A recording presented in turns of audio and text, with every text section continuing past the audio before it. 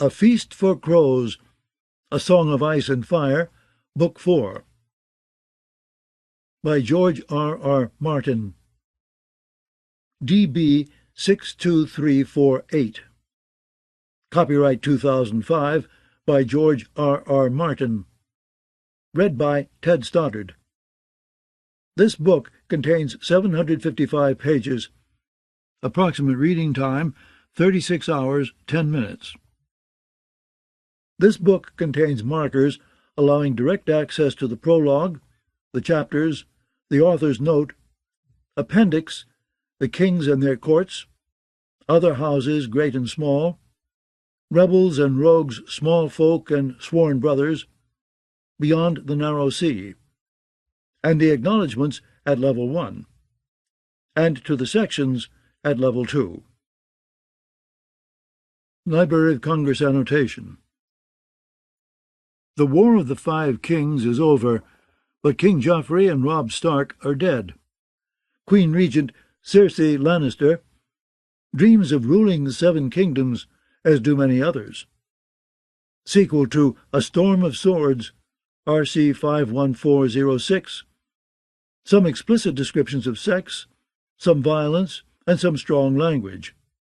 Bestseller, 2005. From the book jacket. Few books have captivated the imagination and won the devotion and praise of readers and critics everywhere, as has George R. Martin's monumental epic cycle of high fantasy.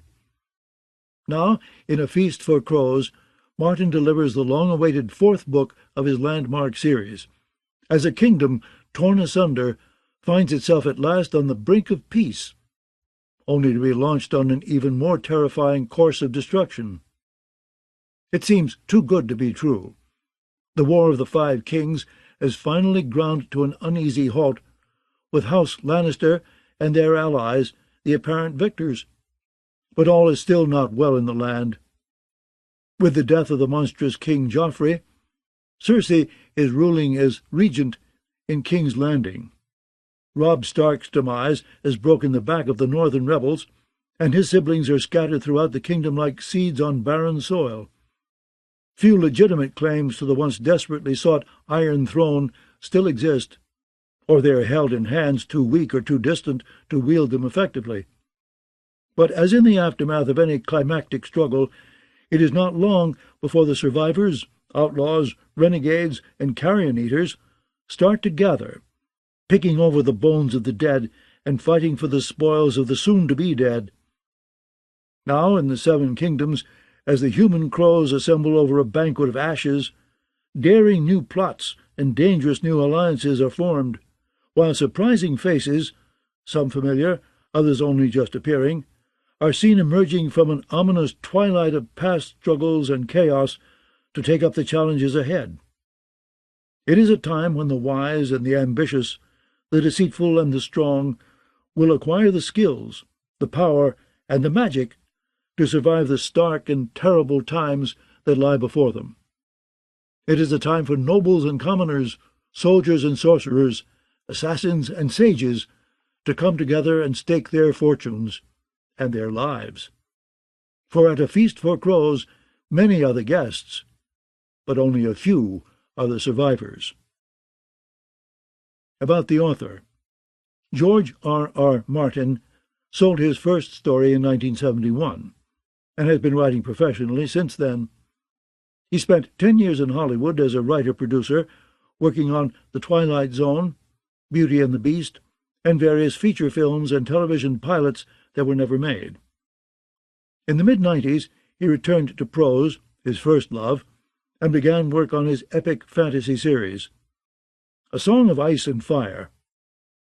He has been in the Seven Kingdoms ever since.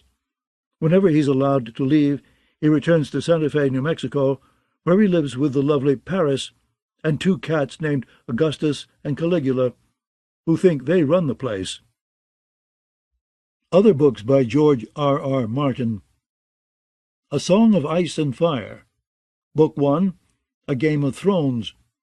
Book 2, A Clash of Kings. Book 3, A Storm of Swords. Dying of the Light. Windhaven, with Lisa Tuttle. Favorite Dream, The Armageddon Rag, Dead Man's Hand with John J. Miller. Short story collections, A Song of Laia and Others, Songs of Stars and Shadows, Sand Kings, Songs the Dead Men Sing, Night Flyers, Tough Voyaging, Portraits of His Children. Edited by George R. Martin. New Voices in Science Fiction, Volumes 1 to 4. The science fiction Weight Loss book with Isaac Asimov and Martin Harry Greenberg. The John W. Campbell Awards, Volume 5. Night Visions 3. Wildcard 1 to 15. For Stephen Boucher, Wizard of Windows, Dragon of Doss, without whom this book would have been written in crayon. Prologue. "Dragons," said Molander. He snatched a withered apple off the ground and tossed it hand to hand. "Throw the apple," urged Allarus the Sphinx. He slipped an arrow from his quiver and knocked it to his bowstring. "I should like to see a dragon." Rune was the youngest of them, a chunky boy, still 2 years shy of manhood. "I should like that very much." "And I should like to sleep with Rosie's arms around me," Pate thought. He shifted restlessly on the bench. By the morrow the girl could well be his. "I will take her far from Old Town, across the narrow sea, to one of the free cities." There were no maesters there, no one to accuse him. He could hear Emma's laughter coming through a shuttered window overhead, mingled with the deeper voice of the man she was entertaining.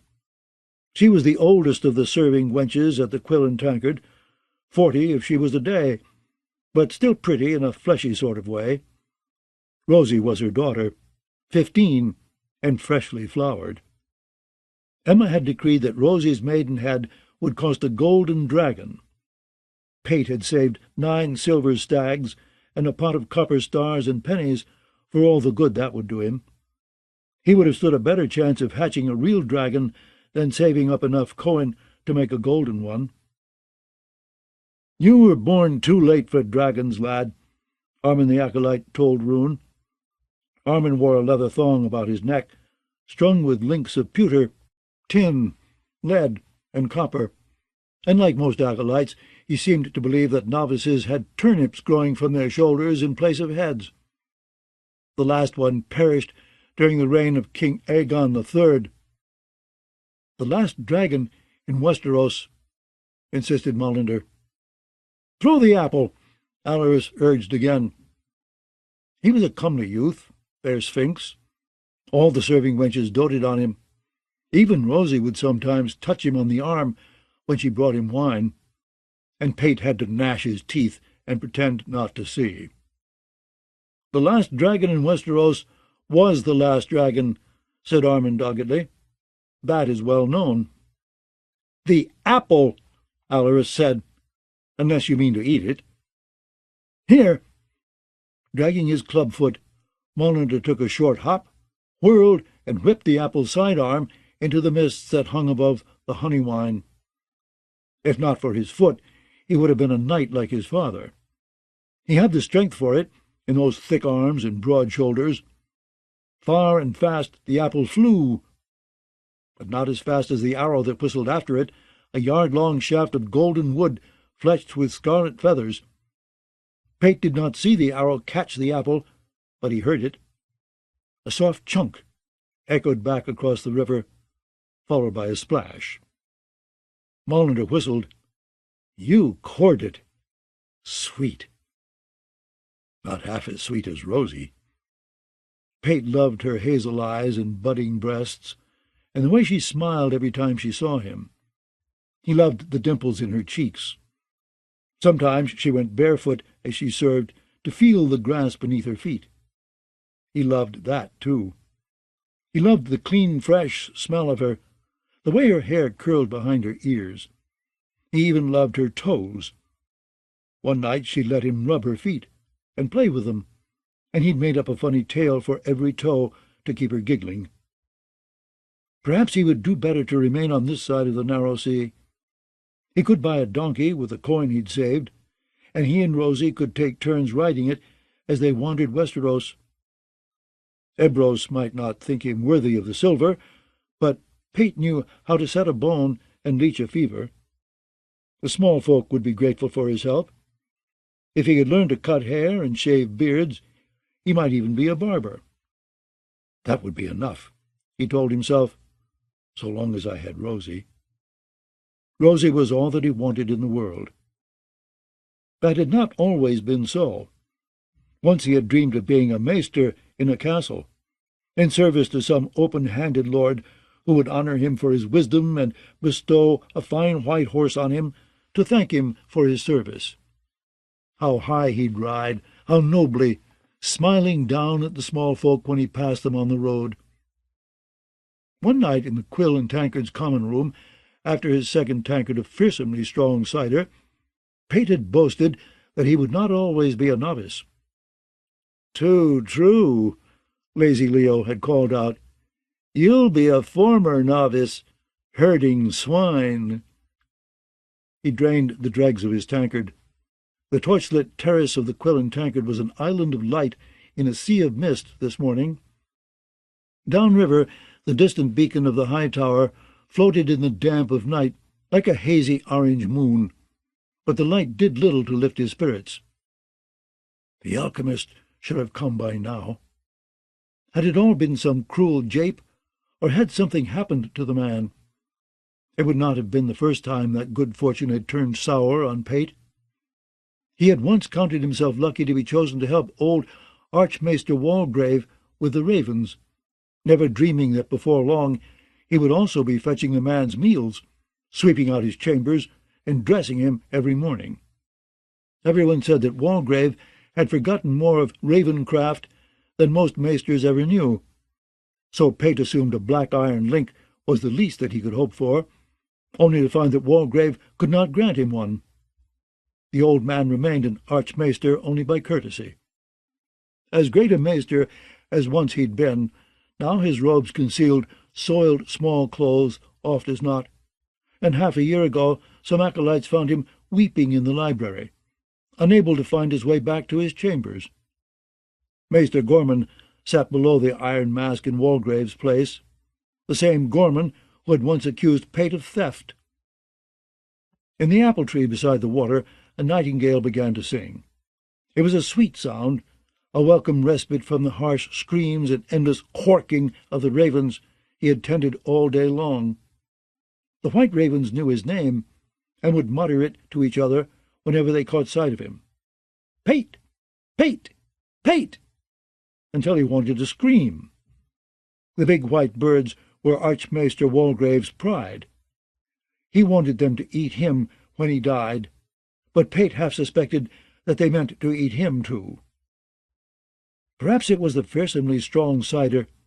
He had not come here to drink, but Alaris had been buying to celebrate his copperlink, and guilt had made him thirsty. But it almost sounded as if the nightingale were trilling, "Gold for iron, gold for iron, gold for iron," which was passing strange, because that was what the stranger had said the night Rosie brought the two of them together. "Who are you?" Pate had demanded of him, and the man had replied, "An alchemist. I can change iron into gold." And then the coin was in his hand, dancing across his knuckles, the soft yellow gold shining in the candlelight. On one side was a three-headed dragon, on the other the head of some dead king. Gold for iron. Pate remembered. You won't do better. Do you want her? Do you love her? "I am no thief," he had told the man who called himself the alchemist. "I am a novice of the citadel."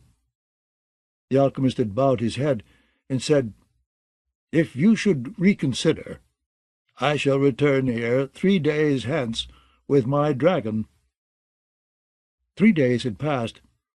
Pate had returned to the Quill and Tankard, still uncertain what he was, but instead of the alchemist he'd found Molander and Armin and the Sphinx, with Rune in tow.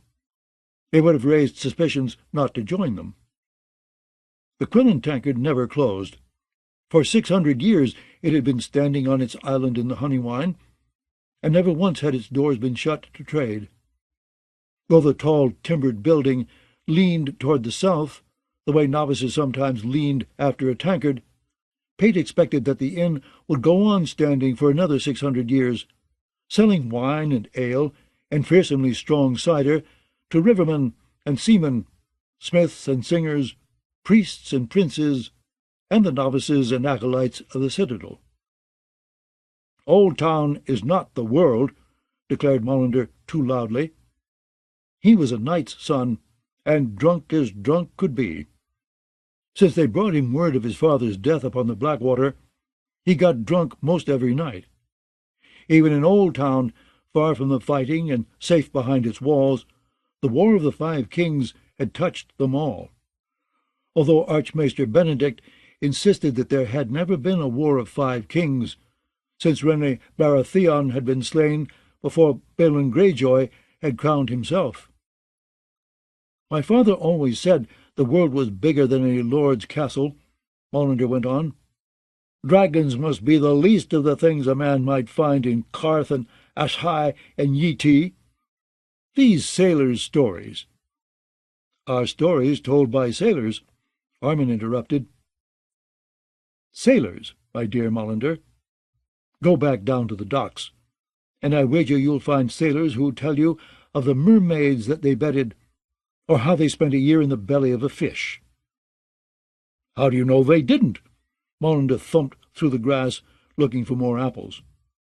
"You'd need to be down the belly yourself to swear they weren't. One sailor with a story, aye, a man might laugh at that. But when oarsmen off 4 different ships tell the same tale in 4 different tongues—" "The tales are not the same," insisted Armin. "Dragons in Ashai, dragons in Qarth, dragons in Meereen, Dothraki dragons, dragons freeing slaves. Each telling differs from the last." "Only in details." Molander grew more stubborn when he drank, and even when sober he was bull-headed. "All speak of dragons and a beautiful young queen." The only dragon Pate cared about was made of yellow gold. He wondered what had happened to the alchemist. "The 3rd day. He said he'd be here." "There's another apple near your foot," Alleras called to Molander, "and I still have 2 arrows in my quiver." "Fuck your quiver!" Molander scooped up the windfall. "This one's wormy," he complained, but he threw it anyway. The arrow caught the apple as it began to fall and sliced it clean in 2. One half landed on a turret roof, tumbled to a lower roof, bounced, and missed Armin by a foot. "If you cut a worm in 2, you make 2 worms," the acolyte informed them. "If only it worked that way with apples, no one would ever need go hungry," said Alleras, with one of his soft smiles. The Sphinx was always smiling, as if he knew some secret jape. It gave him a wicked look that went well with his pointed chin, widow's peak, and dense mat of close-cropped, jet-black curls. Alleras would make a maester. He had only been at the citadel for a year, yet already he had forged 3 links of his maester's chain. Armin might have more, but each of his had taken him a year to earn. Still, he would make a maester too. Rune and Molander remained pink-necked novices, but Rune was very young, and Molander preferred drinking to reading.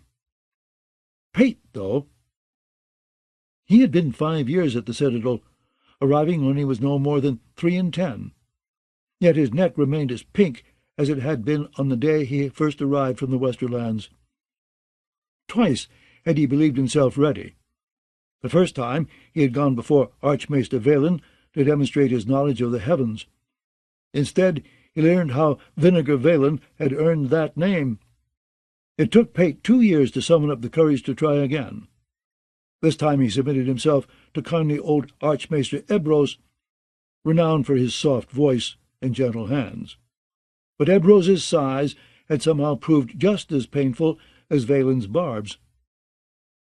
"One last apple," promised Alaris, "and I will tell you what I suspect about these dragons." "What could you know that I don't?" grumbled Molander. He spied an apple on a branch, jumped up, pulled it down, and threw. Alaris drew his bowstring back to his ear, turning gracefully to follow the target in flight. He loosed his shaft just as the apple began to fall. "You always miss your last shot," said Rune. The apple splashed down into the river, untouched. "See?" said Rune. "The day you make them all is the day you stop improving." Alaris unstrung his longbow and eased it into its leather case. The bow was carved from golden heart, a rare and fabled wood from the Summer Isles. Pate had tried to bend it once and failed. "The Sphinx looks slight, but there's strength in those slim arms," he reflected, as Alaris threw a leg across the bench and reached for his wine-cup. "The dragon has 3 heads," he announced in his soft Dornish drawl. "Is this a riddle?" Rune wanted to know. "Sphinxes always speak in riddles in the tales." "No riddle." Alaris sipped his wine. The rest of them were quaffing tankards of the fearsomely strong cider that the Quillen tankard was renowned for, but he preferred the strange, sweet wines of his mother's country. Even in Old Town, such wines did not come cheap. It had been lazy Leo who dubbed Alaris the Sphinx. A sphinx is a bit of this, a bit of that, a human face, the body of a lion, the wings of a hawk. Alaris was the same. His father was a Dornishman, his mother a black-skinned Summer Islander. His own skin was dark as teak, and like the green marble sphinxes that flanked the citadel's main gate, Alaris had eyes of onyx. "No dragon has ever had 3 heads except on shields and banners," Armin the Acolyte said firmly. "That was a heraldic charge, no more. Furthermore, the Targaryens are all dead." "Not all," said Alaris. "The beggar king had a sister." "I thought her head was smashed against the wall," said Rune. "No," said Alaris. "It was Prince Rhaegar's young son, Aegon, whose head was dashed against the wall by the Lion of Lannister's brave men. We speak of Rhaegar's sister, born on Dragonstone before its fall. The one they called Daenerys. The Stormborn. I recall her now." Molander lifted his tankard high, sloshing the cider that remained. "Here's to her!" He gulped, slammed his empty tankard down, belched, and wiped his mouth with the back of his hand. "Where's Rosie? Our rightful queen deserves another round of cider, wouldn't you say?" Armin the Acolyte looked alarmed. "Lower your voice, fool. You should not even jape about such things. You never know who could be listening. The spider has ears everywhere." "Ah, don't piss your britches, Armin. I was proposing a drink, not a rebellion." Pate heard a chuckle.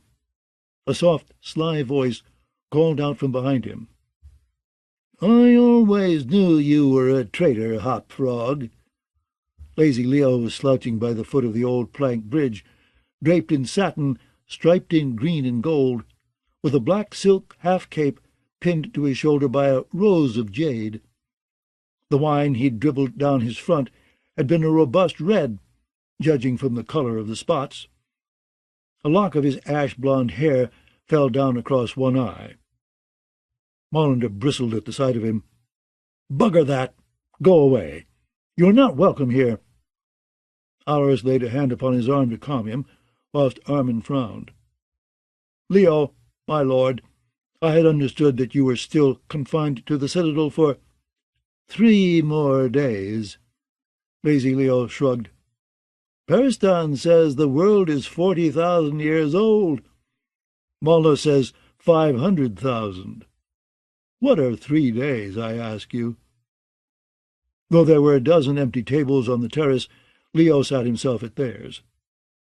"Buy me a cup of Arbor Gold, Hop Frog, and perhaps I won't inform my father of your toast. The tiles turned against me at the checkered hazard, and I wasted my last stag on supper. Suckling pig in plum sauce, stuffed with chestnuts and white truffles. A man must eat. What did you lads have? Mutton, muttered Molander. He sounded none too pleased about it.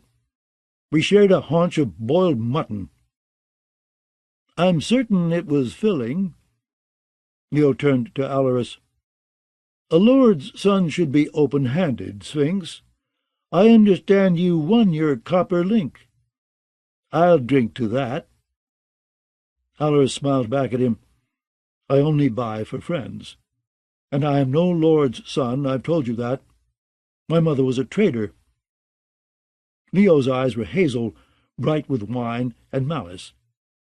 Your mother was a monkey from the Summer Isles. The Dornish will fuck anything with a hole between his legs. Meaning no offense. You may be brown as a nut, but at least you bathe. Unlike our spotted pig boy. He waved a hand toward Pate. If I hit him in the mouth with my tankard, I could knock out half his teeth. Pate thought. Spotted Pate, the pig boy, was the hero of 1,000 ribald stories. A good-hearted, empty-headed lout, who always managed to best the fat lordlings, haughty knights, and pompous septons who beset him. Somehow his stupidity would turn out to have been a sort of uncouth cunning. The tales always ended with Spotted Pate sitting on a lord's high seat, or bedding some knight's daughter. But those were stories. In the real world, pig boys never fared so well. Pate sometimes thought his mother must have hated him to have named him as she did. Alaris was no longer smiling. You will apologize. Will I? Said Leo. How can I, with my throat so dry?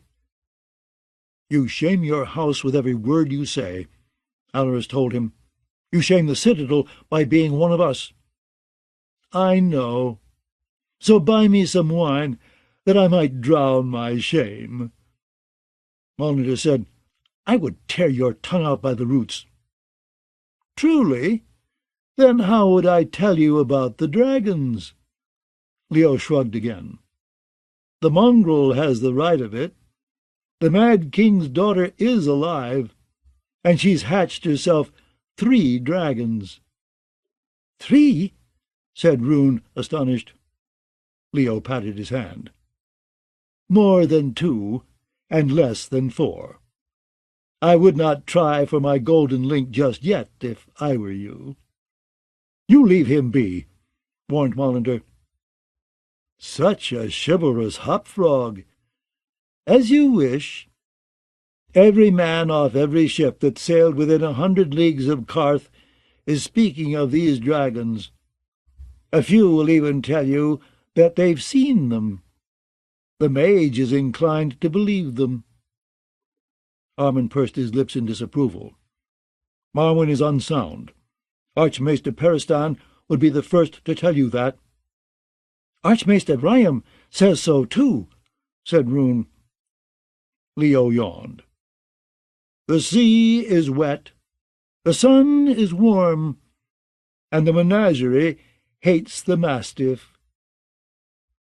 He has a mocking name for everyone, thought Pate, but he could not deny that Marwyn looked more a mastiff than a maester. As if he wants to bite you. The mage was not like other maesters.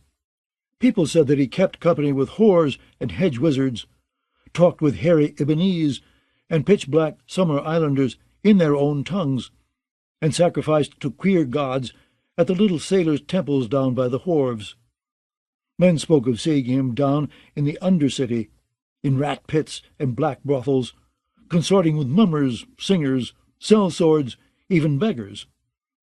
Some even whispered that once he had killed a man with his fists. When Marwyn had returned to Old Town, after spending 8 years in the East, mapping distant lands, searching for lost books, and studying with warlocks and shadowbinders, Vinegar Valen had dubbed him Marwyn the Mage. The name was soon all over Old Town to Valen's vast annoyance. Leave spells and prayers to priests and septons, and bend your wits to learning truths a man can trust in, Archmaester Ryam had once counselled Pate. But Ryam's ring and rod and mask were yellow gold, and his maester's chain had no link of Valyrian steel. Armin looked down his nose at lazy Leo. He had the perfect nose for it, long and thin and pointed. Archmaester Marwyn believes in many curious things, he said, but he has no more proof of dragons than Molander, just more sailors' stories. "You are wrong," said Leo. "There is a glass candle burning in the mage's chambers." A hush fell over the torchlit terrace. Armin sighed and shook his head. Molander began to laugh. The Sphinx studied Leo with his big black eyes. Rune looked lost. Pate knew about the glass candles, though he had never seen one burn. They were the worst-kept secret of the Citadel.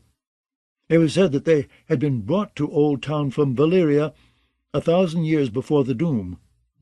He had heard there were 4. 1 was green, and 3 were black, and all were tall and twisted. "What are these glass candles?" asked Rune. Armin the Acolyte cleared his throat. "The night before an acolyte says his vows, he must stand a vigil in the vault. No lantern is permitted him, no torch, no lamp, no taper, only a candle of obsidian. He must spend the night in darkness unless he can light that candle. Some will try. The foolish and the stubborn, those who have made a study of these so-called higher mysteries. Often they cut their fingers, for the ridges on the candles are said to be as sharp as razors. Then, with bloody hands, they must wait upon the dawn, brooding on their failure. Wiser men simply go to sleep or spend their night in prayer, but every year there are always a few who must try." Yes, Pate had heard the same stories. But what's the use of a candle that casts no light? "It is a lesson," Armin said. "The last lesson we must learn before we don our maester's chains. The glass candle is meant to represent truth and learning, rare and beautiful and fragile things. It is made in the shape of a candle to remind us that a maester must cast light wherever he serves, and it is sharp to remind us that knowledge can be dangerous. Wise men may grow arrogant in their wisdom, but a maester must always remain humble. The glass candle reminds us of that as well. Even after he has said his vow and donned his chain and gone forth to serve, a maester will think back on the darkness of his vigil and remember how nothing that he did could make the candle burn. For even with knowledge, some things are not possible." Lazy Leo burst out laughing. "Not possible for you, you mean? I saw the candle burning with my own eyes." "You saw some candle burning, I don't doubt," said Armin. "A candle of black wax, perhaps." "I know what I saw. The light was queer and bright, much brighter than any beeswax or tallow candle. It cast strange shadows, and the flame never flickered, not even when a draught blew through the open door behind me." Armin crossed his arms. "Obsidian does not burn." "Dragon glass," Pate said. "The small folk call it dragon glass." Somehow that seemed important. "They do," mused Alaris the Sphinx. "And if there are dragons in the world again—" "Dragons and darker things," said Leo. "The grey sheep have closed their eyes, but the mastiff sees the truth. Old powers waken, shadows stir. An age of wonder and terror will soon be upon us, an age for gods and heroes." He stretched, smiling his lazy smile. "That's worth a round, I'd say." "We've drunk enough," said Armin. "Morn will be upon us sooner than we'd like, and Archmaester Ebrose will be speaking on the properties of urine." Those who mean to forge a silver link would do well not to miss his talk. "Far be it from me to keep you from the piss-tasting," said Leo. "Myself, I prefer the taste of arbor gold." "If the choice is piss or you, I'll drink piss." Molander pushed back from the table. "Come, Rune." The Sphinx reached for his bow-case. "It's bed for me as well. I expect I'll dream of dragons in glass candles." "All of you?" Leo shrugged. "Well, Rosie will remain. Perhaps I'll wake our little sweetmeat and make a woman of her." Alaris saw the look on Pate's face. If he does not have a copper for a cup of wine, he cannot have a dragon for the girl. "Aye," said Molander. "Besides, it takes a man to make a woman. Come with us, Pate. Old Walgrave will wake when the sun comes up. He'll be needing you to help him to the privy." "If he remembers who I am today." Archmaester Walgrave had no trouble telling one raven from another, but he was not so good with people. Some days he seemed to think Pate was someone named Cresson. "Not just yet," he told his friends. "I'm going to stay a while." Dawn had not broken, not quite. The alchemist might still be coming, and Pate meant to be here if he did. "As you wish," said Armin. Alaris gave Pate a lingering look, then slung his bow over one slim shoulder and followed the others toward the bridge. Molander was so drunk he had to walk with a hand on Rune's shoulder to keep from falling. The citadel was no great distance as the raven flies, but none of them were ravens, and Old Town was a veritable labyrinth of a city, all wines and criss-crossing alleys and narrow crook-back streets. "Careful," Pate heard Armin say, as the river mists swallowed up the four of them. "The night is damp, and the cobbles will be slippery." When they were gone, lazy Leo considered Pate sourly across the table. "How sad! The Sphinx has stolen off with all his silver, abandoning me to Spotted Pate, the pig boy." He stretched, yawning. "How is our lovely little Rosie, pray?" "She's sleeping," Pate said curtly. "Naked, I don't doubt." Leo grinned. "Do you think she is truly worth a dragon?" "One day I suppose I must find out." Pate knew better than to reply to that. Leo needed no reply. "I expect that once I've broken in the wench, her price will fall to where even pig boys will be able to afford her." "You ought to thank me." "I ought to kill you," Pate thought, but he was not near drunk enough to throw away his life. Leo had been trained to arms, and was known to be deadly with Bravo's blade and dagger. And if Pate should somehow kill him, it would mean his own head too. Leo had two names where Pate had only one, and his second was Tyrell. Sir Morin Tyrell, commander of the city watch of Old Town, was Leo's father. Mace Tyrell, Lord of Highgarden and Warden of the South, was Leo's cousin. And Old Town's old man, Lord Leighton of the High Tower, who numbered protector of the citadel amongst his many titles, was a sworn bannerman of House Tyrell. "Let it go," Pate told himself. "He says these things just to wound me." The mists were lightening to the east. Dawn, Pate realized. Dawn has come, and the alchemist has not. He did not know whether he should laugh or cry. Am I still a thief if I put it all back, and no one ever knows?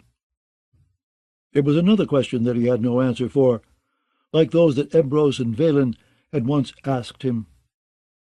When he pushed back from the bench and got to his feet, the fearsomely strong cider all went to his head at once. He had to put a hand on the table to steady himself. "Leave Rosie be," he said, by way of parting. "Just leave her be, or I may kill you." Leo Tyrell flicked the hair back from his eye. "I do not fight duels with pig boys. Go away." Pate turned and crossed the terrace. His heels rang against the weathered planks of the old bridge. By the time he reached the other side, the eastern sky was turning pink.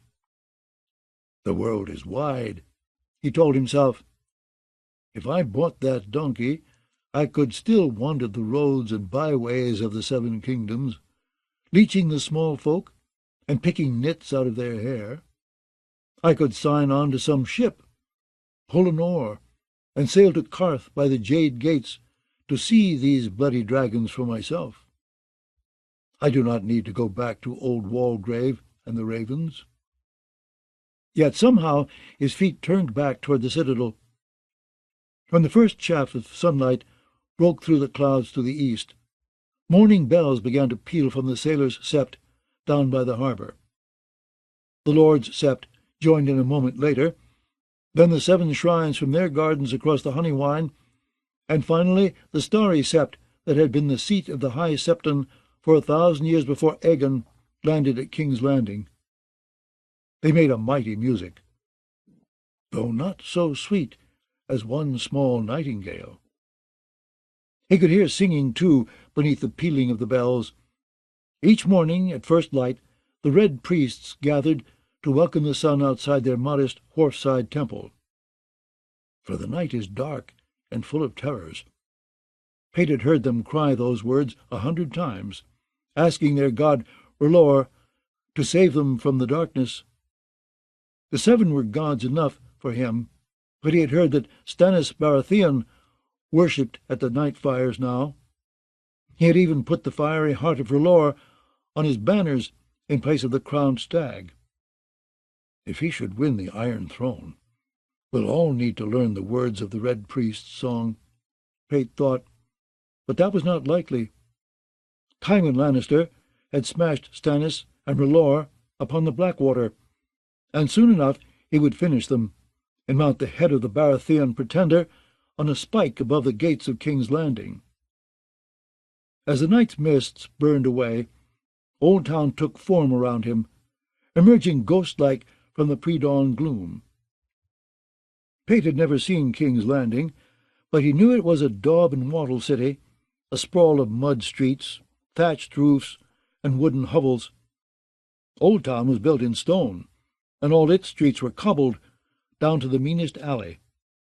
The city was never more beautiful than at break of day. West of the Honeywine, the guild halls lined the bank like a row of palaces. Upriver, the domes and towers of the citadel rose on both sides of the river, connected by stone bridges crowded with halls and houses.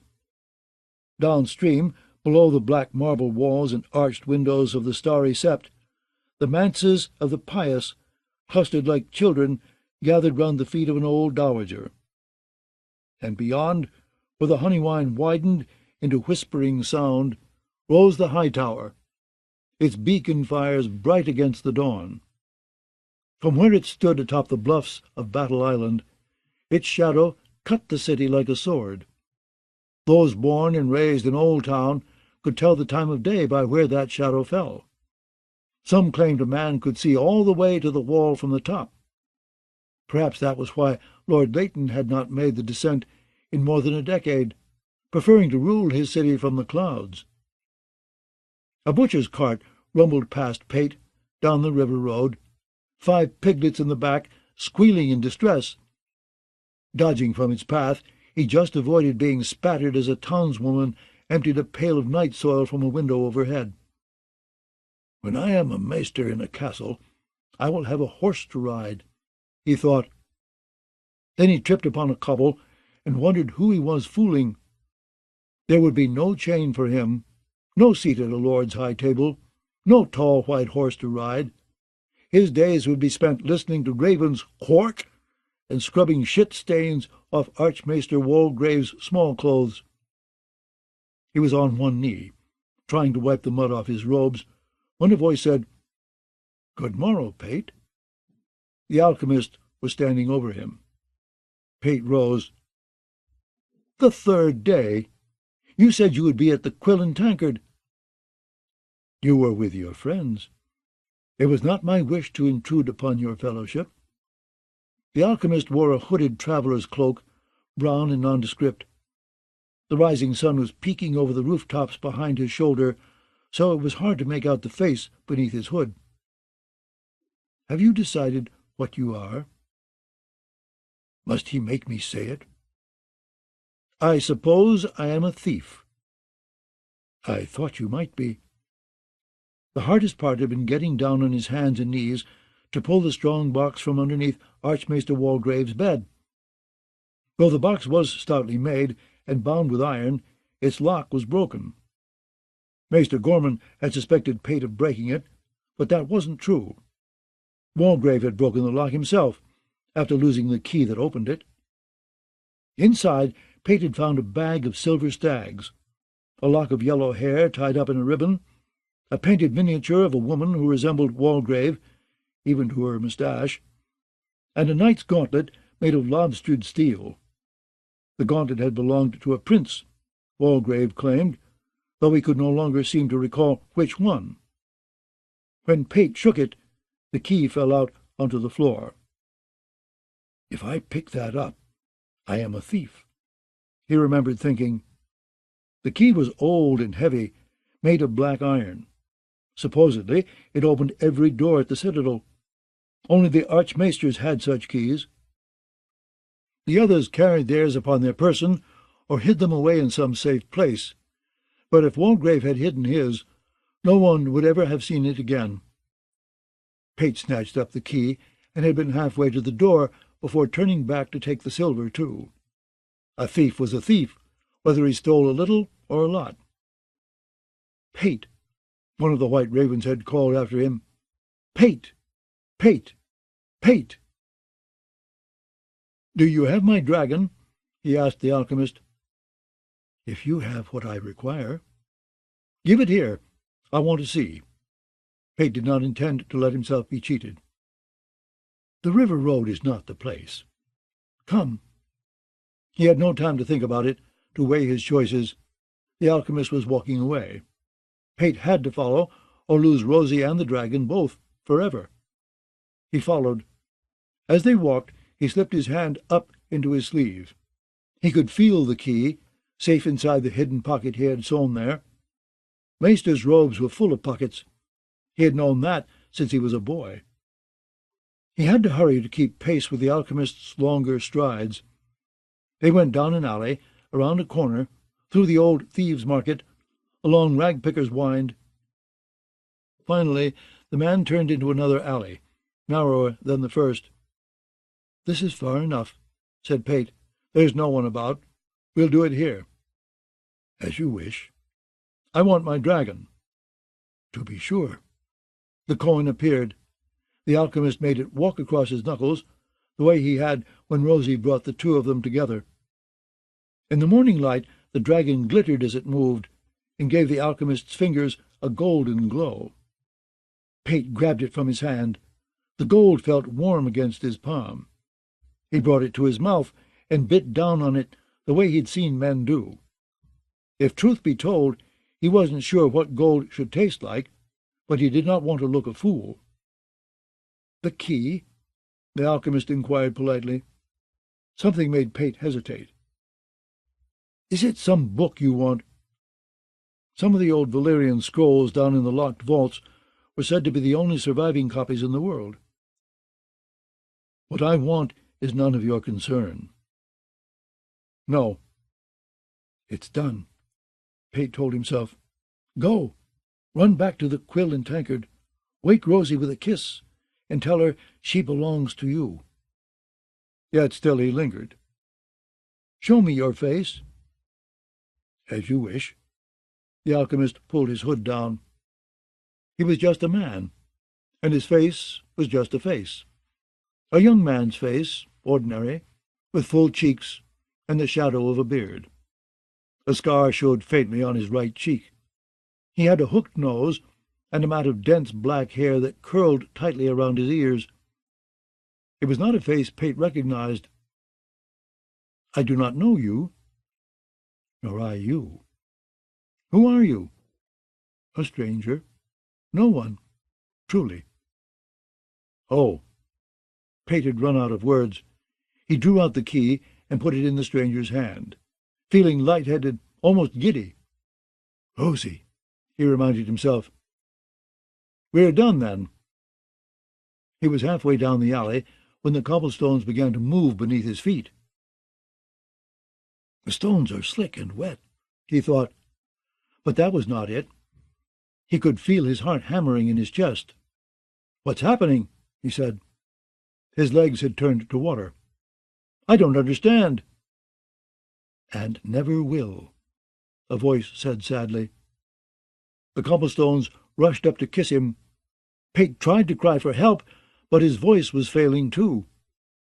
His last thought was of Rosie. The Prophet.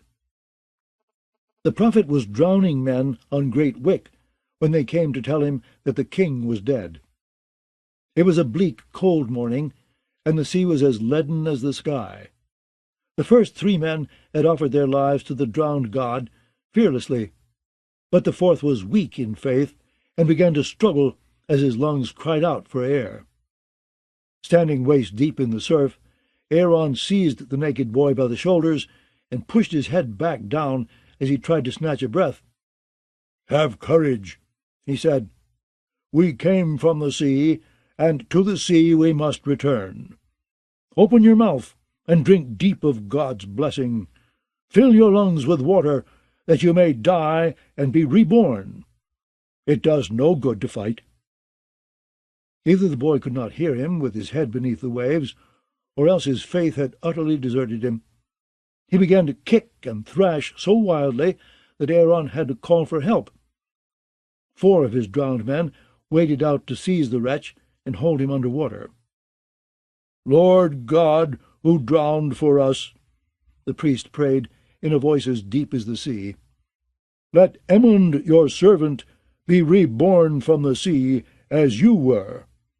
Bless him with salt, bless him with stone, bless him with steel." Finally it was done.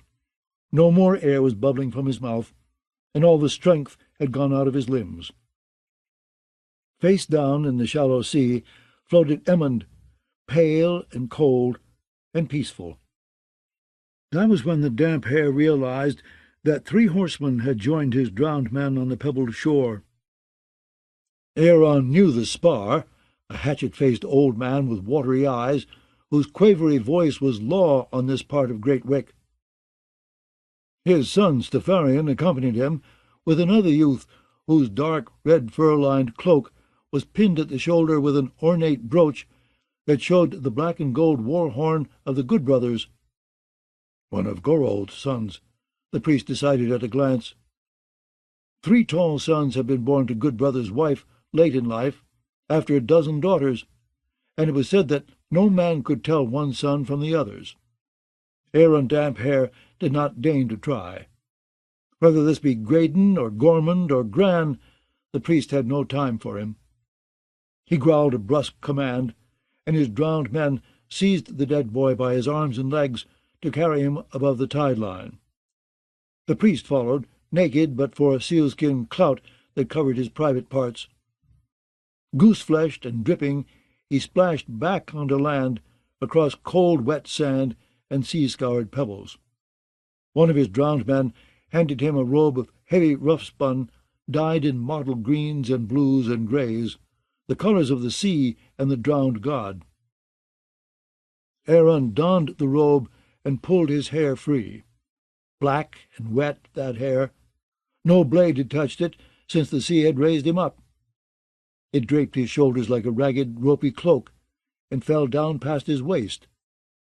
Aaron wove strands of seaweed through it, and through his tangled, uncut beard.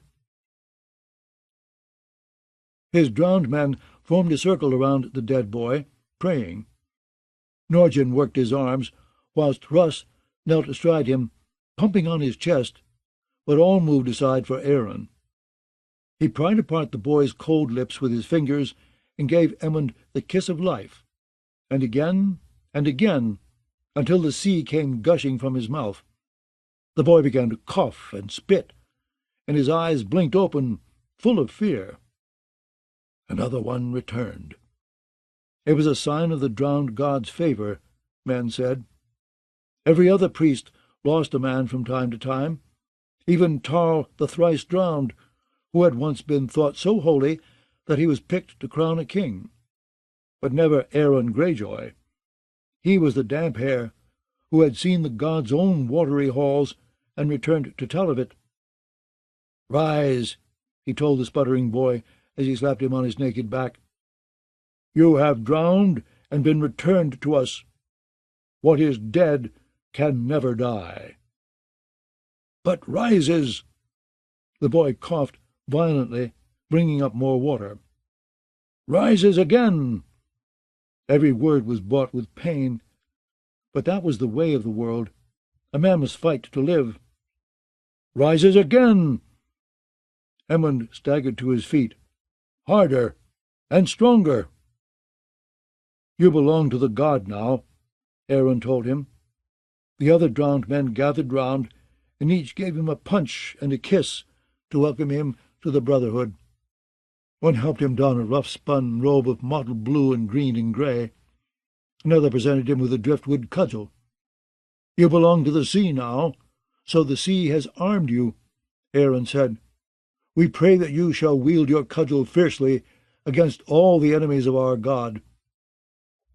Only then did the priest turn to the three riders, watching from their saddles. "Have you come to be drowned, my lords?" The spar coughed. "I was drowned as a boy," he said, "and my son upon his name-day." Aeron snorted. That Stafarian spar had been given to the drowned god soon after birth, he had no doubt. He knew the manner of it, too, a quick dip into a tub of sea-water that scarce wet the infant's head. Small wonder the iron-born had been conquered, they who once held sway everywhere the sound of waves was heard. "That is no true drowning," he told the riders. "He that does not die in truth cannot hope to rise from death. Why have you come, if not to prove your faith?" "Lord Gorrald's son came seeking you with news." The spar indicated the youth in the red cloak. The boy looked to be no more than 6 and 10.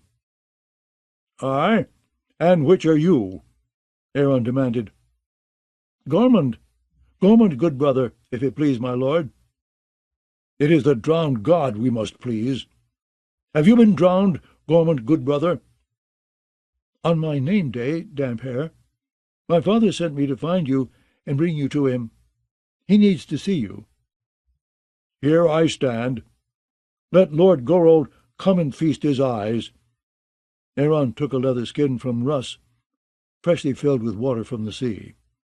The priest pulled out the cork and took a swallow. "I am to bring you to the keep," insisted young Gormund from atop his horse. "He is afraid to dismount, lest he get his boots wet." "I have the gods' work to do." Aeron Greyjoy was a prophet. He did not suffer petty lords ordering him about like some thrall. "Gorrald's had a bird," said the spar.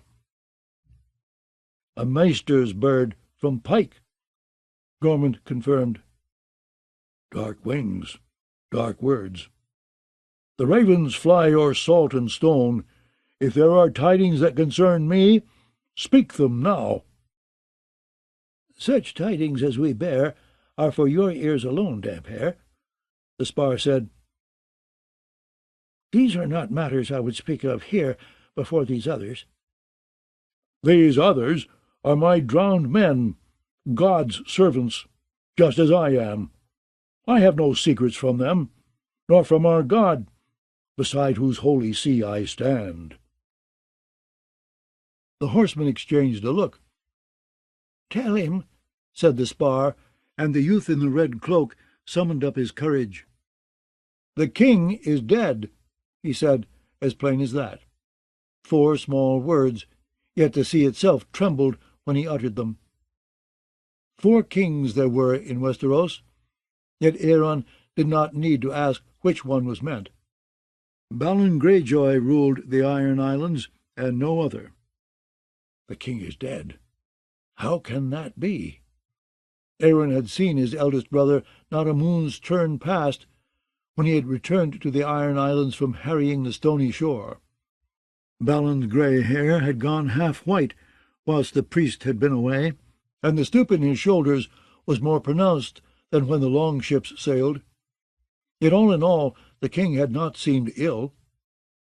Aeron Greyjoy had built his life upon 2 mighty pillars. Those 4 small words had knocked one down.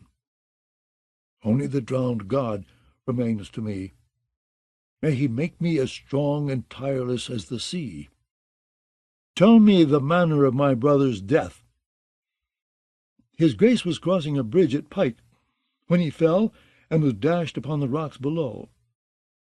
The Greyjoy stronghold stood upon a broken headland, its keeps and towers built atop massive stone stacks that thrust up from the sea. Bridges knotted Pike together, arched bridges of carved stone and swaying spans of hempen rope and wooden planks. Was the storm raging when he fell? Aeron demanded of them. Aye, the youth said. It was. The storm god cast him down, the priest announced. For 1,000 years, sea and sky had been at war. From the sea had come the ironborn, and the fish that sustained them even in the depths of winter. But storms brought only woe and grief. My brother Balon made us great again, which earned the storm god's wrath. He feasts now in the drowned god's watery halls, with mermaids to attend his every want. It shall be for us who remain behind in this dry and dismal vale to finish his great work. He pushed the cork back into his waterskin. I shall speak with your lord father. How far from here to Hammerhorn? 6 leagues. You may ride pillion with me. One can ride faster than 2. Give me your horse, and the drowned god will bless you. Take my horse, Damphair, offered Stefarian Spar. No, his mount is stronger. Your horse, boy. The youth hesitated half a heartbeat, then dismounted and held the reins for the Damphair. Aeron shoved a bare black foot into a stirrup and swung himself onto the saddle. He was not fond of horses. They were creatures from the green lands and helped to make men weak, but necessity required that he ride. Dark wings, dark words. A storm was brewing, he could hear it in the waves, and storms brought naught but evil. Meet with me at Pebbleton beneath Lord Merlin's tower, he told his drowned men, as he turned the horse's head. The way was rough, up hills and woods and stony defiles, along a narrow track that oft seemed to disappear beneath the horse's hoofs. Great Wake was the largest of the Iron Islands, so vast that some of its lords had holdings that did not front upon the Holy See. Gorold Goodbrother was one such. His keep was in the Hardstone Hills, as far from the drowned god's realm as any place in the Isles. Gorold's folk toiled down in Gorold's mines, in the stony dark beneath the earth. Some lived and died without setting eyes upon salt water. Small wonder that such folk are crabbed and queer. As Aeron rode, his thoughts turned to his brothers. 9 sons had been born from the loins of Quelyn Greyjoy, the lord of the Iron Islands. Harlan, Quentyn, and Donal had been born of Lord Quelyn's first wife, a woman of the stone trees. Balon, Euron, Victarion, Uragon, and Aeron were the sons of his second, a Sunderly of Saltcliff. For a third wife, Quelyn took a girl from the Green Lands, who gave him a sickly idiot boy named Robin, the brother best forgotten. The priest had no memory of Quentyn or Donal, who had died as infants. Harlan he recalled but dimly, sitting grey-faced and still in a windowless tower room, and speaking in whispers that grew fainter every day as the greyscale turned his tongue and lips to stone. One day we shall feast on fish together in the drowned god's watery halls. The 4 of us, and Uri too. 9 sons had been born from the loins of Quelyn Greyjoy, but only 4 had lived to manhood. That was the way of this cold world, where men fished the sea and dug in the ground and died, whilst women brought forth short-lived children from beds of blood and pain. Aeron had been the last and least of the 4 Krakens. Balon the eldest and boldest, a fierce and fearless boy, who lived only to restore the Ironborn to their ancient glory. At 10 he scaled the flint cliffs to the Blind Lord's haunted tower. At 13 he could run along ship's oars and dance the finger dance as well as any man in the Isles.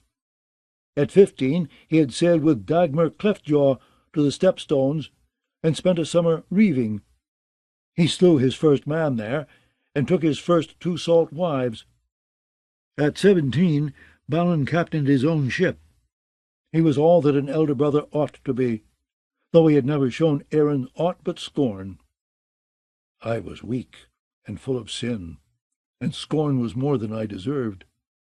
Better to be scorned by Balon the Brave than beloved of Euron Crowseye. And if age and grief had turned Balon bitter with the years, they had also made him more determined than any man alive. He was born a lord's son, and died a king, murdered by a jealous god. Aeron thought, and now the storm is coming, a storm such as these isles have never known. It was long after dark by the time the priest espied the spiky iron battlements of the Hammerhorn clawing at the crescent moon. Gorald's keep was hulking and blocky, its great stones quarried from the cliff that loomed behind it. Below its walls the entrances of caves and ancient mines yawned like toothless black mouths. The Hammerhorn's iron gates had been closed and barred for the night. Aeron beat on them with a rock until the clanging woke a guard. The youth who admitted him was the image of Gormund, whose horse he'd taken. "Which one are you?" Aeron demanded. "Gran. My father awaits you within." The hall was dank and draughty, full of shadows. One of Gorald's daughters offered the priest a horn of ale. Another poked at a sullen fire that was giving off more smoke than heat. Gorald Goodbrother himself was talking quietly with a slim man in fine grey robes, who wore about his neck a chain of many metals that marked him for a maester of the citadel. "Where is Gormund?" Gorald asked when he saw Aeron. "He returns afoot." "Send your women away, my lord, and the maester as well." He had no love of maesters. Their ravens were creatures of the storm god, and he did not trust their healing, not since Uri. No proper man would choose a life of thraldom, nor forge a chain of servitude to wear about his throat. "Gisela, Gwyn, leave us," Goodbrother said curtly. "You as well, Gran. Maester Murimur will stay." "He will go," insisted Aeron. "This is my hall, Damphair. It is not for you to say who must go and who remains. The maester stays." "The man lives too far from the sea," Aeron told himself. "Then I shall go," he told Goodbrother. Dry rushes rustled underneath the cracked soles of his bare black feet as he turned and stalked away. It seemed he had ridden a long way for naught. Aeron was almost at the door when the maester cleared his throat and said, "Euron Crowseye sits the sea-stone chair." The Damphair turned. The hall had suddenly grown colder. "The Crowseye is half a world away. Balon sent him off 2 years ago, and swore that it would be his life if he returned." "Tell me," he said hoarsely. "He sailed into Lord's Port the day after the king's death, and claimed the castle and the crown as Balon's eldest brother," said Gorald Goodbrother. "Now he sends forth ravens, summoning the captains and the kings from every isle to pike, to bend their knees and do him homage as their king. No. Aaron Damphair did not weigh his words. Only a godly man may sit the sea-stone chair. The Crow's Eye worships naught but his own pride. You were on Pike not long ago, and saw the king, said good brother. Did Balin say aught to you of the succession? Aye. They had spoken in the sea-tower, as the wind howled outside the windows and the waves crashed restlessly below. Balin had shaken his head in despair when he heard what Aaron had to tell him of his last remaining son. The wolves have made a weakling of him, as I feared, the king had said. I pray God that they killed him, so he cannot stand in Asha's way. That was Balin's blindness. He saw himself in his wild, headstrong daughter, and believed she could succeed him. He was wrong in that, and Aaron tried to tell him so. No woman will ever rule the Ironborn, not even a woman such as Asha, he insisted.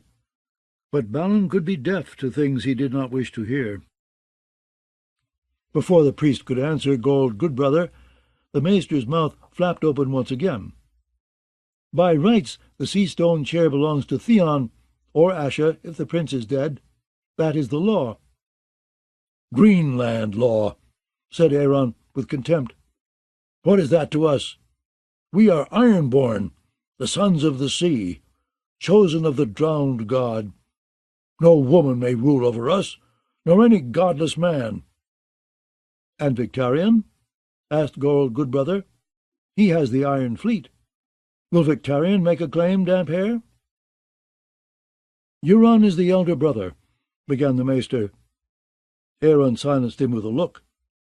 In little fishing towns and great stone keeps alike, such a look from Damphair would make maids feel faint and send children shrieking to their mothers, and it was more than sufficient to quell the chain-neck thrall.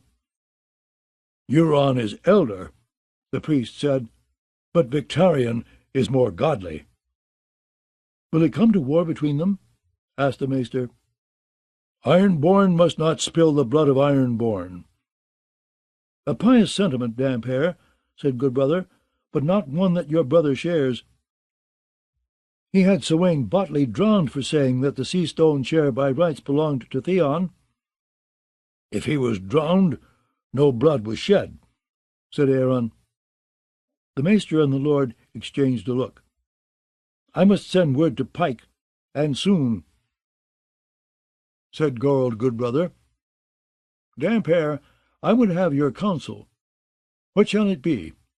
Homage or defiance? Aaron tugged his beard and thought. I have seen the storm, and his name is Euron Crow's-Eye. For now, send only silence, he told the lord. I must pray on this. Pray all you wish, the maester said. It does not change the law. Theon is the rightful heir, and Asha next. Silence! Aaron roared. Too long have the Ironborn listened to you chain-neck maesters prating of the Greenlands and their laws. It is time we listened to the sea again. It is time we listened to the voice of God. His own voice rang in that smoky hall, so full of power that neither Gold Goodbrother nor his maester dared a reply. The drowned god is with me, Aaron thought. He has shown me the way. Goodbrother offered him the comforts of the castle for the night, but the priest declined. He seldom slept beneath a castle roof, and never so far from the sea. Comforts I shall know in the drowned god's watery halls beneath the waves. We are born to suffer, that our sufferings might make us strong. All that I require is a fresh horse to carry me to Pebbleton. That Goodbrother was pleased to provide. He sent his son Graydon as well to show the priest the shortest way through the hills down to the sea. Dawn was still an hour off when they set forth, but their mounts were hardy and sure-footed, and they made good time despite the darkness. Aaron closed his eyes and said a silent prayer, and after a while began to drowse in the saddle. The sound came softly, the scream of a rusted hinge. "Uri," he muttered, and woke fearful. "There is no hinge here, no door, no Uri." A flying axe took off half of Uri's hand when he was 10 and 4, playing at the finger dance whilst his father and his elder brothers were away at war. Lord Quellen's third wife had been a piper of Pink Maiden Castle, a girl with big soft breasts and brown doe's eyes. Instead of healing Uri's hand the old way, with fire and sea-water, she gave him to her Greenland maester, who swore that he could sew back the missing fingers. He did that, and later he used potions and poultices and herbs. But the hand mortified, and Uri took a fever. By the time the maester sawed his arm off, it was too late. Lord Quellen never returned from his last voyage. The drowned god, in his goodness, granted him a death at sea. It was Lord Balin who came back, with his brothers Euron and Victarion. When Balin heard what had befallen Uri, he removed 3 of the maester's fingers with a cook's cleaver, and sent his father's piper wife to sew them back on. Poultices and potions worked as well for the maester as they had for Urigon. He died raving, and Lord Quellen's third wife followed soon thereafter, as the midwife drew a stillborn daughter from her womb. Aeron had been glad. It had been his axe that sheared off Uri's hand, whilst they danced the finger dance together, as friends and brothers will. It shamed him still to recall the years that followed Uri's death. At 6 and 10 he called himself a man, but in truth he had been a sack of wine with legs. He would sing, he would dance, but not the finger dance, never again. He would jape and jabber and make mock. He played the pipes, he juggled, he rode horses, and could drink more than all the Winches and the Botleys and half the Harlaws too. The drowned god gives every man a gift, even him. No man could piss longer or farther than Aeron Greyjoy, as he proved at every feast. Once he bet his new long-ship against a herd of goats that he could quench a hearth-fire with no more than his cock. Aeron feasted on goat for a year, and named the long-ship Golden Storm, though Balin threatened to hang him from her mast when he heard what sort of ram his brother proposed to mount upon her prow. In the end, the Golden Storm went down off Fair Isle during Balin's first rebellion, cut in half by a towering war-galley called Fury, when Stannis Baratheon caught Victarion in his trap and smashed the Iron Fleet. Yet the god was not done with Aeron, and carried him to shore. Some fishermen took him captive, and marched him down to Lannisport in chains, and he spent the rest of the war in the bowels of Casterly Rock, proving that Krakens can piss farther and longer than lions, boars, or chickens. That man is dead. Aeron had drowned and been reborn from the sea, the god's own prophet. No mortal man could frighten him, no more than the darkness could, nor memories, the bones of the soul. The sound of a door opening, the scream of a rusted iron hinge. Euron has come again. It did not matter. He was the damp-hair priest, beloved of the god. "Will it come to war?" asked Graydon Goodbrother, as the sun was lightening the hills. "A war of brother against brother?" "If the drowned god wills it, no godless man may sit the sea-stone chair. The Crow's Eye will fight, that is certain. No woman could defeat him, not even Asha. Women were made to fight their battles in the birthing bed, and Theon, if he lived, was just as hopeless, a boy of sulks and smiles. At Winterfell he proved his worth, such that it was. But the Crow's Eye was no crippled boy. The decks of Euron's ship were painted red, to better hide the blood that soaked them. Victarion. The king must be Victarion, or the storm will slay us all. Graydon left him when the sun was up to take the news of Balin's death to his cousins in their towers at Downdelving, Crowspike Keep, and Corpse Lake. Aeron continued on alone, up hills and down vales, along a stony track that grew wider and more travelled as he neared the sea. In every village he paused to preach, and in the yards of petty lords as well. "We were born from the sea, and to the sea we all return," he told them. His voice was as deep as the ocean, and thundered like the waves. "The storm god in his wrath plucked Balin from his castle and cast him down, and now he feasts beneath the waves in the drowned god's watery halls." He raised his hands.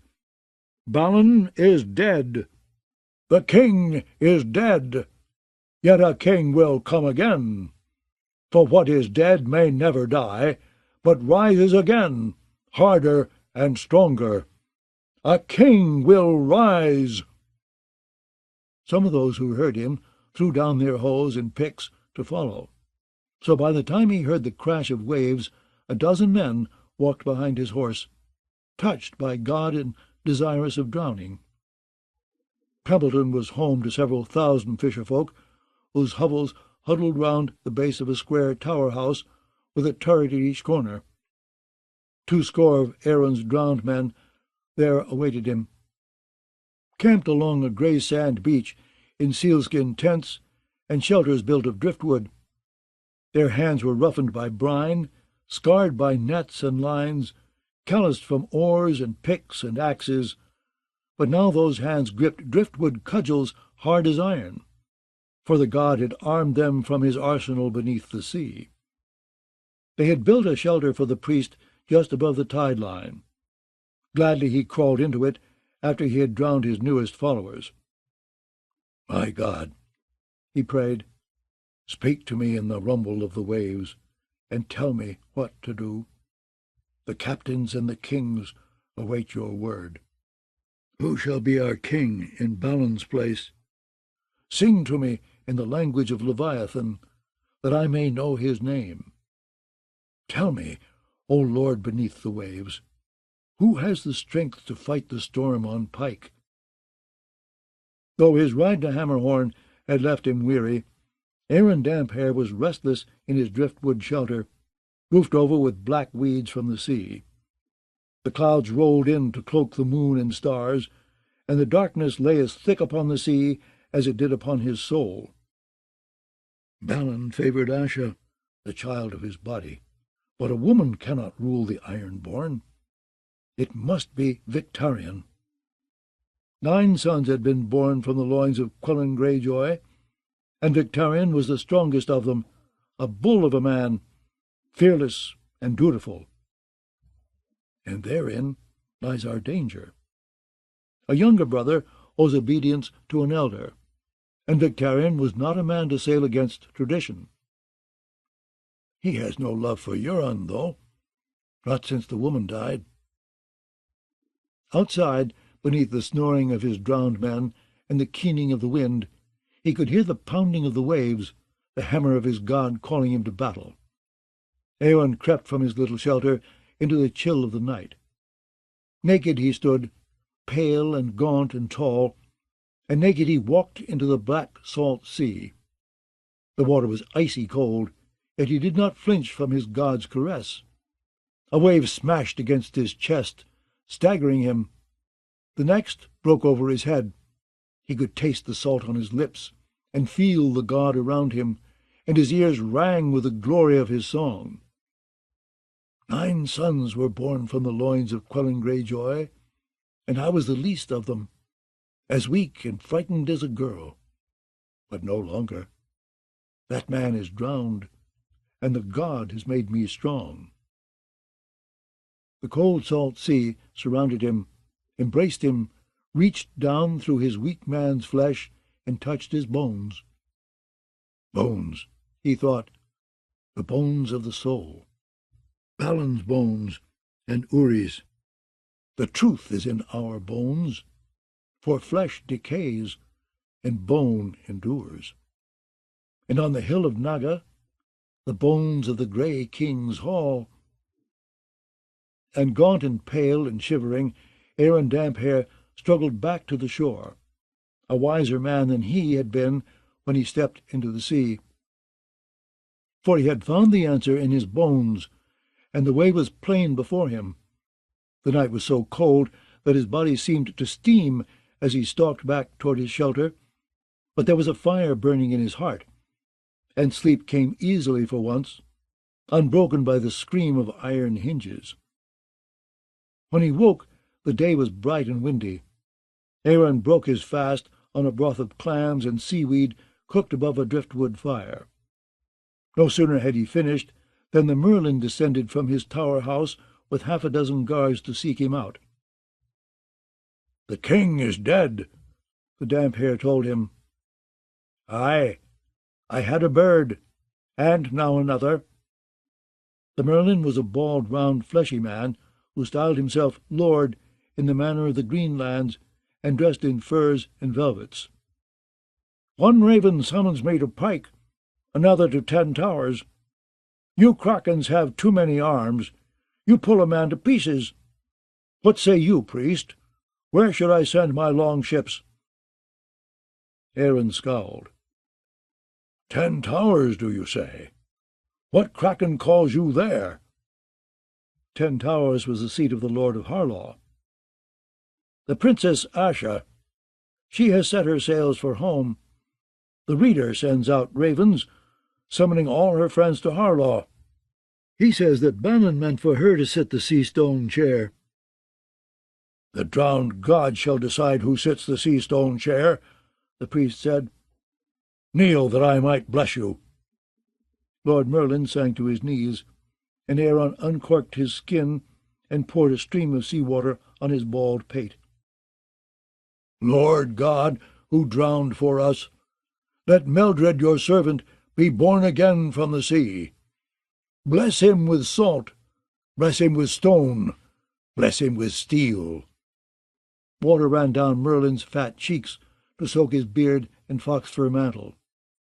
"What is dead may never die," Aeron finished, "but rises again, harder and stronger." But when Merlin rose, he told him, "Stay and listen, that you may spread God's word." 3 feet from the water's edge, the waves broke around a rounded granite boulder. It was there that Aeron Damphair stood, so all his school might see him and hear the words he had to say. "We were born from the sea, and to the sea we all return," he began, as he had 100 times before. "The storm god in his wrath plucked Balin from his castle and cast him down, and now he feasts beneath the waves." He raised his hands. "The Iron King is dead, yet a king will come again. For what is dead may never die, but rises again, harder and stronger." "A king shall rise," the drowned men cried. "He shall, he must, but who?" The Damphair listened a moment, but only the waves gave answer. "Who shall be our king?" The drowned men began to slam their driftwood cudgels one against the other. "Damphair!" they cried. "Damphair king! Aeron king! Give us Damphair!" Aeron shook his head. "If a father has 2 sons, and gives to one an axe, and to the other a net, which does he intend should be the warrior?" "The axe is for the warrior," Russ shouted back. "The net for a fisher of the seas." "Aye," said Aeron. "The god took me deep beneath the waves, and drowned the worthless thing I was. When he cast me forth again, he gave me eyes to see, ears to hear, and a voice to spread his word, that I might be his prophet, and teach his truth to those who have forgotten. I was not made to sit upon the sea-stone chair, no more than Euron Crow's eye, for I have heard the god who says, 'No godless man may sit my sea-stone chair.'" The Merlin crossed his arms against his chest. "Is it Asha, then? "O Victarion, tell us, priest." "The drowned god will tell you, but not here." Aeron pointed at the Merlin's fat white face. "Look not to me, nor to the laws of men, but to the sea. Raise your sails, and unship your oars, my lord, and take yourself to Old Wick. You and all the captains and the kings, go not to Pike, to bow before the godless, nor to Harlaw, to consort with scheming women. Point your prow toward Old Wick, where stood the Grey King's hall. In the name of the drowned god, I summon you. I summon all of you. Leave your halls and hovels, your castles and your keeps, and return to Naga's hill to make a king's moot." The Merlin gaped at him. "A king's moot? There has not been a true king's moot in too long a time," Aeron cried in anguish. "Yet in the dawn of days the Ironborn chose their own kings, raising up the worthiest amongst them. It is time we returned to the old way, for only that shall make us great again. It was a king's moot that chose Urus Ironfoot for High King, and placed a driftwood crown upon his brows. Silas Flatnose, Harrog Hoare, the old Kraken, the king's moot raised them all. And from this king's moot shall emerge a man to finish the work King Balin has begun, and win us back our freedoms. Go not to Pike, nor to the 10 Towers of Harlaw, but to Old Wick, I say again. Seek the hill of Naga, and the bones of the Grey King's hall, for in that holy place, when the moon has drowned and come again, we shall make ourselves a worthy king, a godly king." He raised his bony hands on high again. "Listen! Listen to the waves! Listen to the god! He is speaking to us, and he says, we shall have no king but from the king's moot." A roar went up at that, and the drowned men beat their cudgels one against the other. "A king's moot!" they shouted. "A king's moot! A king's moot! No king but from the king's moot!" And the clamour that they made was so thunderous that surely the crow's eye heard the shouts on Pike, and the vile storm god in his cloudy hall. And Aeron Damphair knew he had done well. The Captain of Guards. "The blood oranges are well past ripe," the prince observed in a weary voice, when the captain rolled him onto the terrace. After that he did not speak again for hours. It was true about the oranges. A few had fallen to burst open on the pale pink marble. The sharp, sweet smell of them filled Hota's nostrils each time he took a breath. No doubt the prince could smell them too, as he sat beneath the trees in the rolling chair Maester Keliot had made for him, with its goose-down cushions and rumbling wheels of ebony and iron. For a long while the only sounds were the children splashing in the pools and fountains, and once a soft plop as another orange dropped onto the terrace to burst. Then, from the far side of the palace, the captain heard the faint drumbeat of boots on marble. Obara. He knew her stride, long-legged, hasty, angry. In the stables by the gates her horse would be lathered, and bloody from her spurs. She always rode stallions, and had been heard to boast that she could master any horse in Dorne, and any man as well. The captain could hear other footsteps as well, the quick, soft scuffing of Maester Keliot, hurrying to keep up. Obara Sand always walked too fast. "She is chasing after something she can never catch," the prince had told his daughter once, in the captain's hearing. When she appeared beneath the triple arch, Arya Hota swung his long axe sideways to block the way. The head was on a shaft of mountain ash 6 feet long, so she could not go around. "My lady, no farther."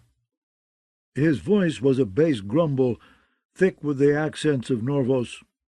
"The prince does not wish to be disturbed." Her face had been stone before he spoke. Then it hardened. "You're in my way, Hota." Obara was the eldest sand snake, a big-boned woman, near to 30, with the close-set eyes and rat-brown hair of the old-town whore who'd birthed her. Beneath a mottled sand-silk cloak of dun and gold, her riding clothes were old brown leather, worn and supple. They were the softest things about her. On one hip she wore a coiled whip. Across her back, a round shield of steel and copper. She had left her spear outside. For that Arya Hota gave thanks. Quick and strong as she was, the woman was no match for him, he knew. But she did not, and he had no wish to see her blood upon the pale pink marble. Maester Keliot shifted his weight from foot to foot. "Lady Obara, I tried to tell you—" "Does he know that my father is dead?" Obara asked the captain, paying the maester no more mind than she would a fly, if any fly had been foolish enough to buzz about her head. "He does," the captain said. "He had a bird." Death had come to Dorne on raven wings, writ small and sealed with a blob of hard red wax. Keliot must have sensed what was in that letter, for he'd given it Hota to deliver. The prince thanked him, but for the longest time he would not break the seal. All afternoon he'd sat, with the parchment in his lap, watching the children at their play. He watched until the sun went down and the evening air grew cool enough to drive them inside. Then he watched the starlight on the water. It was moonrise before he sent Hota to fetch a candle, so he might read his letter beneath the orange trees in the dark of night. Obara touched her whip. "Thousands are crossing the sands afoot to climb the Bone Way, so they may help Ilaria bring my father home. The septs are packed to bursting, and the red priests have lit their temple fires. In the pillow-houses, women are coupling with every man who comes to them, and refusing any coin. In Sunspear, on the Broken Arm, along the Green Blood, in the mountains, out in the deep sand, everywhere, women tear their hair and men cry out in rage. The same question is heard on every tongue. What will Doran do? What will his brother do to avenge our murdered prince?" She moved closer to the captain. "And you say he does not wish to be disturbed." "He does not wish to be disturbed," Arya Hota said again. The captain of guards knew the prince he guarded.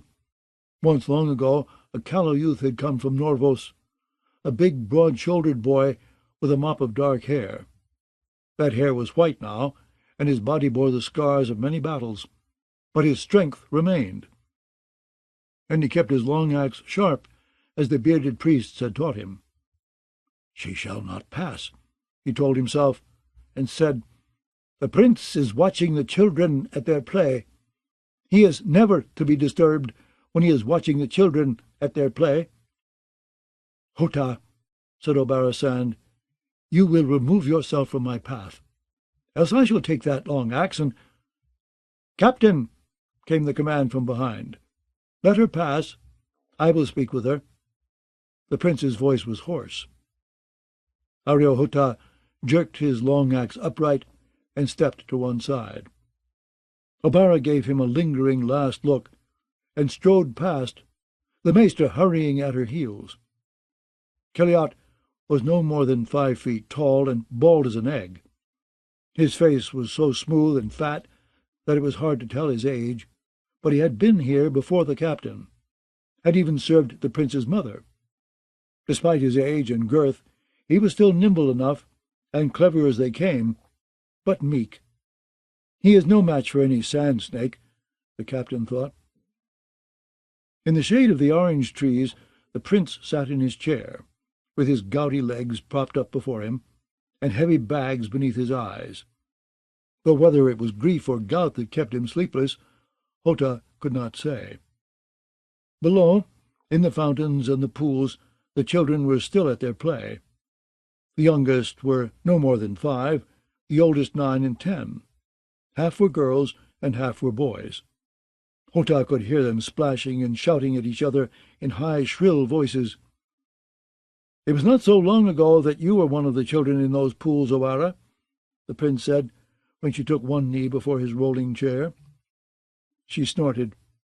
"It has been 20 years, or near enough to make no matter. And I was not here long. I am the whore's whelp. Or had you forgotten?" When he did not answer, she rose again and put her hands upon her hips. "My father has been murdered." "He was slain in single combat during a trial by battle," Prince Doran said. "By law, that is no murder." "He was your brother."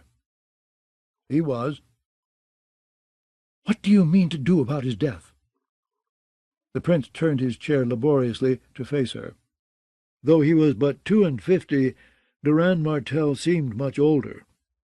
His body was soft and shapeless beneath his linen robes, and his legs were hard to look upon.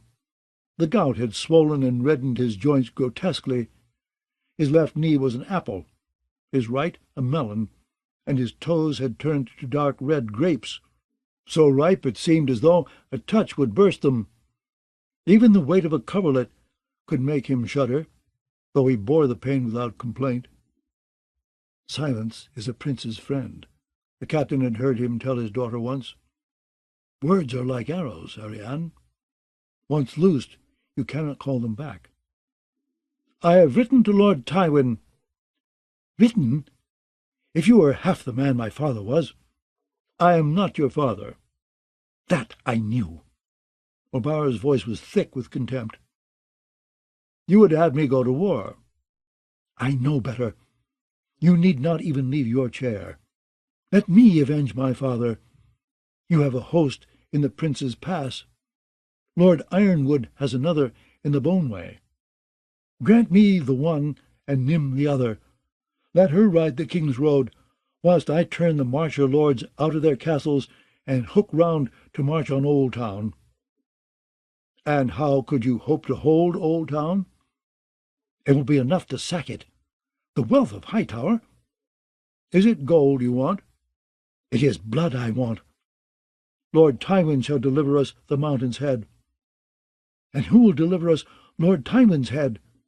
The Mountain has always been his pet." The prince gestured toward the pools.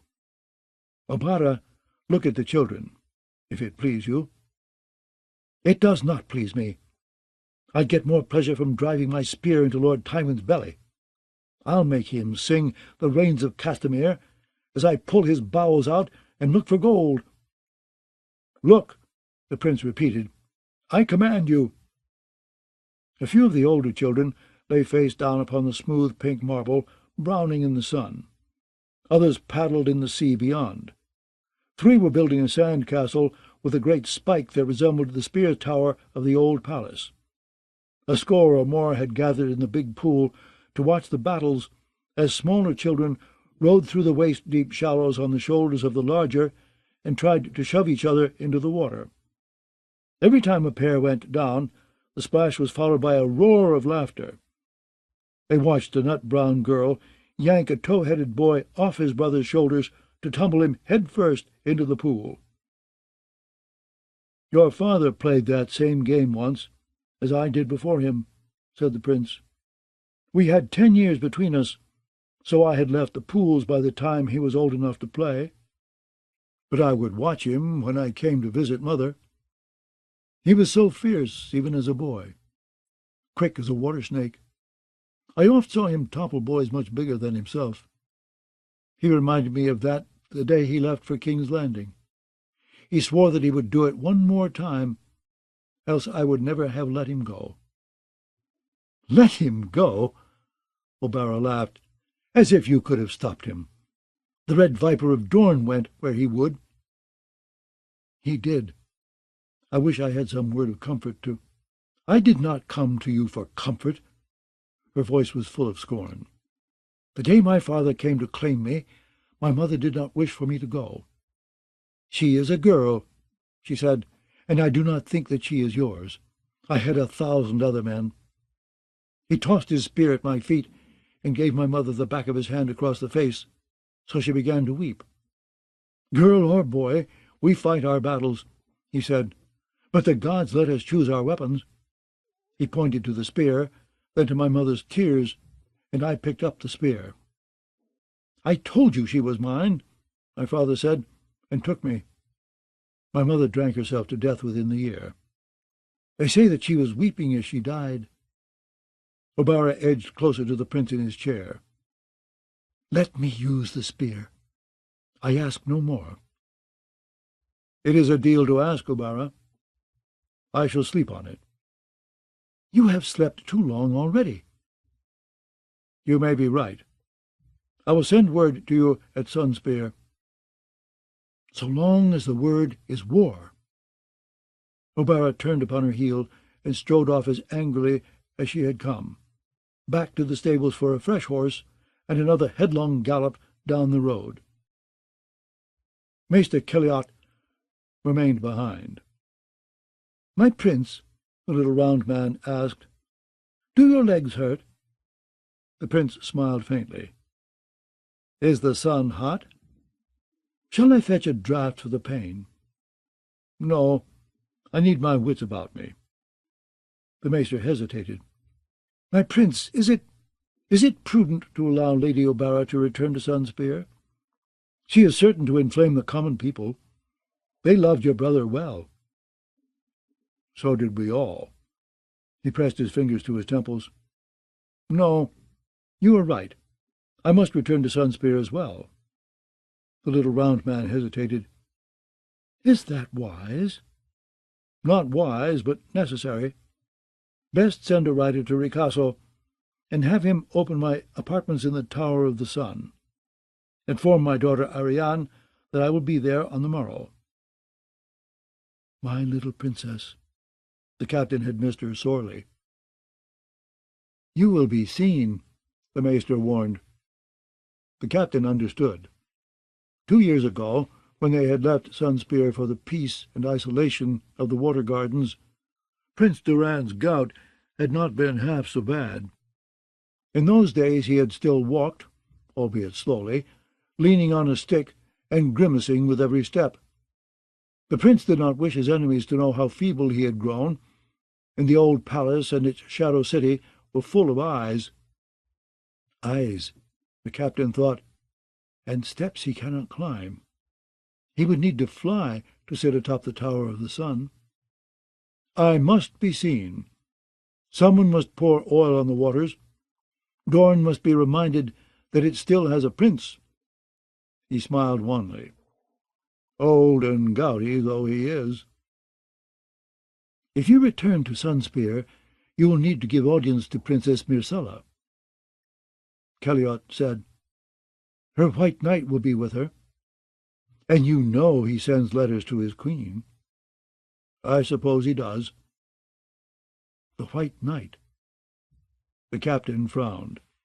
Sir Aris had come to Dorne to attend his own princess, as Arya Hota had once come with his. Even their names sounded oddly alike, Ario and Aris. Yet there the likeness ended. The captain had left Norvos and its bearded priests, but Sir Aris Oakheart still served the Iron Throne. Hota had felt a certain sadness whenever he saw the man in the long snowy cloak, the times the prince had sent him down to Sunspear. One day he sensed the two of them would fight. On that day Oakheart would die, with the captain's long axe crashing through his skull. He slid his hand along the smooth ashen shaft of his axe, and wondered if that day was drawing nigh. The afternoon is almost done, the prince was saying. We will wait for morn. See that my litter is ready by first light. As you command. Keliot bobbed a bow. The captain stood aside to let him pass, and listened to his footsteps dwindle. Captain! The prince's voice was soft. Hota strode forward, one hand wrapped about his long axe. The ash felt as smooth as a woman's skin against his palm. When he reached the rolling chair, he thumped its butt down hard to announce his presence, but the prince had eyes only for the children. "Did you have brothers, Captain?" he asked. "Back in Norvos, when you were young? Sisters?" "Both," Hotah said. "2 brothers, 3 sisters. I was the youngest." The youngest and unwanted. Another mouth to feed. A big boy who ate too much and soon outgrew his clothes. Small wonder they had sold him to the bearded priests. "I was the oldest," the prince said, "and yet I am the last." After Mors and Oliver died in their cradles, I gave up hope of brothers. I was 9 when Elia came, a squire in service at Saltshore.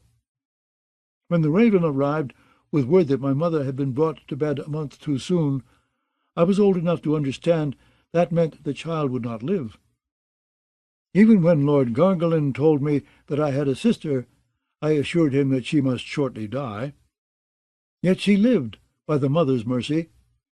And a year later, Oberyn arrived, squalling and kicking. I was a man grown when they were playing in these pools. Yet here I sit, and they are gone. Arya Hotah did not know what to say to that. He was only a captain of guards, and still a stranger to this land and its 7-faced god, even after all these years. Serve, obey, protect. He had sworn those vows at 6 and 10, the day he wed his axe. Simple vows for simple men, the bearded priests had said. He had not been trained to counsel grieving princes. He was still groping for some words to say when another orange fell with a heavy splat, no more than a foot from where the prince was seated.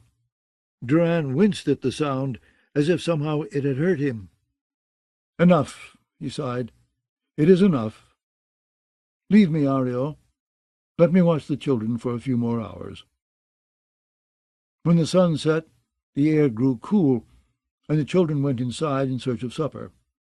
Still the prince remained beneath his orange trees, looking out over the still pools and the sea beyond. A serving man brought him a bowl of purple olives with flat bread, cheese, and chickpea paste. He ate a bit of it, and drank a cup of the sweet, heavy, strong wine that he loved. When it was empty, he filled it once again. Sometimes, in the deep black hours of the morning, sleep found him in his chair. Only then did the captain roll him down the moonlit gallery, past a row of fluted pillars and through a graceful archway, to a great bed with crisp, cool linen sheets in a chamber by the sea. Duran groaned as the captain moved him, but the gods were good, and he did not wake. The captain's sleeping cell adjoined his prince's. He sat upon the narrow bed and found his whetstone and oilcloth in their niche, and set to work.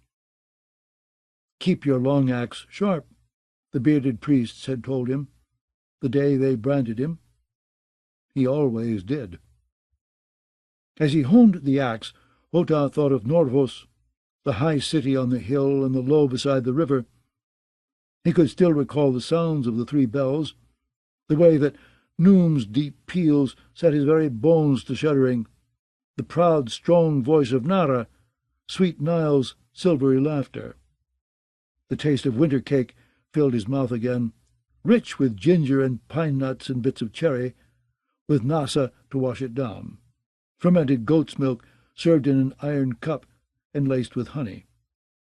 He saw his mother in her dress with a squirrel collar, the one she wore but once each year, when they went to see the bears dance down the Sinner's steps. And he smelled the stench of burning hair as the bearded priest touched the brand to the center of his chest. The pain had been so fierce that he thought his heart might stop. Yet Arya Hotah had not flinched. The hair had never grown back over the axe. Only when both edges were sharp enough to shave with did the captain lay his ash and iron wife down on the bed. Yawning, he pulled off his soiled clothes, tossed them on the floor, and stretched out on his straw-stuffed mattress. Thinking of the brand had made it itch. so he had to scratch himself before he closed his eyes. "I should have gathered up the oranges that fell," he thought, and went to sleep, dreaming of the tart sweet taste of them and the sticky feel of the red juice on his fingers. Dawn came too soon. Outside the stables, the smallest of the 3 horse litters stood ready, the cedarwood litter with the red silk draperies. The captain chose 20 spears to accompany it, out of the 30 who were posted at the water gardens. The rest would stay to guard the grounds and children, some of whom were the sons and daughters of great lords and wealthy merchants. Although the prince had spoken of departing at first light, Arya knew that he would dawdle. Whilst the maester helped Durand Martell to bathe and bandaged up his swollen joints in linen wraps soaked with soothing lotions, the captain donned a shirt of copper scales, as befit his rank, and a billowing cloak of dun-and-yellow sand silk to keep the sun off the copper. The day promised to be hot, and the captain had long ago discarded the heavy horsehair cape and studded leather tunic he had worn in Norvos, which were like to cook a man in Dorne.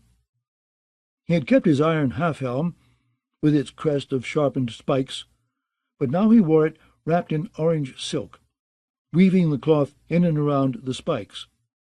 Elsewise, the sun beating down on the metal would have his head pounding before they saw the palace. The prince was still not ready to depart. He had decided to break his fast before he went, with a blood orange and a plate of gull's eggs diced with bits of ham and fiery peppers. Then naught would do but he must say farewell to several of the children who had become the special favourites. The Dalt boy, and Lady Blackmont's brood, and the round-faced orphan girl whose father had sold cloth and spices up and down the Greenblood.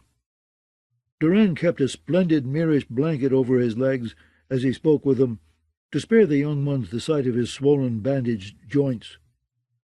It was midday before they got under way, the prince in his litter, Maester Keliot riding on a donkey, the rest afoot. 5 spearmen walked ahead and 5 behind, with 5 more flanking the litter to either side. Arya himself took his familiar place at the left hand of the prince, resting his long axe on his shoulder as he walked. The road from Sunspear to the water gardens ran beside the sea, so they had a cool, fresh breeze to soothe them as they made their way across a sparse, red-brown land of stone and sand and twisted, stunted trees. Halfway there, the second sand-snake caught them. She appeared suddenly upon a dune, mounted on a golden sand steed, with a mane like fine white silk. Even a horse, the Lady Nym, looked graceful, dressed all in shimmering lilac robes and a great silk cape of cream and copper that lifted at every gust of wind and made her look as if she might take flight. Nymeria Sand was 25, and slender as a willow. Her straight black hair, worn in a long braid bound up with red gold wire, made a widow's peak above her dark eyes, just as her father's had. With her high cheekbones, full lips, and milk-pale skin, she had all the beauty that her elder sister lacked. But Obara's mother had been an old-town whore, whilst Nym was born from the noblest blood of old Volantis. A dozen mounted spearmen tailed her, their round shields gleaming in the sun. They followed her down the dune. The prince had tied back the curtains on his litter, the better to enjoy the breeze blowing off the sea. Lady Nym fell in beside him, slowing her pretty golden mare to match the litter's pace. "Well met, uncle," she sang out, as if it had been chance that brought her here. "May I ride with you to Sunspear?" The captain was on the opposite side of the litter from Lady Nym, yet he could hear every word she said. "I would be glad of it," Prince Durand replied, though he did not sound glad to the captain's ears. "Gout and grief make poor companions on the road," by which the captain knew him to mean that every pebble drove a spike through his swollen joints. "The gout I cannot help," she said, "but my father had no use for grief. Vengeance was more to his taste. Is it true that Gregor Clegane admitted slaying Elia and her children?" "He roared out his guilt for all the court to hear," the prince admitted. Lord Tywin has promised us his head." "And a Lannister always pays his debts," said Lady Nym. "Yet it seems to me that Lord Tywin means to pay us with our own coin. I had a bird from our sweet Sir Daemon, who swears my father tickled that monster more than once as they fought. If so, Sir Gregor is as good as dead, and no thanks to Tywin Lannister." The prince grimaced. Whether it was from the pain of gout or his niece's words, the captain could not say. "It may be so." "May be? I say 'tis." "Obara would have me go to war." Nym laughed. "Yes, she wants to set the torch to Old Town. She hates that city as much as our little sister loves it." "And you?" Nym glanced over her shoulder to where her companions rode a dozen lengths behind. "I was abed with the Fowler twins when the word reached me," the captain heard her say. "You know the Fowler words? 'Let me soar.' That is all I ask of you. Let me soar, uncle. I need no mighty host, only one sweet sister." "Obara?" "Tayin. Obara is too loud. Tayin is so sweet and gentle that no man will suspect her. Obara would make Old Town our father's funeral pyre. But I am not so greedy. 4 lives will suffice for me. Lord Tywin's golden twins, as payment for Elia's children, the old lion, for Elia herself, and last of all, the little king, for my father." "The boy has never wronged us." "The boy is a bastard, born of treason, incest, and adultery, if Lord Stannis can be believed." The playful tone had vanished from her voice, and the captain found himself watching her through narrowed eyes. Her sister Obara wore her whip upon her hip, and carried a spear where any man could see it. Lady Nym was no less deadly, though she kept her knives well hidden. Only royal blood can wash out my father's murder. Oberyn died during single combat, fighting in a matter that was none of his concern. I do not call that murder. Call it what you will. We sent them the finest man in Dorne, and they are sending back a bag of bones. He went beyond anything I asked of him. Take the measure of this boy-king and his council, and make note of their strengths and weaknesses, I told him on the terrace. We were eating oranges. Find us friends, if there are any to be found. Learn what you can of Elia's end, but see that you do not provoke Lord Tywin unduly. Those were my words to him. Oberyn laughed and said, When have I provoked any man? Unduly. You would do better to warn the Lannisters against provoking me. He wanted justice for Elia, but he would not wait. He waited 10 and 7 years, the Lady Nym broke in. Were it you they'd killed, my father would have led his banners north before your corpse was cold. Were it you, the spears would be falling thick as rain upon the marches now. I do not doubt it. No more should you doubt this, my prince. My sisters and I shall not wait 10 and 7 years for our vengeance. She put her spurs into the mare, and she was off, galloping toward Sunspear with her tail in hot pursuit. The prince leaned back against his pillows and closed his eyes, but Hota knew he did not sleep. He is in pain. For a moment he considered calling Maester Kelliot up to the litter, but if Prince Doran had wanted him, he would have called himself. The shadows of the afternoon were long and dark, and the sun was as red and swollen as the prince's joints before they glimpsed the towers of Sunspear to the east. First the slender spear tower, 150 feet tall, and crowned with a spear of gilded steel that added another 30 feet to its height. Then the mighty Tower of the Sun, with its dome of gold and leaded glass. Last, the dun-coloured sand-ship, looking like some monstrous Drummond that had washed ashore and turned to stone.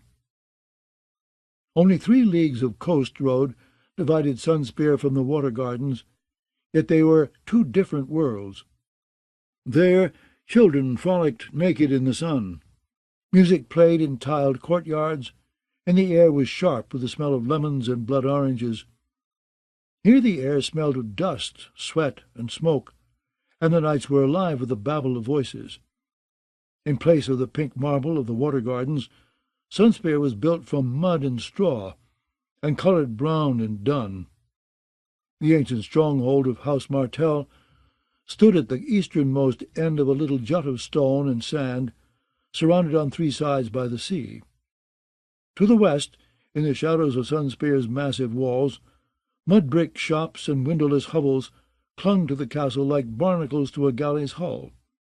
Stables and inns and wine-sinks and pillow-houses had grown up west of those, many enclosed by walls of their own, and yet more hovels had risen beneath those walls, and so, and so, and so, as the bearded priests would say. Compared to Tyrosh or Myr or Great Norvos, the Shadow City was no more than a town, yet it was the nearest thing to a true city that these Dornish had. Lady Nim's arrival had preceded theirs by some hours, and no doubt she had warned the guards of their coming, for the threefold gate was open when they reached it. Only here were the gates lined up, one behind the other, to allow visitors to pass beneath all three of the winding walls directly to the old palace, without first making their way through miles of narrow alleys, hidden courts, and noisy bazaars. Prince Doran had closed the draperies of his litter as soon as the spear tower came in sight. Yet still the small folk shouted out to him as the litter passed. "The sand snakes have stirred them to a boil," the captain thought uneasily. They crossed the squalor of the outer crescent and went through the second gate. Beyond, the wind stank of tar and salt water and rotting seaweed, and the crowd grew thicker with every step. "Make way for Prince Doran!" Arya boomed out, thumping the butt of his long axe on the bricks. "Make way for the Prince of Dorne!" "The prince is dead!" a woman shrilled behind him. "To spears!" a man bellowed from a balcony. "Doran!" called some high-born voice. "To the spears!" Hota gave up looking for the speakers. The press was too thick, and a third of them were shouting, "To spears! Vengeance for the viper!" By the time they reached the third gate, the guards were shoving people aside to clear a path for the prince's litter, and the crowd was throwing things. One ragged boy darted past the spearman with a half-rotten pomegranate in one hand, but when he saw Arya in his path, with long axe at the ready, he let the fruit fall unthrown, and beat a quick retreat. Others farther back let fly with lemons, limes, and oranges, crying, "War! War! To the spears!" One of the guards was hit in the eye with a lemon, and the captain himself had an orange splatter off his foot. No answer came from within the litter. Doran Martell stayed cloaked within his silken walls, until the thicker walls of the castle swallowed all of them, and the portcullis came down behind them with a rattling crunch. The sounds of shouting dwindled away slowly. Princess Ariane was waiting in the outer ward to greet her father, with half the court about her. The old blind seneschal Ricasso, Sir Manfred Martell the Castellan, young Maester Miles with his grey robes and silky perfumed beard, 200 of Dornish knights in flowing linen of 100 hues. Little Myrcella Baratheon stood with her sceptre, and Sir Aris of the King's Guard, sweltering in his white enamelled scales. Princess Ariane strode to the litter on snakeskin sandals laced up to her thighs. Her hair was a mane of jet-black ringlets that fell to the small of her back, and around her brow was a band of copper suns. She is still a little thing, the captain thought. Where the sand snakes were tall, Ariane took after her mother, who stood but 5'2". Yet beneath her jewelled girdle and loose layers of flowing purple silk and yellow samite, she had a woman's body, lush and roundly curved. "Father," she announced as the curtains opened, "Sunspear rejoices at your return." "Yes, I heard the joy." The prince smiled wanly and cupped his daughter's cheek with a reddened, swollen hand. "You look well. Captain, be so good as to help me down from here." Hota slid his long axe into its sling across his back and gathered the prince into his arms, tenderly, so as not to jar his swollen joints. Even so, Doran Martell bit back a gasp of pain. "I have commanded the cooks to prepare a feast for this evening," Ariane said, "with all your favourite dishes." "I fear I could not do them justice." The prince glanced slowly around the yard. "I do not see Tyene." "She begs a private word. I sent her to the throne-room to await your coming." The prince sighed. "Very well. Captain, the sooner I am done with this, the sooner I may rest." Hota bore him up the long stone steps of the Tower of the Sun, to the great round chamber beneath the dome, where the last light of the afternoon was slanting down through thick windows of many-coloured glass to dapple the pale marble with diamonds of 100 colours. There the third sand snake awaited them. She was sitting cross-legged on a pillow beneath the raised dais where the high seats stood, but she rose as they entered, dressed in a clinging gown of pale blue samite, with sleeves of Moorish lace that made her look as innocent as the maid herself. In one hand was a piece of embroidery she had been working on, in the other a pair of golden needles. Her hair was gold as well, and her eyes were deep blue pools. And yet somehow they reminded the captain of her father's eyes, though Oberyn's had been as black as night. All of Prince Oberyn's daughters have his viper eyes, Hota realized suddenly. The colour does not matter. "Uncle," said Tyene Sand, "I have been waiting for you." "Captain, help me to the high seat." There were 2 seats on the dais, near twin to one another, save that one had the Martell's spear inlaid in gold upon its back, whilst the other bore the blazing Rhoynish sun that had flown from the masts of Numeria's ships when first they came to Dorne. The captain placed the prince beneath the spear and stepped away. "Does it hurt so much?" Lady Tyene's voice was gentle, and she looked as sweet as summer strawberries. Her mother had been a septa, and Tyene had an air of almost otherworldly innocence about her. "Is there aught that I might do to ease your pain?" "Say what you would, and let me rest. I am weary, Tyene." "I made this for you, uncle." Tyene unfolded the piece she'd been embroidering. It showed her father, Prince Oberyn, mounted on a sand steed, and armoured all in red, smiling. "When I finish, it is yours, to help you remember him." "I am not like to forget your father." "That is good to know. Many have wondered. Lord Tywin has promised us the mountain's head." "He is so kind. But a headsman's sword is no fit end for brave Sir Gregor. We have prayed so long for his death. It is only fair that he pray for it as well. I know the poison that my father used, and there is none slower or more agonizing. Soon we may hear the mountain screaming, even here in Sunspear." Prince Doran sighed. "Obara cries to me for war. Nym will be content with murder. And you?" "War," said Tyene, "though not my sister's war. Dornishmen fight best at home. So I say, let us hone our spears and wait.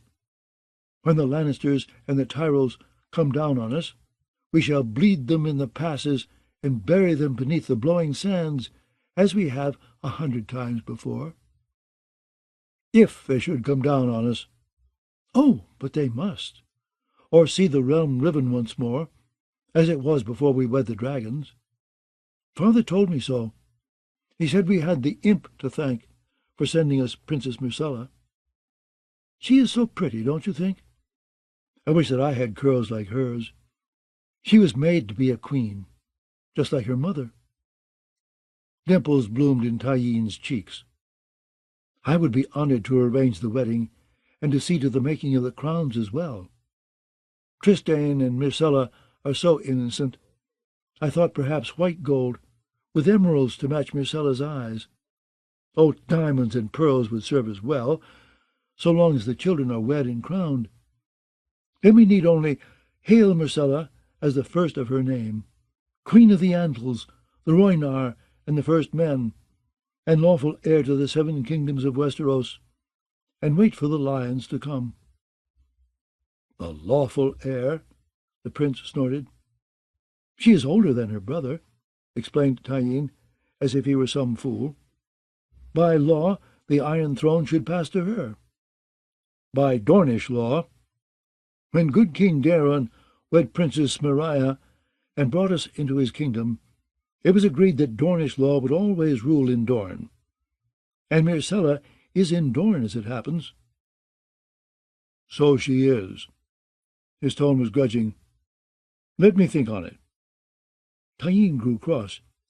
"You think too much, uncle." "Do I?" "Father said so." "Oberyn thought too little." "Some men think because they are afraid to do."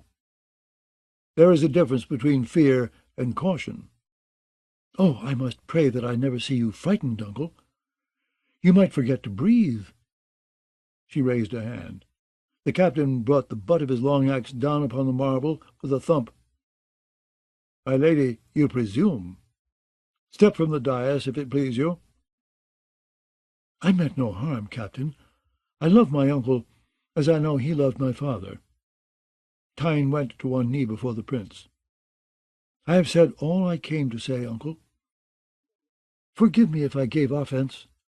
My heart is broken all to pieces. Do I still have your love?" "Always." "Give me your blessing, then, and I shall go."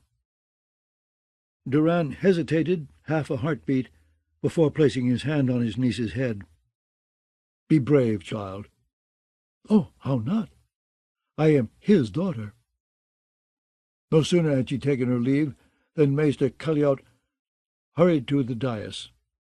"My prince, she did not—" "Here, let me see your hand." He examined the palm first, then gently turned it upside down to sniff at the back of the prince's fingers. "No."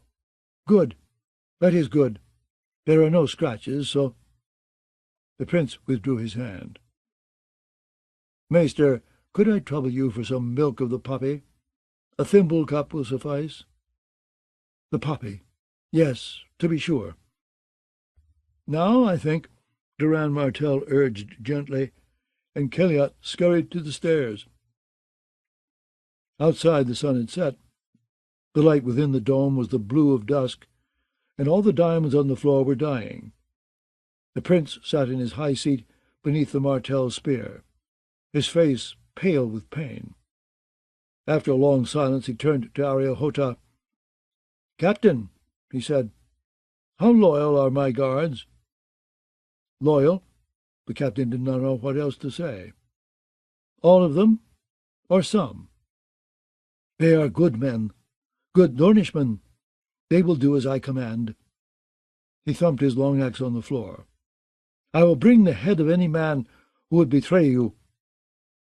"I want no heads. I want obedience." "You have it. Serve, obey, protect. Simple vows for a simple man." "How many men are needed?"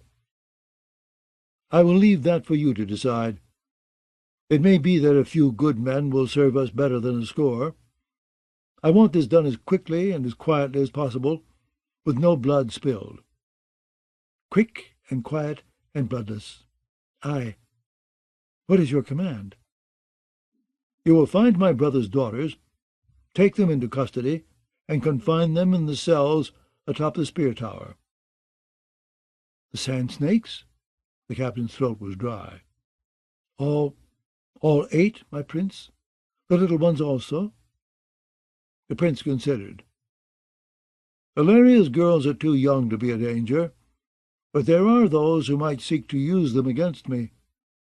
It would be best to keep them safe in hand.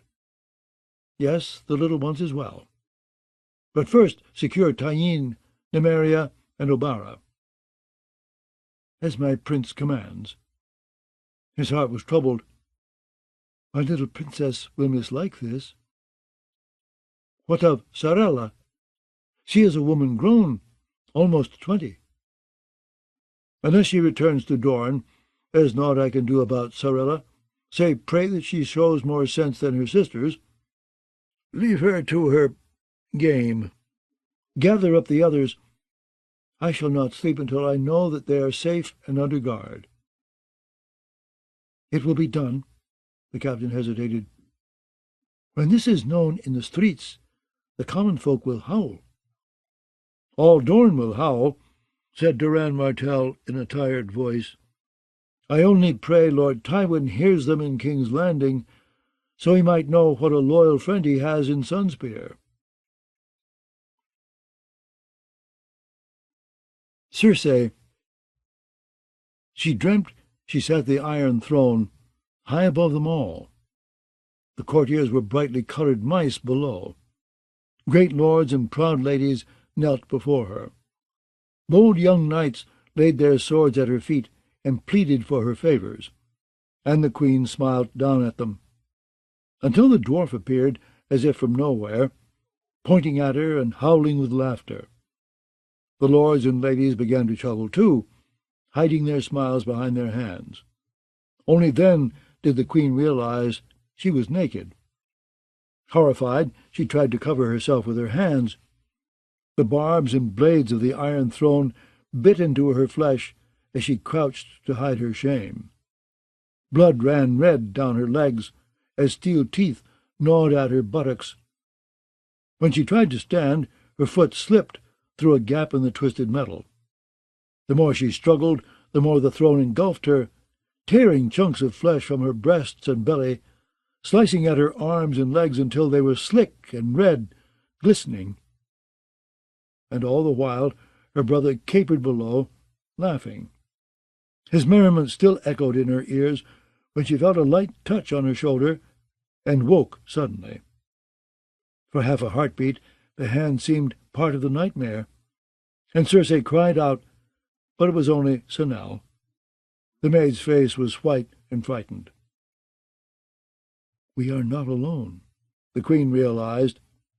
Shadows loomed around her bed, tall shapes with chain-mail glimmering beneath their cloaks. Armed men had no business here. Where are my guards? Her bedchamber was dark, but for the lantern one of the intruders held on high. I must show no fear. Cersei pushed back sleep-tousled hair and said, What do you want of me? A man stepped into the lantern light, and she saw his cloak was white. Jaime? I dreamt of one brother, but the other has come to wake me. Your Grace. The voice was not her brother's. The Lord Commander said, Come get you.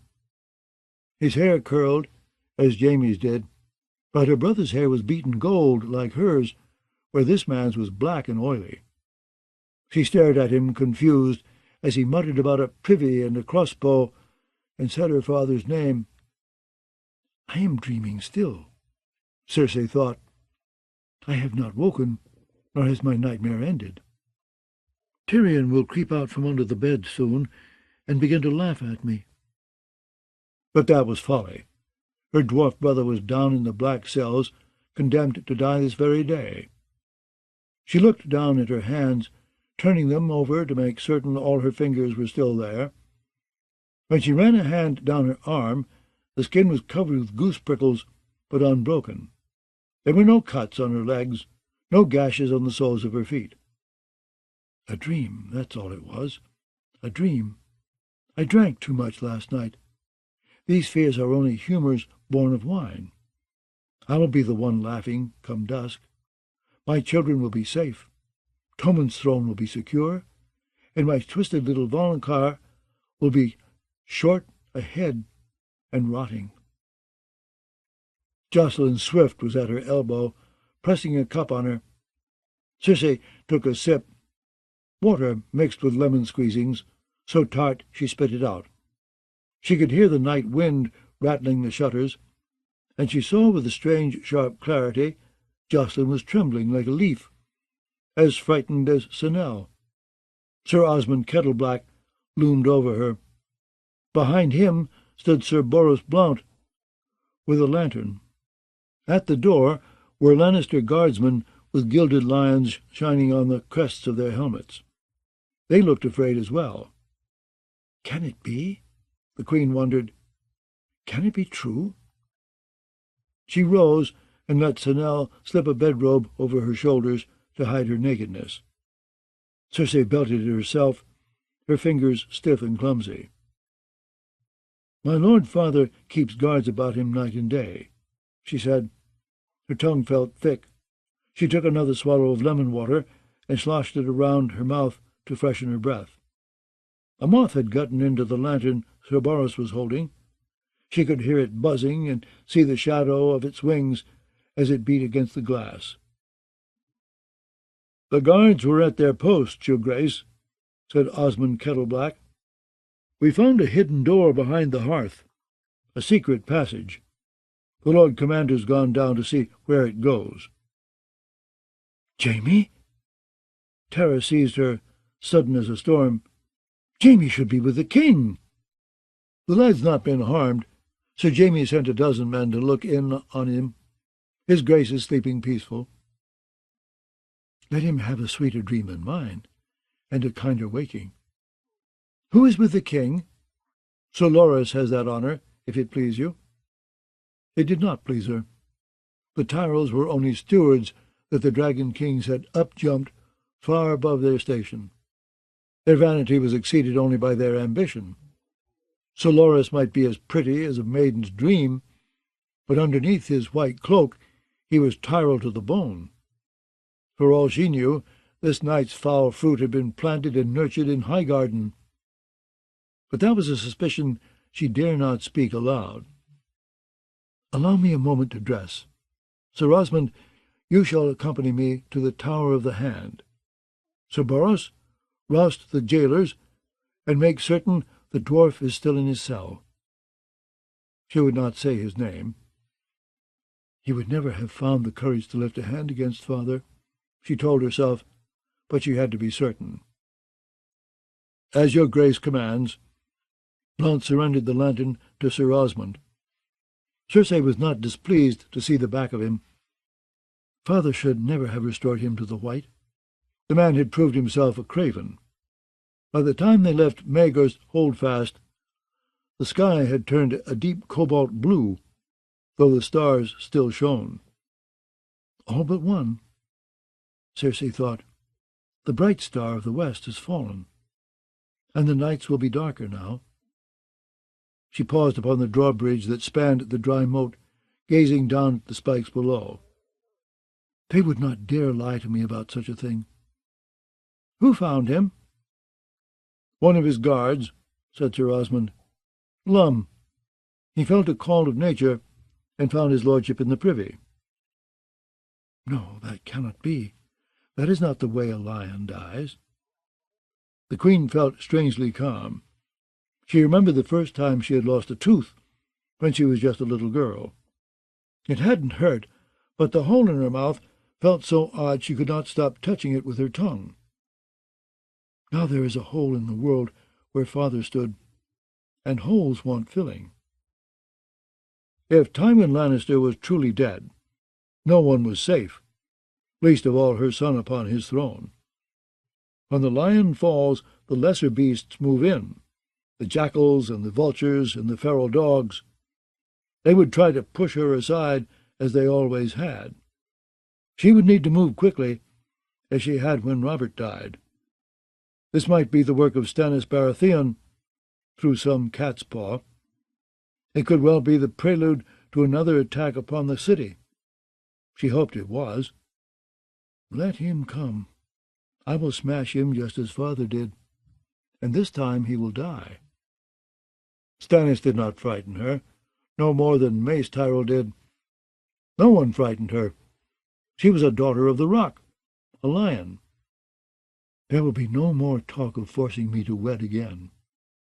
Casterly Rock was hers now, and all the power of House Lannister. No one would ever disregard her again. Even when Tommen had no further need of a regent, the Lady of Casterly Rock would remain a power in the land. The rising sun had painted the tower tops a vivid red, but beneath the walls the night still huddled. The outer castle was so hushed that she could have believed all its people dead. They should be. It is not fitting for Tywin Lannister to die alone. Such a man deserves a retinue to attend his needs in hell. 4 spearmen in red cloaks and lion-crested helms were posted at the door of the Tower of the Hand. "No one is to enter or leave without my permission," she told them. The command came easily to her. My father had steel in his voice as well. Within the tower, the smoke from the torches irritated her eyes, but Cersei did not weep, no more than her father would have. I am the only true son he ever had. Her heels scraped against the stone as she climbed, and she could still hear the moth fluttering wildly inside Sir Osmond's lantern. Die, the queen thought at it, in irritation. Fly into the flame, and be done with it. 2 more red-cloaked guardsmen stood atop the steps. Red Leicester muttered a condolence as she passed. The queen's breath was coming fast and short, and she could feel her heart fluttering in her chest. The steps, she told herself. This cursed tower has too many steps. She had half a mind to tear it down. The hall was full of fools speaking in whispers, as if Lord Tywin were asleep, and they were afraid to wake him. Guards and servants alike shrank back before her, mouths flapping. She saw their pink gums and waggling tongues, but their words made no more sense than the buzzing of the moth. What are they doing here? How did they know? By rights they should have called her first. She was the Queen Regent. Had they forgotten that? Before the Hand's bedchamber stood Sir Meryn Trant in his white armour and cloak. The visor of his helm was open, and the bags beneath his eyes made him look still half asleep. "Clear these people away," Cersei told him. "Is my father in the privy?" "They carried him back to his bed, milady." Sir Meryn pushed the door open for her to enter. Morning light slashed through the shutters to paint golden bars upon the rushes strewn across the floor of the bedchamber. Her uncle Kevin was on his knees beside the bed, trying to pray, but he could scarcely get the words out. Guardsmen clustered near the hearth. The secret door that Sir Osmond had spoken of gaped open behind the ashes, no bigger than an oven. A man would need to crawl. But Tyrion is only half a man. The thought made her angry. No, the dwarf is locked in a black cell. This could not be his work. Stannis, she told herself. Stannis was behind it. He still has adherents in the city. Him or the Tyrells. There had always been talk of secret passages within the Red Keep.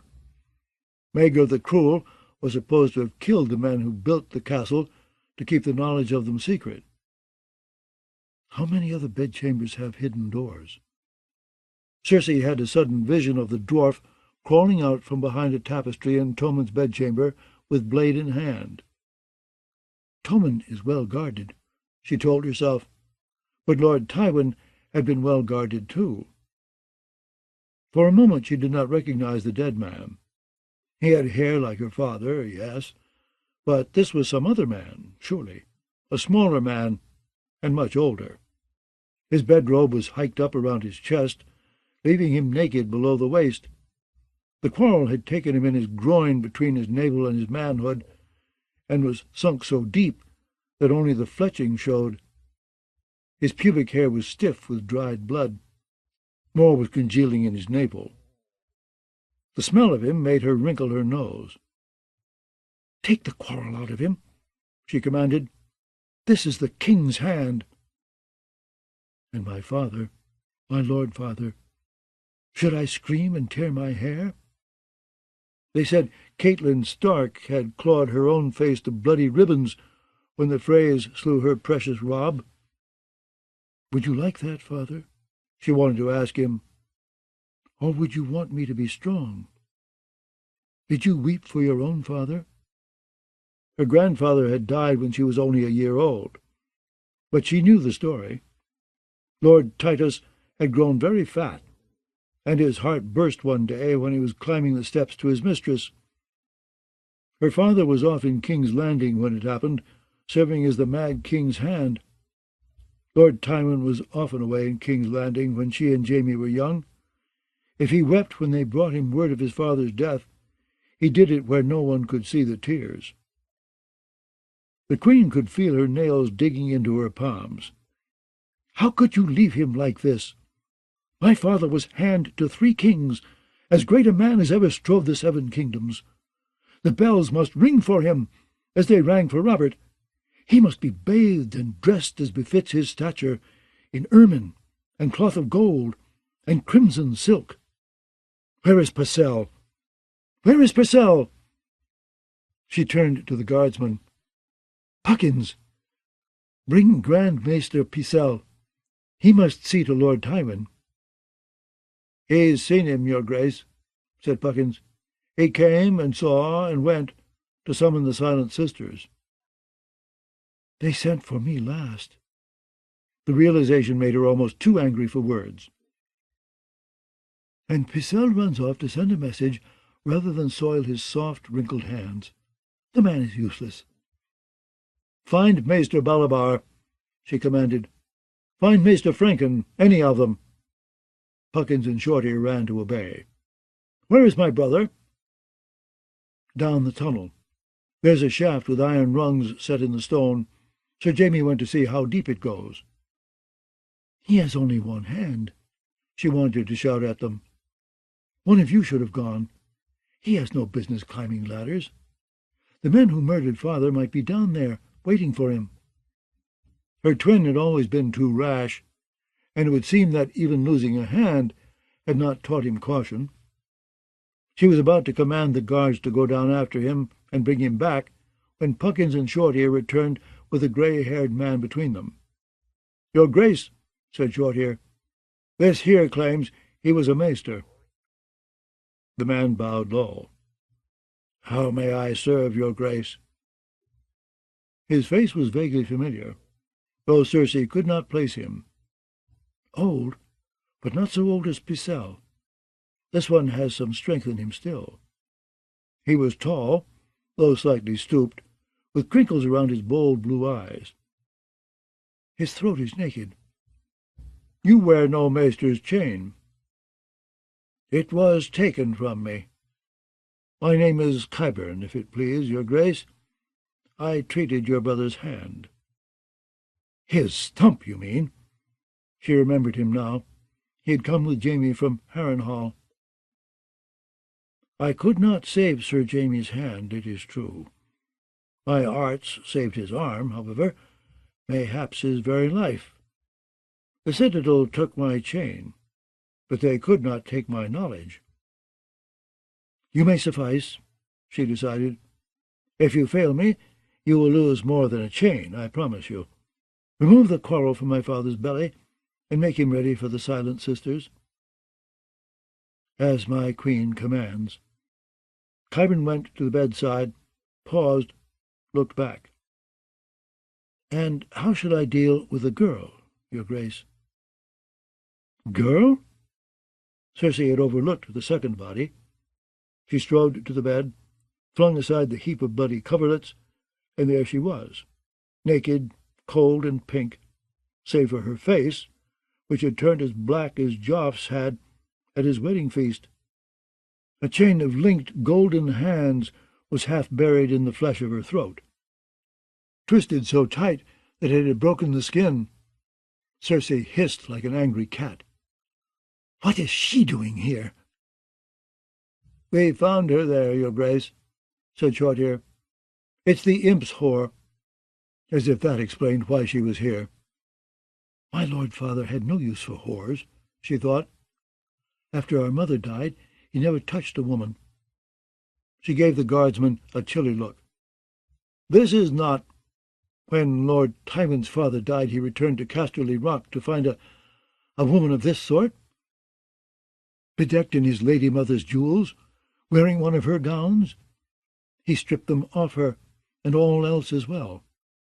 For a fortnight she was paraded naked through the streets of Lannisport, to confess to every man she met that she was a thief and a harlot. That was how Lord Tywin Lannister dealt with whores.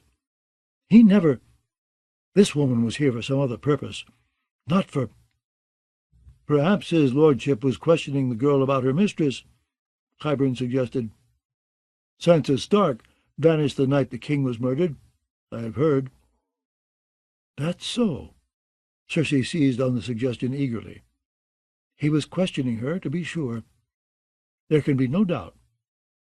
She could see Tyrion leering, his mouth twisted into a monkey's grin beneath the ruin of his nose. And what better way to question her than naked, with her legs well spread? The dwarf whispered, "That's how I like to question her, too." The queen turned away. "I will not look at her." Suddenly it was too much even to be in the same room as the dead woman. She pushed past Qyburn, out into the hall. Sir Osmond had been joined by his brothers Osney and Osfrid. "There is a dead woman in the Hand's bedchamber," Cersei told the three Kettleblacks. "No one is ever to know that she was here." "Aye, my lady." Sir Osney had faint scratches on his cheek where another of Tyrion's whores had clawed him. "And what shall we do with her?" "Feed her to your dogs. Keep her for a bedmate. What do I care? She was never here. I'll have the tongue of any man who dares to say she was. Do you understand me?" Osney and Osfrid exchanged a look. "Aye, your grace."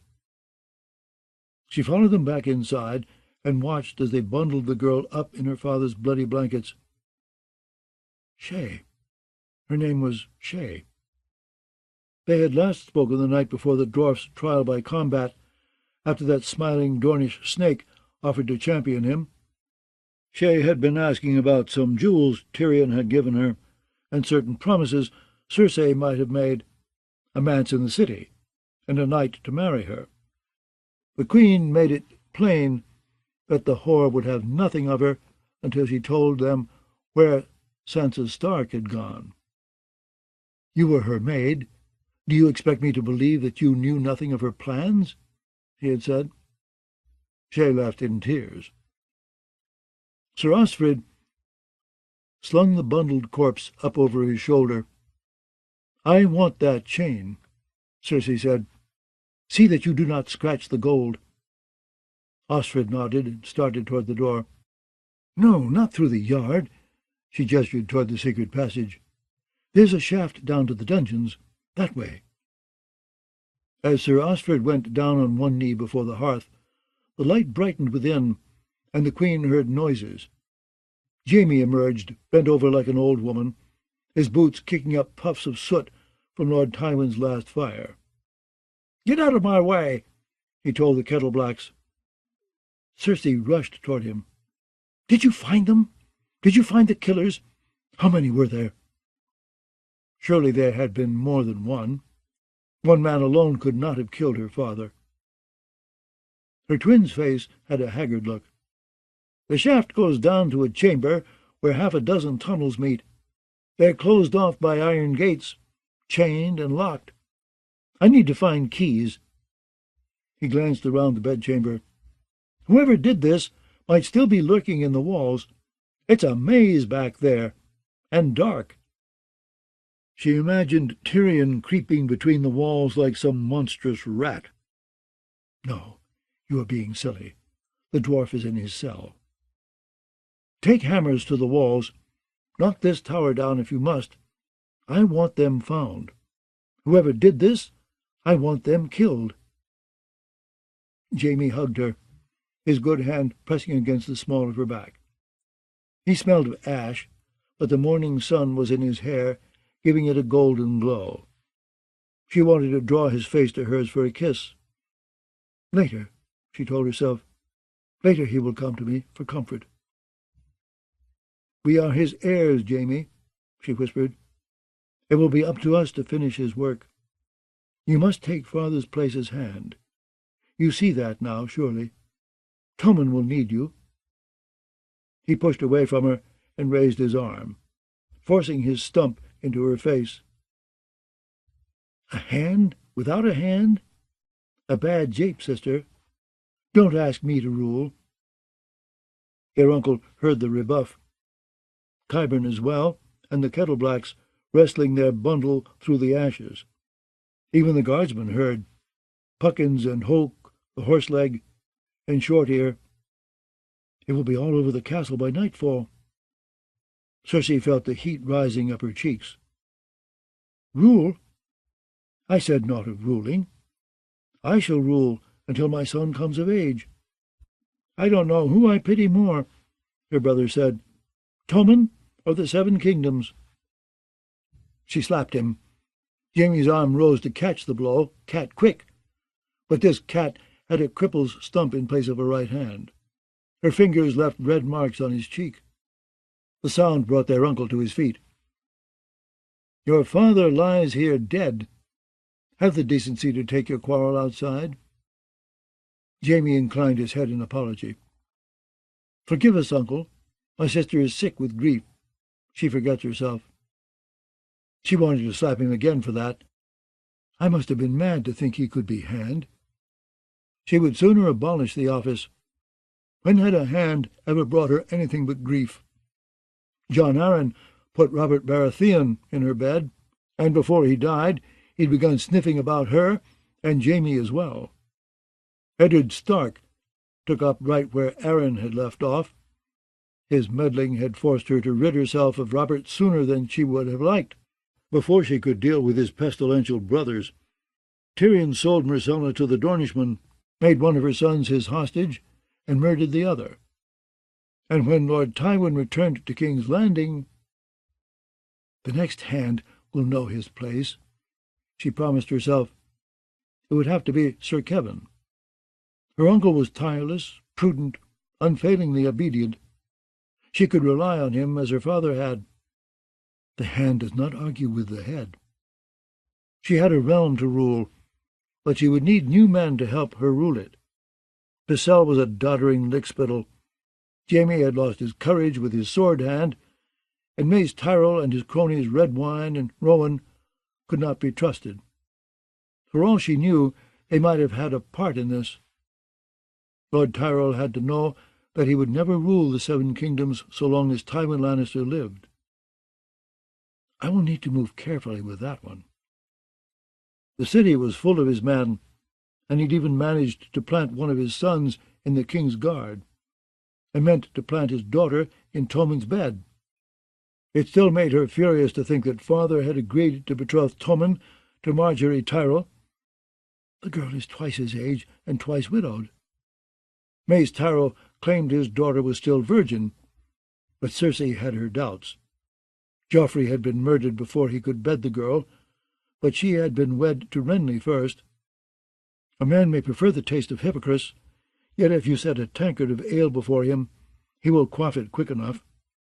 She must command Lord Varys to find out what he could. That stopped her where she stood. She had forgotten about Varys. He should be here. He is always here. Whenever anything of import happened in the Red Keep, the eunuch appeared as if from nowhere.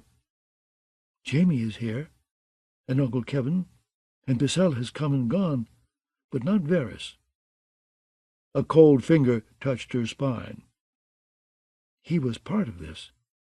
He must have feared that father meant to have his head, so he struck first. Lord Tywin had never had any love for the simpering master of whisperers, and if any man knew the Red Keep's secrets, it was surely the master of whisperers. He must have made common cause with Lord Stannis. They served together on Robert's council, after all.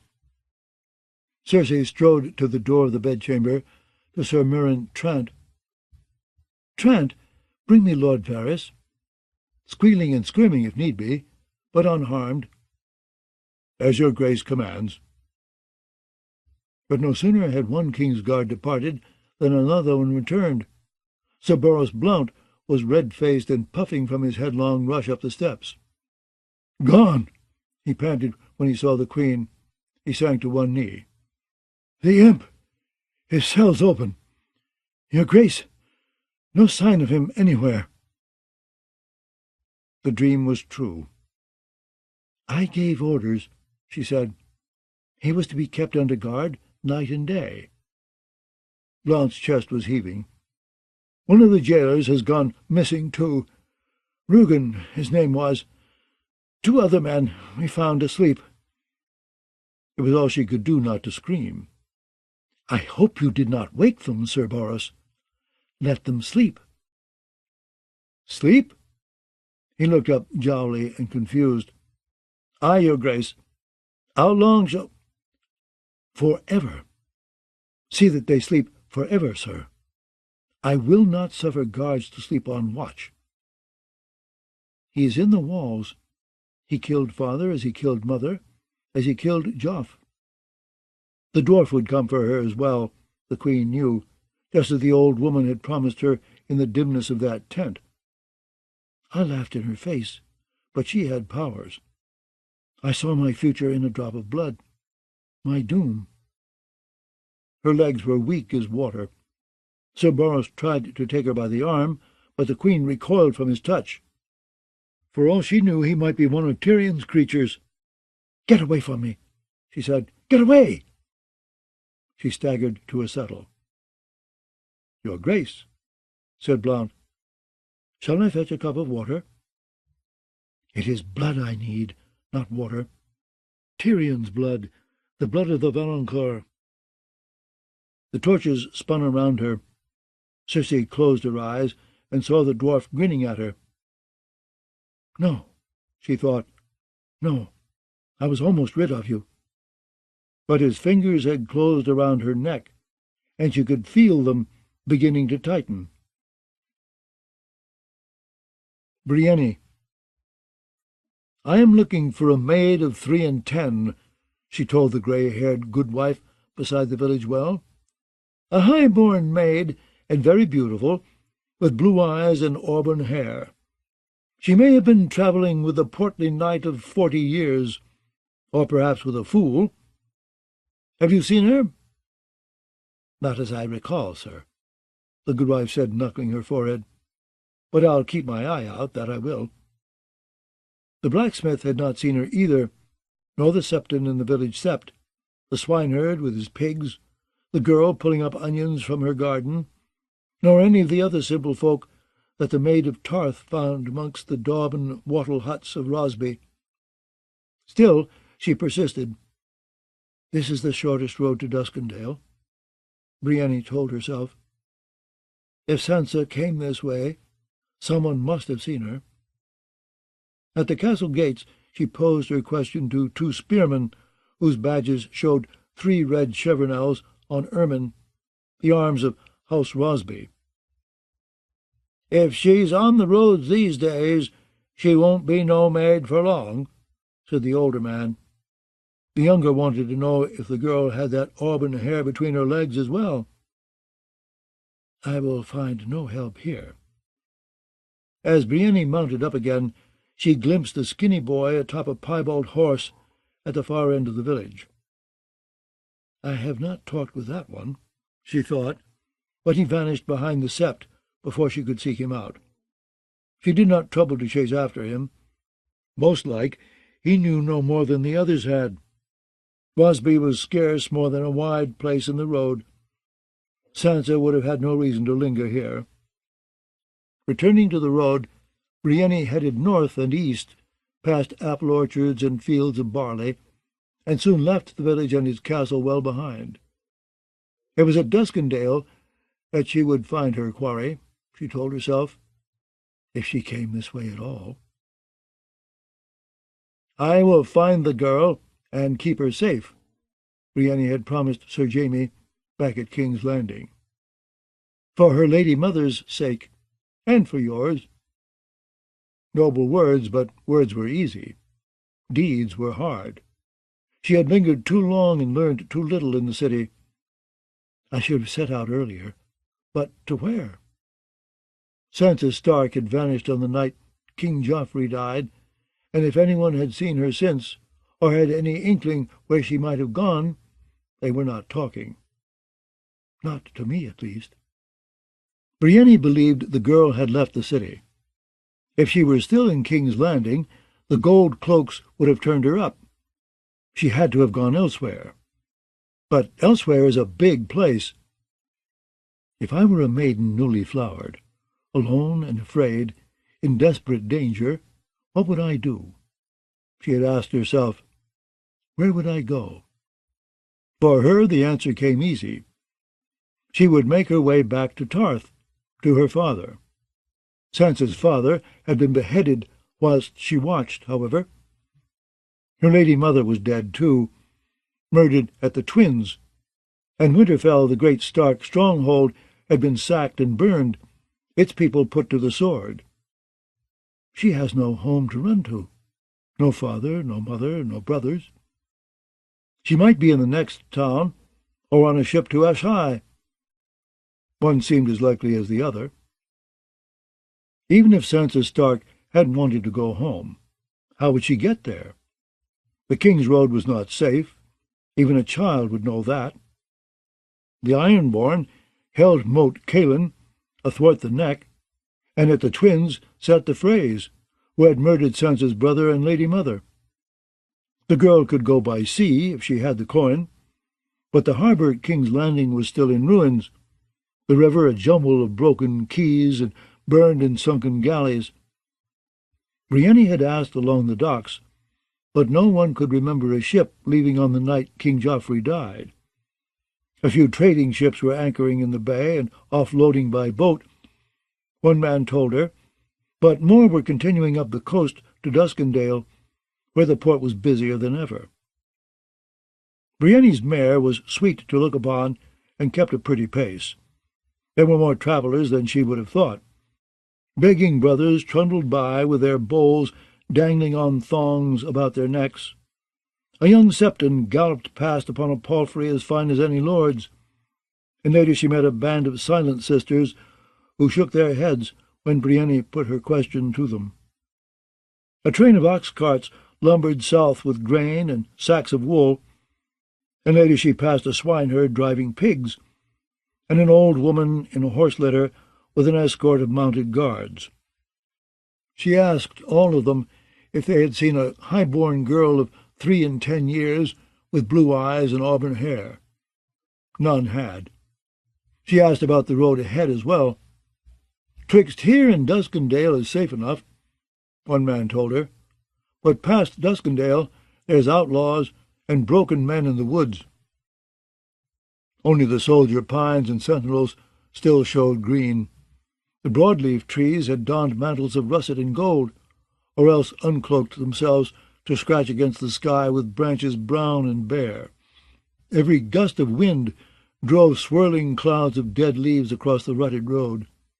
They made a rustling sound as they scuttled past the hooves of the big bay mare that Jaime Lannister had bestowed on her. As easy to find one leaf in the wind as one girl lost in Westeros. She found herself wondering whether Jaime had given her this task as some cruel jape. Perhaps Sansa Stark was dead, beheaded for her part in King Joffrey's death, buried in some unmarked grave. How better to conceal her murder than by sending some big stupid wench from Tarth to find her? Jaime would not do that. He was sincere. He gave me the sword, and called it Oathkeeper. Anyway, it made no matter. She had promised Lady Catelyn that she would bring back her daughters, and no promise was as solemn as one sworn to the dead. The younger girl was long dead, Jaime claimed. The Arya the Lannisters sent north to marry Roose Bolton's bastard was a fraud. Had left only Sansa. Brienne had to find her. Near dusk she saw a campfire burning by a brook. 2 men sat beside it, grilling trout, their arms and armour stacked beneath a tree. One was old, and one was somewhat younger, though far from young. The younger rose to greet her. He had a big belly, straining at the laces of his spotted doeskin jerkin. A shaggy, untrimmed beard covered his cheeks and chin, the colour of old gold. "We have trout enough for 3, sir," he called out. It was not the first time Brienne had been mistaken for a man. She pulled off her great helm, letting her hair spill free. It was yellow, the colour of dirty straw, and near as brittle. Long and thin, it blew about her shoulders. "I thank you, sir." The hedge knight squinted at her so earnestly that she realized he must be nearsighted. "A lady, is it? Armed and armoured? Illy, gods be good, the size of her!" "I took her for a knight as well," the older knight said, turning the trout. Had Brienne been a man, she would have been called big. For a woman, she was huge. Freakish was the word she had heard all her life. She was broad in the shoulder and broader in the hips. Her legs were long, her arms thick. Her chest was more muscle than bosom. Her hands were big, her feet enormous. And she was ugly besides, with a freckled, horsey face and teeth that seemed almost too big for her mouth. She did not need to be reminded of any of that.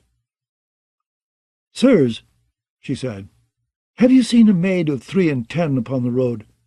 She has blue eyes and auburn hair, and may have been in company with a portly, red-faced man of 40 years."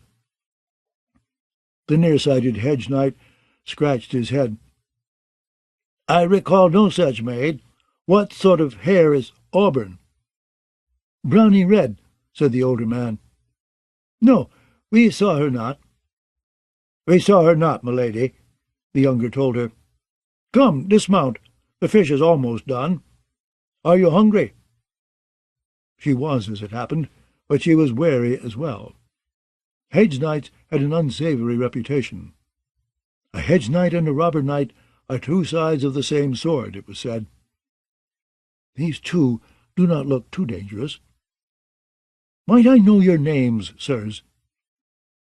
"I have the honour to be Sir Kraken Longbow, of whom the singers sing," said the big-bellied one. "You will have heard of my deeds on the Blackwater, mayhaps. My companion is Sir Illifer the Penniless." If there was a song about Kraken Longbow, it was not one Brienne had heard. Their names meant no more to her than did their arms. Sir Kraken's green shield showed only a brown chief and a deep gouge made by some battle-axe. Sir Illifer bore gold and ermine girony, though everything about him suggested that painted gold and painted ermine were the only sorts he'd ever known. He was 60 if he was a day, his face pinched and narrow beneath the hood of a patched, rough-spun mantle.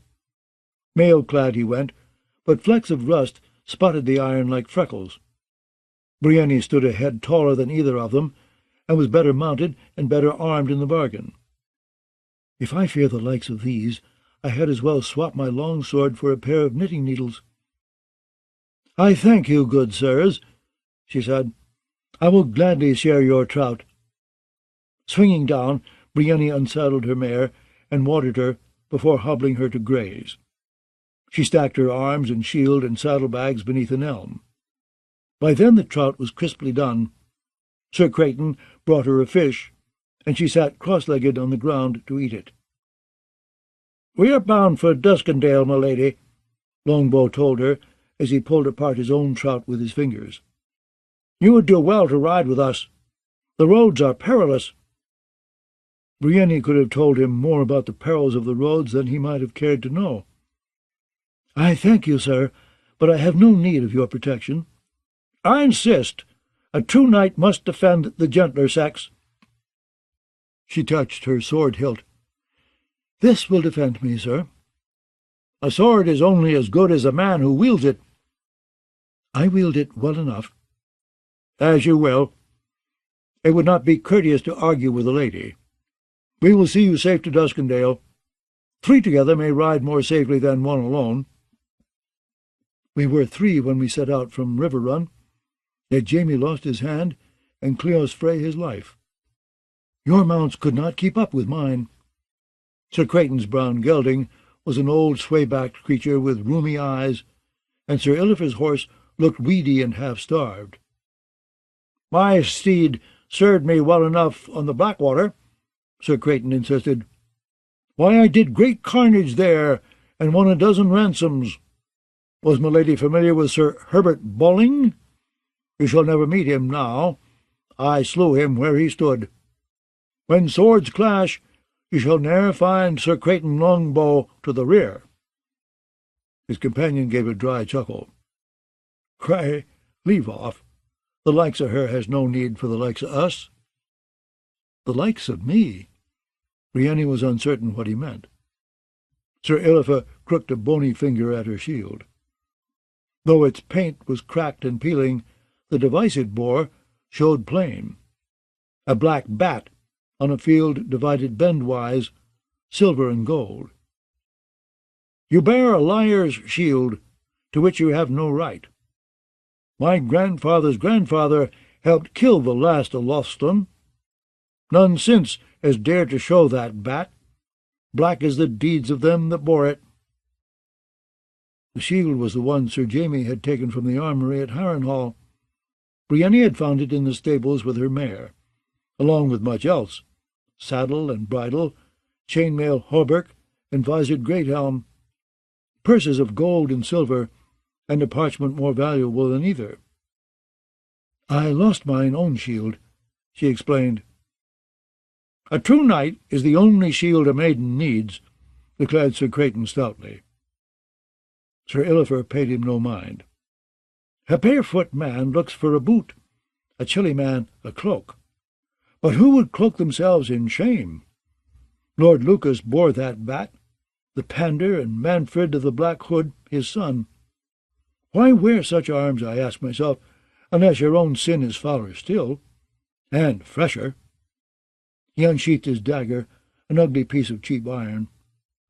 "A woman freakish big and freakish strong, who hides her own true colours. Cray, behold the maid of Tarth, who opened Renly's royal throat for him." "That is a lie." Renly Baratheon had been more than a king to her. She had loved him since first he came to Tarth, on his leisurely lord's progress, to mark his coming of age. Her father welcomed him with a feast, and commanded her to attend. Elsewise she would have hidden in her room like some wounded beast. She had been no older than Sansa, more afraid of sniggers than of swords. "They will know about the rose," she told Lord Selwyn. "They will laugh at me." But the Even Star would not relent. And Renly Baratheon had shown her every courtesy, as if she were a proper maid, and pretty. He even danced with her, and in his arms she had felt graceful, and her feet had floated across the floor. Later others begged to dance of her because of his example. From that day forth she wanted only to be close to Lord Renly, to serve him and protect him, but in the end she failed him. "Renly died in my arms, but I did not kill him," she thought. "But these hedge knights would never understand." "I would have given my life for King Renly, and died happy," she said. "I did no harm to him. I swear it by my sword." "A knight swears by his sword," Sir Creighton said. "Swear it by the 7, urged Sir Illifer the Penniless. "By the 7, then. I did no harm to King Renly. I swear it by the Mother. May I never know her mercy if I lie. I swear it by the Father, and ask that he might judge me justly. I swear it by the maiden and crone, by the smith and the warrior, and I swear it by the stranger. May he take me now if I am false." "She swears well for a maid," Sir Creighton allowed. "Aye," Sir Illifer the Penniless gave a shrug. "Well, if she's lied, the gods will sort her out." He slipped his dagger back away. "The first watch is yours." As the hedge knights slept, Brienne paced restlessly around the little camp, listening to the crackle of the fire. "I should ride on whilst I can," She did not know these men, yet she could not bring herself to leave them undefended. Even in the black of night there were riders on the road, and noises in the woods that might or might not have been owls and prowling foxes. So Brienne paced, and kept her blade loose in its scabbard. Her watch was easy, all in all. It was after that was hard, when Sir Illifer woke and said he would relieve her. Brienne spread a blanket on the ground and curled up to close her eyes. "I will not sleep," she told herself, bone-weary though she was. She had never slept easily in the presence of men. Even in Lord Renly's camps, the risk of rape was always there. It was a lesson she had learned beneath the walls of Highgarden, and again when she and Jaime had fallen into the hands of the brave companions. The cold in the earth seeped through Brienne's blankets to soak into her bones.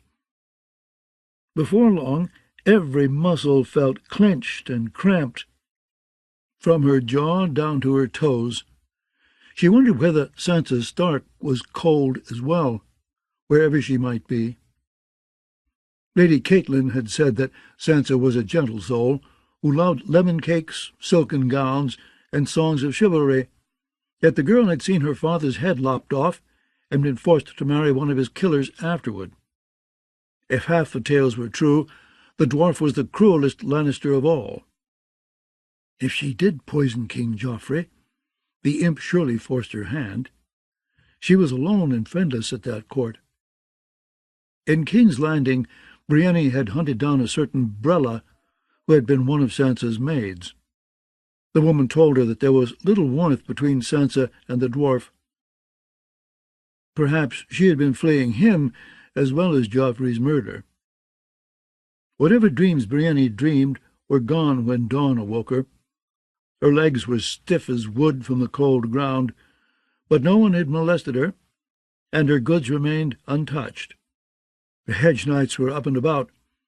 Sir Illifer was cutting up a squirrel for breakfast, while Sir Kraken stood facing a tree, having himself a good long piss. Hedge knights, she thought, old and vain and plump and near-sighted, yet decent men for all that. It cheered her to know that there were still decent men in the world. They broke their fast on roast squirrel, acorn paste, and pickles, whilst Sir Kraken regaled her with his exploits on the Blackwater, where he had slain a dozen fearsome knights that she had never heard of. "Oh, it was a rare fight, my lady," he said, "a rare and bloody fray." He allowed that Sir Illifer had fought nobly in the battle as well. Illifer himself said little.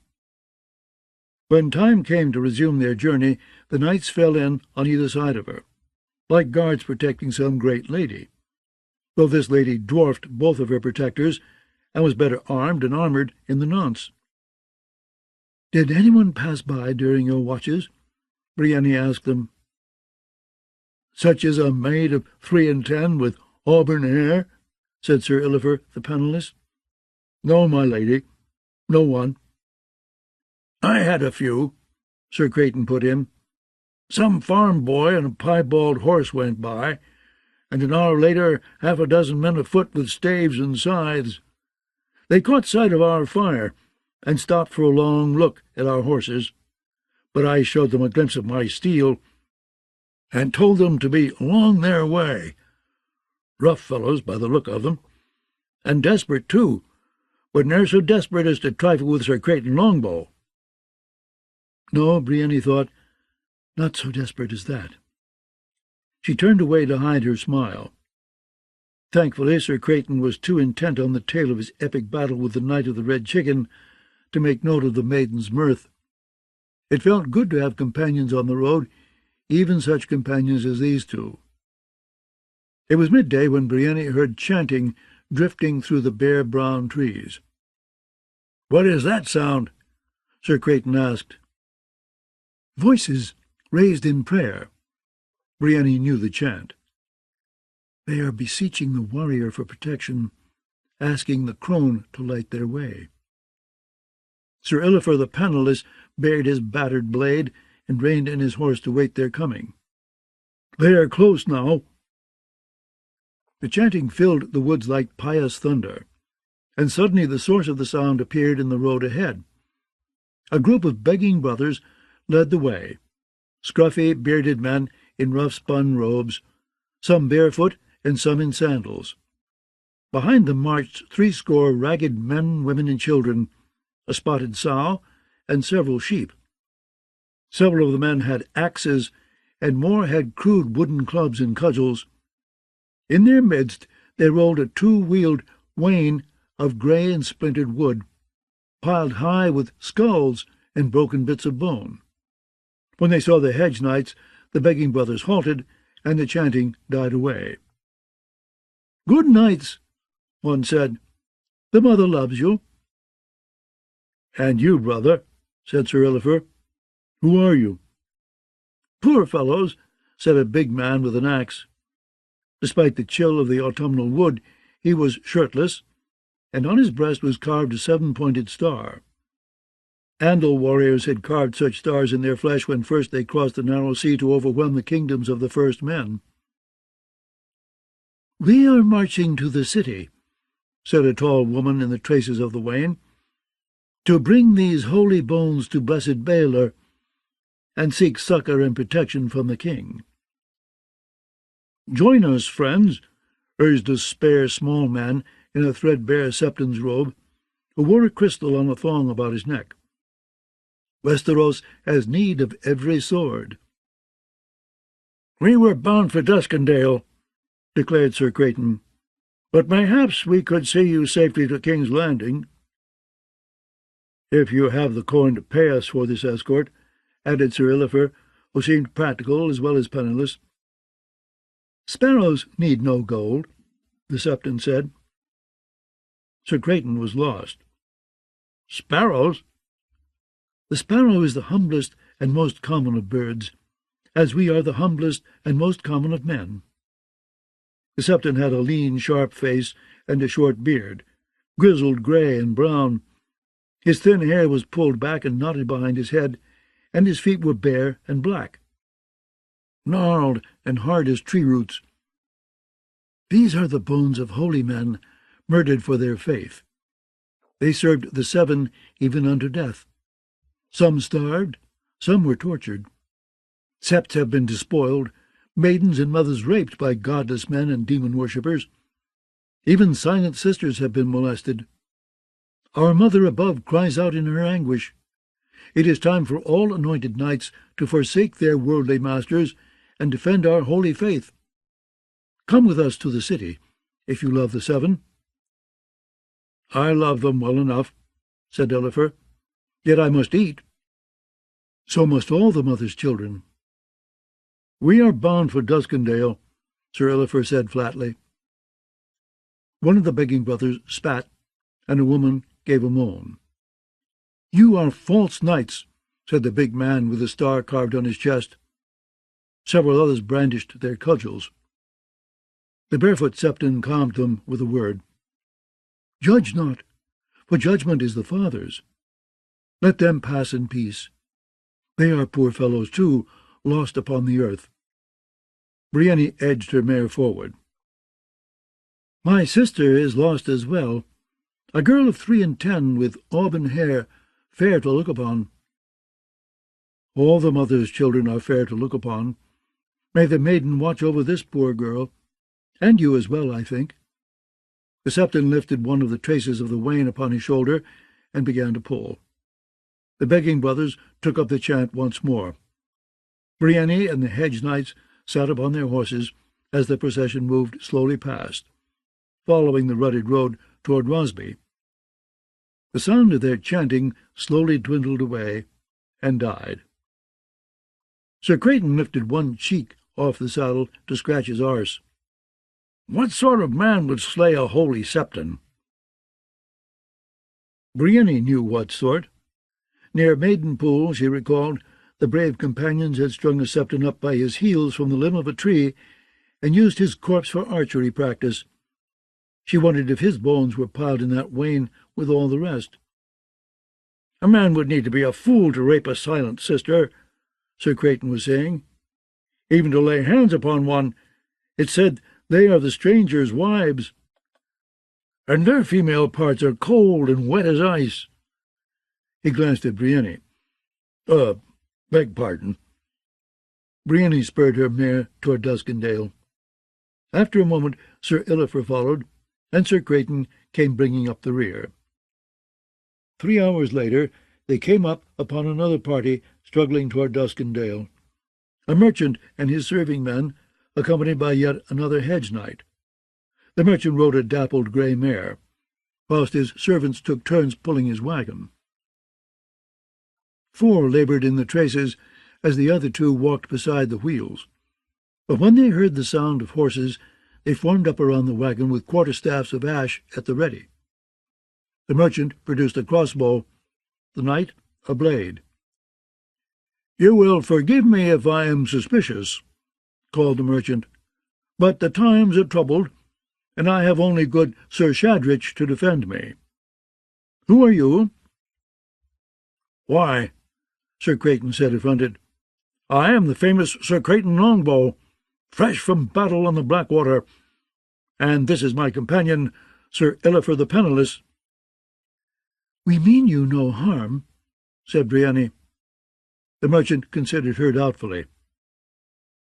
"My lady, you should be safe at home. Why do you wear such unnatural garb?" "I am searching for my sister." She dared not mention Sansa's name, with her accused of regicide. "She is a high-born maid, and beautiful, with blue eyes and auburn hair. Perhaps you saw her with a portly knight of 40 years, or a drunken fool." "The roads are full of drunken fools and despoiled maidens. As to portly knights, it is hard for any honest man to keep his belly round when so many lack for food, though your Sir Kraken has not hungered, it would seem." "I have big bones," Sir Kraken insisted. "Shall we ride together for a time? I do not doubt Sir Shadrich's valour, but he seems small, and 3 blades are better than 1. 4 blades, thought Brienne, but she held her tongue. The merchant looked to his escort. "What say you, sir?" "Oh, these 3 are not to fear." Sir Shadrich was a wiry, fox-faced man, with a sharp nose and a shock of orange hair, mounted on a rangy chestnut courser. Though he could not have been more than 5'2", he had a cocksure manner. "The one is old, t'other fat, and the big one is a woman. Let them come." "As you say." The merchant lowered his crossbow. As they resumed their journey, the hired knight dropped back and looked her up and down as if she were a side of good salt pork.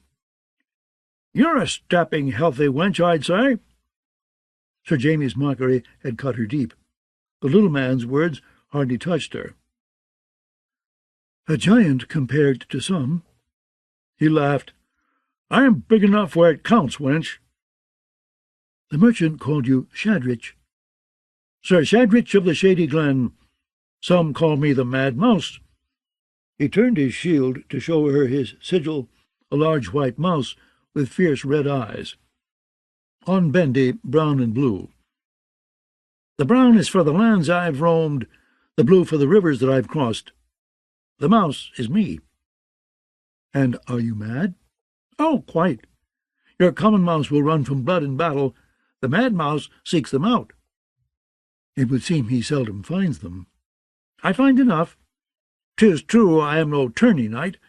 I save my valour for the battlefield, woman." Woman was marginally better than wench, she supposed. "You and good Sir Kraken have much in common, then." Sir Shadrich laughed. "Oh, I doubt that. But it may be that you and I share a quest. A little lost sister, is it? With blue eyes and auburn hair?" He laughed again. "You are not the only hunter in the woods. I seek for Sansa Stark as well." Brienne kept her face a mask to hide her dismay. "Who is this Sansa Stark? And why do you seek her?" "For love. Why else?" She furrowed her brow. "Love?" "Aye, love of gold. Unlike your good Sir Kraken, I did fight upon the Blackwater, but on the losing side. My ransom ruined me. You know who Varys is, I trust? The eunuch has offered a plump bag of gold for this girl you've never heard of. I'm not a greedy man. If some oversized wench would help me find this naughty child, I would split the spider's coin with her. I thought you were in this merchant's hire. Only so far as Duskendale. Hybald is as niggardly as he is fearful, and he is very fearful. What say you, wench? I know no Sansa Stark, she insisted. I am searching for my sister, a high-born girl, with blue eyes and auburn hair, aye. Pray, who is this knight who travels with your sister? Or did you name him fool? Sir Cedric did not wait for her answer, which was good, since she had none. A certain fool vanished from King's Landing the night King Joffrey died, a stout fellow with a nose full of broken veins, one Sir Dontos the Red, formerly of Duskendale. I pray your sister and her drunken fool are not mistaken for the Stark girl and Sir Dontos. That could be most unfortunate. He put his heels into his courser and trotted on ahead. Even Jaime Lannister had seldom made Brienne feel such a fool. You are not the only hunter in the woods. The woman Brella had told her how Joffrey had stripped Sir Dontos of his spurs, how Lady Sansa begged Joffrey for his life. He helped her flee, Brienne had decided when she heard the tale. Find Sir Dontos, and I will find Sansa. She should have known there would be others who would see it too. Some may even be less savoury than Sir Cedric. She could only hope that Sir Dontos had hidden Sansa well. But if so, how will I ever find her? She hunched her shoulders down and rode on, frowning. Night was gathering by the time their party came upon the inn, a tall, timbered building that stood beside a river junction, astride an old stone bridge. That was the inn's name, Sir Kraken told them, the Old Stone Bridge. The innkeeper was a friend of his. Not a bad cook, and the rooms have no more fleas than most, he vouched.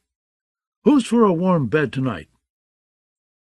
Not us, unless your friend is giving them away, said Sir Illifer the Penniless. We have no coin for rooms. I can pay for the three of us.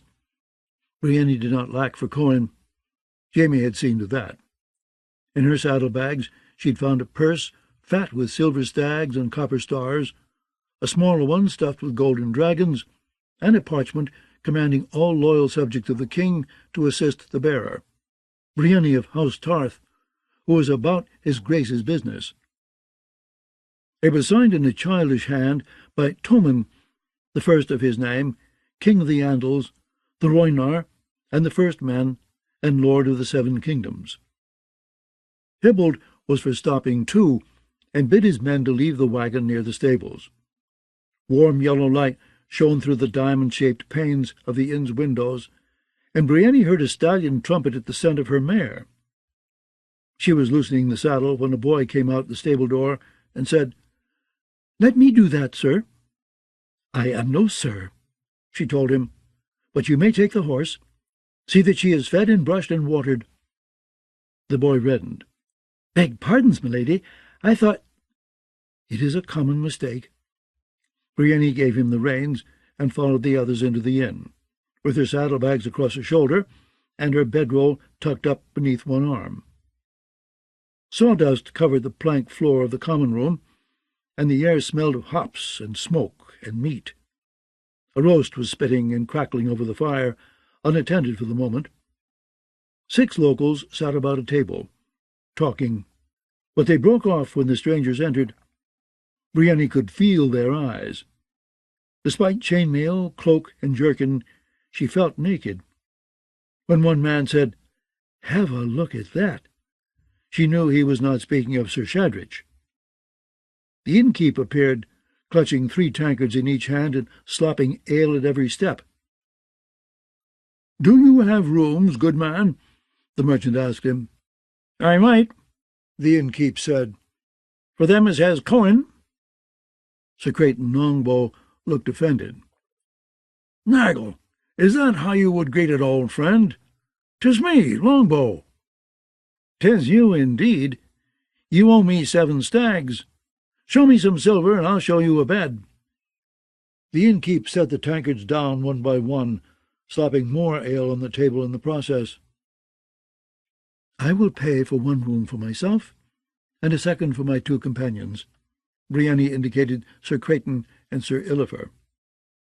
I shall take a room as well, said the merchant, for myself and good Sir Sadrich. My serving-man will bed down in your stables, if it please you. The innkeep looked them over. It don't please me, but might be I'll allow it. Will you be wanting supper? That's good goat on the spit, that is. I shall judge its goodness for myself, Hybald announced. My men will content themselves with bread and drippings. And so they supped. Brienne tried the goat herself, after following the innkeep up the steps, pressing some coins into his hand, and stashing her goods in the second room he showed her. She ordered goat for Sir Kraken and Sir Illifer as well, since they had shared their trout with her.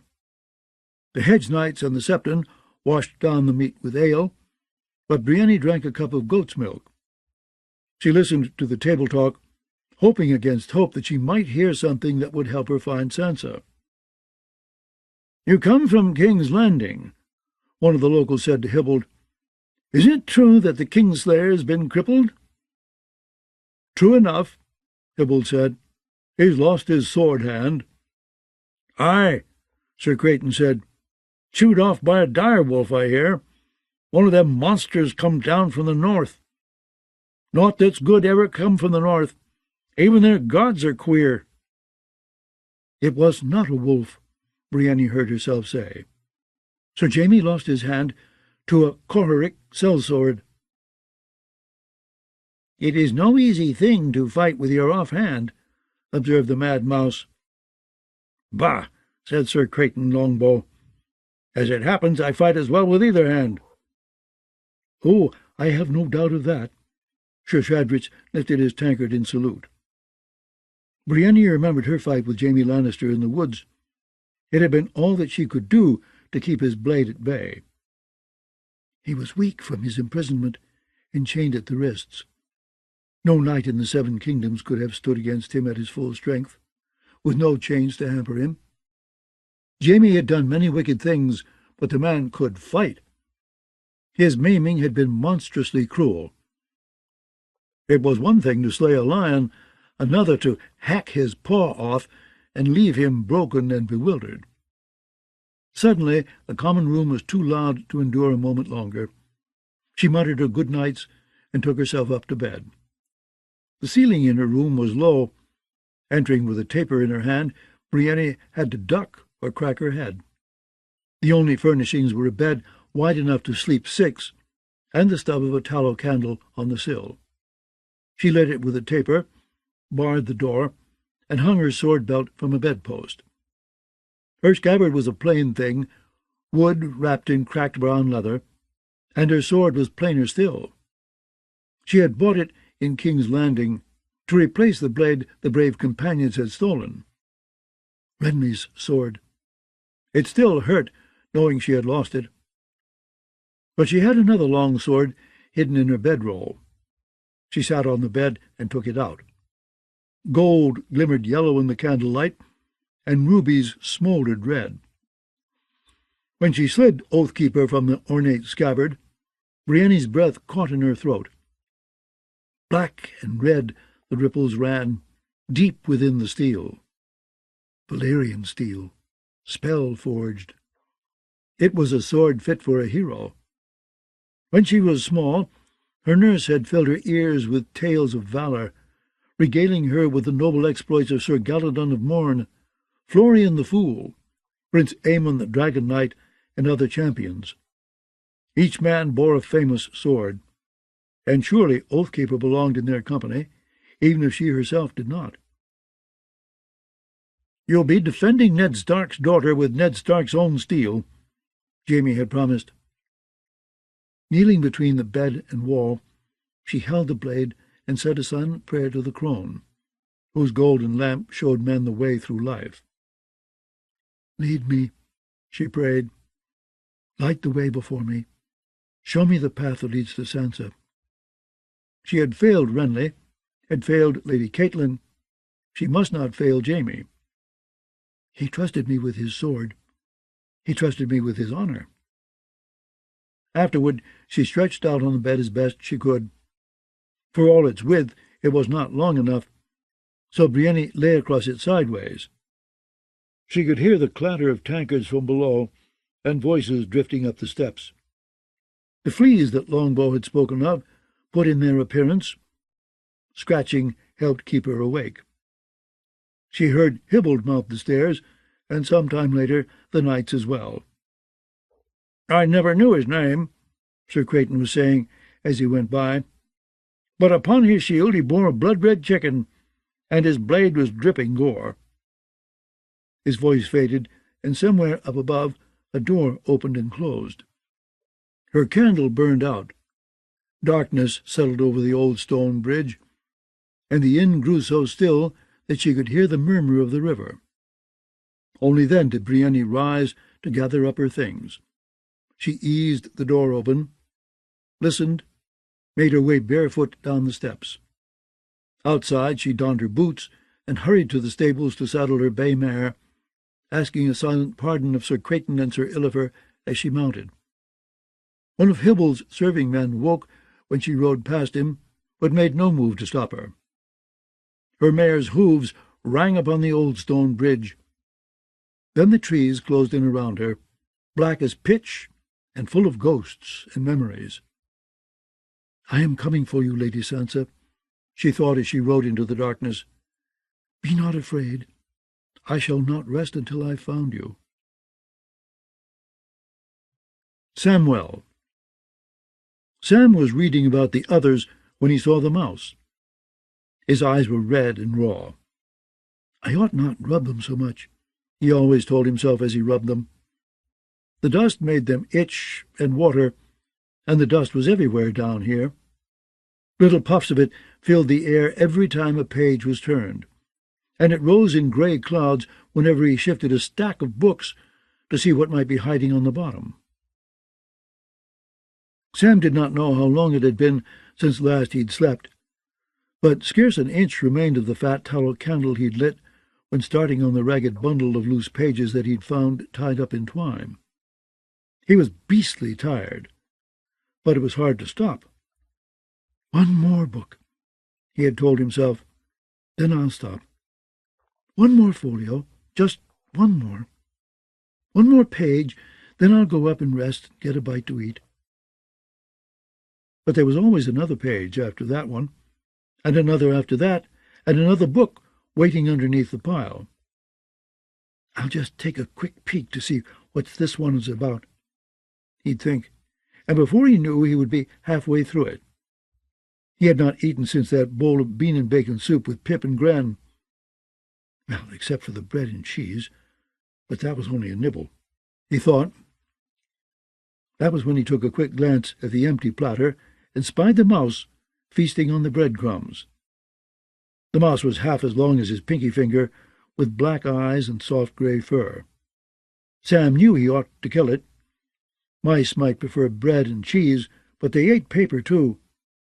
He had found plenty of mouse droppings amongst the shelves and stacks, and some of the leather covers on the books showed signs of being gnawed.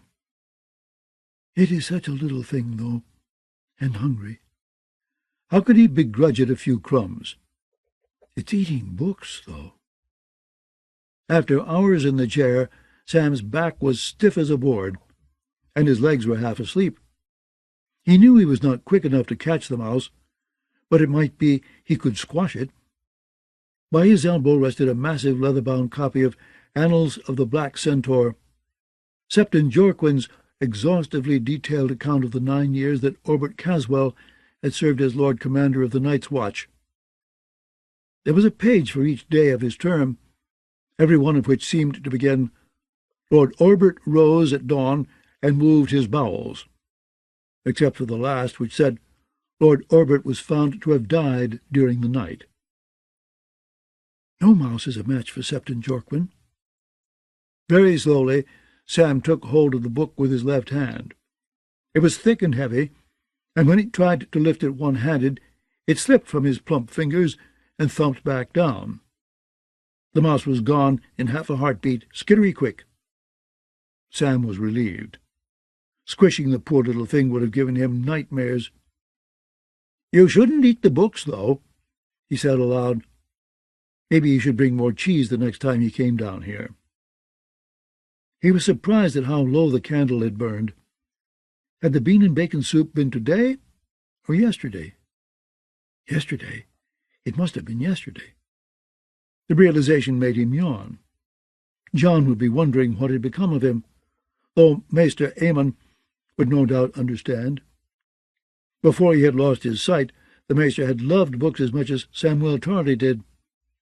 He understood the way that you could sometimes fall right into them, as if each page was a hole into another world. Pushing himself to his feet, Sam grimaced at the pins and needles in his calves. The chair was very hard and cut into the back of his thighs when he bent over a book. "I need to remember to bring a cushion." It would be even better if he could sleep down here, in the cell he had found half hidden behind 4 chests full of loose pages that had gotten separated from the books they belonged to. But he did not want to leave Maester Aemon alone for so long. He had not been strong of late, and required help, especially with the ravens. Aemon had Clytus, to be sure, but Sam was younger and better with the birds. With a stack of books and scrolls under his left arm, and the candle in his right hand, Sam made his way through the tunnels the brothers called the Wormways. A pale shaft of light illuminated the steep stone steps that led up to the surface, so he knew that day had come up top. He left the candle burning in a wall niche and began the climb. By the 5th step he was puffing. At the 10th he stopped to shift the books to his right arm. He emerged beneath a sky the color of white lead. A snow sky, Sam thought, squinting up. The prospect made him uneasy. He remembered that night on the Fist of the First Man, when the whites and the snows had come together. "Don't be so craven," he thought. "You have your sworn brothers all around you, not to mention Stannis Baratheon and all his knights." Castle Black's keeps and towers rose about him, dwarfed by the icy immensity of the wall. A small army was crawling over the ice a quarter of the way up, where a new switchback stair was creeping upward to meet the remnants of the old one. The sounds of their saws and hammers echoed off the ice. John had the builders working night and day on the task. Sam had heard some of them complaining about it over supper, insisting that Lord Mormont never worked them half so hard. Without the great stair, there was no way to reach the top of the wall, except by the chain winch, however. And as much as Samwell Tarly hated steps, he hated the winch cage more. He always closed his eyes when he was riding it, convinced that the chain was about to break. Every time the iron cage scraped against the ice, his heart stopped beating for an instant. There were dragons here 200 years ago, Sam found himself thinking as he watched the cage making a slow descent. They would just have flown to the top of the wall. Queen Alysanne had visited Castle Black on her dragon, and Jaehaerys, her king, had come after her on his own. Could Silverwing have left an egg behind? Or had Stannis found one egg on Dragonstone? Even if he has an egg, how can he hope to quicken it? Baelor the Blessed had prayed over his eggs, and other Targaryens had sought to hatch theirs with sorcery. All they got for it was farce and tragedy. "Samwell," said a glum voice, "I was coming to fetch you. I was told to bring you to the Lord Commander." A snowflake landed on Sam's nose. "John wants to see me." "As to that, I could not say," said Dolorous Ed Tollet. "I never wanted to see half the things I've seen, and I've never seen half the things I wanted to. I don't think wanting comes into it. You'd best go all the same. Lord Snow wishes to speak with you as soon as he is done with Craster's wife. Gilly. That's the one. If my wet nurse had looked like her, I'd still be on the teat. Mine had whiskers. Most goats do, called Pip, as he and Gren emerged from around the corner, with long bows in hand and quivers of arrows on their backs. Where have you been, Slayer? We missed you last night at supper. A whole roast ox went uneaten. Don't call me Slayer. Sam ignored the jibe about the ox. That was just Pip. I was reading. There was a mouse. Don't mention mice to Gren. He's terrified of mice. I am not, Gren declared with indignation. You'd be too scared to eat one. I'd eat more mice than you would. Dolorous Ed Tollet gave a sigh. When I was a lad, we only ate mice on special feast days. I was the youngest, so I always got the tail. There's no meat on the tail. Where's your longbow, Sam? Asked Gren. Sir Alistair used to call him Aurochs, and every day he seemed to grow into the name a little more. He had come to the wall big, but slow, thick of neck, thick of waist, red of face, and clumsy. Though his neck still reddened when Pip twisted him around into some folly, hours of work with sword and shield had flattened his belly, hardened his arms, broadened his chest. He was strong, and shaggy as an aurochs too. Ulmer was expecting you at the butts.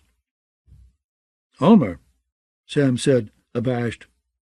Almost the first thing Jon Snow had done as Lord Commander was institute daily archery drill for the entire garrison, even stewards and cooks. The watch had been placing too much emphasis on the sword and too little on the bow, he had said, a relic of the days when one brother in every 10 had been a knight, instead of 1 in every 100. Sam saw the sense in the decree, but he hated longbow practice almost as much as he hated climbing steps. When he wore his gloves, he could never hit anything, but when he took them off, he got blisters on his fingers. Those bows were dangerous. Satin had torn off half his thumbnail on a bowstring. I forgot. You broke the heart of the wildling princess, Slayer, said Pip. Of late, Val had taken to watching them from the window of her chamber in the king's tower. She was looking for you. She was not. Don't say that. Sam had only spoken to Val twice, when Maester Aemon called upon her to make sure the babes were healthy. The princess was so pretty that he oft found himself stammering and blushing in her presence. Why not? Asked Pip. She wants to have your children. Maybe we should call you Sam the Seducer. Sam reddened. King Stannis had plans for Val, he knew. She was the mortar with which he meant to seal the peace between the Northmen and the Free Folk. I don't have time for archery today.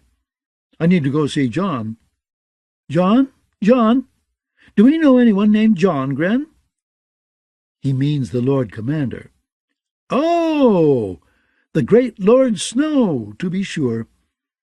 Why do you want to see him? He can't even wiggle his ears.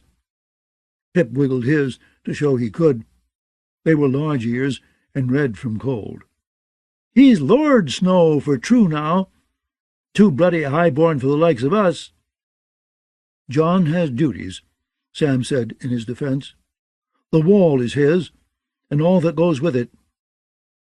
A man has duties to his friends as well. If not for us, Janos Slynt might be our Lord Commander. Lord Janos would have sent Snow ranging naked on a mule. Scamper on up to Craster's Keep, he would have said, and fetch me back the old bear's cloak and boots. We saved him from that, but now he has too many duties to drink a cup of mulled wine by the fire. Gren agreed. His duties don't keep him from the yard. More days than not, he's out there fighting someone. That was true, Sam had to admit. Once, when John came to consult with Maester Aemon, Sam had asked him why he spent so much time at sword-play. The old bear never trained much when he was Lord Commander, he had pointed out. In answer, Jon had pressed Longclaw into Sam's hand. He let him feel the lightness, the balance, had him turn the blade so that ripples gleamed in the smoke-dark metal. "Valyrian steel," he said, "spell-forged and razor-sharp, nigh on indestructible. A swordsman should be as good as his sword, Sam. Longclaw is Valyrian steel, but I'm not. The half-hand could have killed me as easy as you swat a bug." Sam handed back the sword. "When I try to swat a bug, it always flies away. All I do is slap my arm. It stings." That made Jon laugh. "As you will. Corin could have killed me as easy as you eat a bowl of porridge." Sam was fond of porridge, especially when it was sweetened with honey. "I don't have time for this." Sam left his friends and made his way toward the armory, clutching his books to his chest. "I am the shield that guards the realms of men," he remembered. He wondered what those men would say if they realized that their realms were being guarded by the likes of Gren, Pip, and Dolorous Ed. The Lord Commander's tower had been gutted by fire, and Stannis Baratheon had claimed the King's Tower for his own residence. So Jon Snow had established himself in Donald Noye's modest quarters behind the armory. Gilly was leaving as Sam arrived, wrapped up in the old cloak he'd given her when they were fleeing Craster's Keep. She almost rushed right past him, but Sam caught her arm, spilling 2 books as he did. "Gilly!" "Sam!" Her voice sounded raw. Gilly was dark-haired and slim, with the big brown eyes of a doe. She was swallowed by the folds of Sam's old cloak, her face half hidden by its hood, but shivering all the same. Her face looked wan and frightened. "What's wrong?" Sam asked her. "How are the babes?" Gilly pulled loose from him. "They're good, Sam, good." "Between the 2 of them, it's a wonder you can sleep," Sam said pleasantly. "Which one was it that I heard crying last night? I thought he'd never stop." "Dallas boy. He cries when he wants the teat. Mine hardly ever cries. Sometimes he gurgles, but—" Her eyes filled with tears. "I have to go. It's past time that I fed them. I'll be leaking all over myself if I don't go." She rushed across the yard, leaving Sam perplexed behind her. He had to get down on his knees to gather up the books he'd dropped. "I should not have brought so many," he told himself as he brushed the dirt off Kolokol Votar's Jade Compendium, a thick volume of tales and legends from the East that Maester Aemon had commanded him to find. The book appeared undamaged. Maester Tomax's Dragonkin, being a history of House Targaryen, from exile to apotheosis, with a consideration of the life and death of dragons, had not been so fortunate. It had come open as it fell, and a few pages had gotten muddy, including one with a rather nice picture of Balerion and the Black Dread, done in coloured inks. Sam cursed himself for a clumsy oaf as he smoothed the pages down and brushed them off. Gilly's presence always flustered him and gave rise to, well, risings. A sworn brother of the Night's Watch should not be feeling the sorts of things that Gilly made him feel, especially when she would talk about her breasts and— "Lord Snow is waiting." 2 guards in black cloaks and iron half-helms stood by the doors of the armory, leaning on their spears. Harry Hal was the one who'd spoken. Molly helped Sam back to his feet. He blurted out thanks and hurried past them, clutching desperately at the stack of books as he made his way past the forge with its anvil and bellows. A shirt of ringmail rested on his workbench, half completed. Ghost was stretched out beneath the anvil, gnawing on the bone of an ox to get at the marrow. The big white direwolf looked up when Sam went by, but made no sound. Jon's Solar was back beyond the racks of spears and shields. He was reading a parchment when Sam entered. Lord Commander Mormont's raven was on his shoulder, peering down as if it were reading too, but when the bird spied Sam, it spread its wings and flapped toward him, crying, "Corn! Corn!" Shifting the books, Sam thrust his arm into the sack beside the door and came out with a handful of kernels. The raven landed on his wrist and took one from his palm, pecking so hard that Sam yelped and snatched his hand back.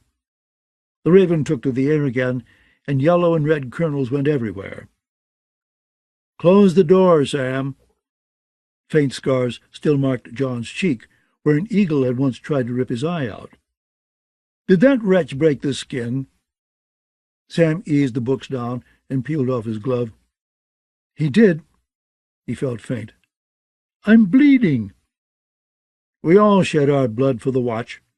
Wear thicker gloves." John shoved a chair toward him with a foot. "Sit, and have a look at this." He handed him the parchment. "What is it?" asked Sam. The raven began to hunt out corn kernels amongst the rushes. "A paper shield." Sam sucked at the blood on his palm as he read. He knew Maester Aemon's hand on sight. His writing was small and precise, but the old man could not see where the ink had blotted, and sometimes he left unsightly smears. "A letter to King Tommen? At Winterfell, Tommen fought my brother Bran with wooden swords. He wore so much padding he looked like a stuffed goose. Bran knocked him to the ground." John went to the window. "Yet Bran's dead, and pudgy pink-faced Tommen is sitting on the Iron Throne, with a crown nestled amongst his golden curls." "Bran's not dead," Sam wanted to say. "He's gone beyond the wall with cold hands." The words caught in his throat. "I swore I would not tell." "You haven't signed the letter." The old bear begged the Iron Throne for help 100 times.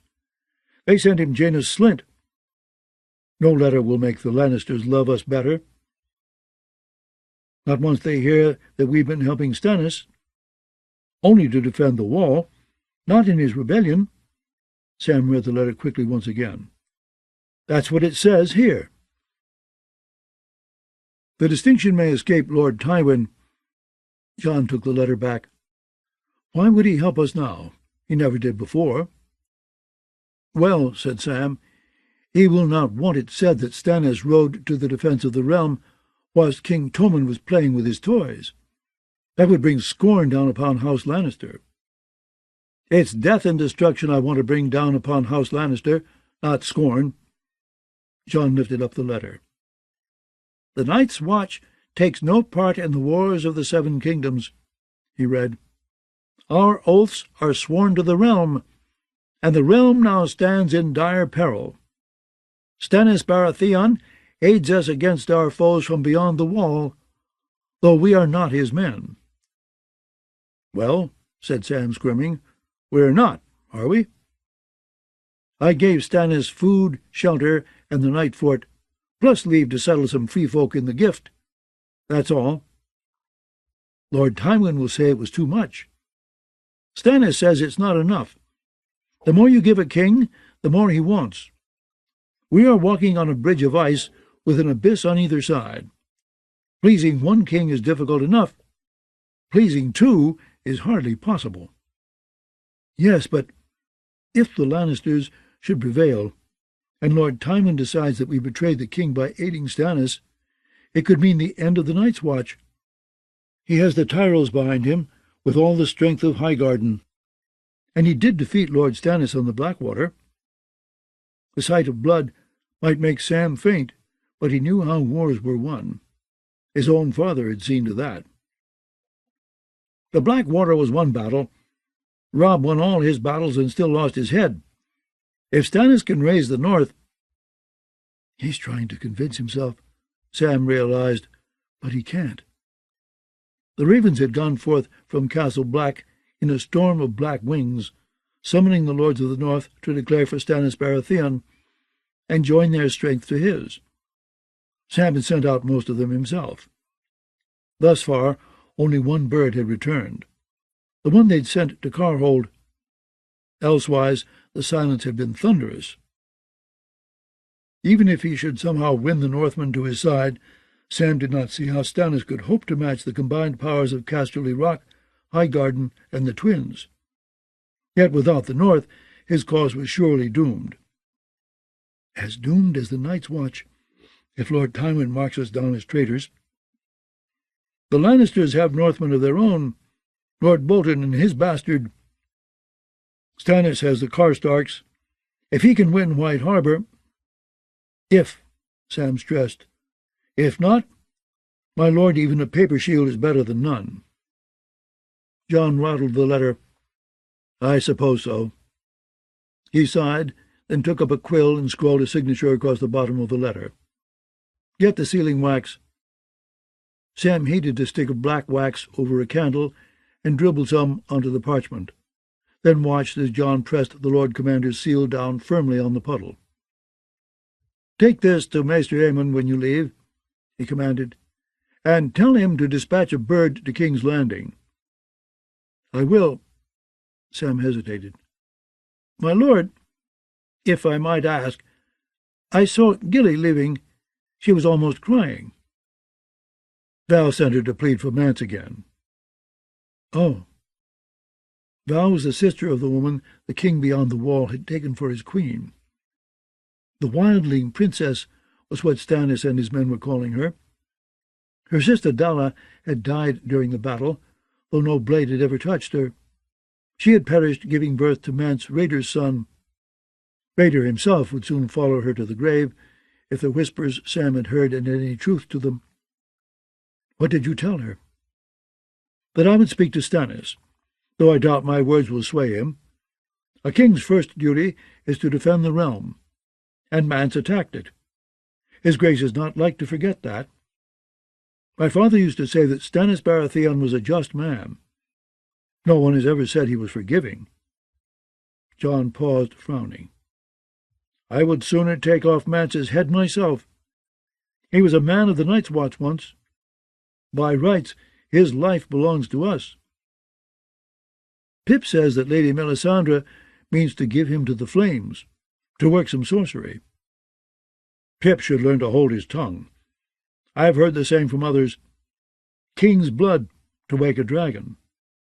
For Melisandre thinks to find a sleeping dragon, no one is quite sure. It's nonsense. Mance's blood is no more royal than mine own. He has never worn a crown, nor sat a throne. He's a brigand, nothing more. There's no power in brigand's blood.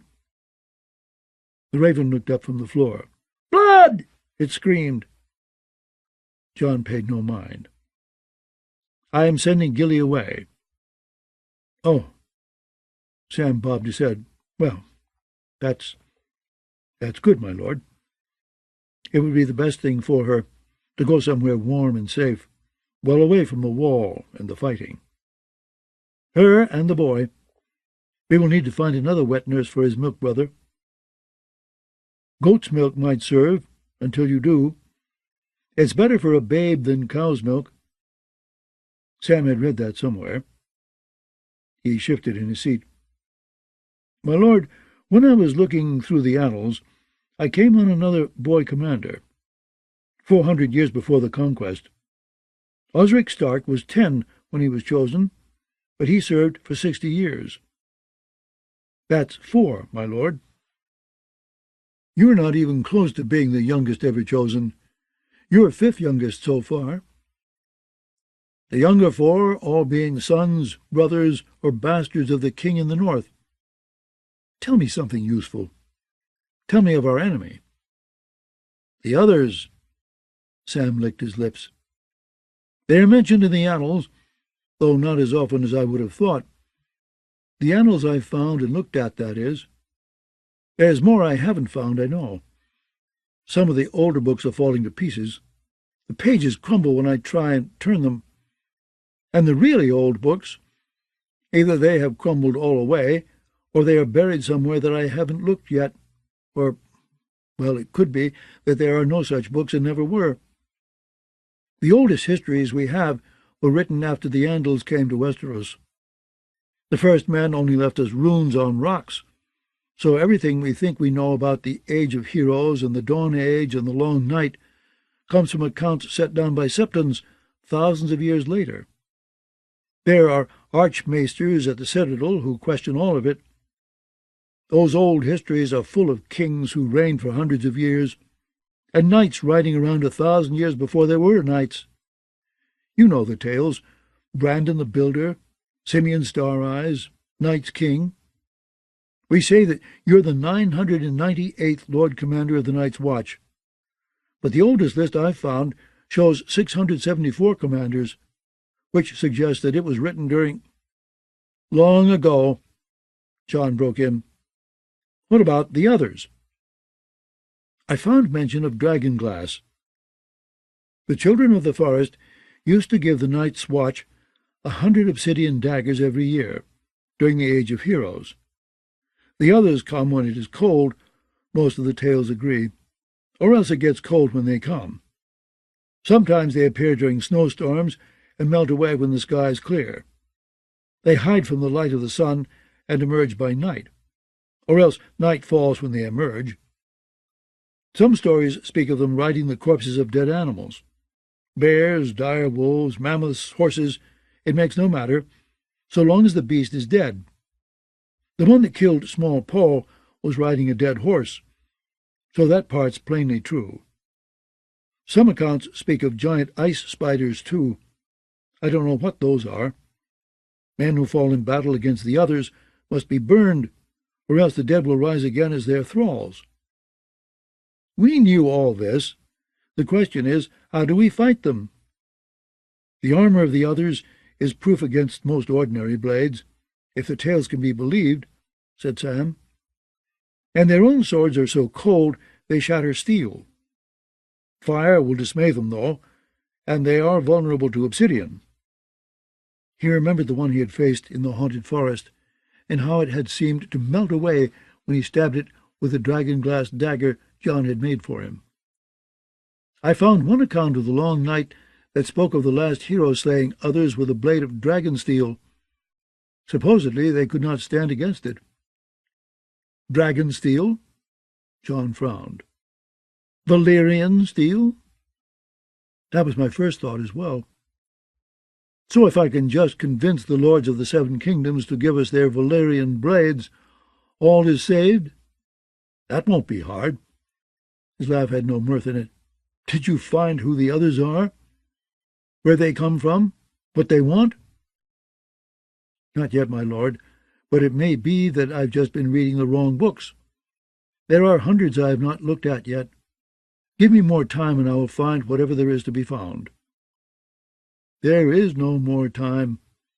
Jon sounded sad. You need to get your things together, Sam. You're going with Gilly. Going? For a moment Sam did not understand. I'm going? To Eastwatch, my lord. Or where am I? Old Town. Old Town? It came out in a squeak. Horn Hill was close to Old Town. Home. The notion made him light-headed. My father. Aemon as well. Aemon? Maester Aemon. But he's 102 years old, my lord. He can't— You're sending him and me? Who will tend the ravens? If they're sick or wounded, who— Clytus. He's been with Aemon for years. Clytus is only a steward, and his eyes are going bad. You need a maester. Maester Aemon is so frail. A sea voyage? He thought of the arbor and the arbor queen, and almost choked on his tongue. It might— He's old, and— His life will be at risk. I'm aware of that, Sam, but the risk is greater here. Stannis knows who Aemon is. If the Red Woman requires king's blood for her spells— Oh! Sam paled. Darion will join you at Eastwatch. My hope is that his songs will win some men for us in the south. The Blackbird will deliver you to Braavos. From there, you'll arrange your own passage to Old Town. If you still mean to claim Gilly's babe as your bastard, send her and the child on to Horn Hill. Elsewise, Aemon will find a servant's place for her at the Citadel. My bastard? He had said that, yes, but all that water. I could drown. Ships sink all the time, and autumn is a stormy season. Gilly would be with him, though, and the babe would grow up safe. Yes, my mother and my sisters will help Gilly with the child. I can send a letter. I won't need to go to Horn Hill myself. Darien could see her to Old Town just as well as me. I've been working at my archery every afternoon with Ulmer, as you commanded. Well, except when I'm in the vaults, but you told me to find out about the others. The longbow makes my shoulders ache and raises blisters on my fingers. He showed John where one had burst. I still do it, though. I can hit the target more often than not now, but I'm still the worst archer who ever bent a bow. I like Ulmer's stories, though. Someone needs to write them down and put them in a book. You do it. They have parchment and ink at the Citadel, as well as longbows. I will expect you to continue with your practice. Sam, the Night's Watch, has hundreds of men who can loose an arrow, but only a handful who can read or write. I need you to become my new maester. The word made him flinch. No, father, please. I won't speak of it again. I swear it by the Seven. Let me out. Please let me out. My lord, my work is here. The books will be here when you return to us. Sam put a hand to his throat. He could almost feel the chain there, choking him. My lord, the Citadel, they make you cut up corpses there. They make you wear a chain about your neck. If it is chains you want, come with me. For 3 days and 3 nights Sam had sobbed himself to sleep, manacled hand and foot to a wall. The chain around his throat was so tight it broke the skin, and whenever he rolled the wrong way in his sleep, it would cut off his breath. I cannot wear a chain. You can. You will. Maester Aemon is old and blind. His strength is leaving him. Who will take his place when he dies? Maester Mullen at the Shadow Tower is more fighter than scholar, and Maester Harmoon of Eastwatch is drunk more than he's sober. If you ask the Citadel for more maesters, I mean to. We'll have need of every one. Aemon Targaryen is not so easily replaced, however. John seemed puzzled. I was certain this would please you. There are so many books at the Citadel that no man can hope to read them all. You would do well there, Sam. I know you would. No, I could read the books, but my maester must be a healer, and blood makes me faint. He held out a shaky hand for John to see. I'm Sam the Scared, not Sam the Slayer. Scared? Of what? The chidings of old men? Sam, you saw the whites come swarming up the fist, a tide of living dead men with black hands and bright blue eyes. You slew another. It was the dragon glass, not me. Be quiet. You lied and schemed and plotted to make me Lord Commander. You will obey me. You'll go to the Citadel and forge a chain, and if you have to cut up corpses, so be it. At least in Old Town, the corpses won't object. He doesn't understand. My lord, Sam said, my father, Lord Randall, he. The life of a maester is a life of servitude. He was babbling, he knew. No son of House Tarley will ever wear a chain. The men of Horn Hill do not bow and scrape to petty lords. If it is change you want, come with me. John, I cannot disobey my father. John, he'd said. But John was gone. It was Lord Snow who faced him now, grey eyes as hard as ice. You have no father, said Lord Snow. Only brothers. Only us. Your life belongs to the Night's Watch. So go and stuff your small clothes into a sack, along with anything else you care to take to Old Town. You leave an hour before sunrise. And here's another order. From this day forth, You will not call yourself a craven. You've faced more things this past year than most men face in a lifetime. You can face the Citadel, but you'll face it as a sworn brother of the Night's Watch. I can't command you to be brave, but I can command you to hide your fears. You said the words, Sam. Remember? I am the sword in the darkness. But he was wretched with the sword, and the darkness scared him. I'll try. You won't try. You will obey. Obey! Mormont's raven flapped its great black wings. As my lord commands. Does Maester Aemon know? It was as much his idea as mine. John opened the door for him. No farewells. The fewer folk who know of this, the better. An hour before first light, by the lich yard. Sam did not recall leaving the armory. The next thing he knew, he was stumbling through mud and patches of old snow toward Maester Aemon's chambers. I could hide, he told himself. I could hide in the vaults amongst the books. I could live down there with a mouse and sneak up at night to steal food. Crazed thoughts, he knew, as futile as they were desperate. The vaults were the first place they would look for him. The last place they would look for him was beyond the wall, but that was even madder. The wildlings would catch me and kill me slowly. They might burn me alive, the way the Red Woman means to burn Mance Rayder.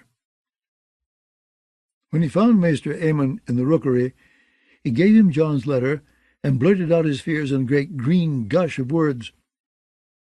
He does not understand. Sam felt as if he might throw up. If I don a chain, my lord, father, he... My own father raised the same objections when I chose a life of service, the old man said. It was his father who sent me to the Citadel. King Daeron had sired 4 sons, and 3 had sons of their own.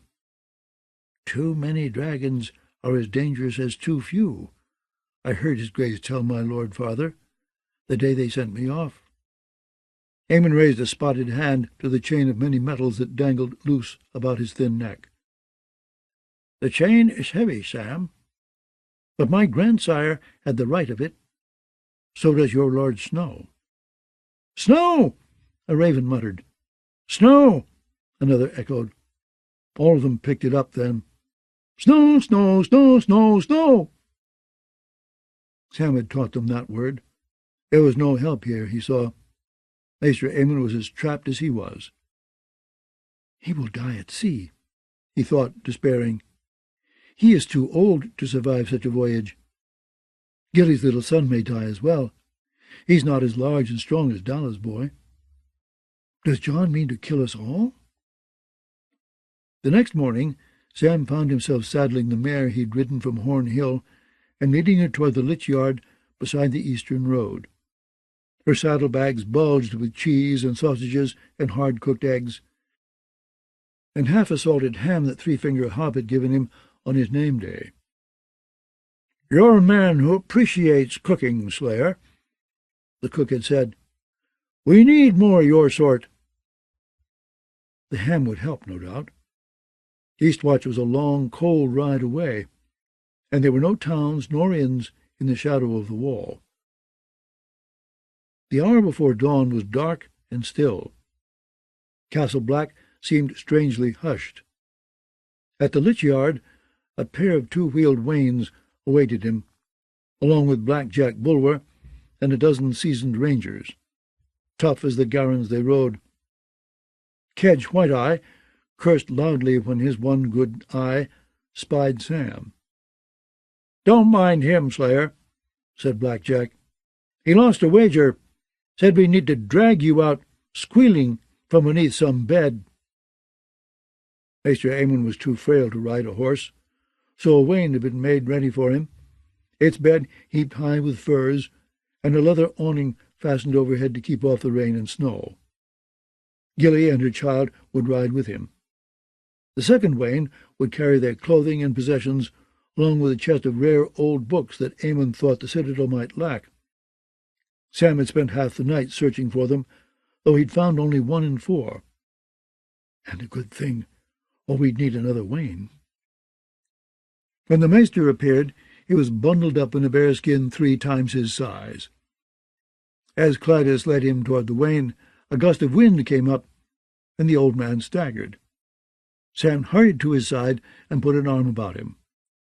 Another gust like that could blow him over the wall. "Keep hold of my arm, maester. It's not far."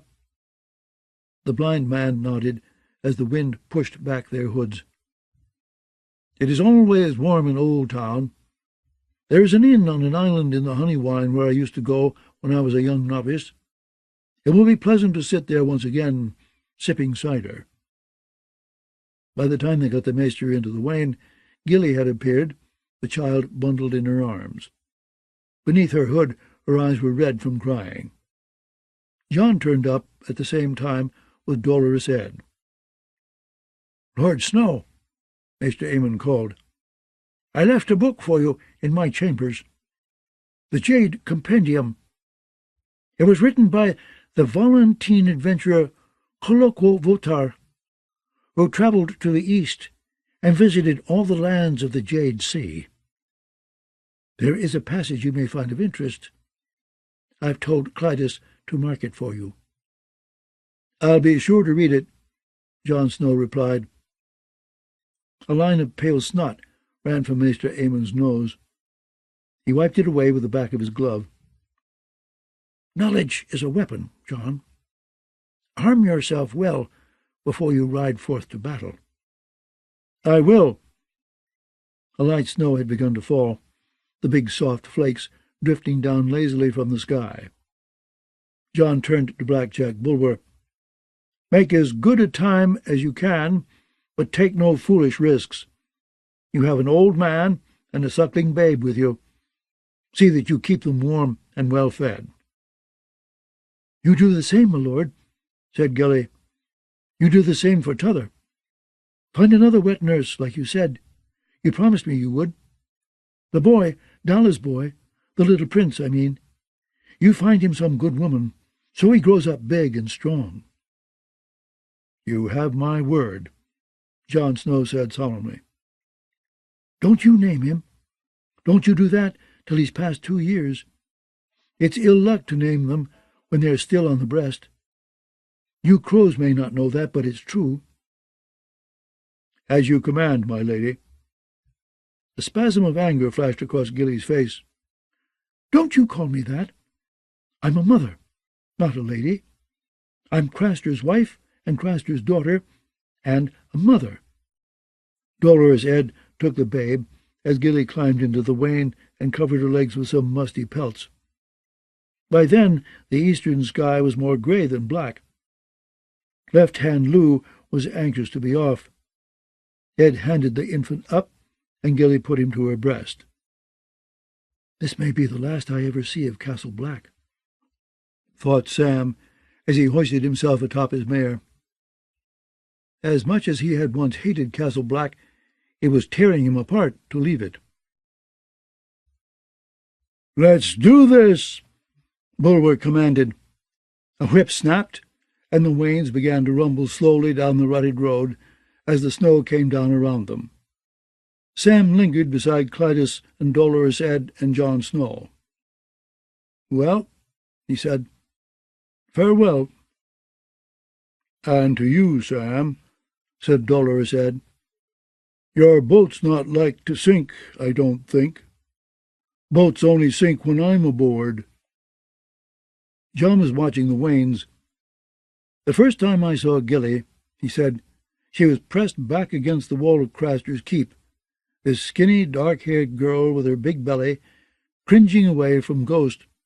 He had gotten in among her rabbits, and I think she was frightened that he would tear her open and devour the babe. But it was not the wolf she should have been afraid of, was it?" "No," Sam thought. "Craster was the danger. Her own father." "She has more courage than she knows." "So do you, Sam. Have a swift, safe voyage, and take care of her and Aemon and the child." John smiled a strange, sad smile. "And pull your hood up. The snowflakes are melting in your hair." Arya. Faint and far away, the light burned, low on the horizon, shining through the sea mists. "It looks like a star," said Arya. "The star of home," said Denyo. His father was shouting orders. Sailors scrambled up and down the 3 tall masts and moved along the rigging, reefing the heavy purple sails. Below, oarsmen heaved and strained over 2 great banks of oars. The decks tilted, creaking, as the galleass Titan's daughter heeled to starboard and began to come about. The star of home. Arya stood at the prow, one hand resting on the gilded figurehead, a maiden with a bowl of fruit. For half a heartbeat she let herself pretend that it was her home ahead. But that was stupid. Her home was gone, her parents dead, and all her brothers slain but Jon Snow on the wall. That was where she had wanted to go. She told the captain as much, but even the Iron Coin did not sway him. Arya never seemed to find the places she set out to reach. Yoren had sworn to deliver her to Winterfell, only she had ended up in Harrenhal, and Yoren in his grave. When she escaped Harrenhal for River Run, Laman Angai and Thomas Sevens took her captive and dragged her to the Hollow Hill instead. Then the Hound had stolen her and dragged her to the Twins. Arya had left him dying by the river and gone ahead to Salt Pans, hoping to take passage for Eastwatch by the sea, only Braavos might not be so bad. Syrio was from Braavos, and Jaqen might be there as well. It was Jaqen who had given her the Iron Coin. He hadn't truly been her friend, the way that Syrio had, but what good had friends ever done her? "I don't need any friends, so long as I have Needle." She brushed the ball of her thumb across the sword's smooth pommel, wishing. If truth be told, Arya did not know what to wish for, any more than she knew what awaited her beneath that distant light. The captain had given her passage, but he had no time to speak with her. Some of the crew shunned her, but others gave her gifts: a silver fork, fingerless gloves, a floppy woolen hat patched with leather. One man showed her how to tie sailors' knots. Another poured her thimble cups of fire wine. The friendly ones would tap their chests, repeating their names over and over until Arya said them back, though none ever thought to ask her name. They called her Salty, since she'd come aboard at Salt Pans near the mouth of the Trident. It was as good a name as any, she supposed. The last of the night's stars had vanished, all but the pair dead ahead. "It's 2 stars now." "2 eyes," said Denyo. "The Titan sees us." The Titan of Braavos. Old Nan had told them stories of the Titan back in Winterfell. He was a giant as tall as a mountain, and whenever Braavos stood in danger, he would wake with fire in his eyes, his rocky limbs grinding and groaning as he waded out into the sea to smash the enemies. The Braavosi feed him on the juicy pink flesh of little high-born girls. Nan would end, and Sansa would give a stupid squeak. But Maester Luwin said the Titan was only a statue, and old Nan's stories were only stories. Winterfell is burned and fallen, Arya reminded herself. Old Nan and Maester Luwin were both dead, most like, and Sansa too. It did no good to think of them. All men must die. That was what the words meant, the words that Jaqen H'ghar had taught her when he gave her the worn iron coin. She had learned more Braavosi words since they left Salt Pans, the words for please and thank you, and sea and star and fire wine, but she came to them knowing that all men must die. Most of the daughter's crew had a smattering of the common tongue from nights ashore in Old Town and King's Landing and Maidenpool, though only the captain and his sons spoke it well enough to talk to her. Denyo was the youngest of those sons, a plump, cheerful boy of 12 who kept his father's cabin and helped his eldest brother do his sums. "I hope your Titan isn't hungry," Arya told him. "Hungry?" Denyo said, confused. "It takes no matter." Even if the Titan did eat juicy pink girl flesh, Arya would not fear him. She was a scrawny thing, no proper meal for a giant, and almost 11, practically a woman grown. And Salty isn't highborn either. "Is the Titan the god of Bravos?" she asked. "Or do you have the 7? "All gods are honored in Bravos." The captain's son loved to talk about his city almost as much as he loved to talk about his father's ship. "Your 7 have a sept here, the sept beyond the sea, but only Westerosi sailors worship there." "They are not my 7. They were my mother's gods, and they let the Freys murder her at the Twins." She wondered whether she would find a god's wood in Bravos with a weirwood at its heart. Denyo might know, but she could not ask him. Salty was from Salt Pans, and what would a girl from Salt Pans know about the old gods of the north? "The old gods are dead," she told herself, "with mother and father and Robb and Bran and Rickon, all dead." A long time ago she remembered her father saying that when the cold winds blow, the lone wolf dies and the pack survives. He had it all backwards. Arya, the lone wolf, still lived, but the wolves of the pack had been taken and slain and skinned. "The Moonsingers led us to this place of refuge, where the dragons of Valyria could not find us," Denyo said. "Theirs is the greatest temple. We esteem the Father of Waters as well, but his house is built anew whenever he takes his bride. The rest of the gods dwell together on an isle in the center of the city. That is where you will find the many-faced god." The Titan's eyes seemed brighter now, and farther apart. Arya did not know any many-faced god, but if he answered prayers, he might be the god she sought. Sir Gregor, she thought, Dunson, Raff the Sweetling, Sir Ilyn, Sir Meryn, Queen Cersei. Only 6 now. Joffrey was dead. The Hound had slain Polliver, and she'd stabbed the Tickler herself, and that stupid squire with the pimple. I wouldn't have killed him if he hadn't grabbed me. The Hound had been dying when she left him on the banks of the Trident, burning up with fever from his wound. I should have given him the gift of mercy and put a knife into his heart. "Salty, look!" Denyo took her by the arm and turned her. "Can you see? There!" He pointed. The mists gave way before them. Ragged grey curtains parted by their prow. The Titan's daughter cleaved through the grey-green waters on billowing purple wings. Arya could hear the cries of seabirds overhead. There, where Denyo pointed, a line of stony ridges rose suddenly from the sea. Their steep slopes covered with soldier pines and black spruce.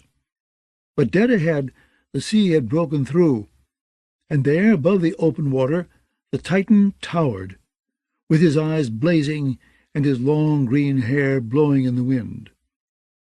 His legs bestrode the gap, 1 foot planted on each mountain, his shoulders looming tall above the jagged crests. His legs were carved of solid stone, the same black granite as the sea mounts on which he stood, though around his hips he wore an armoured skirt of greenish bronze. His breastplate was bronze as well, and his head in his crested half-helm. His blowing hair was made of hempen ropes dyed green, and huge fires burned in the caves that were his eyes. One hand rested atop the ridge to his left, bronze fingers coiled about a knob of stone, the other thrust up into the air, clasping the hilt of a broken sword. "He is only a little bigger than King Baelor's statue in King's Landing," she told herself when they were still well off to sea. As the galleass drove closer to where the breakers smashed against the ridgeline, however, the Titan grew larger still. She could hear Daniel's father bellowing commands in his deep voice, and up in the rigging men were bringing in the sails. "We are going to row beneath the Titan's legs." Arya could see the arrow slits in the great bronze breastplate, and stains and speckles on the Titan's arms and shoulders where the seabirds nested. Her neck craned upward. Baelor the Blessed would not reach his knee. He could step right over the walls of Winterfell. Then the Titan gave a mighty roar. The sound was as huge as he was, a terrible groaning and grinding, so loud it drowned out even the captain's voice and the crash of the waves against those pine-clad ridges. 1,000 seabirds took to the air at once, and Arya flinched until she saw that Daniel was laughing. "He warns the arsenal of our coming, that is all," he shouted. "You must not be afraid." "I never was," Arya shouted back. "It was loud, is all." Wind and wave had the Titan's daughter hard in hand now, driving her swiftly toward the channel. Her double bank of oars stroked smoothly, lashing the sea to white foam as the Titan's shadow fell upon them. For a moment it seemed as though they must surely smash up against the stones beneath his legs. Huddled by Denu at the prow, Arya could taste salt where the spray had touched her face. She had to look straight up to see the Titan's head. "The Braavosi feed him on the juicy pink flesh of little high-born girls," she heard old Nan say again. But she was not a little girl, and she would not be frightened of a stupid statue. Even so, she kept one hand on Needle as they slipped between his legs. More arrow slits dotted the insides of those great stone thighs, and when Arya craned her neck around to watch the crow's nest slip through with a good 10 yards to spare, she spied murder holes beneath the Titan's armored skirts, and pale faces staring down at them from behind the iron bars. And then they were past. The shadow lifted, the pine-clad ridges fell away to either side, the winds dwindled, and they found themselves moving through a great lagoon. Ahead rose another seamount, a knob of rock that pushed up from the water like a spiked fist, its stony battlements bristling with scorpions, spitfires, and trebuchets. "The Arsenal of Braavos," Daniel named it, as proud as if he'd built it. "They can build a war galley there in a day." Arya could see dozens of galleys tied up at quays and perched on launching slips. The painted prows of others poked from innumerable wooden sheds along the stony shores, like hounds in a kennel, lean and mean and hungry, waiting for a hunter's horn to call them forth. She tried to count them, but there were too many, and more docks and sheds and quays where the shoreline curved away. 2 galleys had come out to meet them. They seemed to skim upon the water like dragonflies, their pale oars flashing. Arya heard the captain shouting to them, and their own captains shouting back, but she did not understand the words. A great horn sounded. The galleys passed to either side of them, so close that she could hear the muffled sound of drums from within their purple hulls. Boom, boom, boom, boom, boom, boom, boom, boom, like the beat of living hearts. Then the galleys were behind them, and the arsenal as well.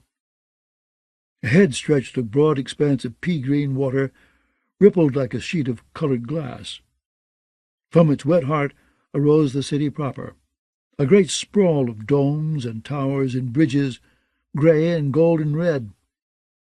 The 100 Isles of Braavos in the sea. Maester Lewin had taught them about Braavos, but Arya had forgotten much of what he'd said. It was a flat city.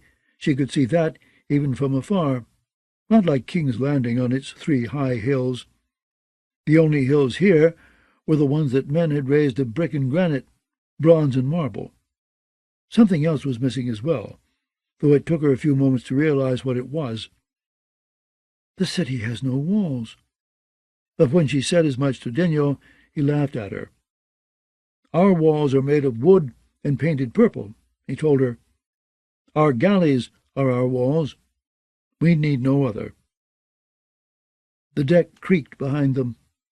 Arya turned to find Denyo's father, looming over them in his long captain's coat of purple wool. Tradesman Captain Ternasio Terrace wore no whiskers, and kept his grey hair cut short and neat, framing his square wind-burnt face. On the crossing she had oft seen him jesting with his crew, but when he frowned, men ran from him as if before a storm. He was frowning now. "Our voyage is at an end," he told Arya. "We make for the Chekai port, where the Sea Lord's customs officers will come aboard to inspect our holds. They will be half a day at it, they always are, but there is no need for you to wait upon their pleasure. Gather your belongings, I shall lower a boat, and Yorko will put you ashore." Ashore? Arya bit her lip. She had crossed the narrow sea to get here, but if the captain had asked, she would have told him she wanted to stay aboard the Titan's daughter. Salty was too small to man an oar. She knew that now, but she could learn to splice ropes and reef the sails and steer a course across the great salt seas. Bienne had taken her up to the crow's nest once, and she hadn't been afraid at all, though the deck had seemed a tiny thing below her. "I can do sums, too, and keep a cabin neat." But the galleass had no need of a second boy. Besides, she had only to look at the captain's face to know how anxious he was to be rid of her. So Arya only nodded. "Ashore," she said, though ashore meant only strangers. "Volar doheris," he touched 2 fingers to his brow. "I beg you remember Ternasio Terrace and the service he has done you." "I will," Arya said in a small voice. The wind tugged at her cloak, insistent as a ghost. It was time she was away. "Gather your belongings," the captain had said, but there were few enough of those. Only the clothes she was wearing, her little pouch of coins, the gifts the crew had given her, the dagger on her left hip, and needle on her right. The boat was ready before she was, and Yorko was at the oars. He was the captain's son as well, but older than Denyo and less friendly. "I never said farewell to Denyo," she thought as she clambered down to join him. She wondered if she would ever see the boy again. "I should have said farewell." The Titan's daughter dwindled in their wake, while the city grew larger with every stroke of Yorko's oars. A harbour was visible off to her right, a tangle of piers and quays crowded with big-bellied whalers out of Ibn, swan ships from the Summer Isles, and more galleys than a girl could count. Another harbour, more distant, was off to her left, beyond a sinking point of land where the tops of half-drowned buildings thrust themselves above the water. Arya had never seen so many big buildings all together in one place. King's Landing had the Red Keep and the great Sept of Baelor and the Dragon Pit, but Braavos seemed to boast a score of temples and towers and palaces that were as large or even larger. "I will be a mouse again," she thought glumly, "the way I was in Harrenhal before I ran away." The city had seemed like one big island from where the Titan stood, but as Yorko rowed them closer, she saw that it was many small islands close together, linked by arched stone bridges that spanned innumerable canals. Beyond the harbour she glimpsed streets of grey stone houses built so close they leaned one upon the other. To Arya's eyes they were queer-looking, 4 and 5 stories tall, and very skinny, with sharp peaked tile roofs like pointed hats. She saw no thatch, and only a few timbered houses of the sort she knew in Westeros. "They have no trees," she realized. "Braavos is all stone. A grey city in a green sea." Yorko swung them north of the docks and down the gullet of a great canal, a broad green waterway that ran straight into the heart of the city. They passed under the arches of a carved stone bridge, decorated with 100 kinds of fish and crabs and squids. A second bridge appeared ahead, this one carved in lacy leafy vines, and beyond that a third gazing down on them from 1,000 painted eyes. The mouths of lesser canals opened to either side, and others still smaller off of those. Some of the houses were built above the waterways, she saw, turning the canals into a sort of tunnel. Slender boats slid in and out among them, wrought in the shapes of water serpents with painted heads and upraised tails. Those were not rowed, but poled, she saw, by men who stood at their sterns in cloaks of grey and brown and deep moss green. She saw huge flat-bottomed barges, too, heaped high with crates and barrels and pushed along by 20 polemen to a side, and fancy floating houses with lanterns of coloured glass, velvet drapes, and brazen figureheads. Off in the far distance, looming above canals and houses both, was a massive grey stone roadway of some kind, supported by 3 tiers of mighty arches marching away south into the haze. "What's that?" Arya asked Yorko, pointing. "The Sweetwater River," he told her. "It brings fresh water from the mainland across the mud flats and the briny shallows. Good sweet water for the fountains." When she looked behind her, the harbour and lagoon were lost to sight. Ahead, a row of mighty statues stood along both sides of the channel. Solemn stone men in long bronze robes, spattered with the droppings of the sea-birds. Some held books, some daggers, some hammers. One clutched a golden star in his upraised hand. Another was upending a stone flagon to send an endless stream of water splashing down into the canal. "Are they gods?" asked Arya. "Sea lords," said Yorko. "The Isle of the Gods is farther on. See? 6 bridges down on the right bank. That is the Temple of the Moonsingers." It was one of those that Arya had spied from the lagoon, a mighty mass of snow-white marble, topped by a huge silvered dome whose milk-glass windows showed all the phases of the moon. A pair of marble maidens flanked its gates, tall as the sea lords, supporting a crescent-shaped lintel. Beyond it stood another temple, a red stone edifice as stern as any fortress. Atop its great square tower a fire blazed in an iron brazier 20 feet across, while smaller fires flanked its brazen doors. "The Red Priests love their fires," Yorko told her. "The Lord of Light is their god, Red Riller." "I know." Arya remembered Thoros of Myr in his bits of old armour, worn over robes so faded that he had seemed more a pink priest than a red one. Yet his kiss had brought Lord Beric back from death. She watched the red god's house drift by, wondering whether these Braavosi priests of his could do the same. Next came a huge brick structure festooned with lichen. Arya might have taken it for a storehouse had not Yorko said, "That is the holy refuge, where we honour the small gods the world has forgotten. You will hear it called the Warren, too." A small canal ran between the warren's looming lichen-covered walls, and there he swung them right. They passed through a tunnel and out again into the light. More shrines loomed up to either side. "I never knew there were so many gods," Arya said. Yorko grunted. They went around a bend and beneath another bridge. On their left appeared a rocky knoll with a windowless temple of dark grey stone at its top. A flight of stone steps led from its doors down to a covered dock. Yorko backed the oars, and the boat bumped gently against stone pilings. He grasped an iron ring set to hold them for a moment. "Here I leave you." The dock was shadowed, the steps steep. The temple's blank tile roof came to a sharp peak, like the houses along the canals. Arya chewed her lip. Syrio came from Braavos. He might have visited this temple. He might have climbed those steps. She grabbed a ring and pulled herself up onto the dock. "You know my name," said Yorko from the boat. "Yorko Terrace."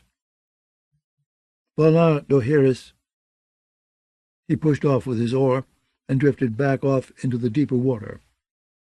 Arya watched him row back the way they'd come until he vanished in the shadows of the bridge. As the swish of oars faded, she could almost hear the beating of her heart. Suddenly she was somewhere else. Back in Harrenhal, with Gendry, maybe, or with the hound in the woods along the Trident. Salty is a stupid child, she told herself. I am a wolf, and will not be afraid.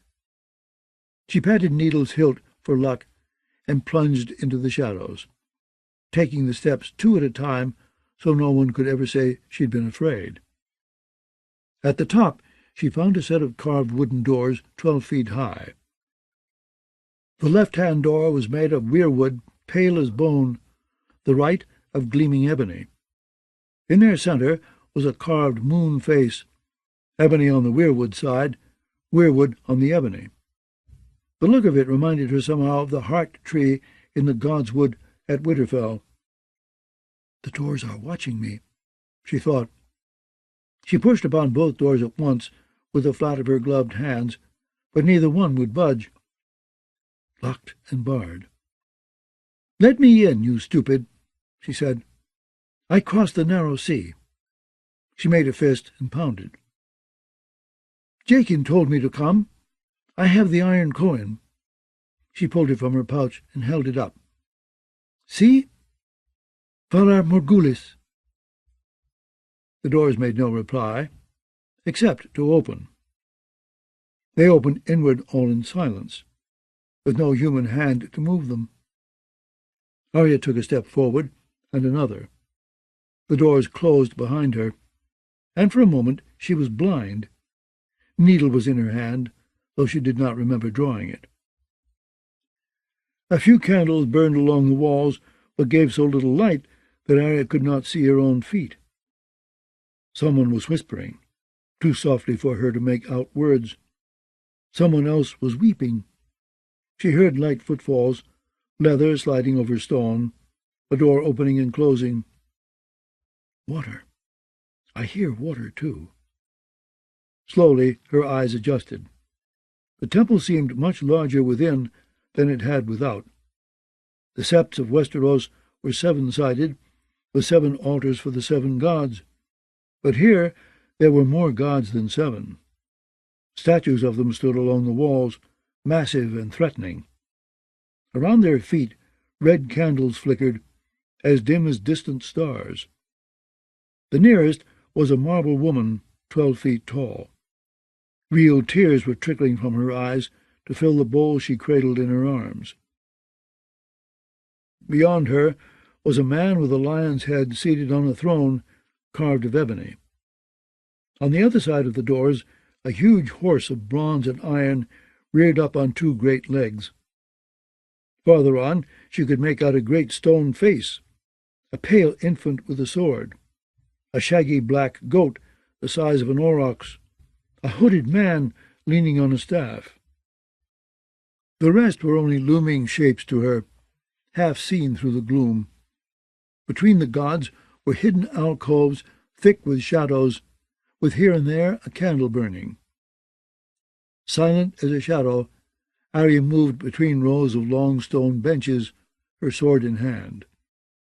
The floor was made of stone, her feet told her. Not polished marble like the floor of the great sept of Baelor, but something rougher. She passed some women whispering together. The air was warm and heavy, so heavy that she yawned. She could smell the candles. The scent was unfamiliar, and she put it down to some queer incense, but as she got deeper into the temple, they seemed to smell of snow and pine needles and hot stew. Good smells, Arya told herself, and felt a little braver, brave enough to slip Needle back into its sheath.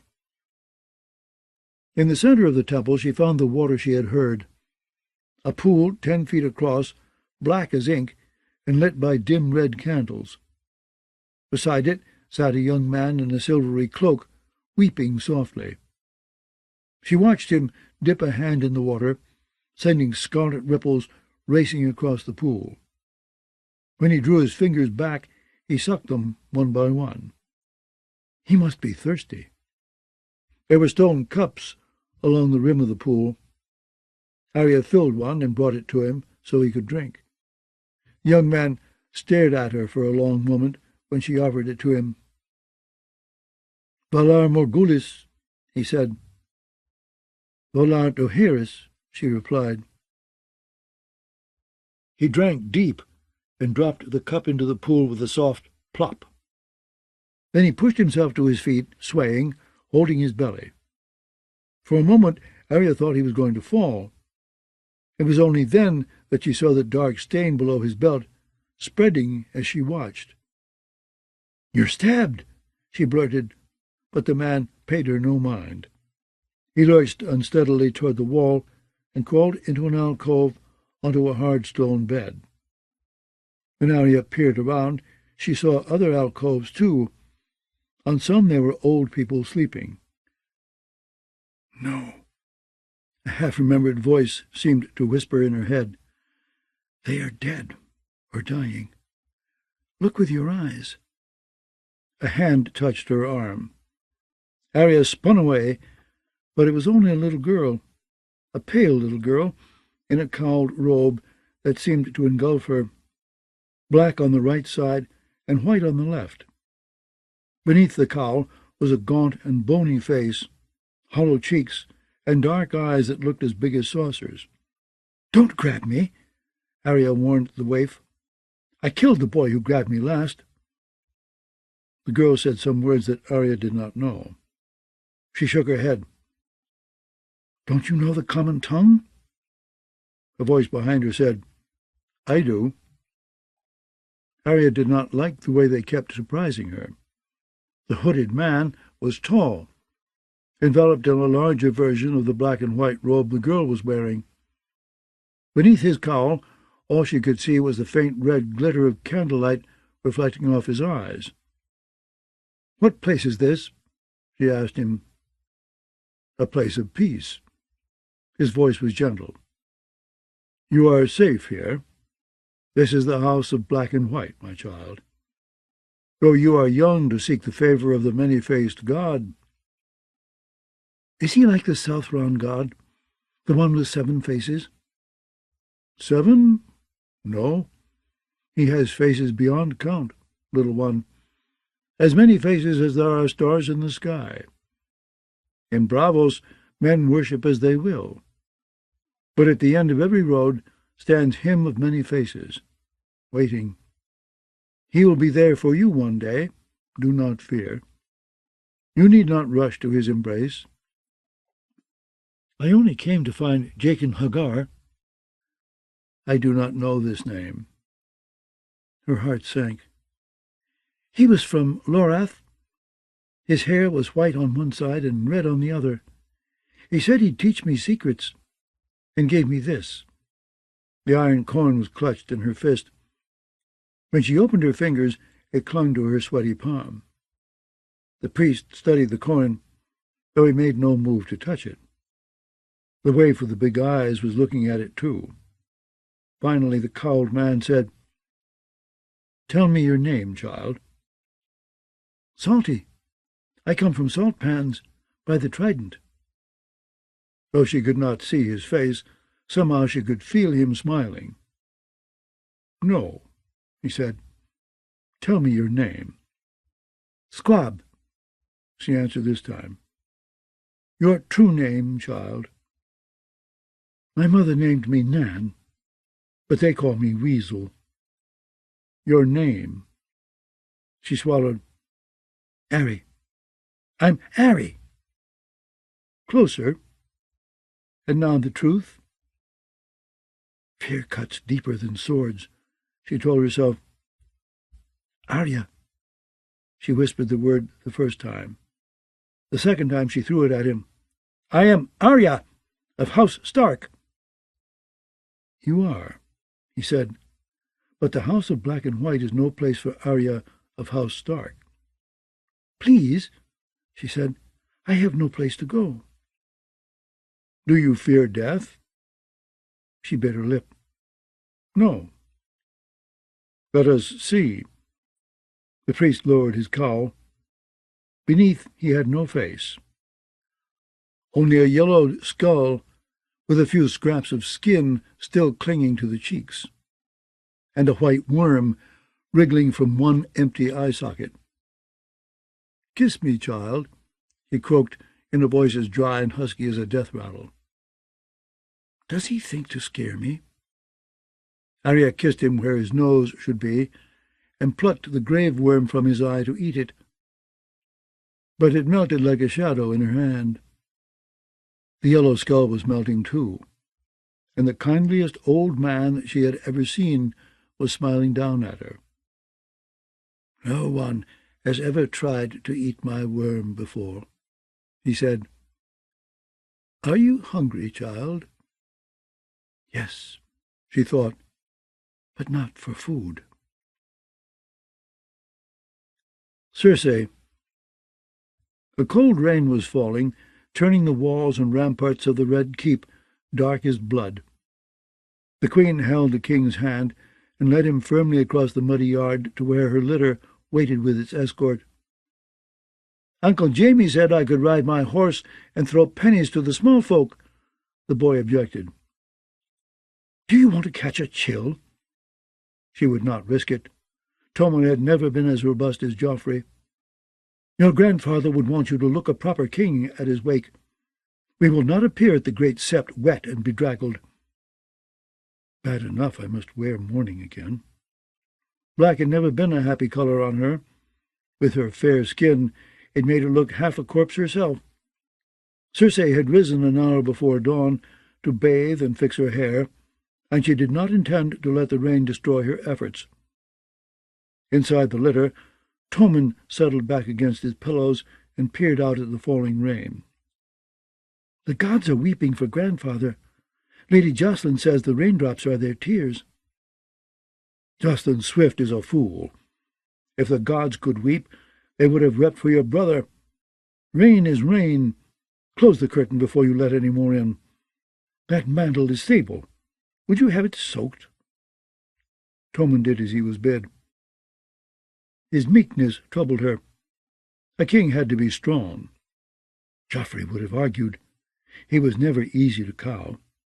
"Don't slump so," she told Tommen. "Sit like a king. Put your shoulders back. And straighten your crown. Do you want it to tumble off your head in front of all your lords?" "No, mother." The boy sat straight and reached up to fix the crown. Joff's crown was too big for him. Tommen had always inclined to plumpness, but his face seemed thinner now. "Is he eating well?" She must remember to ask the steward. She could not risk Tommen growing ill, not with Myrcella in the hands of the Dornishman. He will grow into Joff's crown in time. Until he did, a smaller one might be needed, one that did not threaten to swallow his head. She would take it up with the goldsmiths. The litter made its slow way down Aegon's high hill. 2 Kingsguard rode before them, white knights on white horses with white cloaks hanging sodden from their shoulders. Behind came 50 Lannister guardsmen in gold and crimson. Tommen peered through the drapes at the empty streets. "I thought there would be more people. When Father died, all the people came out to watch us go by."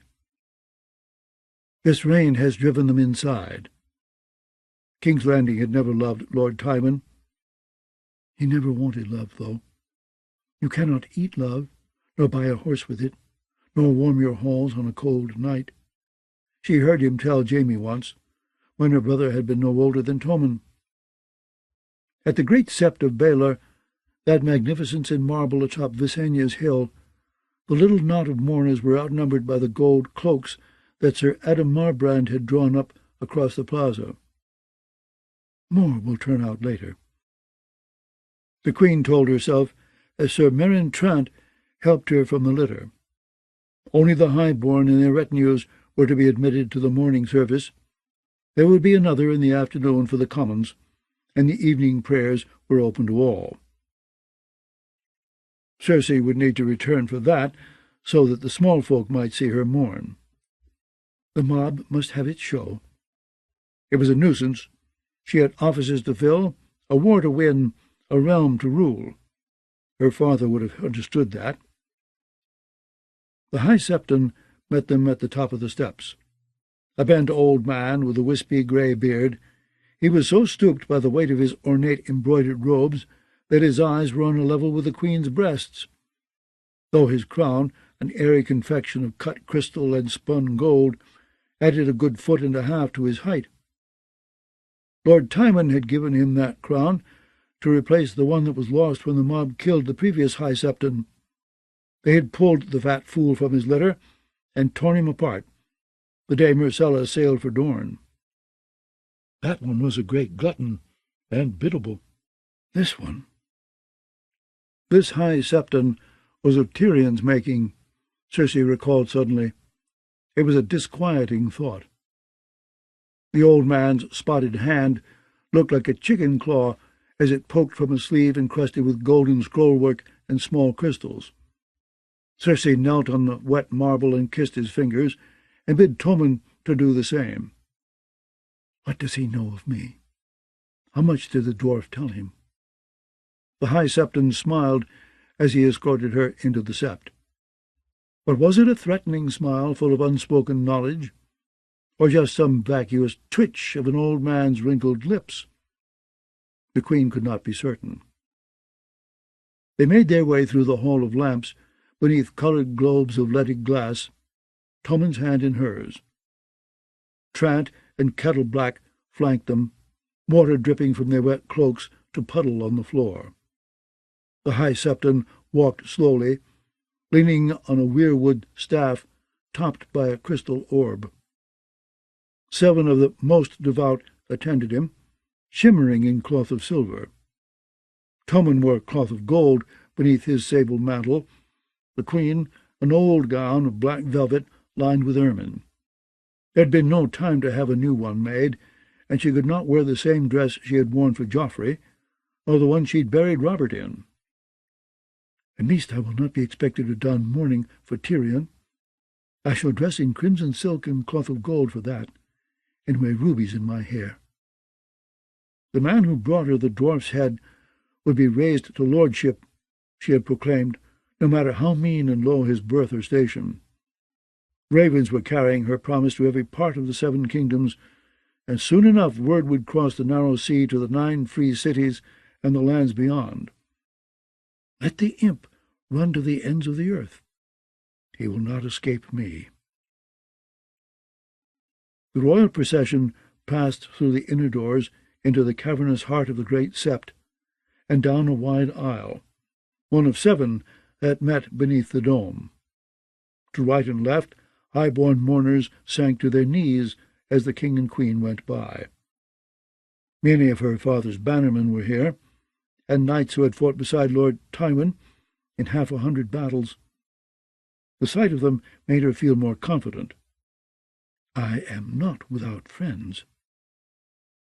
Under the great sept's lofty dome of glass and gold and crystal, Lord Tywin Lannister's body rested upon a stepped marble bier. At its head Jaime stood at vigil, his one good hand curled about the hilt of a tall golden greatsword whose point rested on the floor. The hooded cloak he wore was as white as freshly fallen snow, and the scales of his long hauberk were mother-of-pearl chased with gold. Lord Tywin would have wanted him in Lannister gold and crimson, she thought. It always angered him to see Jaime all in white. Her brother was growing his beard again as well. The stubble covered his jaw and cheeks, and gave his face a rough, uncouth look. He might at least have waited till father's bones were interred beneath the rock. Cersei led the king up 3 short steps to kneel beside the body. Tommen's eyes were filled with tears. "Weep quietly," she told him, leaning close. "You are a king, not a squalling child. Your lords are watching you." The boy swiped the tears away with the back of his hand. He had her eyes, emerald green, as large and bright as Jaime's eyes had been when he was Tommen's age. Her brother had been such a pretty boy, but fierce as well, as fierce as Joffrey, a true lion cub. The queen put her arm around Tommen and kissed his golden curls. He will need me to teach him how to rule and keep him safe from his enemies. Some of them stood around them, even now, pretending to be friends. The Silent Sisters had armored Lord Tywin as if to fight some final battle. He wore his finest plate, heavy steel, enameled a deep dark crimson, with gold inlay on his gauntlets, greaves, and breastplate. His rondels were golden sunbursts. A golden lioness crouched upon each shoulder. A maned lion crested the great helm beside his head. Upon his chest lay a long sword in a gilded scabbard studded with rubies, his hands folded about its hilt in gloves of gilded mail. Even in death his face is noble, she thought, although the mouth— The corners of her father's lips curved upward ever so slightly, giving him a look of vague bemusement. That should not be. She blamed Pycelle. He should have told the Silent Sisters that Lord Tywin Lannister never smiled. The man is as useless as nibbles on a breastplate. That half-smile made Lord Tywin seem less fearful, somehow. That, and the fact that his eyes were closed. Her father's eyes had always been unsettling, pale green, almost luminous, flecked with gold. His eyes could see inside you, could see how weak and worthless and ugly you were down deep. When he looked at you, you knew. Unbidden, a memory came to her of the feast King Aerys had thrown when Cersei first came to court, a girl as green as summer grass. Old Merryweather had been nattering about raising the duty on wine, when Lord Riker said, "If we need gold, his Grace should set Lord Tywin on his chamber pot." Aerys and his lickspittles laughed loudly, whilst father stared at Riker over his wine cup. Long after the merriment had died, that gaze had lingered. Riker turned away, turned back, met father's eyes, then ignored them, drank a tankard of ale, and stalked off red-faced, defeated by a pair of unflinching eyes. Lord Tywin's eyes are closed forever now, Cersei thought. It is my look they will flinch from now, my frown that they must fear. I am a lion too. It was gloomy within the sept, with the sky so grey outside. If the rain ever stopped, the sun would slant down through the hanging crystals to drape the corpse in rainbows. The Lord of Casterly Rock deserved rainbows. He had been a great man. I shall be greater, though. 1,000 years from now, when the maesters write about this time, you shall be remembered only as Queen Cersei's sire. "Mother!" Tommen tugged her sleeve. "What smells so bad?"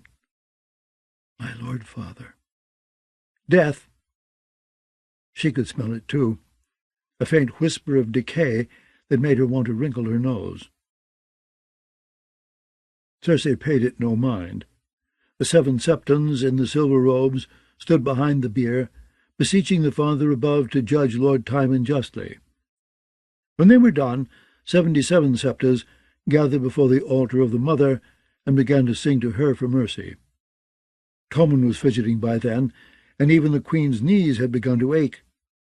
She glanced at Jaime. Her twin stood as if he had been carved from stone, and would not meet her eyes. On the benches, their Uncle Kevin knelt with his shoulders slumped, his son beside him. Lancel looks worse than father. Though only 17, he might have passed for 70. Grey-faced, gaunt, with hollow cheeks, sunken eyes, and hair as white and brittle as chalk. How can Lancel be among the living when Tywin Lannister is dead? Have the gods taken leave of their wits? Lord Giles was coughing more than usual, and covering his nose with a square of red silk. He can smell it, too. Grand Maester Pycelle had his eyes closed. If he has fallen asleep, I swear I will have him whipped. To the right of the bier knelt the Tyrells, the Lord of Highgarden, his hideous mother and vapid wife, his son Garland, and his daughter Marjorie. Queen Marjorie, she reminded herself. Joff's widow, and Tommen's wife-to-be. Marjorie looked very like her brother, the Knight of Flowers. The Queen wondered if they had other things in common. Our little Rose has a good many ladies waiting attendance on her, night and day. They were with her now, almost a dozen of them. Cersei studied their faces, wondering, who is the most fearful, the most wanton, the hungriest for favour? Who has the loosest tongue? She would need to make a point of finding out. It was a relief when the singing finally ended. The smell coming off her father's corpse seemed to have grown stronger. Most of the mourners had the decency to pretend that nothing was amiss, but Cersei saw two of Lady Marjorie's cousins wrinkling their little Tyrol noses. As she and Tommen were walking back down the aisle, the Queen thought she heard someone mutter "Privy" and chortle. But when she turned her head to see who had spoken, a sea of solemn faces gazed at her blankly. They would never have dared make japes about him when he was still alive. He would have turned their bowels to water with a look. Back out in the Hall of Lamps, the mourners buzzed about them, thick as flies, eager to shower her with useless condolences. The Redwine twins both kissed her hand, their father her cheeks. Hallen, the pyromancer, promised her that a flaming hand would burn in the sky above the city on the day her father's bones went west. Between coughs, Lord Giles told her that he had hired a master stone-carver to make a statue of Lord Tywin, to stand eternal vigil beside the Lion Gate. Sir Lambert Turnberry appeared with a patch over his right eye, swearing that he would wear it until he could bring her the head of her dwarf brother. No sooner had the Queen escaped the clutches of that fool than she found herself cornered by Lady Phallus of Stokeworth and her husband, Sir Balman Birch. "My lady mother sends her regrets, your grace," Phallus burbled at her. "Lawless has been taken to bed with the child, and she felt the need to stay with her. She begs that you forgive her, and said I should ask you. My mother admired your late father above all other men. Should my sister have a little boy, it is her wish that we might name him Tywin, if it please you." Cersei stared at her, aghast. "Your lack-wit sister gets herself raped by half of King's Landing, and Tanda thinks to honour the bastard with my lord father's name? I think not." Phallus flinched back as if she'd been slapped, but her husband only stroked his thick blonde moustache with a thumb. "I told Lady Tanda as much. We shall find a more fitting name for Lawless's bastard. You have my word." "See that you do." Cersei showed them a shoulder and moved away. Tommen had fallen into the clutches of Marjorie Tyrell and her grandmother, she saw. The Queen of Thorns was so short that for an instant Cersei took her for another child. Before she could rescue her son from the roses, the press brought her face to face with her uncle. When the Queen reminded him of their meeting later, Sir Kevin gave a weary nod and begged leave to withdraw. But Lancel lingered, the very picture of a man with one foot in the grave. But is he climbing in or climbing out? Cersei forced herself to smile. "Lancel, I am happy to see you looking so much stronger. Maester Balabar brought us such dire reports. We feared for your life. But I would have thought you on your way to Derry by now, to take up your lordship." Her father had made Lancel a lord after the Battle of the Blackwater, as a sop to his brother Kevin. "Not as yet. There are outlaws in my castle." Her cousin's voice was as wispy as the moustache on his upper lip.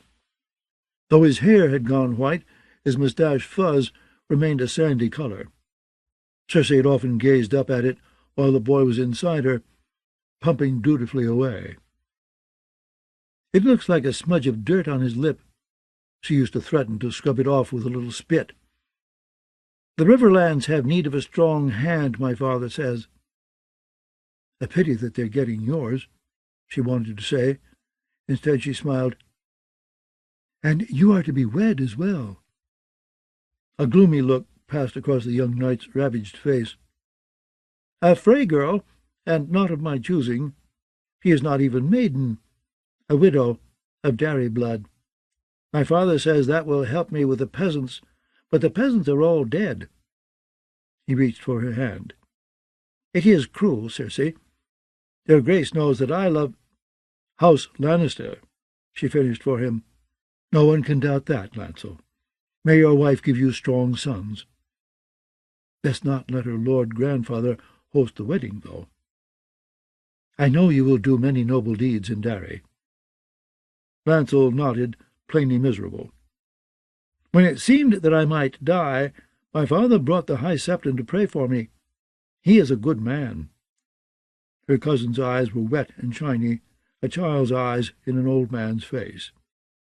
"He says the mother spared me for some holy purpose, so I might atone for my sins." Cersei wondered how he intended to atone for her. Knighting him was a mistake, and bedding him a bigger one. Lancel was a weak reed, and she liked his new-found piety not at all. He had been much more amusing when he was trying to be Jaime. What has this mewling fool told the High Septon? And what will he tell his little Frey when they lie together in the dark? If he confessed to bedding Cersei, well, she could weather that. Men were always lying about women. She would put it down as the braggadocio of a callow boy smitten by her beauty. If he sings of Robert and the strong wine, though— "Atonement is best achieved through prayer," Cersei told him. "Silent prayer." She left him to think about that, and girded herself to face the Tyrell host. Marjorie embraced her like a sister, which the Queen found presumptuous, but this was not the place to reproach her. Lady Ellery and the cousins contented themselves with kissing fingers. Lady Graceford, who was large with child, asked the Queen's leave to name it Tywin if it were a boy, or Lana if it were a girl. "Another one," she almost groaned. "The realm will drown in Tywins." She gave consent as graciously as she could, feigning delight. It was Lady Merryweather who truly pleased her. "Your Grace," that one said in her sultry, mirrish tones, "I have sent word to my friends across the narrow sea, asking them to seize the imp at once, should he show his ugly face in the free cities." "Do you have many friends across the water?" "In Mere, many. In Lys as well, and Tyrosh, men of power." Cersei could well believe it. The Myrish woman was too beautiful by half. Long-legged and full-breasted, with smooth olive skin, ripe lips, huge dark eyes, and thick black hair that always looked as if she'd just come from bed.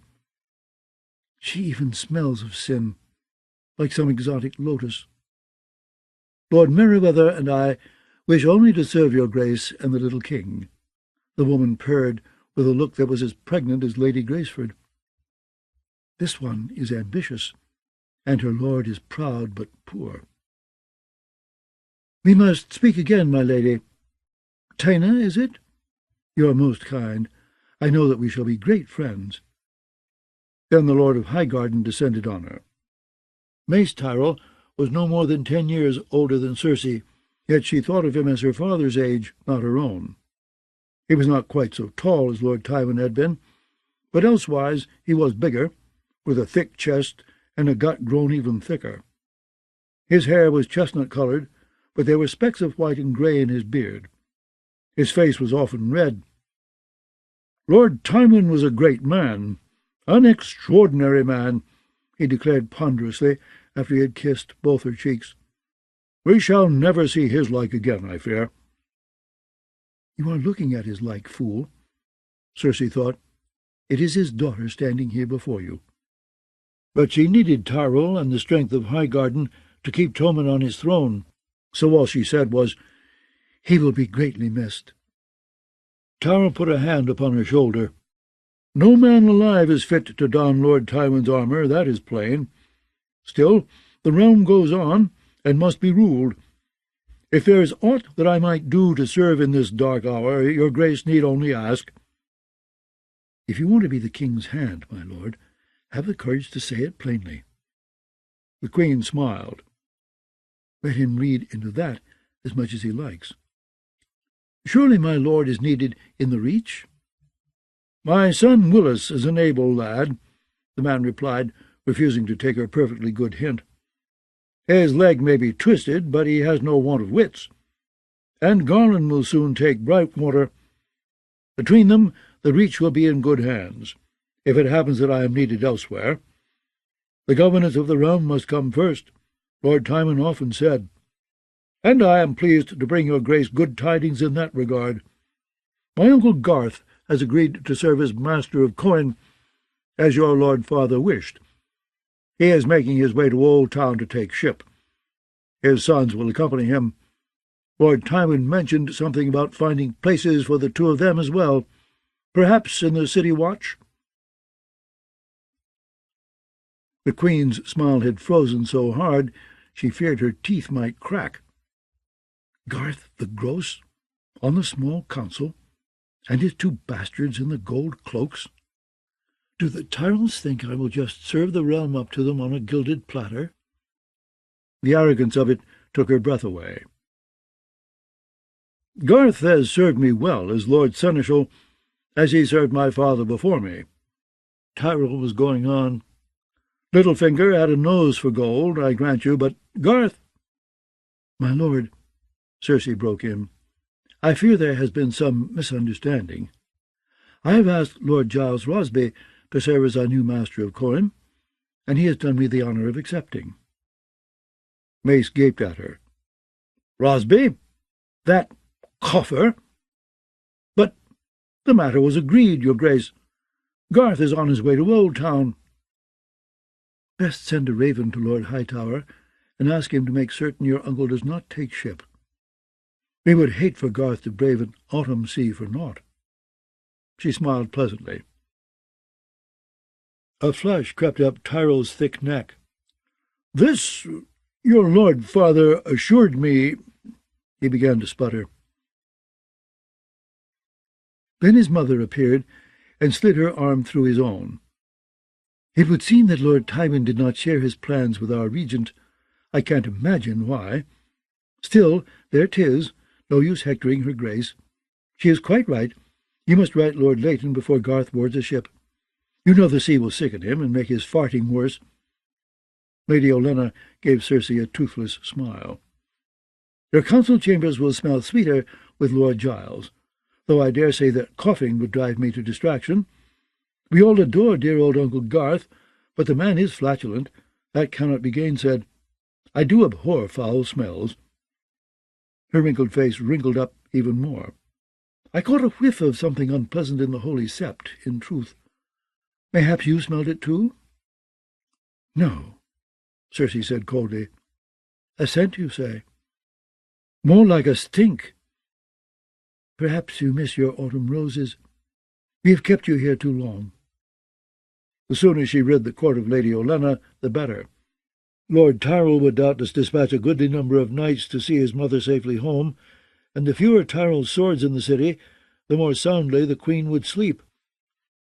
"I do long for the fragrances of Highgarden, I confess it," said the old lady, "but of course I cannot leave until I have seen my sweet Marjorie wed to your precious little Tommen."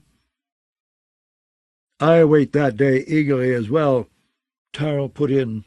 "Lord Tymon and I were on the point of setting a date, as it happens. Perhaps you and I might take up that discussion, your grace." "Soon." "Soon will serve," said Lady Olenna with a sniff. "Now, come along, Mace. Let her grace get on with her grief." "I will see you dead, old woman," Cersei promised herself as the Queen of Thorns tottered off between her towering guardsmen, a pair of 7-footers that it amused her to call left and right. "We'll see how sweet a corpse you make." The old woman was twice as clever as her lord's son, that was plain. The Queen rescued her son from Marjorie and her cousins, and made for the doors. Outside, the rain had finally stopped. The autumn air smelled sweet and fresh. Tommen took his crown off. "Put that back on," Cersei commanded him. "It makes my neck hurt." The boy said, but he did as he was bid. "Will I be married soon? Marjorie says that as soon as we're wed, we can go to Highgarden." "You are not going to Highgarden, but you can ride back to the castle." Cersei beckoned to Sir Meryn Trant. "Bring his grace a mount, and ask Lord Giles if he would do me the honour of sharing my litter." Things were moving more quickly than she had anticipated. There was no time to be squandered. Tommen was happy at the prospect of a ride, and of course Lord Giles was honoured by her invitation, though when she asked him to be her master of coin, he began coughing so violently that she feared he might die right then and there. But the mother was merciful, and Giles eventually recovered sufficiently to accept, and even began coughing out the names of men he wanted to replace, customs officers and wool factors appointed by Littlefinger, even one of the keepers of the keys. "Name the cow what you will, so long as the milk flows. And should the question arise, you joined the council yesterday." "Yester?" A fit of coughing bent him over. "Yesterday? To be sure." Lord Giles coughed into a square of red silk, as if to hide the blood in his spittle. Cersei pretended not to notice. "When he dies, I will find someone else." Perhaps she would recall Littlefinger. The Queen could not imagine that Peter Baelish would be allowed to remain Lord Protector of the Vale for very long, with Lysa Arryn dead. The Vale lords were already stirring, if what Pycelle said was true. Once they take that wretched boy away from him, Lord Peter will come crawling back. "Your Grace?" Lord Giles coughed and dabbed his mouth. "Might I?" He coughed again. "Ask who—" Another series of coughs racked him. "Who will be the King's hand?" "My uncle," she replied absently. It was a relief to see the gates of the Red Keep looming large before her. She gave Tommen over to the charge of his squires, and retired gratefully to her own chambers to rest. No sooner had she eased off her shoes than Jocelyn entered timidly to say that Qyburn was without and craved audience. "Send him in," the Queen commanded. "A ruler gets no rest." Qyburn was old, but his hair still had more ash than snow in it, and the laugh lines around his mouth made him look like some little girl's favourite grandfather. A rather shabby grandfather, though. The collar of his robe was frayed, and one sleeve had been torn and badly sewn. "I must beg your Grace's pardon for my appearance," he said. "I have been down in the dungeons, making inquiries into the imp's escape, as you commanded." "And what have you discovered?" "The night that Lord Varys and your brother disappeared, a third man also vanished." "Yes, the jailer. What of him?" "Rugen was the man's name, an under-jailer who had charge of the black cells. The chief under-jailer describes him as portly, unshaven, gruff of speech. He held his appointment of the old King Aerys, and came and went as he pleased. The black cells have not oft been occupied in recent years. The other turnkeys were afraid of him, it seems, but none knew much about him. He had no friends, no kin, nor did he drink or frequent brothels. His sleeping cell was damp and dreary, and the straw he slept upon was mildewed. His chamber pot was overflowing." "I know all this." Jaime had examined Rugen's cell, and Sir Adam's gold cloaks had examined it again. "Aye, your Grace," said Qyburn. "But did you know that under that stinking chamber pot was a loose stone, which opened on a small hollow, the sort of place where a man might hide valuables that he did not wish to be discovered?" "Valuables?" This was new. "Cohen, you mean?" She had suspected all along that Tyrion had somehow bought this jailer. "Beyond a doubt. To be sure, the hole was empty when I found it. No doubt Rugen took his ill-gotten treasure with him when he fled. But as I crouched over the hole with my torch, I saw something glitter. so I scratched in the dirt until I dug it out." Qyburn opened his palm. "A gold coin." "Gold, yes, but the moment Cersei took it, she could tell that it was wrong." "Too small," she thought, "too thin." The coin was old and worn. On one side was a king's face in profile, on the other side the imprint of a hand. "This is no dragon," she said. "No," Qyburn agreed. "It dates from before the conquest, Your Grace. The king is Garth the 12th, and the hand is the sigil of House Gardner." "Of Highgarden." Cersei closed her hand around the coin.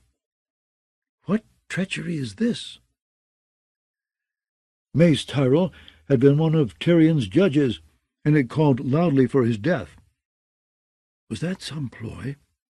Could he have been plotting with the imp all the while, conspiring at father's death? With Tywin Lannister in his grave, Lord Tyrell was an obvious choice to be king's hand, but even so— "You will not speak of this with anyone," she commanded. "Your Grace may trust in my discretion. Any man who rides with a sellsword company learns to hold his tongue, else he does not keep it long." "In my company as well." The Queen put the coin away. She would think about it later. "What of the other matter?" "Sir Gregor." Qyburn shrugged. "I have examined him, as you commanded. The poison on the viper's spear was manticore venom from the east. I would stake my life on that." "Pycelle says no. He told my lord father that manticore venom kills the instant it reaches the heart." "And so it does. But this venom has been thickened somehow, so as to draw out the mountain's dying." "Thickened? Thickened how? With some other substance?" "It may be as your Grace suggests, though in most cases adulterating a poison only lessens its potency. It may be that the cause is less natural, let us say. A spell, I think." "Is this one as big a fool as Pycelle? So are you telling me that the mountain is dying of some black sorcery?" Qyburn ignored the mockery in her voice. "He is dying of the venom, but slowly, and in exquisite agony. My efforts to ease his pain have proved as fruitless as Pycelle's. Sir Gregor is overly accustomed to the poppy, I fear. His squire tells me that he is plagued by blinding headaches, and oft quaffs the milk of the poppy as lesser men quaff ale. Be that as it may, his veins have turned black from head to heel. His water is clouded with pus, and the venom has eaten a hole in his side as large as my fist. It is a wonder that the man is still alive, if truth be told." "His size," the Queen suggested, frowning. "Gregor is a very large man, also a very stupid one.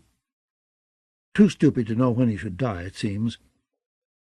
She held out her cup, and Sinel filled it once again. "His screaming frightens Tommen. It has even been known to wake me of a night. I would say it is past time we summoned Ilyn Payne." "Your Grace," said Qyburn, "mayhaps I might move Sir Gregor to the dungeons. His screams will not disturb you there, and I will be able to tend to him more freely." "Tend to him?" She laughed. "Let Sir Ilyn tend to him." "If that is your Grace's wish," Qyburn said. "But this poison, it would be useful to know more about it, would it not? Send a knight to slay a knight, and an archer to kill an archer, the small folk often say. To combat the black arts—" He did not finish the thought, but only smiled at her. "He is not Pycelle, that much is plain. The queen weighed him, wondering, "Why did the citadel take your chain?" "The archmaesters are all craven at heart. The grey sheep, Marwyn calls them. I was as skilled a healer as Ebros, but aspired to surpass him.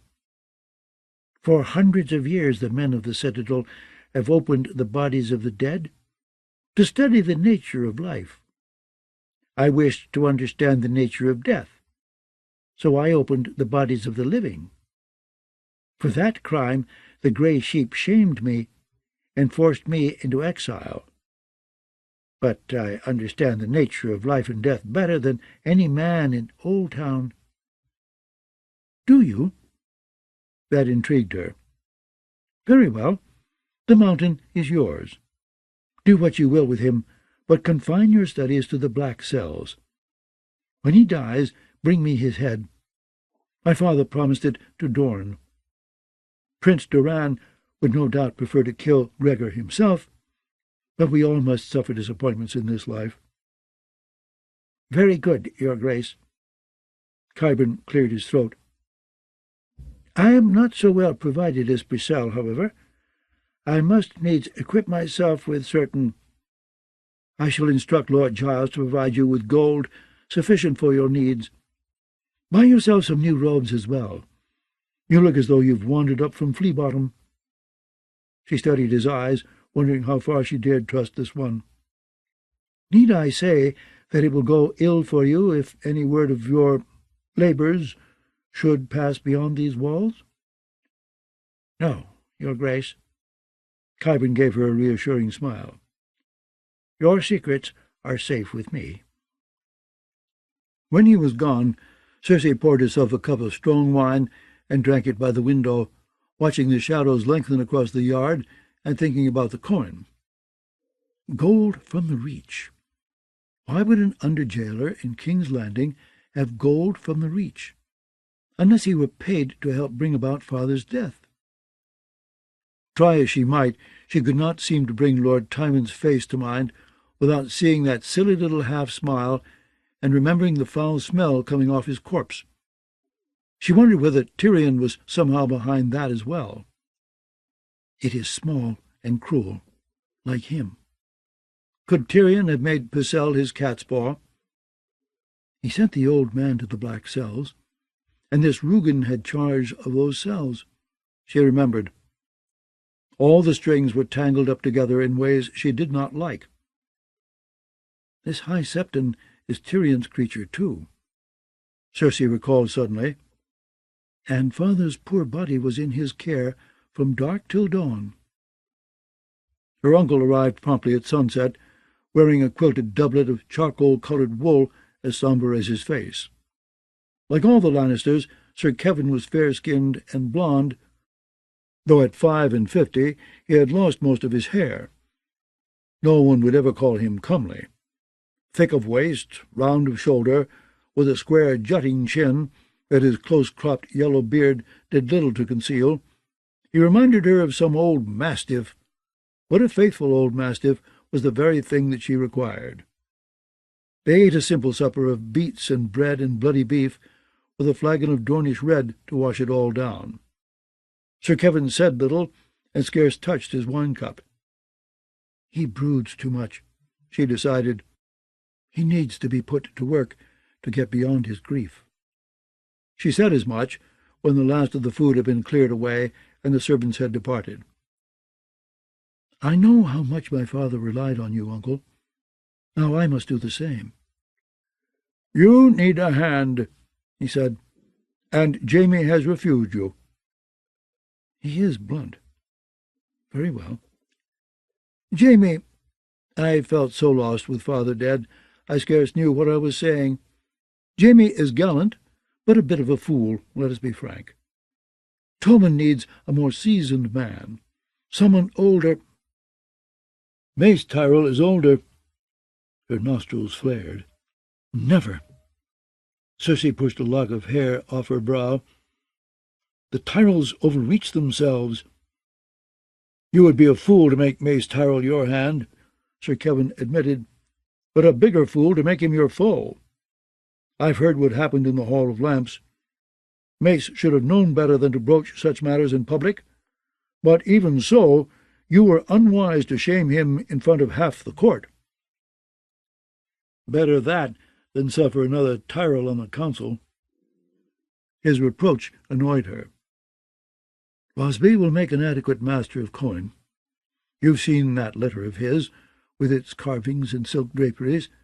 His horses are better dressed than most knights. A man that rich should have no problem finding gold. As for handship, who better to finish my father's work than the brother who shared all his counsels? Every man needs someone he can trust. Tywin had me, and once your mother. He loved her very much. Cersei refused to think about the dead whore in his bed. I know they are together now. So I pray. Sir Kevin studied her face for a long moment before he replied, You ask much of me, Cersei. No more than my father did. I am tired. Her uncle reached for his wine-cup and took a swallow. I have a wife I have not seen in 2 years, a dead son to mourn, another son about to marry, and assume a lordship. Castle Darry must be made strong again, its lands protected, its burned fields ploughed and planted anew. Lancel needs my help. As does Tommen. Cersei had not expected Kevin to require coaxing. He never played coy with father. The realm needs you. The realm, aye, and House Lannister. He sipped his wine again. Very well. I will remain and serve his grace.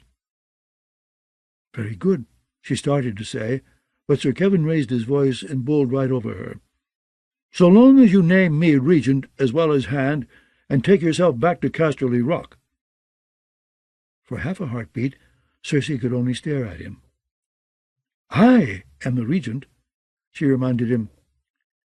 You were. Tywin did not intend that you continue in that role. He told me of his plans to send you back to the Rock and find a new husband for you. Cersei could feel her anger rising. He spoke of such, yes, and I told him it was not my wish to wed again. Her uncle was unmoved.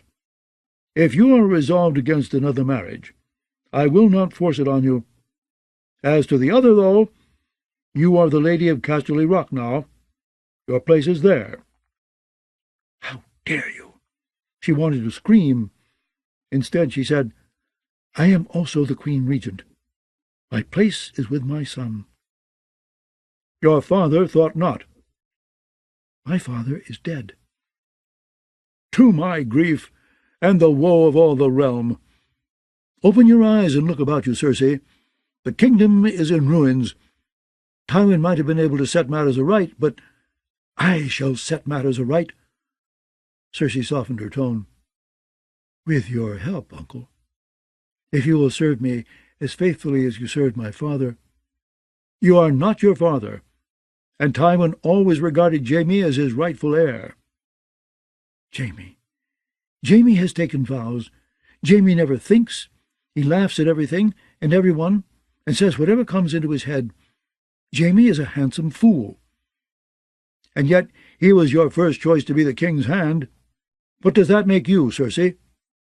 I told you I was sick with grief. I did not think— No, Sir Kevin agreed, which is why you should return to Casterly Rock and leave the king with those who do. The king is my son. Cersei rose to her feet.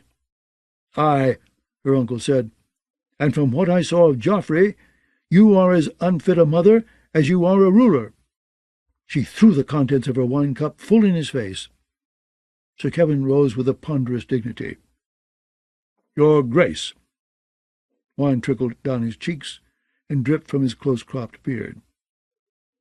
With your leave, might I withdraw? By what right do you presume to give me terms? You are no more than one of my father's household knights. I hold no lands, that is true, but I have certain incomes and chests of coin set aside. My own father forgot none of his children when he died, and Tywin knew how to reward good service. I feed 200 knights, and can double that number if need be. There are free riders who will follow my banner, and I have the gold to hire sellswords. You would be wise not to take me lightly, your grace, and wiser still not to make of me a foe. Are you threatening me? I am counseling you. If you will not yield the regency to me, name me your castellan for Casterly Rock, and make either Mathis Rowan or Randall Tarley the hand of the king. Tyrell Bannerman, both of them. The suggestion left her speechless. Is he bought? She wondered. Has he taken Tyrell gold to betray House Lannister? Mathis Rowan is sensible, prudent, well-liked, her uncle went on, oblivious. Randall Tarley is the finest soldier in the realm. A poor hand for peacetime, but with Tywin dead, there's no better man to finish this war. Lord Tyrell cannot take offence if you choose one of his own bannermen as hand. Both Tarley and Rowan are able men and loyal. Name either one, and you make him yours. You strengthen yourself and weaken Highgarden, yet Mace will likely thank you for it. He gave a shrug. That is my counsel, take it or no. You may make Moon Boy your hand for all I care. My brother is dead, woman. I'm going to take him home. Traitor, she thought. Turncloak. She wondered how much Mace Tyrell had given him. You would abandon your king when he needs you most, she told him. You would abandon Tommen. Tommen has his mother. Sir Kevin's green eyes met her own, unblinking. A last drop of wine trembled wet and red beneath his chin, and finally fell. Aye, he added softly, after a pause. And his father, too, I think. Jaime. Sir Jaime Lannister, all in white, stood beside his father's bier. 5 fingers curled about the hilt of a golden greatsword. At dusk, the interior of the great sept of Baelor turned dim and eerie. The last light of day slanted down through the high windows, washing the towering likenesses of the Seven in a red gloom. Around their altars, scented candles flickered, whilst deep shadows gathered in the transepts and crept silently across the marble floors. The echoes of the evensongs died away as the last mourners were departing. Balon Swan and Loras Tyrell remained when the rest had gone. No man can stand a vigil for 7 days and 7 nights, Sir Balon said. When did you last sleep, my lord? When my lord father was alive, said Jaime. Allow me to stand tonight in your stead, Sir Loras offered. He was not your father. You did not kill him. I did. Tyrion may have loosed the crossbow bolt that slew him, but I loosed Tyrion. Leave me. As my lord commands, said Swan. Sir Loras looked as if he might have argued further, but Sir Balon took his arm and drew him off. Jaime listened to the echoes of their footfalls die away. And then he was alone again with his lord father, amongst the candles and the crystals and the sickly sweet smell of death. His back ached from the weight of his armour, and his legs felt almost numb. He shifted his stance a bit, and tightened his fingers around the golden greatsword. He could not wield a sword, but he could hold one. His missing hand was throbbing. That was almost funny. He had more feeling in the hand he'd lost than in the rest of the body that remained to him. My hand is hungry for a sword. I need to kill someone. Varys for a start, but first I need to find the rock he's hiding under. I commanded the eunuch to take him to a ship, not to your bedchamber, he told the corpse. The blood is on his hands as much as Tyrion's. The blood is on his hands as much as mine, he meant to say, but the words stuck in his throat. Whatever Varys did, I made him do. He had waited in the eunuch's chambers that night, when at last he had decided not to let his little brother die. As he waited, he had sharpened his dagger with one hand, taking a queer comfort from the scrape, scrape, scrape of steel on stone. At the sound of footsteps, he stood beside the door. Varys entered in a wash of powder and lavender. Jaime stepped out behind him, kicked him in the back of the knee, knelt on his chest, and shoved the knife up under his soft white chin, forcing his head up. "Why, Lord Varys," he said pleasantly, "fancy meeting you here." "Sir Jaime," Varys panted, "you frightened me." "I meant to." When he twisted the dagger, a trickle of blood ran down the blade. "I was thinking you might help me pluck my brother from his cell before Sir Ilyn lops his head off. It is an ugly head, I grant you, but he only has the one." "Yes, well, if you would remove the blade. Yes, gently, as it please, my lord, gently. Oh, I'm pricked." The eunuch touched his neck and gaped at the blood on his fingers. "I've always abhorred the sight of my own blood." "You will have more to abhor shortly, unless you help me." Varys struggled to a sitting position. "Your brother, if the imp should vanish unaccountably from his cell, questions would be asked. I would fear for my life." "Your life is mine. I do not care what secrets you know. If Tyrion dies, you will not long outlive him, I promise you." "Ah!" The eunuch sucked the blood off his fingers. "You ask a dreadful thing, to loose the imp who slew our lovely king. Or is it that you believe him innocent?" "Innocent or guilty," Jaime had said, like the fool he was, "a Lannister pays his debts." The words had come so easy. He had not slept since. He could see his brother now, the way the dwarf had grinned beneath the stub of his nose as the torchlight licked his face. "You poor, stupid, blind, crippled fool," he'd snarled, in a voice thick with malice. "Cersei is a lying whore. She's been fucking Lancel and Osmond Kettleblack, and probably Moonboy for all I know. And I'm the monster they all say I am. Yes, I killed your vile son." "He never said he meant to kill our father. If he had, I would have stopped him. Then I would be the kinslayer, not him." Jaime wondered where Varys was hiding.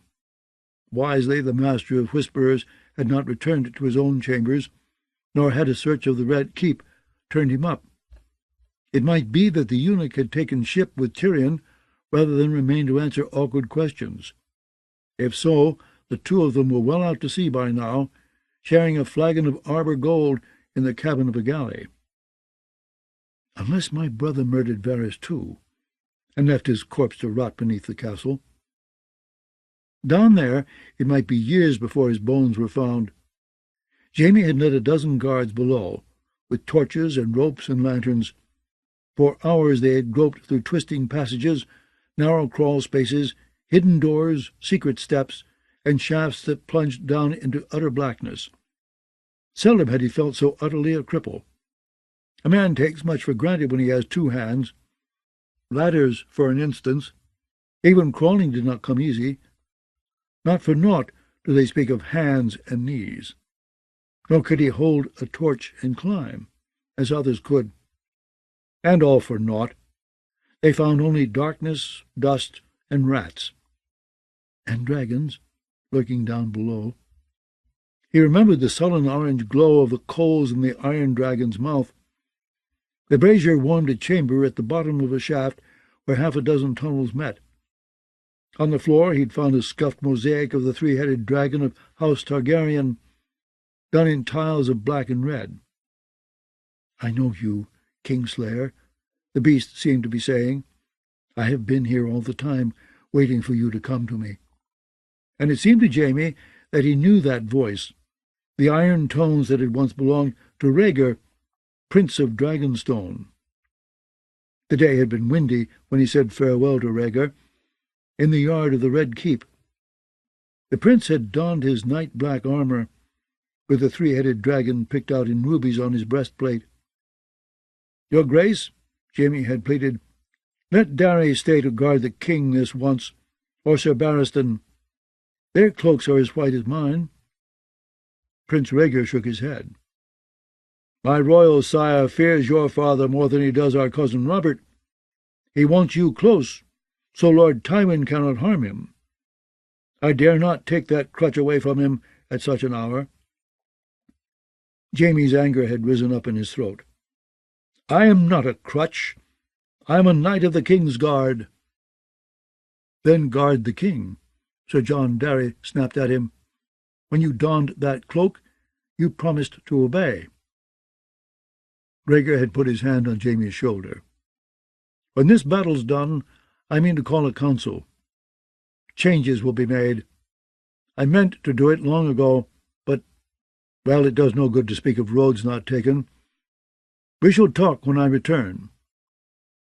Those were the last words Rhaegar Targaryen ever spoke to him. Outside the gates an army had assembled, whilst another descended on the Trident.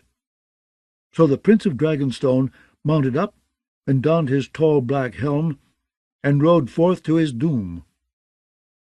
He was more right than he knew.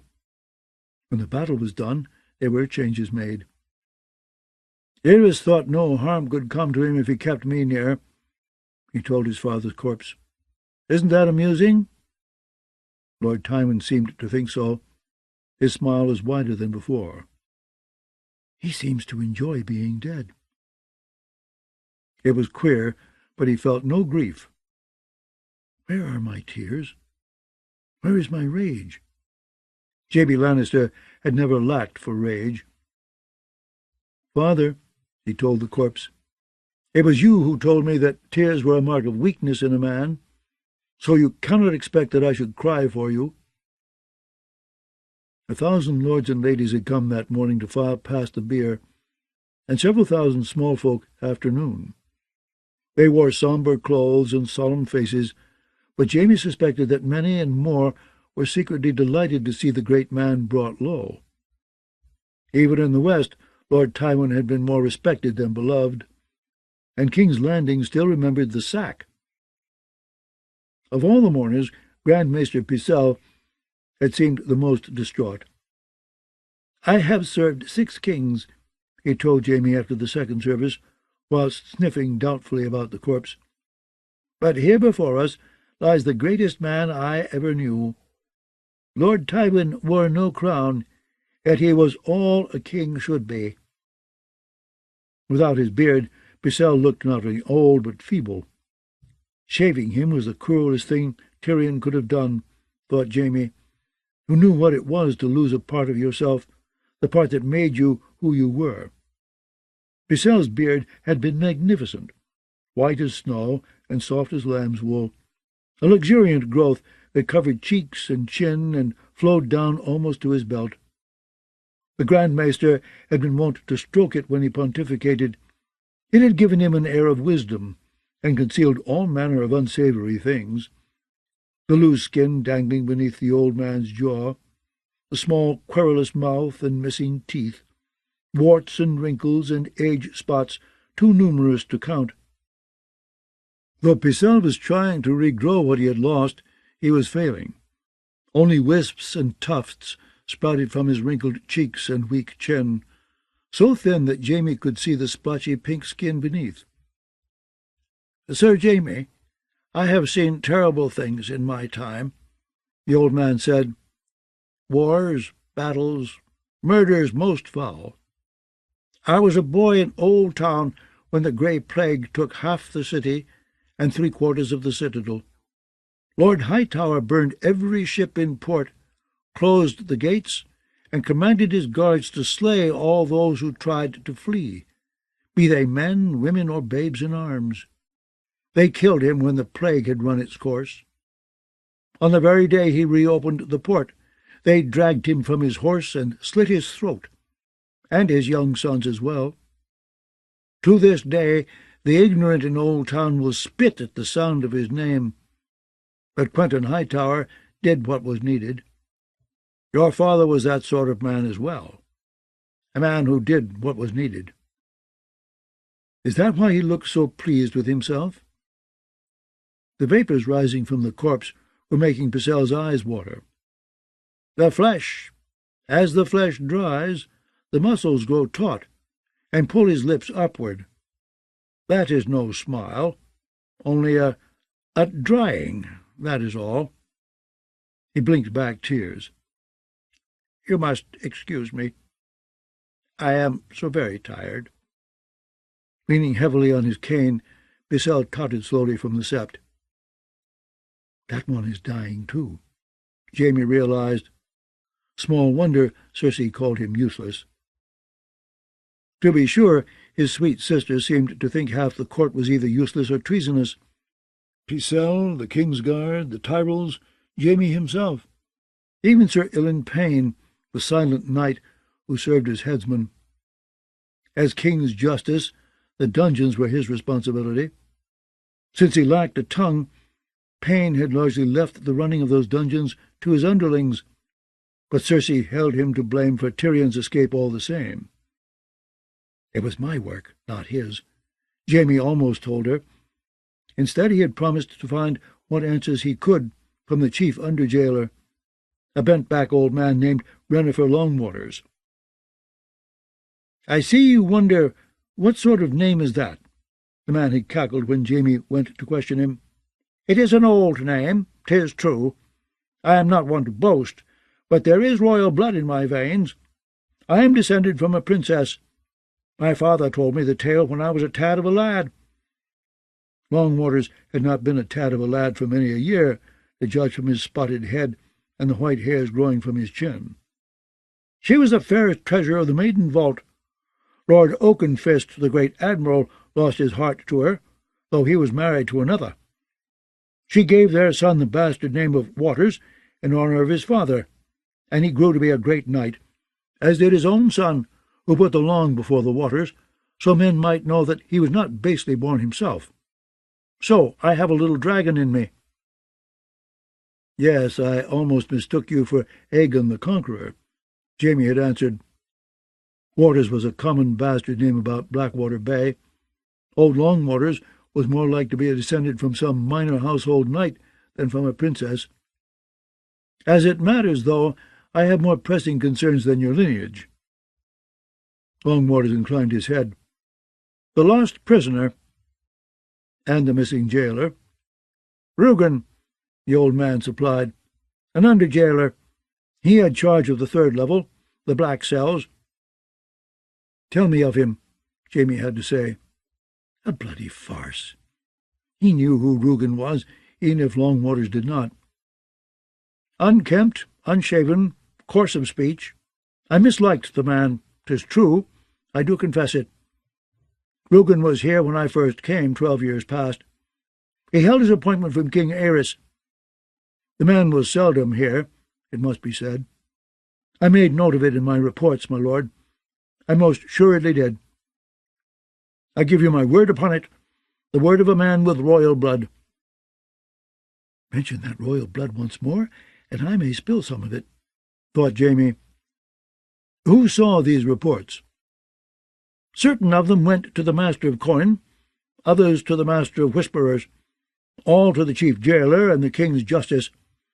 It has always been so in the dungeons. Longwaters scratched his nose. Rugen was here when need be, my lord, that must be said. The black cells are little used. Before your lordship's little brother was sent down, we had Grand Maester Purcell for a time, and before him Lord Stark the traitor. There were 3 others, common men, but Lord Stark gave them to the Night's Watch. I did not think it good to free those 3, but the papers were in proper order. I made note of that in a report as well. You may be certain of it. Tell me of the 2 jailers who went to sleep. Jailers? Longwaters sniffed. Those were no jailers. They were merely turnkeys. The Crown pays wages for 20 turnkeys, my lord, a full score. But during my time we have never had more than 12. We are supposed to have 6 under-jailers as well, 2 on each level, but there are only the 3. You and 2 others? Longwaters sniffed again. I am the chief under-jailer, my lord. I am above the under-jailers. I am charged with keeping the counts. If my lord would like to look over my books, he will see that all the figures are exact. Longwaters had consulted the great leather-bound book spread out before him. At present, we have 4 prisoners on the first level, and 1 on the second, in addition to your lordship's brother. The old man frowned. Who is fled, to be sure. 'Tis true. I will strike him out. He took up a quill and began to sharpen it. 6 prisoners, Jaime thought sourly, while we pay wages for 20 turnkeys, 6 under-jailers, a chief under-jailer, a jailer, and a king's justice. I want to question these 2 turnkeys. Runner for Longwaters let up, sharpening his quill, and peered doubtfully up at Jaime. Question them, my lord? You heard me. I did, my lord, I surely did, and yet my lord may question who he pleases, 'tis true. It is not my place to say that he may not. But, sir, if I may be so bold, I do not think them like to answer. They are dead, my lord. Dead? By whose command? Your own, I thought. Or the king's, mayhaps? I did not ask. It is not my place to question the king's guard. That was salt for his wound. Cersei had used his own men to do her bloody work, them and her precious kettle-blacks. You witless fools! Jaime had snarled at Boros Blount and Osmond Kettleblack later, in a dungeon that stank of blood and death. What did you imagine you were doing? No more'n we was told, my lord. Sir Boros was shorter than Jaime, but heavier. Her Grace commanded it. Your sister. Sir Osmond hooked a thumb through his sword-belt. She said they were to sleep forever. So my brothers and me, we saw to it. That you did. One corpse sprawled face down upon the table, like a man passed out at a feast, but it was a puddle of blood beneath his head, not a puddle of wine. The second turnkey had managed to push back from the bench and draw his dagger before someone shoved a long sword through his ribs. His had been the longer, messier end. I told Varys no one was to be harmed in this escape, Jaime thought, but I should have told my brother and my sister. This was ill done, sir. Sir Osmond shrugged. They won't be missed. I'll wager they was part of it, along with the one who's gone missing. No, Jaime could have told him. Varys dosed their wine to make them sleep. If so, we might have coaxed the truth from them. She's been fucking Lancel and Osmond Kettleblack and Moon Boy for all I know. If I had a suspicious nature, I might wonder why you were in such haste to make certain these 2 were never put to the question. Did you need to silence them to conceal your own part in this? Us? Kettleblack choked on that. All we done was what the Queen commanded. On my word as your sworn brother. Jaime's phantom fingers twitched as he said, Get Osney and Osford down here and clean up this mess you've made. And the next time my sweet sister commands you to kill a man, come to me first. Elsewise, stay out of my sight, sir. The words echoed in his head in the dimness of Baelor's Sept. Above him, all the windows had gone black, and he could see the faint light of distant stars. The sun had set for good and all. The stench of death was growing stronger, despite the scented candles. The smell reminded Jaime Lannister of the pass below the Golden Tooth, where he had won a glorious victory in the first days of the war. On the morning after the battle, the crows had feasted on victors and vanquished alike, as once they had feasted on Rhaegar Targaryen after the Trident. How much can a crown be worth when a crow can dine upon a king? There were crows circling the 7 towers and great dome of Baelor's Sept even now, Jaime suspected, their black wings beating against the night air as they searched for a way inside. Every crow in the 7 kingdoms should pay homage to you, father. From Castamere to the Blackwater, you fed them well." That notion pleased Lord Tywin. His smile widened further. "Bloody hell! He's grinning like a bridegroom at his bedding." That was so grotesque it made Jaime laugh aloud. The sound echoed through the transepts and crypts and chapels, as if the dead interred within the walls were laughing too. Why not? This is more absurd than a mummer's farce. Me standing vigil for a father I helped to slay, sending men forth to capture the brother I helped to free. He had commanded Sir Adam Marbrand to search the Street of Silk. "Look under every bed. You know how fond my brother is of brothels." The gold cloaks would find more of interest beneath the whores' skirts than beneath their beds. He wondered how many bastard children would be born of the pointless search. Unbidden, his thoughts went to Brienne of Tarth. Stupid, stubborn, ugly wench. He wondered where she was. Father, give her strength. Almost a prayer. But was it the God he was invoking, the Father above, whose towering, gilded likeness glimmered in the candlelight across the sept? Or was he praying to the corpse that lay before him? Does it matter? They never listened, either one. The warrior had been Jaime's god since he was old enough to hold a sword. Other men might be fathers, sons, husbands, but never Jaime Lannister, whose sword was as golden as his hair. He was a warrior, and that was all he would ever be. I should tell Cersei the truth. Admit that it was me who freed our little brother from his cell. The truth had worked so splendidly with Tyrion, after all. I killed your vile son, and now I'm off to kill your father too. Jaime could hear the imp laughing in the gloom. He turned his head to look, but the sound was only his own laughter coming back at him. He closed his eyes, and just as quickly snapped them open. I must not sleep. If he slept, he might dream. Oh, how Tyrion was sniggering. A lying whore. Fucking Lancel and Osmond Kettleblack. At midnight, the hinges on the father's doors gave a groan as several hundred septons filed in for their devotions. Some were clad in the cloth of silver vestments and crystal coronals that marked the most devout. Their humbler brethren wore their crystals on thongs about their necks and cinched white robes with 7-stranded belts, each plait a different color.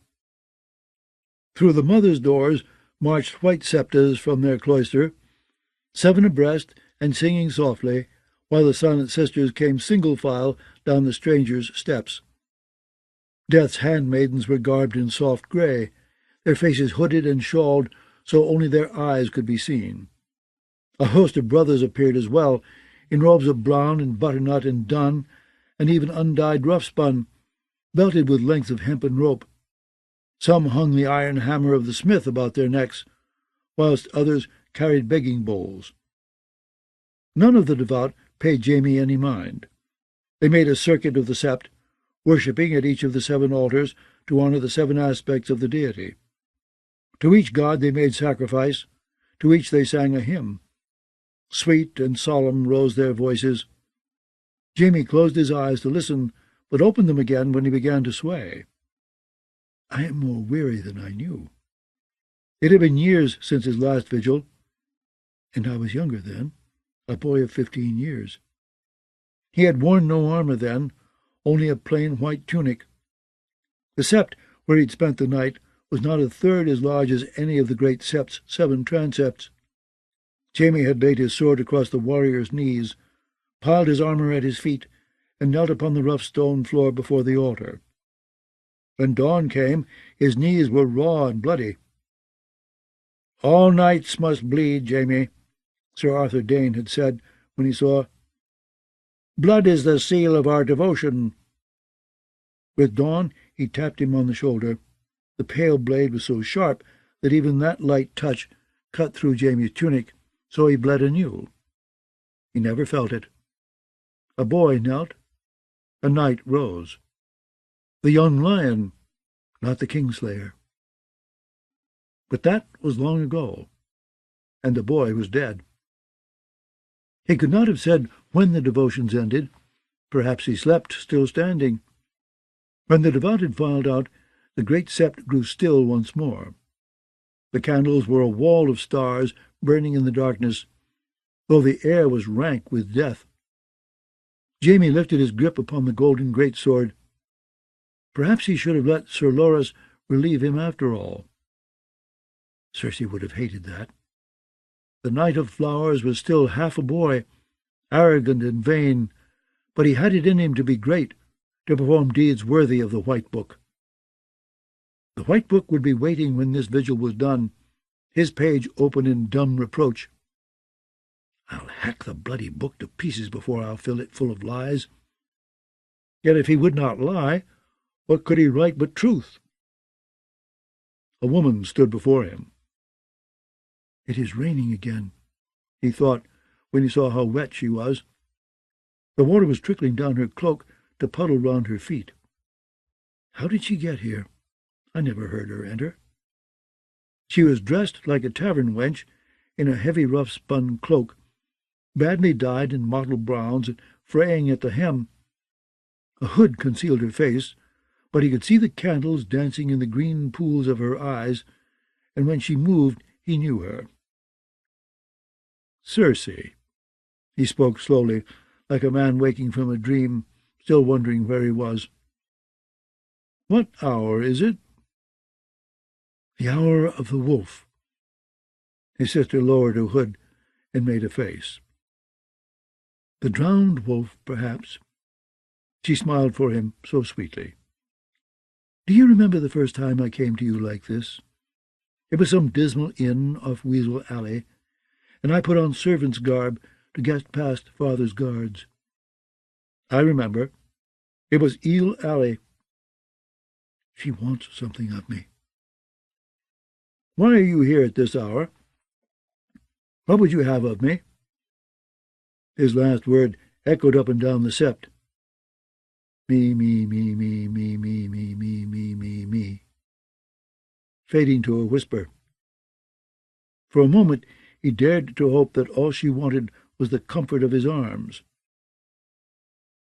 Speak softly. Her voice sounded strange, breathless, almost frightened. Jaime, Kevin has refused me. He will not serve his hand. He knows about us. He said as much. Refused?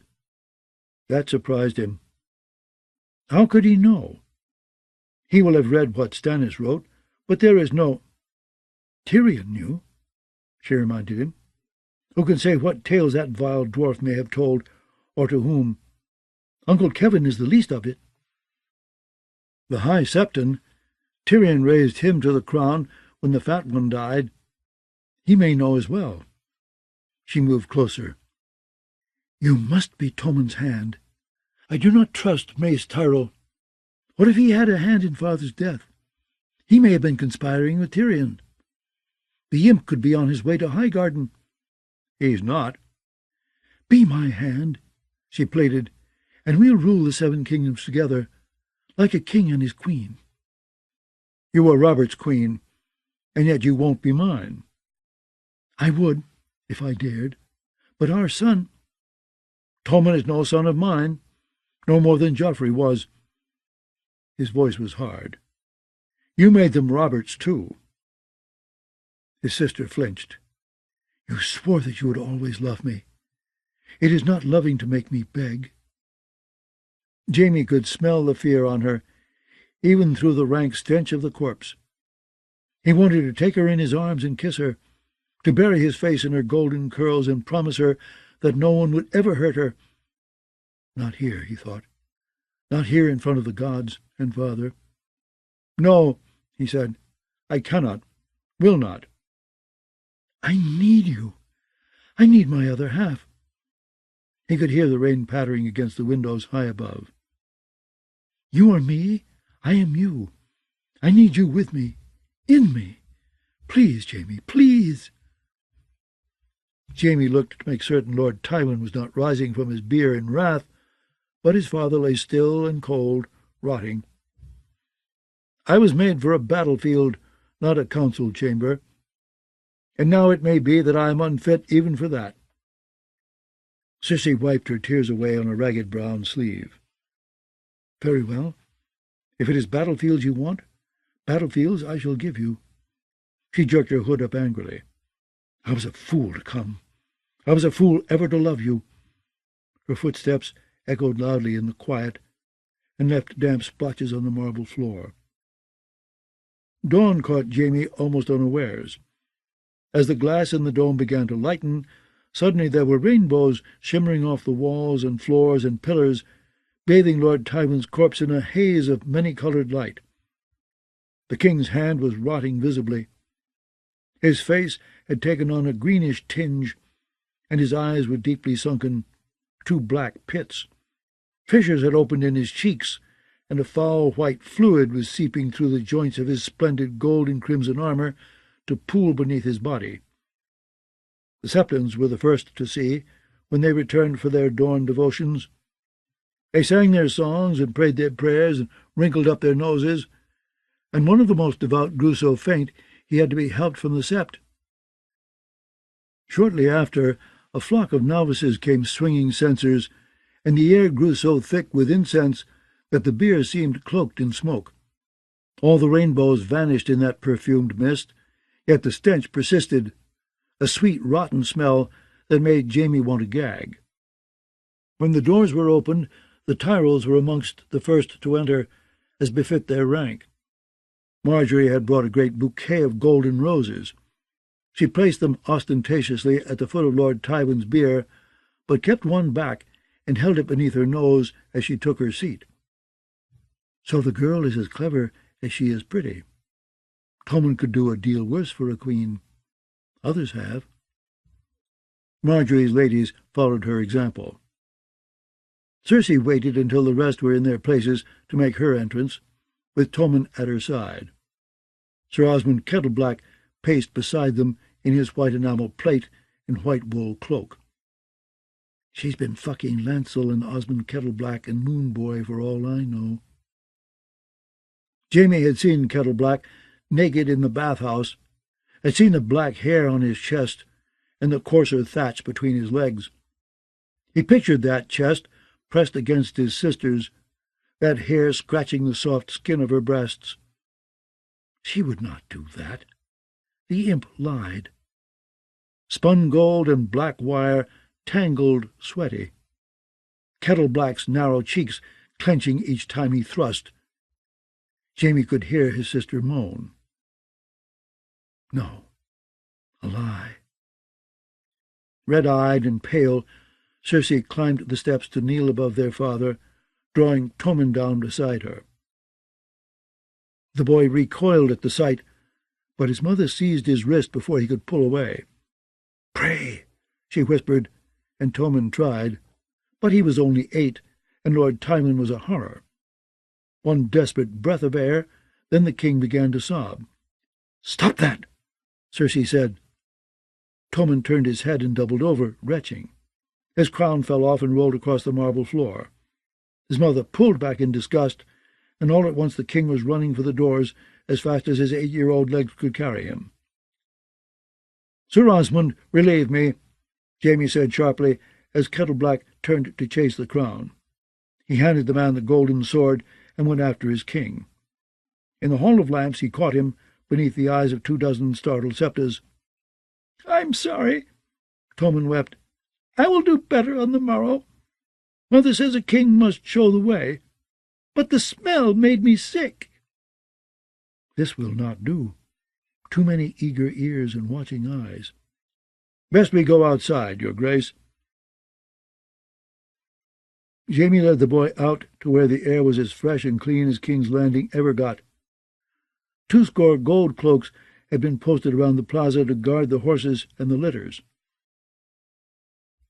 He took the king off to the side, well away from everyone, and sat him down upon the marble steps.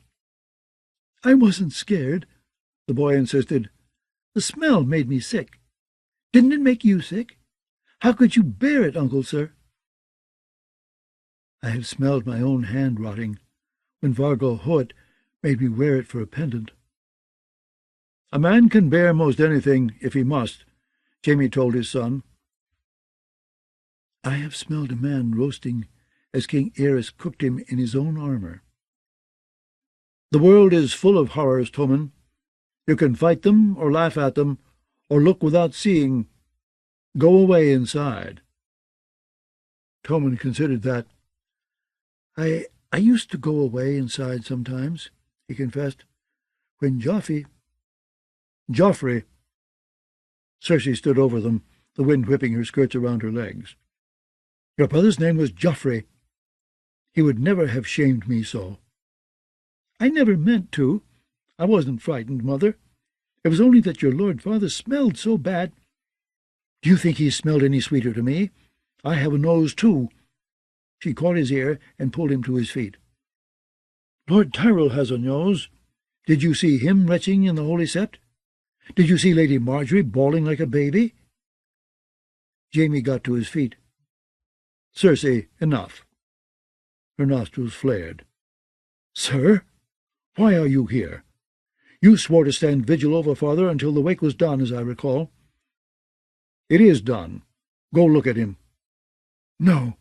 7 days and 7 nights, you said. Surely the Lord Commander remembers how to count to 7. Take the number of your fingers, then add 2. Others had begun to stream out onto the plaza, fleeing the noxious odors in the sept.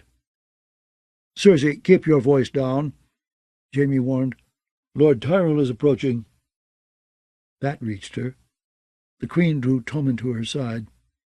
Mace Tyrell bowed before them. His Grace is not unwell, I hope. The king was overwhelmed by grief, said Cersei. As are we all. If there is aught that I can do— High above, a crow screamed loudly. He was perched on the statue of King Baelor, shitting on his holy head. There is much and more you can do for Tommen, my lord, Jaime said. Perhaps you would do her Grace the honour of supping with her after the evening services. Cersei threw him a withering look, but for once she had the sense to bite her tongue. Sup? Tyrell seemed taken aback. I suppose. Of course we should be honoured, my lady wife and I— The Queen forced a smile and made pleasant noises. But when Tyrell had taken his leave, and Tommen had been sent off with Sir Adam Narbrand, she turned on Jaime angrily. Are you drunk or dreaming, sir? Pray tell, why am I having supper with that grasping fool and his puerile wife? A gust of wind stirred her golden hair. I will not name him hand, if that's what— You need Tyrell, Jaime broke in, but not here. Ask him to capture Storm's End for Tommen. Flatter him, and tell him you need him in the field to replace father. Mace fancies himself a mighty warrior. Either he will deliver Storm's End to you, or he will muck it up and look a fool. Either way, you win. Storm's End? Cersei looked thoughtful. Yes, but Lord Tyrell has made it tediously plain that he will not leave King's Landing till Tommen marries Marjorie. Jaime sighed. Then let them wed. It will be years before Tommen is old enough to consummate the marriage, and until he does, the union can always be set aside. Give Tyrell his wedding, and send him off to play at war. A wary smile crept across his sister's face. Even sieges have their dangers, she murmured. Why, our Lord of Highgarden might even lose his life in such a venture. There is that risk, conceded Jaime, especially if his patience runs thin this time, and he elects to storm the gate. Cersei gave him a lingering look. You know, she said, for a moment you sounded quite like father. Brienne. The gates of Duskendale were closed and barred. Through the pre-dawn gloom the town walls shimmered palely. On their ramparts wisps of fog moved like ghostly sentinels. A dozen wains and ox carts had drawn up outside the gates, waiting for the sun to rise. Brienne took her place behind some turnips. Her calves ached, and it felt good to dismount and stretch her legs. Before long, another wain came rumbling from the woods. By the time the sky began to lighten, the queue stretched back a quarter-mile. The farm folk gave her curious glances, but no one spoke to her. It is for me to talk to them, Brienne told herself, but she had always found it hard to speak with strangers. Even as a girl she had been shy. Long years of scorn had only made her shyer. I must ask after Sansa. How else will I find her? She cleared her throat. Good wife, she said to the woman on the turnip cart, perhaps you saw my sister on the road? A young maid, 3 and 10, and fair of face, with blue eyes and auburn hair. She may be riding with a drunken knight. The woman shook her head, but her husband said, Then she's no maid, I'll wager. Does the poor girl have a name? Brienne's head was empty. I should have made up some name for her. Any name would do, but none came to her. No name? Well, the roads are full of nameless girls. The Lich Yard's even fuller, said his wife. As dawn broke, guardsmen appeared on the parapets.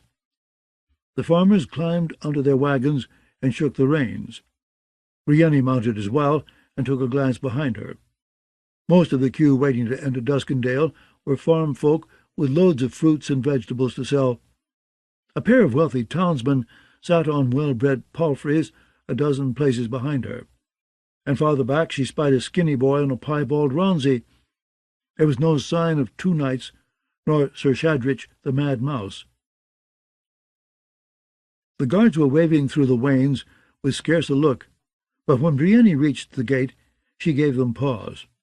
"Halt, you!" the captain cried. A pair of men in chain-mail hauberks crossed their spears to bar her way. "State your purpose here." "I seek the Lord of Duskendale, or his maester." The captain's eyes lingered on her shield. "The Black Bat of Lothston. Those are arms of ill repute." "They are not mine. I mean to have the shield repainted." "Aye?" The captain rubbed his stubbled chin. "My sister does such work as it happens. You'll find her at the house with the painted doors, across from the 7 Swords. He gestured to the guards. "Let her pass, lads. It's a winch." The gatehouse opened on a market square, where those who had entered before her were unloading to hawk their turnips, yellow onions, and sacks of barley-corn. Others were selling arms and armour, and very cheaply to judge from the prices they shouted out as she rode by. "The looters come with the carrion crows after every battle." Brienne walked her horse past mail shirts still caked with brown blood, dinted helms, notched long swords. There was clothing to be had as well: leather boots, fur cloaks, stained surcoats with suspicious rents. She knew many of the badges: the mailed fist, the moose, the white sun, the double-bladed axe. All those were northern sigils. Tarly men had perished here as well, though, and many from the Stormlands. She saw red and green apples, a shield that bore the 3 thunderbolts of Laegud, horse trappings patterned with the ants of Ambrose. Lord Tarley's own striding huntsman appeared on many a badge and brooch and doublet. Friend or foe, the crows care not. There were pine and linden shields to be had for pennies, but Brienne rode past them. She meant to keep the heavy oaken shield Jaime had given her, the one he had borne himself from Harrenhal to King's Landing. A pine shield had its advantages. It was lighter, and therefore easier to bear, and the soft wood was more like to trap a foeman's axe or sword. But oak gave more protection, if you were strong enough to bear its weight. Duskendale was built around its harbour. North of town, the chalk cliffs rose. To the south, a rocky headland shielded the ships at anchor from storms coming up the narrow sea. The castle overlooked the port, its square keep and big drum towers visible from every part of town. In the crowded cobbled streets it was easier to walk than ride, so Brienne put her mare up in a stable and continued on afoot, with her shield slung across her back and her bedroll tucked up beneath one arm. The captain's sister was not hard to find. The Seven Swords was the largest inn in town, a 4-story structure that towered over its neighbours, and the double doors on the house across the way were painted gorgeously. They showed a castle in an autumn wood, the trees done up in shades of gold and russet. Ivy crawled up the trunks of ancient oaks, and even the acorns had been done with loving care.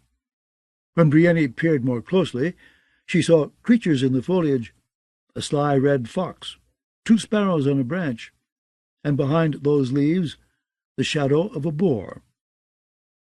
"Your door is very pretty," she told the dark-haired woman who answered when she knocked. "What castle is that meant to be?" "All castles," said the captain's sister. "The only one I know is the Dun fort by the harbour. I made t'other in my head, what a castle ought to look like. I never seen a dragon, neither, nor a griffin, nor a unicorn." She had a cheerful manner, but when Brienne showed her the shield, her face went dark. "My old ma used to say that giant bats flew out from Harrenhal on moonless nights to carry bad children to Mad Donnell for her cookpots. Sometimes I'd hear them scrabbling at the shutters." She sucked her teeth a moment, thoughtful. "What goes in its place?"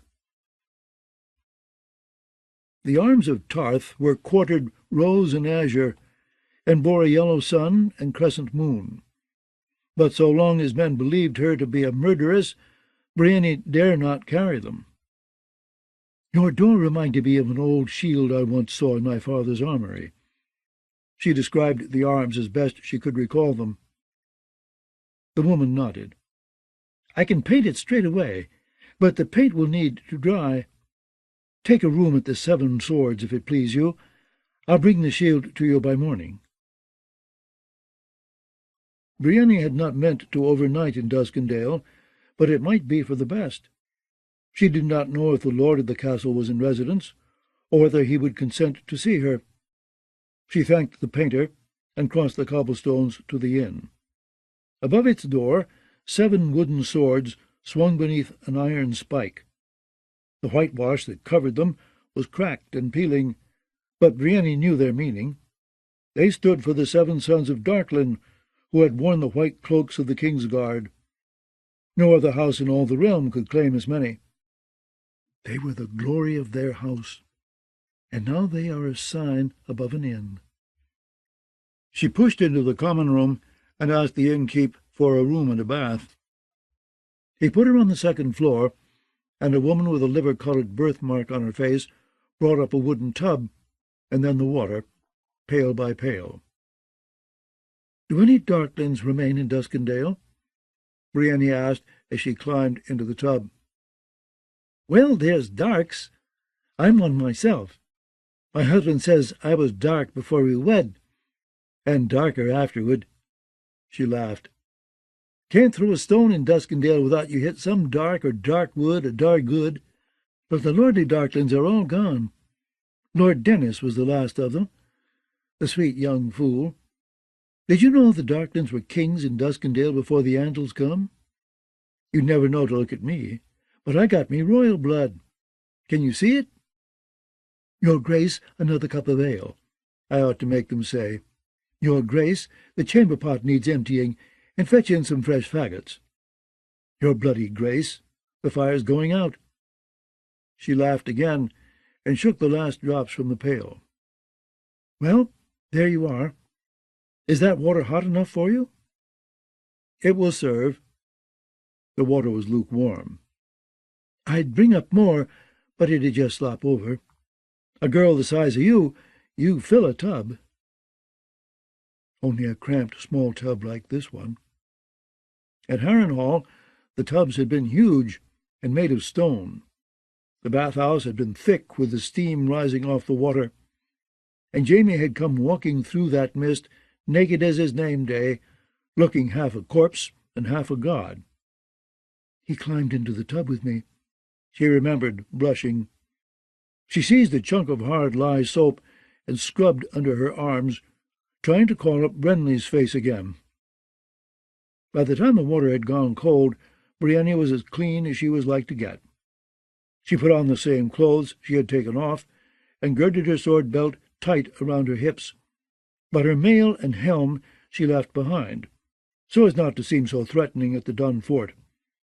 It felt good to stretch her legs.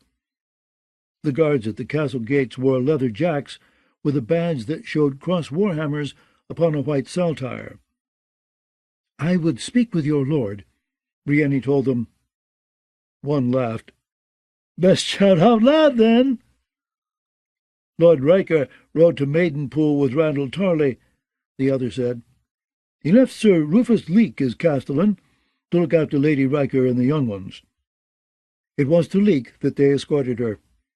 Sir Rufus was a short, stout greybeard, whose left leg ended in a stump. "You will forgive me if I do not rise," he said. Brienne offered him her letter, but Leake could not read, so he sent her to the maester, a bald man with a freckled scalp and a stiff red moustache. When he heard the name Hollard, the maester frowned with irritation. "How often must I sing this song?" Her face must have given her away. "Did you think you were the first to come seeking after Dantos? More like the 21st. The gold cloaks were here within days of the king's murder, with Lord Tywin's warrant. And what do you have, pray?" Brienne showed him the letter, with Tommen's seal and childish signature. The maester hummed and heard, picked at the wax, and finally gave it back. "It seems in order." He climbed onto a stool and gestured Brienne to another. "I never knew Sir Dantos. He was a boy when he left Duskendale. The Hollards were a noble house once, 'tis true. You know their arms? Barry red and pink, with 3 golden crowns upon a blue chief. The Darklands were petty kings during the age of heroes, and 3 took Hollard wives. Later their little realm was swallowed up by larger kingdoms, yet the Darklands endured, and the Hollards served them. Aye, even in defiance. You know of that?" "A little. Her own maester used to say that it was the defiance of Duskendale that had driven King Aerys mad." "In Duskendale they love Lord Dennis still, despite the woe he brought them. 'Tis Lady Sorella that they blame, his Myrish wife. The Lace Serpent she is called. If Lord Darkland had only wed a Stanton or a Stokeworth. Well, you know how small folk will go on. The Lace Serpent filled her husband's ear with Myrish poison, they say, until Lord Dennis rose against his king and took him captive. In the taking, his master-at-arms, Sir Simon Hollard, cut down Sir Gawain Gaunt of the King's Guard. For half a year Aerys was held within these very walls, whilst the King's Hand sat outside Duskendale with a mighty host. Lord Tywin had sufficient strength to storm the town any time he wished, but Lord Dennis sent word that at the first sign of assault he'd kill the king. Brienne remembered what came next. "The king was rescued," she said. "Barristan the Bold brought him out." "He did," the maester said. "Once Lord Dennis lost his hostage, he opened his gates and ended his defiance, rather than let Lord Tywin take the town. He bent the knee and begged for mercy, but the king was not of a forgiving mind. Lord Dennis lost his head, as did his brothers and his sisters, uncles, cousins, all the lordly Darklands. The Lace Serpent was burned alive, poor woman, though her tongue was torn out first, and her female parts, with which it was said that she had enslaved her lord. Half of Duskendale will still tell you that Aerys was too kind to her." "And the Hollards?" "Attainted and destroyed," said the maester. "I was forging my chain at the citadel when this happened, but I have read the accounts of their trials and punishments. Sir John Hollard, the steward, was wed to Lord Dennis's sister, and died with his wife, as did their young son, who was half Darkling. Robin Hollard was a squire, and when the king was seized, he danced around him and pulled his beard. He died upon the rack. Sir Simon Hollard was slain by Sir Barristan during the king's escape. The Hollard lands were taken, their castle torn down, their villages put to the torch. As with the Darklings, House Hollard was extinguished. Save for Dantos. True enough. Young Dantos was the son of Sir Stephen Hollard, the twin brother of Sir Simon, who had died of a fever some years before and had no part in the defiance. Aerys would have taken the boy's head off nonetheless, but Sir Barristan asked that his life be spared. The king could not refuse the man who'd saved him, so Dantos was taken to King's Landing as a squire. To my knowledge, he never returned to Duskendale, and why should he? He held no lands here, had neither kin nor castle. If Dantos and this northern girl helped murder our sweet king, it seems to me that they would want to put as many leagues as they could betwixt themselves and justice. Look for them in Old Town, if you must, or across the narrow sea. Look for them in Dorne, or on the wall. Look elsewhere. He rose. I hear my ravens calling. You will forgive me if I bid you good morrow. The walk back to the inn seemed longer than the walk to the Dun Fort, though perhaps that was only her mood. She would not find Sansa Stark in Duskendale. That seemed plain. If Sir Dantos had taken her to Old Town, or across the narrow sea, as the Maester seemed to think, Brienne's quest was hopeless. What was there for her in Old Town? She asked herself. The Maester never knew her, no more than he knew Hollard. She would not have gone to strangers. In King's Landing, Brienne had found one of Sansa's former maids doing washing in a brothel. I served with Lord Renly before Milady Sansa, and both turned traitor. The woman Brella complained bitterly. No lord will touch me now, so I have to wash for whores. But when Brienne asked about Sansa, she said, I'll tell you what I told Lord Tywin. That girl was always praying. She'd go to sept and light her candles like a proper lady, but near every night she went off to the godswood. She's gone back north, she has. That's where her gods are. The north was huge, though, and Brienne had no notion which of her father's bannermen Sansa might have been most inclined to trust. Or would she seek her own blood instead? Though all of her siblings had been slain, Brienne knew that Sansa still had an uncle and a bastard half-brother on the wall, serving in the Night's Watch. Another uncle, Edmure Tully, was a captive at the Twins, but his uncle, Sir Brynden, still held River Run, and Lady Catelyn's younger sister ruled the Vale. Blood calls to blood. Sansa might well have run to one of them. Which one, though? The wall was too far, surely, and a bleak and bitter place besides. And to reach River Run, the girl would need to cross the war-torn riverlands and pass through the Lannister siege lines. The Eyrie would be simpler, and Lady Lysa would surely welcome her sister's daughter. Ahead, the alley bent. Somehow Brienne had taken a wrong turn. She found herself in a dead end, a small muddy yard where 3 pigs were rooting round a low stone well. One squealed at the sight of her, and an old woman, drawing water, looked her up and down suspiciously. "What would you be wanting?" "I was looking for the 7 swords." "Back the way you come. Left at the sept." "I thank you." Brienne turned to retrace her steps, and walked headfirst into someone hurrying round the bend. The collision knocked him off his feet, and he landed on his arse in the mud. "Pardons," she murmured. He was only a boy, a scrawny lad with straight thin hair and a sty beneath one eye. "Are you hurt?" She offered a hand to help him up, but the boy squirmed back away from her on heels and elbows. He could not have been more than 10 or 12, though he wore a chain-mail byrnie and had a long sword in a leather sheath slung across his back.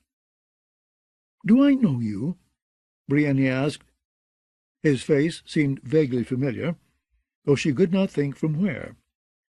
"No, you don't.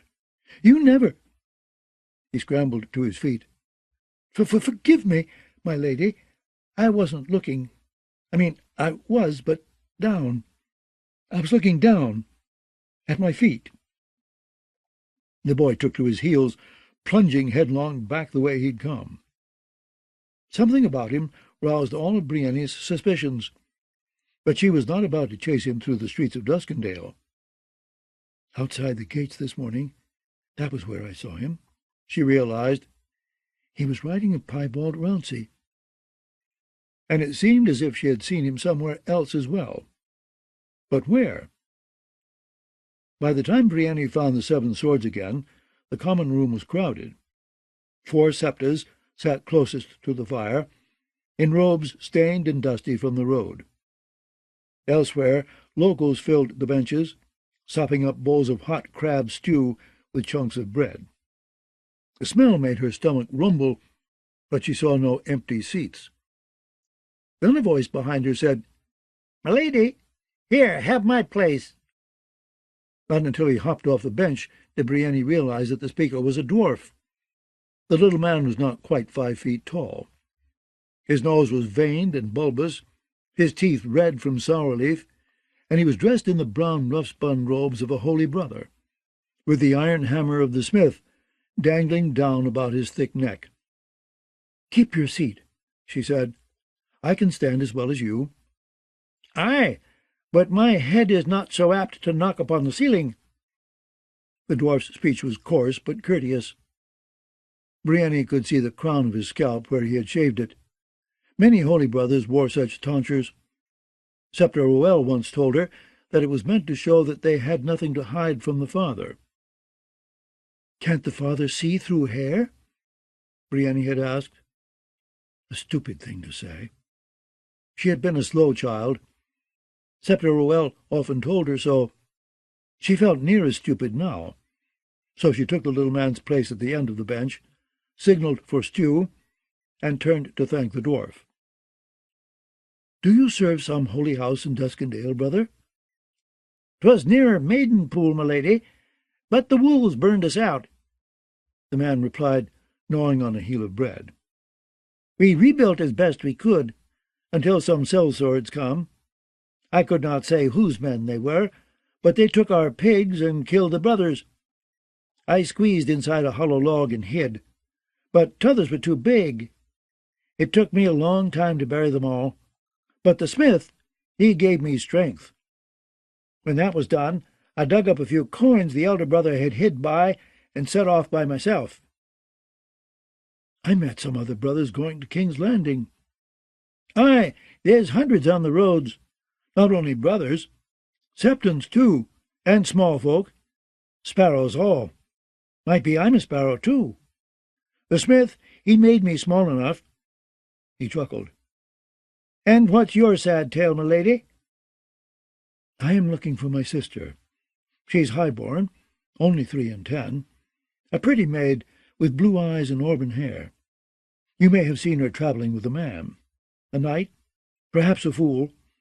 There's gold for the man who helps me find her." "Gold?" The brother gave her a red smile. "A bowl of that crab stew would be enough reward for me, but I fear I cannot help you. Fools I've met, and plenty, but not so many pretty maids." He cocked his head and thought a moment. "There was a fool at Maidenpool, now that I think of it. He was clad in rags and dirt, as near as I could tell, but under the dirt was motley." Did Dauntus Hollard wear motley? No one had told Brienne that he did, but no one had ever said he didn't either. Why would the man be in rags, though? Had some misfortune overtaken him and Sansa after they fled King's Landing? That could well be, with the road so dangerous. It might not have been him at all. Did this fool have a red nose, full of broken veins?" "I could not swear to that. I confess I paid him little heed. I'd gone to Maidenpool after burying my brothers, thinking that I might find a ship to take me to King's Landing. I first glimpsed the fool down by the docks. He had a furtive air to him, and took care to avoid Lord Tarley's soldiers. Later I encountered him again at the Stinking Goose." "The Stinking Goose?" she said, uncertain. "An unsavoury place," the dwarf admitted.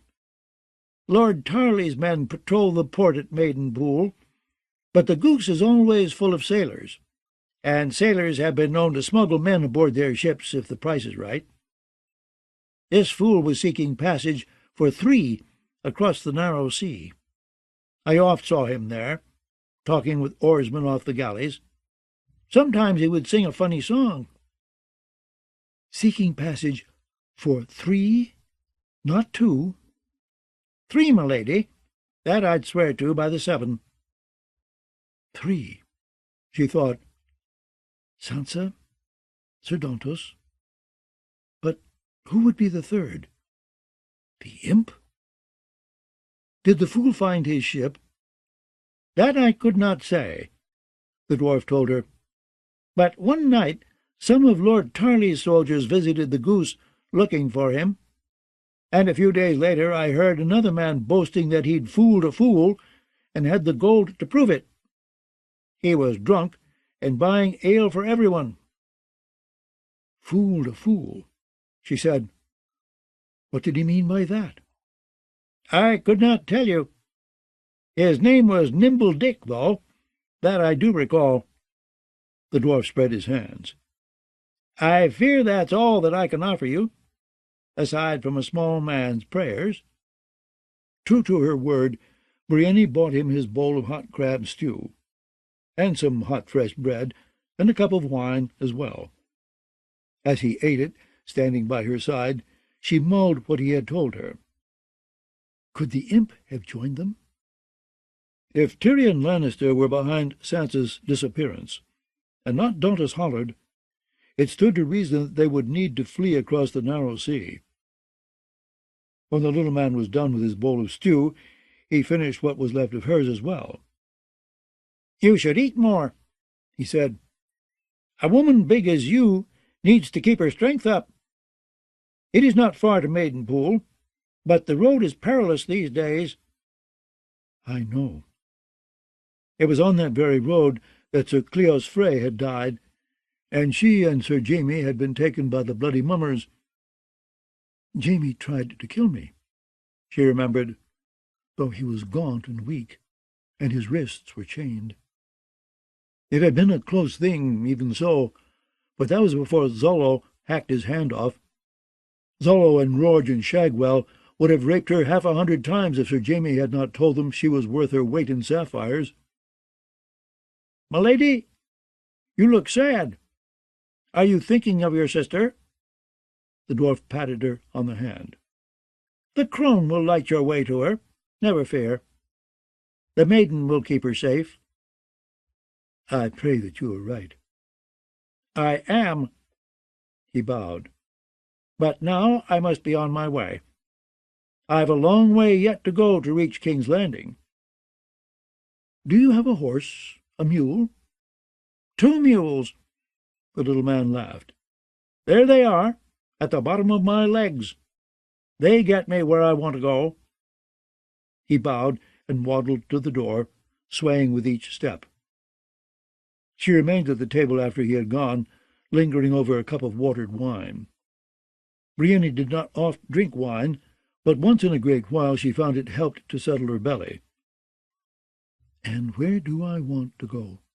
she asked herself. "To Maidenpool, to look for a man named Nimble Dick in a place called the Stinking Goose." When last she had seen Maidenpool, the town had been a desolation, its lord shut up inside his castle, its small folk dead or fled or hiding.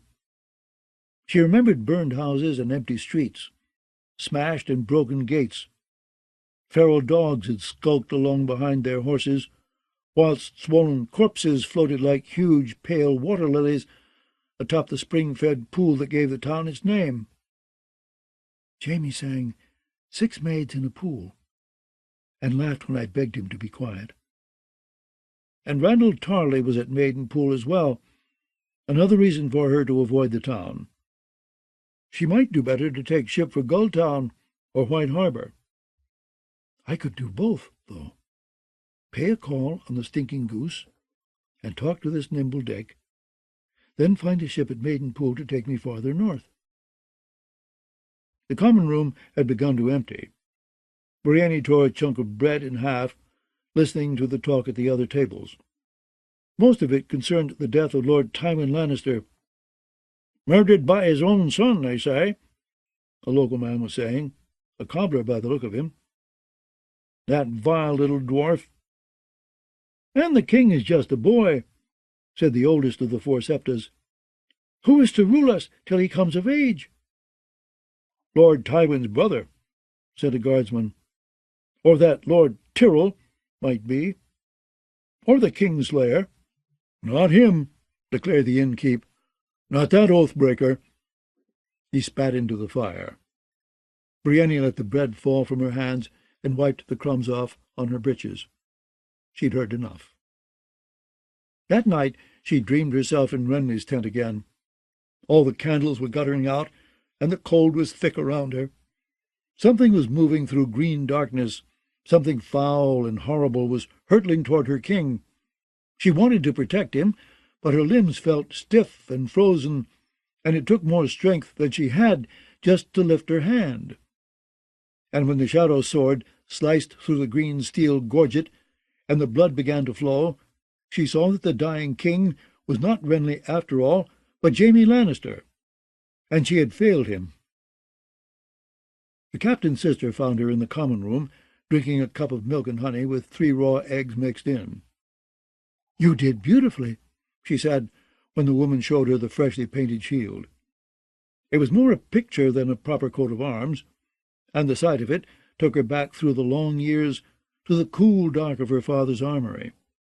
She remembered how she had run her fingertips across the cracked and fading paint, over the green leaves of the tree, and along the path of the falling star.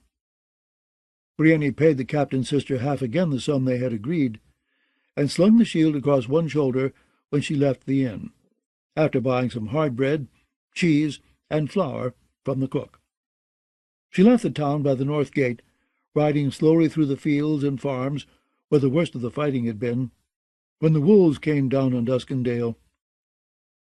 Lord Randall Tarley had commanded Joffrey's army, made up of Westermen and Stormlanders and knights from the Reach.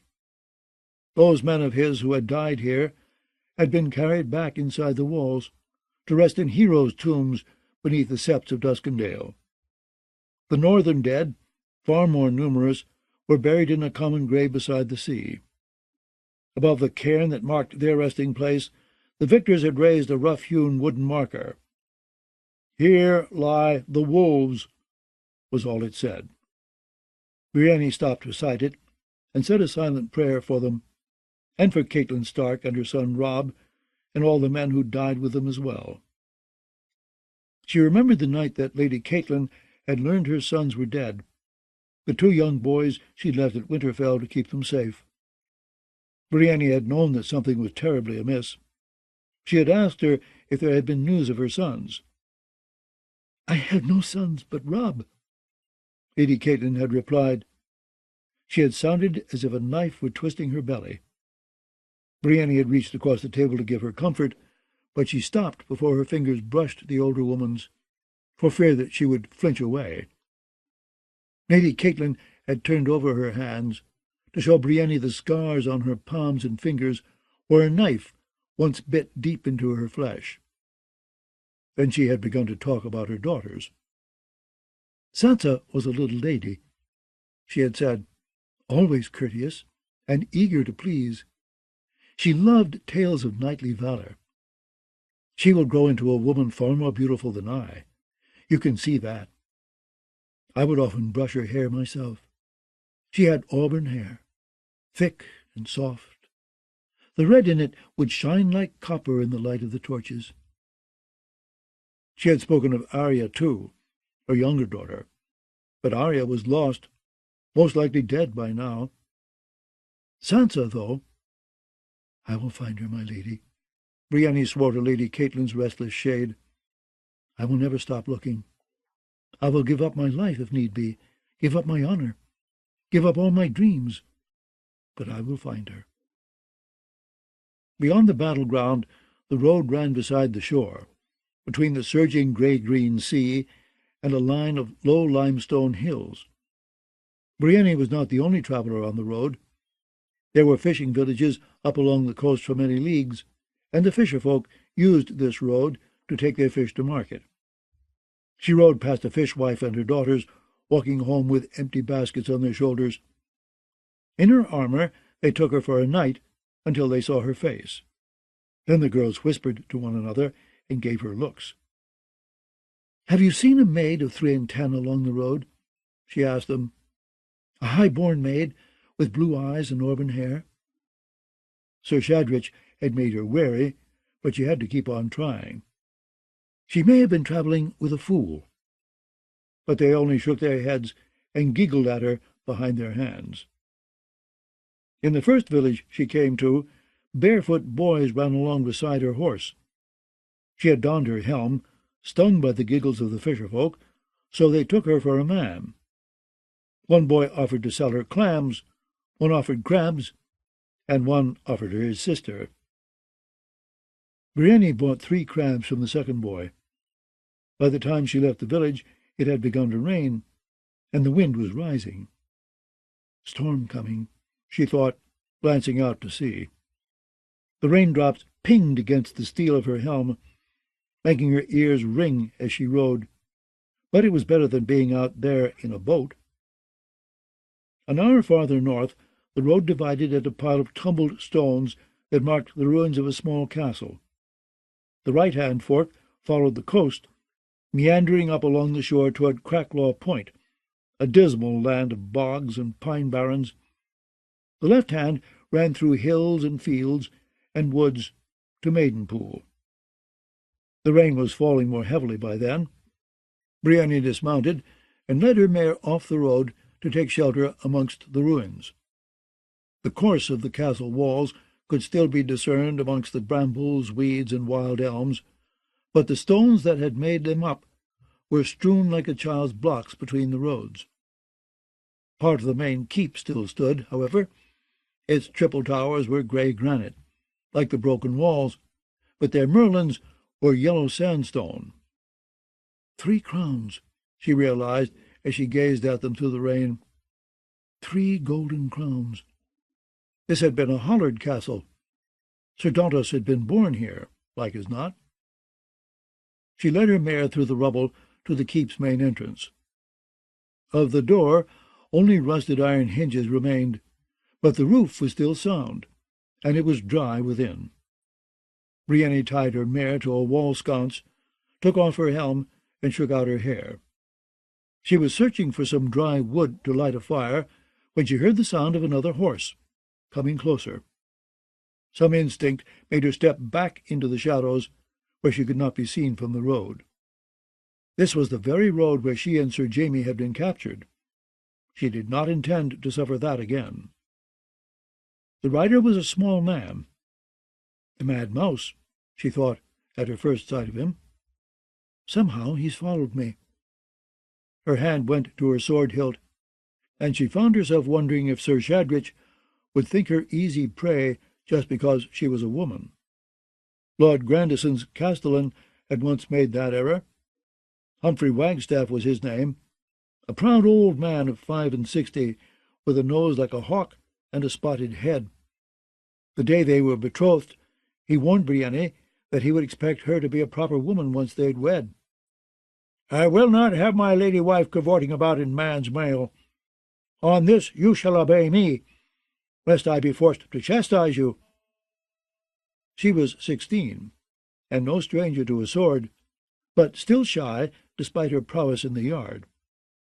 Yet somehow she had found the courage to tell Sir Humphrey that she would accept chastisement only from a man who could outfight her. The old knight purpled, but agreed to don his own armor to teach her a woman's proper place. They fought with blunted tourney weapons, so Brienne's mace had no spikes. She broke Sir Humphrey's collarbone, 2 ribs, and their betrothal. He was her 3rd prospective husband, and her last. Her father did not insist again. If it was Sir Shadrich dogging her heels, she might well have a fight on her hands. She did not intend to partner with the man, or let him follow her to Sansa. He had the sort of easy arrogance that comes with skill at arms, she thought, but he was small. I'll have the reach on him, and I should be stronger, too.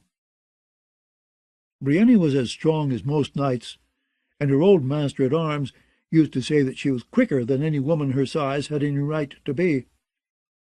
The gods had given her stamina, too, which Sir Goodwin deemed a noble gift. Fighting with sword and shield was a wearisome business, and victory oft went to the man with most endurance. Sir Goodwin had taught her to fight cautiously, to conserve her strength while letting her foes spend theirs in furious attacks. "Men will always underestimate you," he said, "and their pride will make them want to vanquish you quickly, lest it be said that a woman tried them sorely." She had learned the truth of that once she went into the world. Even Jaime Lannister had come at her that way, in the woods by Maidenpool. If the gods were good, the mad mouse would make the same mistake. He may be a seasoned knight, she thought, but he is no Jaime Lannister. She slid her sword out of its scabbard. But it was not Sir Shadrich's chestnut courser that drew up where the road forked, but a broken-down old piebald Rouncey with a skinny boy upon his back. When Brienne saw the horse, she drew back in confusion. Only some boy, she thought, until she glimpsed the face beneath his hood. The boy in Duskendale, the one who bumped into me. It's him. The boy never gave the ruined castle a glance, but looked down one road, then the other. After a moment's hesitation, he turned the Rouncey toward the hills and plodded on. Brienne watched him vanish through the falling rain, and suddenly it came to her that she had seen this same boy in Rosby. He is stalking me, she realized, but that's a game that 2 can play. She untied her mare, climbed back into the saddle, and went after him. The boy was staring at the ground as he rode, watching the ruts in the road fill up with water. The rain muffled the sound of her approach, and no doubt his hood played a part as well. He never looked back once, until Brienne trotted up behind him and gave the Rouncey a whack across the rump with the flat of her longsword.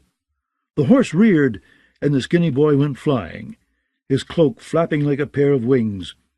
He landed in the mud and came up with dirt and dead brown grass between his teeth, to find Brienne standing over him. It was the same boy, beyond a doubt. She recognized the sty. "Who are you?" she demanded. The boy's mouth worked soundlessly. His eyes were big as eggs. "Puh!" was all he could manage. "Puh!" His chain-mail byrnie made a rattling sound when he shivered. "Puh! Puh!" "Please," said Brienne. "Are you saying please?" She laid the point of her sword on the apple of his throat. "Please tell me who you are, and why you're following me." "Not Papa, please!" He stuck a finger in his mouth and flicked away a clump of mud, spitting. "Papa, Pod! My name, Papa, Podrick, Payne." Brienne lowered her sword. She felt a rush of sympathy for the boy. She remembered a day at evenfall, and a young knight with a rose in his hand. He brought the rose to give to me. Or so her septa told her. All she had to do was welcome him to her father's castle. He was 18, with long red hair that tumbled to his shoulders. She was 12, tightly laced into a stiff new gown, its bodice bright with garnets. The 2 of them were of a height, but she could not look him in the eye, nor say the simple words her septa had taught her. "Sir Ronnet, I welcome you to my Lord Father's hall. It is good to look upon your face at last." "Why are you following me?" she demanded of the boy. "Were you told to spy upon me? Do you belong to Varys, or the Queen?" "No, not neither.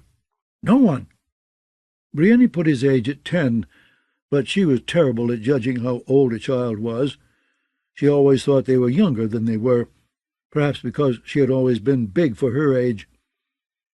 "Freakish big," Scepter Roell used to say, "and mannish." "This road is too dangerous for a boy alone." "Not for a squire. I'm his squire, the Hand's squire." "Lord Tywin?" Brienne sheathed her blade. "No, not that Hand. The one before. His son. I fought with him in the battle. I shouted, 'Half man! Half man!' The imp's squire." Brienne had not even known he had one. Tyrion Lannister was no knight. He might have been expected to have a serving boy or two to attend him, she supposed, a page and a cupbearer, someone to help dress him. But a squire?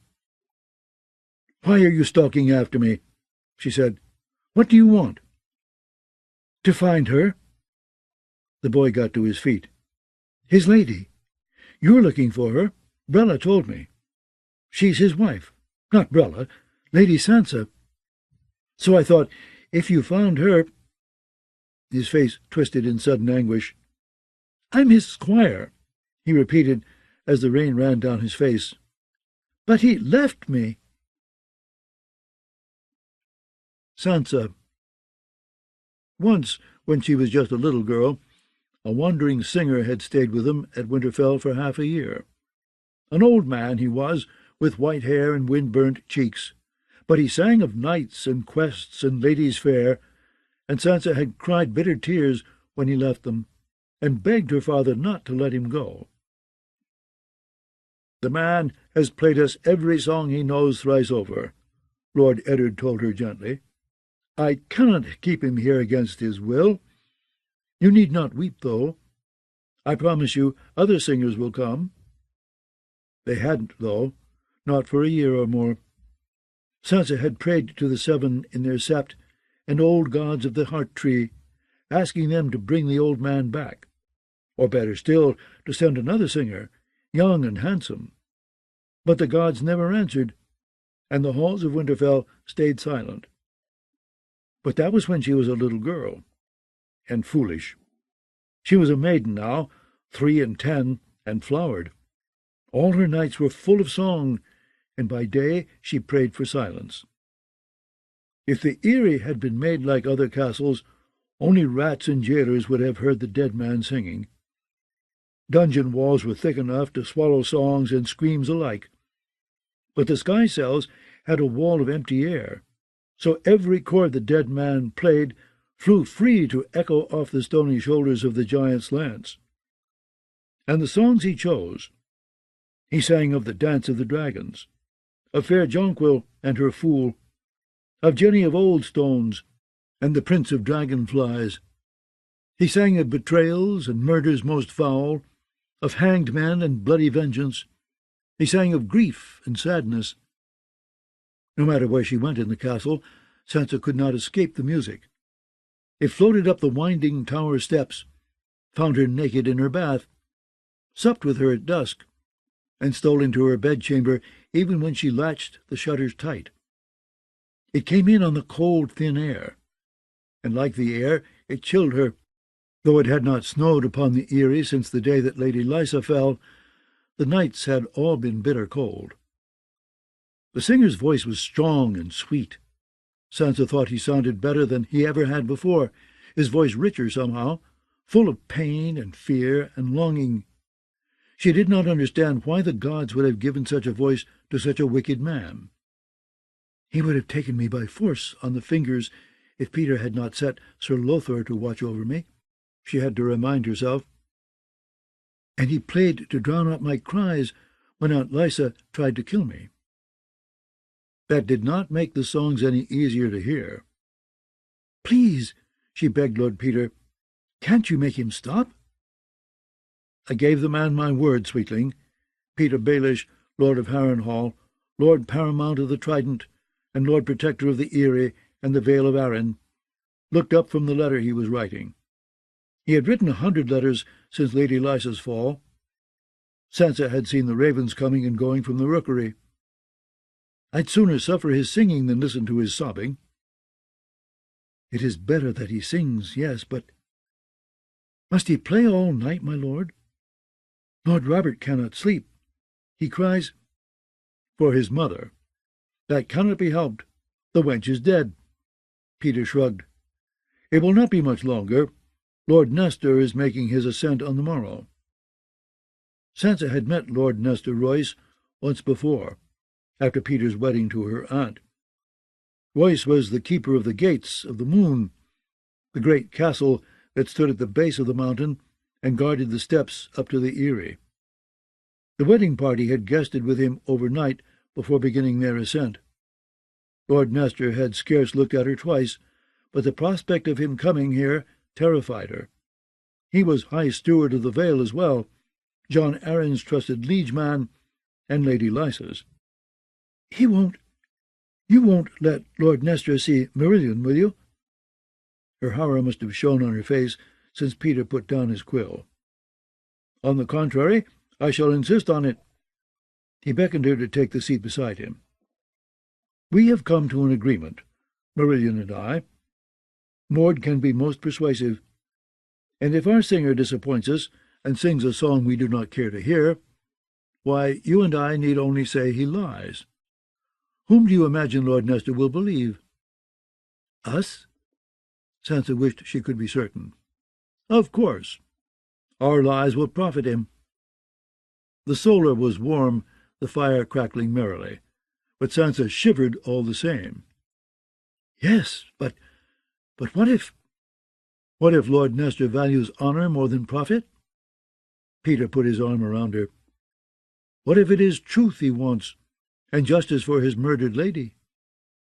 He smiled. "I know Lord Nestor, sweetling. Do you imagine I'd ever let him harm my daughter?" "I am not your daughter," she thought.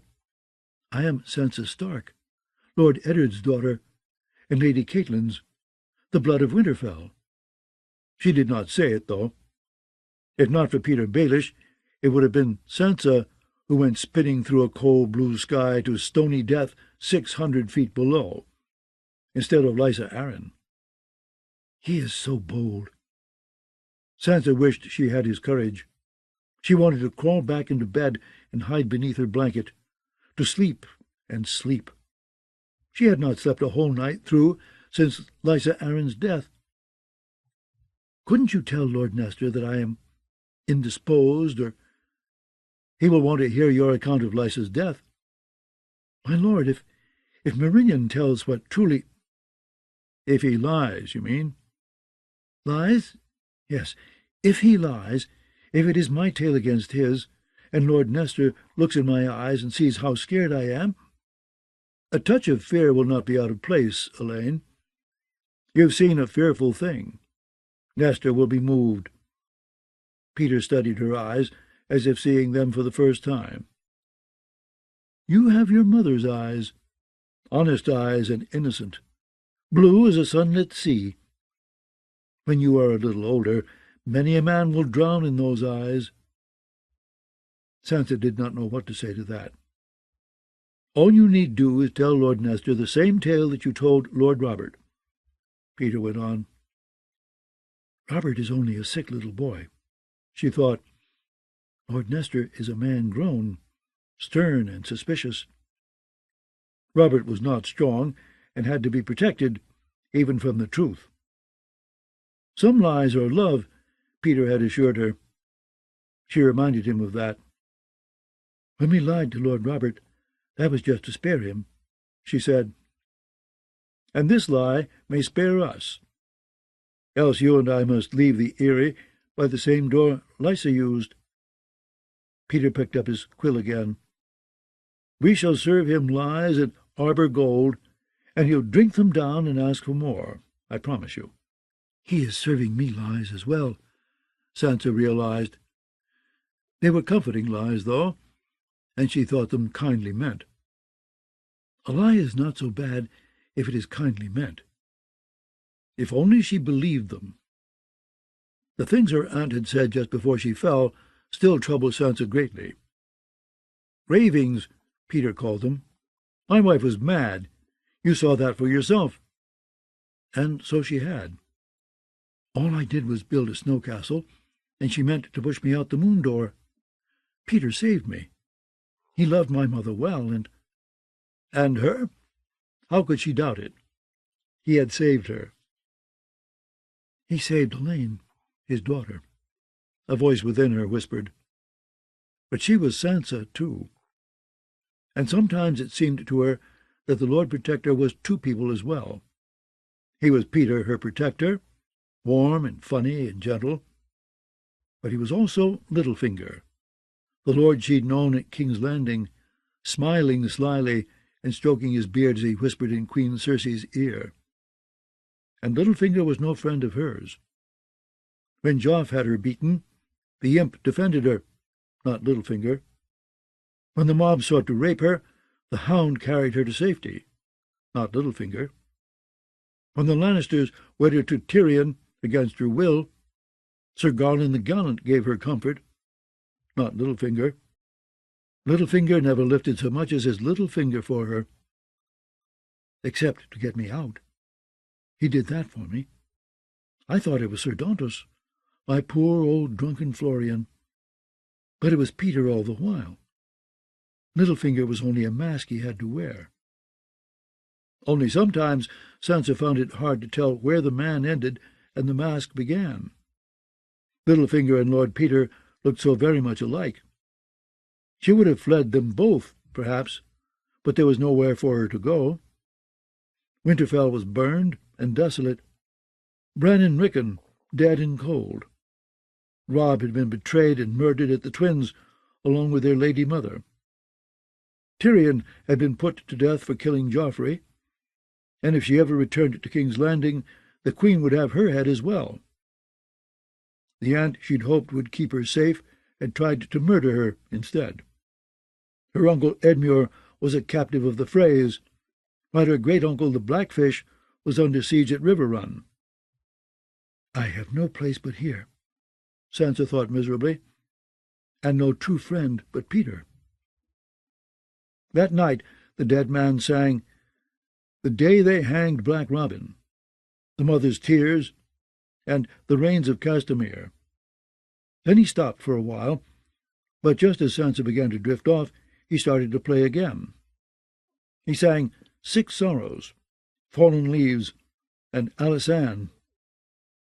Such sad songs, she thought. When she closed her eyes, she could see him in his sky cell, huddled in a corner away from the cold black sky, crouched beneath a fir with his wood harp cradled against his chest. I must not pity him, she told herself. He was vain and cruel, and soon he will be dead. She could not save him, and why should she want to? Varillion tried to rape her, and Peter had saved her life not once, but twice. Some lies you have to tell. Lies had been all that kept her alive in King's Landing. If she had not lied to Joffrey, his Kingsguard would have beat her bloody. After Alisane, the singers stopped again, long enough for Sansa to snatch an hour's rest. But as the first light of dawn was prying at her shutters, she heard the soft strains of On a Misty Morn drifting up from below, and woke at once. That was more properly a woman's song, a lament sung by a mother on the dawn after some terrible battle, as she searches amongst the dead for the body of her only son. The mother sings her grief for her dead son, Sansa thought, but Marillion grieves for his fingers, for his eyes. The words rose like arrows and pierced her in the darkness. Oh, have you seen my boy, good sir? His hair is chestnut brown. He promised he'd come back to me. Our home's in Wendish town. Sansa covered her ears with a goose-down pillow, to shut out the rest of it, but it was no good. Day had come, and she had woken, and Lord Nestor Royce was coming up the mountain. The High Steward and his party reached the Eyrie in the late afternoon, with the valley gold and red beneath them, and the wind rising. He brought his son Sir Albar, along with a dozen knights and a score of men-at-arms. So many strangers. Sansa looked at their faces anxiously, wondering if they were friends or foes. Peter welcomed his visitors in a black velvet doublet with grey sleeves that matched his woolen breeches, and lent a certain darkness to his grey-green eyes. Maester Coleman stood beside him, his chain of many metals hanging loose about his long, skinny neck. Although the Maester was much the taller of the two men, it was the Lord Protector who drew the eye. He had put away his smiles for the day, it seemed. He listened solemnly as Royce introduced the knights who had accompanied him, then said, "My lords are welcome here. You know our Maester Coleman, of course. Lord Nestor, you'll recall Elaine, my natural daughter?" "To be sure." Lord Nestor Royce was a bull-necked, barrel-chested, balding man with a grey-shot beard and a stern look. He inclined his head a whole half-inch in greeting. Sansa curtsied, too frightened to speak for fear she might misspeak. Peter drew her to her feet. "Sweetling, be a good girl and bring Lord Robert to the High Hall to receive his guests." "Yes, father." Her voice sounded thin and strained. A liar's voice, she thought, as she hurried up the steps and across the gallery to the moon tower. A guilty voice. Gretchel and Maddie were helping Robert Arryn squirm into his breeches when Sansa stepped into his bedchamber. The Lord of the Eyrie had been crying again. His eyes were red and raw, his lashes crusty, his nose swollen and runny. A trail of snot glistened underneath one nostril, and his lower lip was bloody where he'd bitten it. Lord Nestor must not see him like this, Sansa thought, despairing. "Gretchel, fetch me the wash-basin." She took the boy by the hand and drew him to the bed. "Did my sweet Robin sleep well last night?" "No," he sniffed. "I never slept one bit, Elaine. He was singing again, and my door was locked. I called for them to let me out, but no one ever came. Someone locked me in my room." That was wicked of them. Dipping a soft cloth into the warm water, she began to clean his face. Gently. Oh, so gently. If you scrubbed Robert too briskly, he might begin to shake. The boy was frail and terribly small for his age. He was 8, but Sansa had known bigger 5-year-olds. Robert's lip quivered. "I was going to come sleep with you." "I know you were." Sweet Robin had been accustomed to crawling in beside his mother, until she wed Lord Peter. Since Lady Lysa's death, he had taken to wandering the Eyrie in quest of other beds. The one he liked best was Sansa's, which was why she had asked Sir Lothar Brune to lock his door last night. She would not have minded if he only slept, but he was always trying to nuzzle her breasts, and when he had his shaking spells, he often wet the bed. "Lord Nestor Royce has come up from the gates to see you." Sansa wiped beneath his nose. "I don't want to see him," he said. "I want a story of the Winged Knight." "After," Sansa said. "First you must see Lord Nestor." "Lord Nestor has a mole," he said, squirming. Robert was afraid of men with moles. "Mommy said he was dreadful." "My poor sweet Robin." Sansa smoothed his hair back. "You miss her, I know. Lord Peter misses her, too. He loved her just as you do." That was a lie, though kindly meant. The only woman Peter ever loved was Sansa's murdered mother. He had confessed as much to Lady Lysa just before he pushed her out the moon door. She was mad and dangerous, She murdered her own lord husband, and would have murdered me if Peter had not come along to save me. Robert did not need to know that, though. He was only a sick little boy who loved his mother. "There," Sansa said. "You look a proper lord now. Matty, fetch his cloak." It was lamb's wool, soft and warm, a handsome sky blue that set off the cream colour of his tunic. She fastened it about his shoulders with a silver brooch in the shape of a crescent moon, and took him by the hand. Robert came meekly for once. The high hall had been closed since Lady Lysa's fall, and it gave Sansa a chill to enter it again. The hall was long and grand and beautiful, she supposed, but she did not like it here. It was a pale, cold place at the best of times. The slender pillars looked like finger bones, and the blue veins in the white marble brought to mind the veins in an old crone's legs. Though 50 silver sconces lined the walls, less than a dozen torches had been lit, so shadows danced upon the floors and pooled in every corner. Their footsteps echoed off the marble, and Sansa could hear the wind rattling at the moon door. "I must not look at it," she told herself, else I'll start to shake as badly as Robert. With Matty's help, she got Robert seated on his weirwood throne with a stack of pillows underneath him, and sent word that his lordship would receive his guests. 2 guards in sky-blue cloaks opened the doors at the lower end of the hall, and Peter ushered them in and down the long blue carpet that ran between the rows of bone-white pillars. The boy greeted Lord Nestor with squeaky courtesy, and made no mention of his mole. When the High Steward asked about his lady mother, Robert's hands began to tremble ever so slightly. "Merlin hurt my mother. He threw her out the moon door." "Did your lordship see this happen?" asked Sir Marwyn Belmore, a lanky, ginger-headed knight who had been Lysa's captain of guards till Peter had put Sir Lothar Brune in his place. "Elaine saw it," the boy said, "and my lord's stepfather." Lord Nestor looked at her. Sir Albar, Sir Marwyn, Maester Coleman, all of them were looking.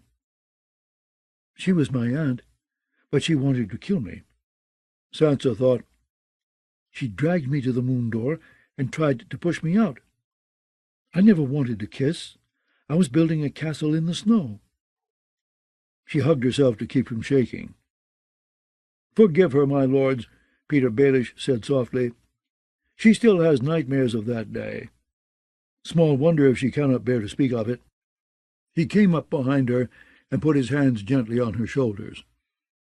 "I know how hard this is for you, Elaine, but our friends must hear the truth." "Yes." Her throat felt so dry and tight it almost hurt to speak. "I was with the Lady Lysa when—" A tear rolled down her cheek. "That's good. A tear is good." "When Merlin pushed her." And she told the tale again, hardly hearing the words as they spilled out of her. Before she was half done, Robert began to cry, the pillows shifting perilously beneath him. "He killed my mother. I want him to fly." The trembling in his hands had grown worse, and his arms were shaking too. The boy's head jerked, and his teeth began to chatter. "Fly!" he shrieked. "Fly, fly!" His arms and legs flailed wildly. Lothar Brune strode to the dais in time to catch the boy as he slipped from his throne. Maester Coleman was just a step behind, though there was naught that he could do. Helpless as the rest, Sansa could only stand and watch as the shaking spell ran its course. One of Robert's legs kicked Sir Lothar in the face. Brune cursed, but still held on as the boy twitched and flailed and wet himself. Their visitors said not a word. Lord Nestor at least had seen these fits before.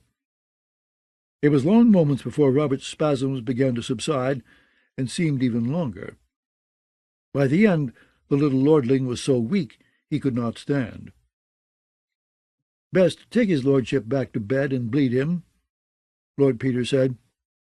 Brune lifted the boy in his arms and carried him from the hall. Maester Coleman followed, grim-faced. When their footsteps died away, there was no sound in the high hall of the Eyrie.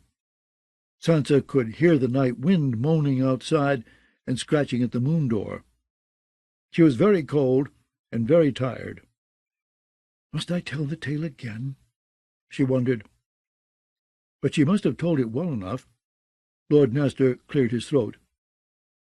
"I misliked that singer from the first," he grumbled. "I urged Lady Lysa to send him away. Many a time I urged her." "You always gave her good counsel, my lord," Peter said. "She took no heed of it," Royce complained. "She heard me grudgingly, and took no heed." "My lady was too trusting for this world."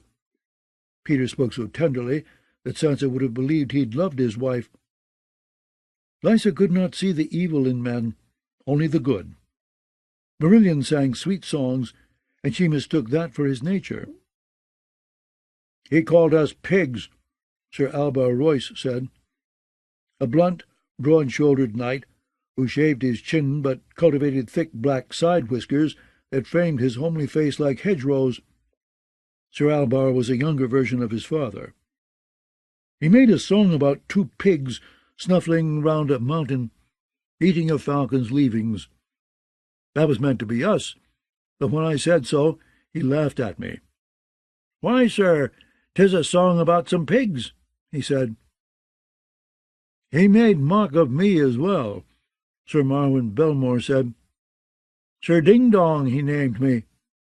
When I vowed I'd cut his tongue out, he ran to Lady Lysa and hid behind her skirts." "As oft he did," Lord Nestor said. "The man was craven, but the favour Lady Lysa showed him made him insolent. She dressed him like a lord, gave him gold rings and a moonstone belt." Even Lord John's favourite falcon. The knight's doublet showed the 6 white candles of Waxley. His lordship loved that bird. King Robert gave it to him. Peter Baelish sighed. "It was unseemly," he agreed, "and I put an end to it. Lysa agreed to send him away. That was why she met him here, that day. I should have been with her, but I never dreamt. If I had not insisted, it was I who killed her." "No," Sansa thought, "you mustn't say that. You mustn't tell them. You mustn't." But Albar Royce was shaking his head. "No, my lord, you must not blame yourself," he said. "This was the singer's work," his father agreed. "Bring him up, Lord Peter. Let us write an end to this sorry business." Peter Baelish composed himself and said, "As you wish, my lord." He turned to his guardsman and spoke a command, and the singer was fetched up from the dungeons. The jailer Mord came with him, a monstrous man with small black eyes and a lopsided, scarred face. One ear and part of his cheek had been cleaved off in some battle, but 20 stone of pallid white flesh remained. His clothes fit poorly, and had a rank, ripe smell. Marillion, by contrast, looked almost elegant. Someone had bathed him and dressed him in a pair of sky-blue breeches and a loose-fitting white tunic with puffed sleeves, belted with a silvery sash that had been a gift from Lady Lysa. White silk gloves covered his hands, while a white silk bandage spared the lords the sight of his eyes. Mord stood behind him with a lash. When the jailer prodded him in the ribs, the singer went to one knee. "Good lords, I beg your forgiveness." Lord Nestor scowled. "You confess your crime?" "If I had eyes, I should weep." The singer's voice, so strong and sure by night, was cracked and whispery now. "I loved her so. I could not bear to see her in another's arms, to know she shared his bed. I meant no harm to my sweet lady, I swear it. I barred the door so no one could disturb us, whilst I declared my passion. But Lady Lysa was so cold. When she told that she was carrying Lord Peter's child, a madness seized me." Sansa stared at his hands while he spoke. Fat Matty claimed that Mort had taken off 3 of his fingers, both pinkies and a ring finger. His little fingers did appear somewhat stiffer than the others, but with those gloves it was hard to be certain. It might have been no more than a story. How would Matty know? "Lord Peter has been kind enough to let me keep my harp," the blind singer said. "My harp and my tongue, so I may sing my songs. Lady Lysa dearly loved my singing." "Take this creature away, or I'm like to kill him myself," Lord Nestor growled. "It sickens me to look at him."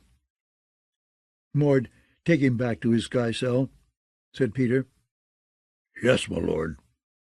Mord grabbed Merlin roughly by the collar. "No more mouth."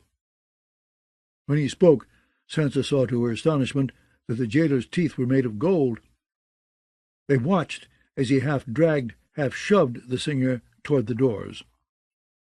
"The man must die," Sir Marwyn Belmore declared when they were gone. "He should have followed Lady Lysa out the moon door." "Without his tongue," Sir Alba Royce added. "Without that lying, mocking tongue." "I have been too gentle with him, I know," Peter Baelish said in an apologetic tone. "If truth be told, I pity him. He killed for love." "For love or hate," said Belmore, "he must die." "Soon enough," Lord Nestor said gruffly. "No man lingers long in the sky cells. The blue will call to him." "It may," said Peter Baelish, "but whether Marillion will answer, only he can say." He gestured, and his guardsmen opened the doors at the far end of the hall. "Sirs, I know you must be weary after your ascent. Rooms have been prepared for all of you to spend the night, and food and wine await you in the lower hall. Oswell, show them the way, and see that they have all they need." He turned to Nestor Royce. "My lord, will you join me in the solar for a cup of wine? Elaine, sweetling, come pour for us." A low fire burned in the solar, where a flagon of wine awaited them. Arbor Gold. Sansa filled Lord Nestor's cup, whilst Peter prodded at the logs with an iron poker. Lord Nestor seated himself beside the fire. "This will not be the end of it," he said to Peter, as if Sansa were not there. "My cousin means to question the singer himself." "Bronze Yon mistrusts me." Peter pushed a log aside. "He means to come in force. Simon Templeton will join him, do not doubt it. And Lady Waynwood, too, I fear.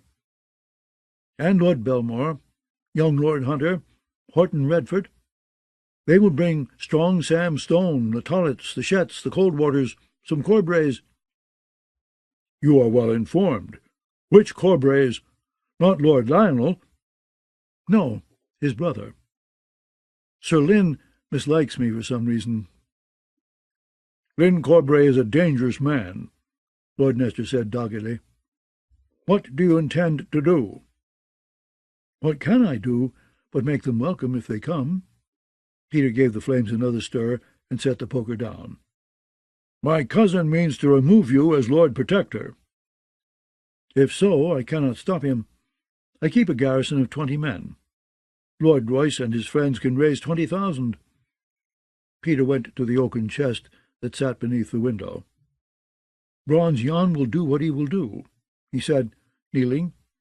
He opened the chest, drew out a roll of parchment, and brought it to Lord Nestor.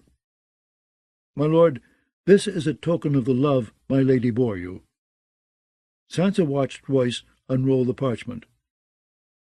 This is unexpected, my lord."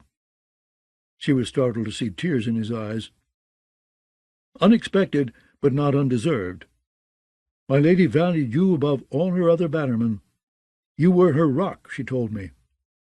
"Her rock?" Lord Nestor reddened. "She said that?" "Often. And this," Peter gestured at the parchment, "is the proof of it."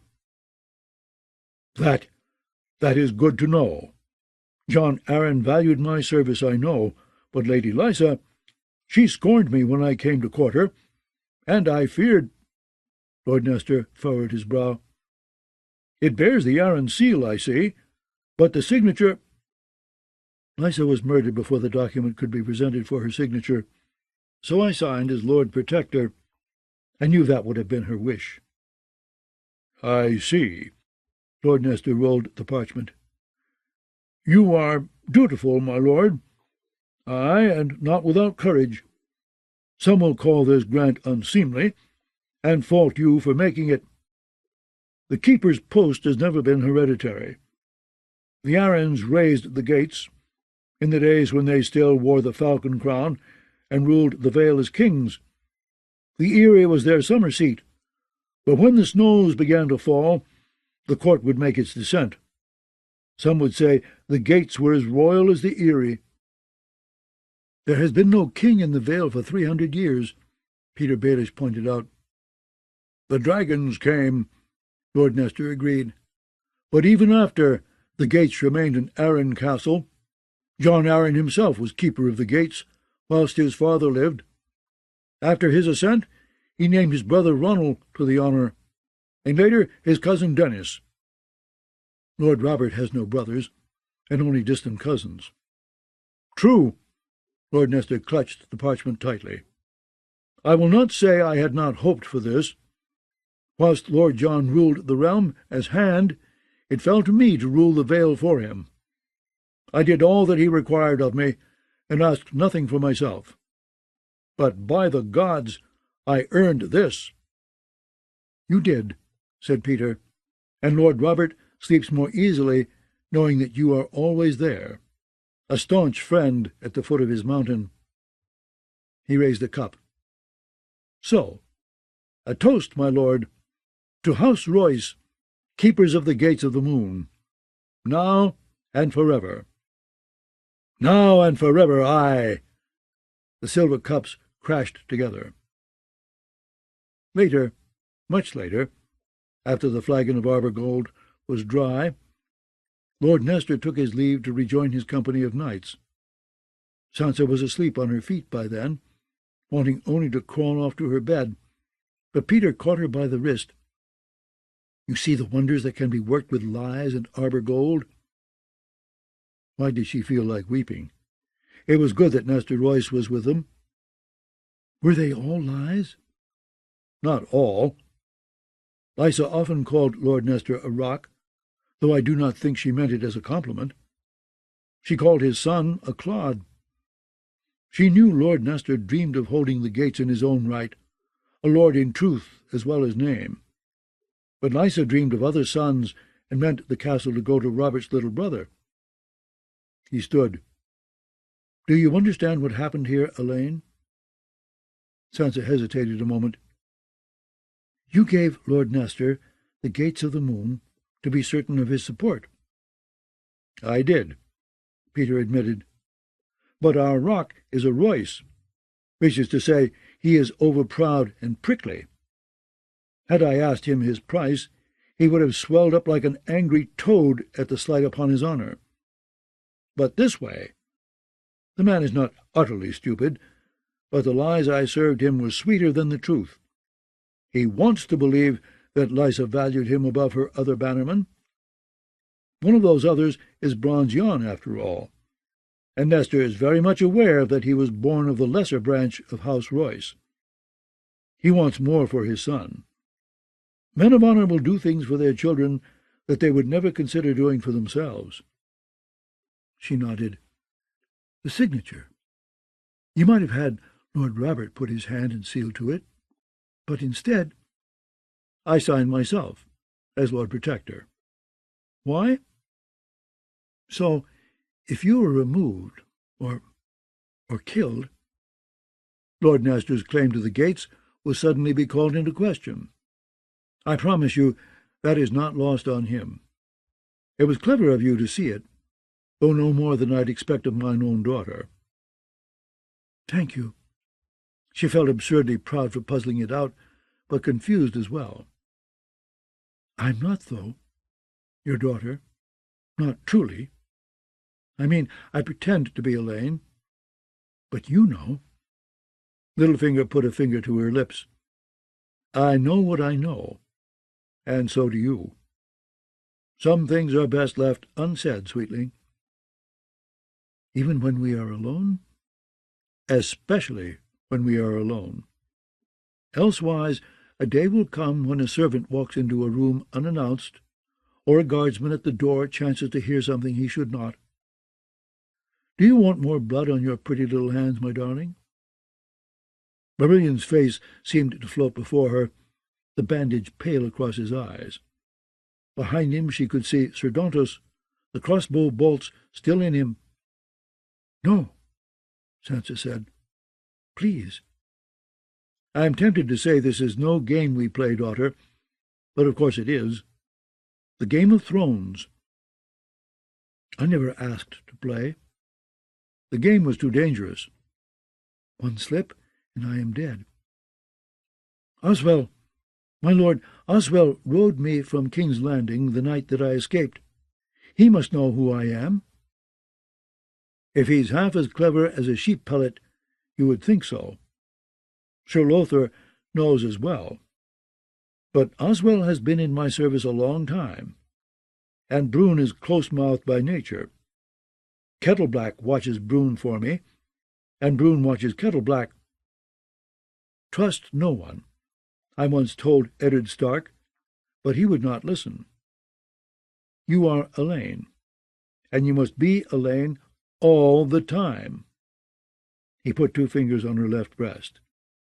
Even here, in your heart. Can you do that? Can you be my daughter in your heart? I do not know, my lord, she almost said, but that was not what he wanted to hear. Lies in Arbor Gold, she thought. I am Elaine, father. Who else would I be? Lord Littlefinger kissed her cheek. With my wits and Cat's beauty, the world will be yours, sweetling. Now, off to bed. Gretchel had laid a fire in her hearth and plumped her feather bed. Sansa undressed and slipped beneath the blankets. He will not sing tonight, she prayed. Not with Lord Nestor and the others in the castle. He would not dare. She closed her eyes. Sometime during the night she woke as little Robert climbed up into her bed. I forgot to tell Lothar to lock him in again, she realized. There was nothing to be done for it, so she put her arm around him. Sweet Robin, you can stay, but try not to squirm around. Just close your eyes and sleep, little one. I will. He cuddled close and laid his head between her breasts. Elaine, are you my mother now? I suppose I am, she said. If a lie was kindly meant, there was no harm in it. The Kraken's daughter. The hall was loud with drunken Harlaws, distant cousins all. Each lord had hung his banner behind the benches where his men were seated. Too few, thought Asha Greyjoy, looking down from the gallery. Too few by far. The benches were 3/4 empty.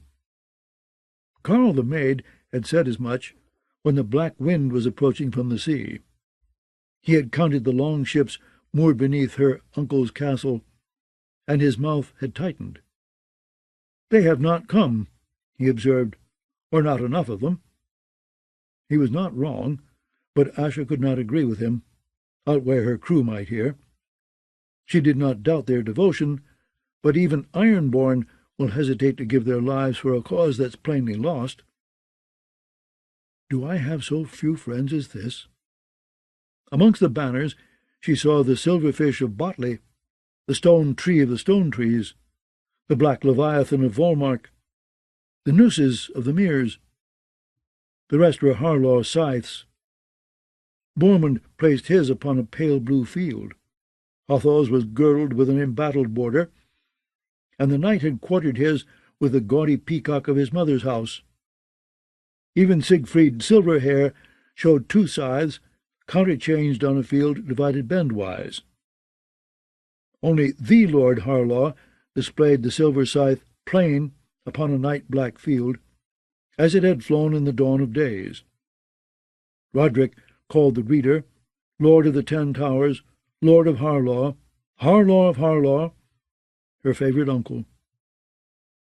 Lord Roderick's high seat was vacant. 2 scythes of beaten silver crossed above it, so huge that even a giant would have difficulty wielding them, but beneath were only empty cushions. Asha was not surprised. The feast was long concluded.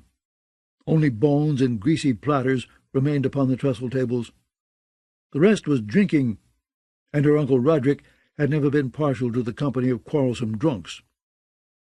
She turned to Three-Tooth, an old woman of fearful age, who had been her uncle's steward since he was known as 12-Tooth. "My uncle is with his books?" "Aye, where else?"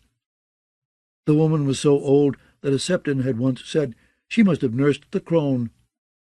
That was when the faith was still tolerated on the Isles. Lord Roderick had kept septons at 10 Towers, not for his soul's sake, but for his books. "With the books, and Botley. He was with him too." Botley's standard hung in the hall, a shoal of silver fish upon a pale green field, though Asha had not seen his swift fin amongst the other longships. I had heard my nuncle Crow's-Eye had old Sowain Botley drowned. "Lord Christopher Botley, this one is." Tris. She wondered what had happened to Sowain's elder son Harren. I will find out soon enough, no doubt. This should be awkward. She had not seen Tris Botley since... No, she ought not dwell on it. "And my lady mother?" "Abed," said Three-Tooth, "in the widow's tower." "Aye, where else?" The widow the tower was named after was her aunt. Lady Gwyneth had come home to mourn after her husband had died off Fair Isle during Balin Greyjoy's first rebellion. "I will only stay until my grief is past," she had told her brother famously, "though by rights 10 Towers should be mine, for I am 7 years your elder." Long years had passed since then, but still the widow lingered, grieving and muttering from time to time that the castle should be hers. And now Lord Roderick has a second half-mad widowed sister beneath his roof. Asher reflected. Small wonder if he seeks solace in his books. Even now it was hard to credit that frail, sickly Lady Alanus had outlived her husband, Lord Balin, who had seemed so hard and strong. When Asha had sailed her way to war, she had done so with a heavy heart, fearing that her mother might well die before she could return. Not once had she thought that her father might perish instead. The drowned god plays savage japes upon us all, but men are crueler still. A sudden storm and a broken rope had sent Balin Greyjoy to his death, or so they claim. Asha had last seen her mother when she stopped at 10 Towers to take on fresh water, on her way north to strike at Deepwood Motte. Alanus, Harlaw, never had the sort of beauty the singers cherished, but her daughter had loved her fierce, strong face and the laughter in her eyes. On that last visit, though, she had found Lady Alanus in a window seat, huddled beneath a pile of furs, staring out across the sea. Is this my mother, or her ghost? She remembered thinking as she'd kissed her cheek. Her mother's skin had been parchment thin, her long hair white. Some pride remained in the way she held her head, but her eyes were dim and cloudy, and her mouth had trembled when she asked after Theon. "Did you bring my baby boy?" she had asked. Theon had been 10 years old when he was carried off to Winterfell a hostage, and so far as Lady Alanus was concerned, he would always be 10 years old, it seemed.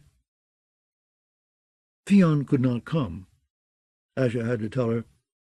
Father sent him leaving along the stony shore. Lady Alanus had naught to say to that. She only nodded slowly. Yet it was plain to see how deep her daughter's words had cut her. And now I must tell her that Theon is dead, and drive yet another dagger through her heart. There were 2 knives buried there already. On the blades were writ the words Roderick and Maron, and many a time they twisted cruelly in the night. I will see her on the morrow, Asha vowed to herself. Her journey had been long and wearisome. She could not face her mother now. I must speak with Lord Roderick, she told Three Tooth. See to my crew. Once they're done unloading Blackwind, they'll bring captives. I want them to have warm beds and a hot meal. There's cold beef in the kitchens, and mustard in a big stone jar from Old Town. The thought of that mustard made the old woman smile. A single long brown tooth poked from her gums. That will not serve. We had a rough crossing. I want something hot in their bellies. Asha hooked a thumb through the studded belt about her hips. Lady Glover and the children should not want for wood nor warmth. Put them in some tower, not the dungeons. The babe is sick. Babes are often sick. Most die, and folks are sorry. I shall ask my lord where to put these wolf folk. She caught the woman's nose between thumb and forefinger and pinched. You will do as I say. And if this babe dies, no one will be sorrier than you. Three Tooth squealed and promised to obey, till Asha let her loose and went to find her uncle. It was good to walk these halls again. 10 Towers had always felt like home to Asha, more so than Pike. Not one castle, 10 castles squashed together, she had thought the first time she had seen it. She remembered breathless races up and down the steps and along wall walks and covered bridges, fishing off the long stone quay, days and nights lost amongst her uncle's wealth of books. His grandfather's grandfather had raised the castle, the newest on the Isles. Lord Theomore Harlaw had lost 3 sons in the cradle, and laid the blame upon the flooded cellars, damp stones, and festering nitre of ancient Harlaw Hall. 10 Towers was airier, more comfortable, better sited. But Lord Theomore was a changeable man, as any of his wives might have testified. He'd had 6 of those, as dissimilar as his 10 Towers. The Book Tower was the fattest of the 10, octagonal in shape, and made with great blocks of hewn stone. The stair was built within the thickness of the walls. Asha climbed quickly to the 5th story, and the room where her uncle read. Not that there are any rooms where he does not read. Lord Roderick was seldom seen without a book in hand, be it in the privy, on the deck of his sea-song, or whilst holding audience. Asha had oft seen him reading on his high seat beneath the silver scythes. He would listen to each case as it was laid before him, pronounce his judgment, and read a bit, whilst his captain of guards went to bring in the next supplicant.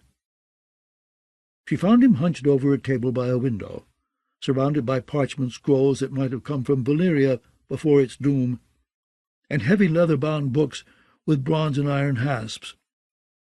Beeswax candles, as thick and tall as a man's arm, burned on either side of where he sat, on ornate iron holders. Lord Roderick Harlaw was neither fat nor slim, neither tall nor short, neither ugly nor handsome. His hair was brown, as were his eyes, though the short, neat beard he favoured had gone grey. All in all, he was an ordinary man, distinguished only by his love of written words, which so many iron-born found unmanly and perverse. "Nuncle," she closed the door behind her. "What reading was so urgent that you leave your guests without a host?" "Archmaester Marwen's Book of Lost Books." He lifted his gaze from the page to study her. "Otho brought me a copy from Old Town.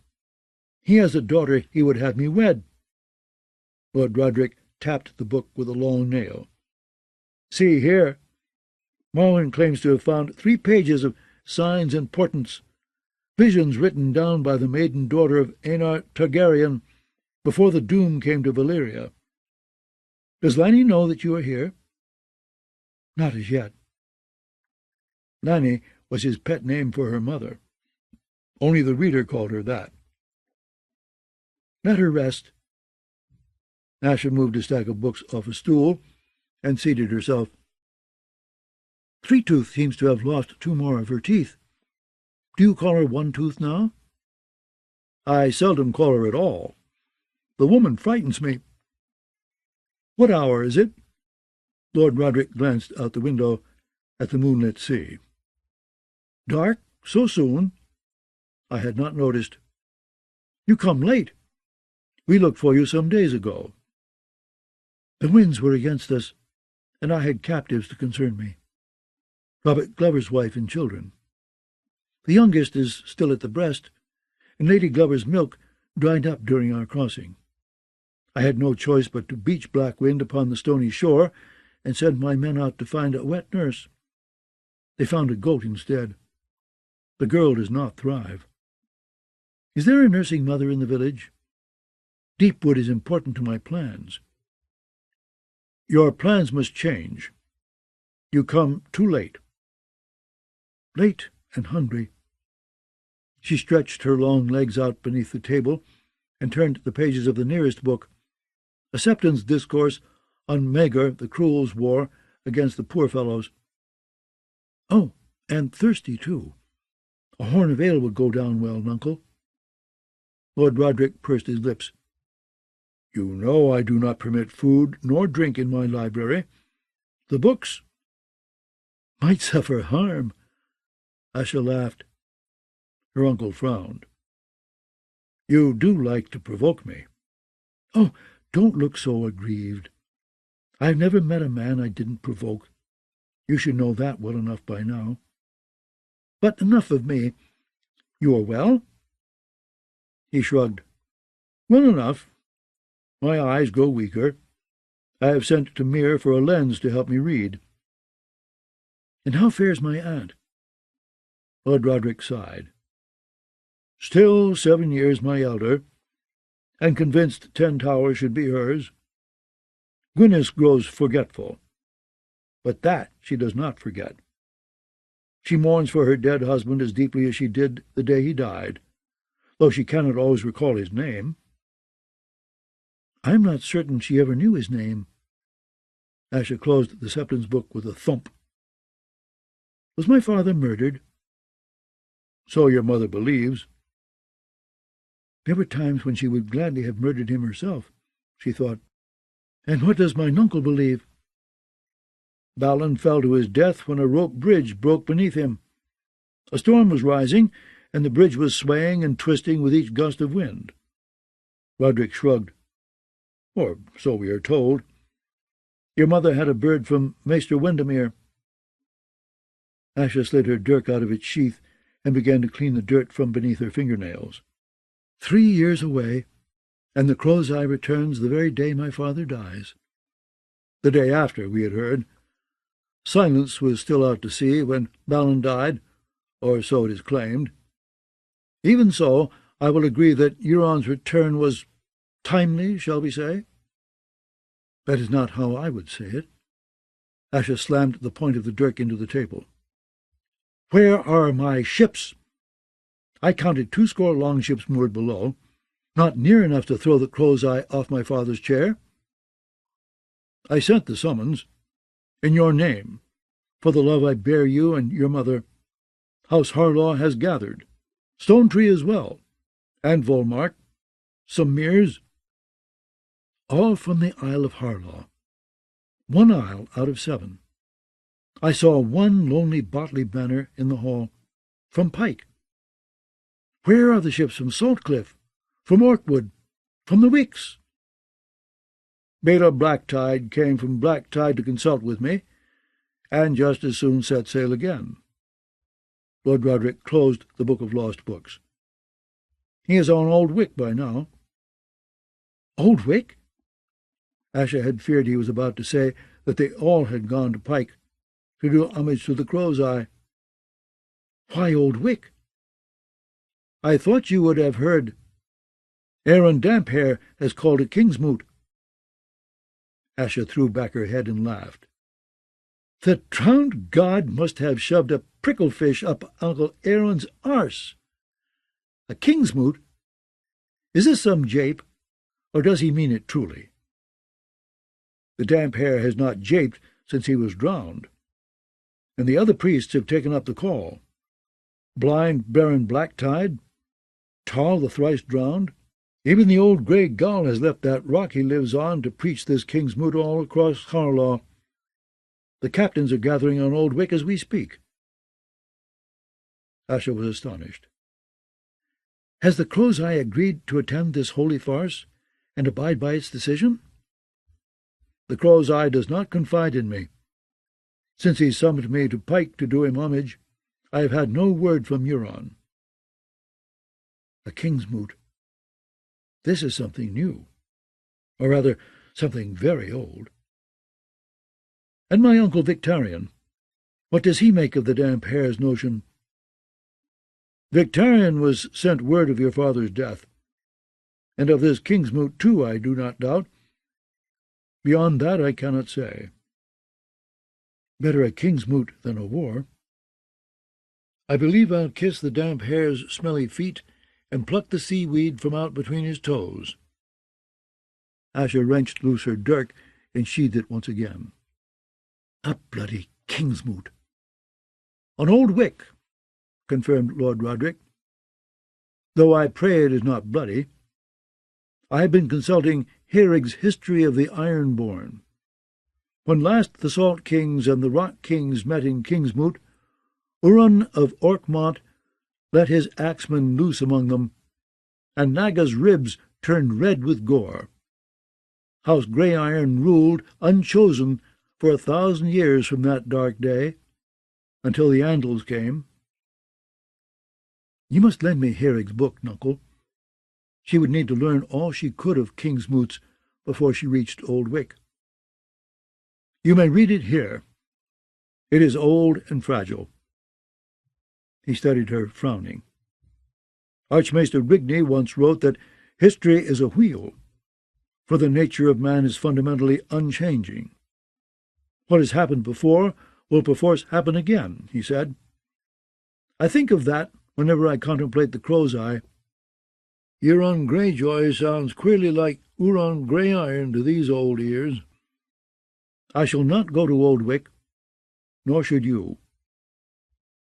Asha smiled. And miss the first Kingsmoot called in. How long has it been, Nuncle? 4,000 years, if Herig can be believed. Half that, if you accept Maester Denniston's arguments in questions. Going to Old Wick serves no purpose. This dream of kingship is a madness in our blood. I told your father so the first time he rose, and it is more true now than it was then. It's land we need, not crowns. With Stannis Baratheon and Tywin Lannister contending for the Iron Throne, we have a rare chance to improve our lot. Let us take one side or the other, help them to victory with our fleets, and claim the lands we need from a grateful king. That might be worth some thought, once I sit the sea-stone chair, said Asha. Her uncle sighed. You will not want to hear this, Asha, but you will not be chosen. No woman has ever ruled the Ironborn. Gwyneth is 7 years my elder, but when our father died, the 10 Towers came to me. It will be the same for you. You are Balin's daughter, not his son, and you have 3 uncles. 4. 3 Kraken uncles. I do not count. You do with me. So long as I have my nuncle of 10 Towers, I have Harlaw. Harlaw was not the largest of the Iron Islands, but it was the richest and most populous, and Lord Roderick's power was not to be despised. On Harlaw, Harlaw had no rival. The Volmarks and Stone Trees had large holdings on the isle, and boasted famous captains and fierce warriors of their own. But even the fiercest bent beneath the scythe. The Kennings and the Myers, once bitter foes, had long ago been beaten down to vassals. My cousins do me fealty, and in war I should command their swords and sails. In Kingsmoot, though—" Lord Roderick shook his head. "Beneath the bones of Naga, every captain stands as equal. Some may shout your name, I do not doubt it, but not enough. And when the shouts ring out for Victarion or the Crow's Eye, some of those now drinking in my hall will join the rest. I say again, do not sail into this storm. Your fight is hopeless." "No fight is hopeless till it has been fought. I have the best claim. I am the heir of Balin's body." "You are still a wilful child. Think of your poor mother. You are all that Lanny has left to her. I will put a torch to Blackwind if need be, to keep you here." "What? And make me swim to Old Wick?" "A long, cold swim, for a crown you cannot keep. Your father had more courage than sense. The old way served the Isles well when we were one small kingdom amongst many. But Aegon's conquest put an end to that. Balin refused to see what was plain before him. The old way died with Black Harren and his sons." "I know that." Asha had loved her father, but she did not delude herself. Balin had been blind in some respects. A brave man, but a bad lord. "Does that mean we must live and die as thralls to the Iron Throne? If there are rocks to starboard and a storm to port, a wise captain steers a third course." "Show me this third course." "I shall, at my Queen's Moot. Nuncle, how can you even think of not attending? This will be history, alive." "I prefer my history dead. Dead history is writ in ink, the living sort in blood." "Do you want to die old and craven in your bed?" "How else? Though not till I'm done reading." Lord Roderick went to the window. "You have not asked about your lady mother." "I was afraid." "How is she?" "Stronger. She may yet outlive us all. She will certainly outlive you if you persist in this folly. She eats more than she did when she first came here, and oft sleeps through the night." "Good." In her final years on Pike, Lady Alanus could not sleep. She would wander the halls at night with a candle, looking for her sons. "Marouin," she would call shrilly. "Roderick, where are you?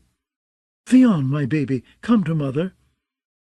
Many a time Asha had watched the maester draw splinters from her mother's heels of a morning, after she had crossed the swaying plank bridge to the sea tower on bare feet. "I will see her in the morning. She will ask for word of Theon." "The Prince of Winterfell. What have you told her?" "Little and less. There was naught to tell." He hesitated. "You are certain that he is dead?" "I am certain of nothing." "You found a body?" "We found parts of many bodies. The wolves were there before us, the four-legged sort, but they showed scant reverence for their two-legged kin.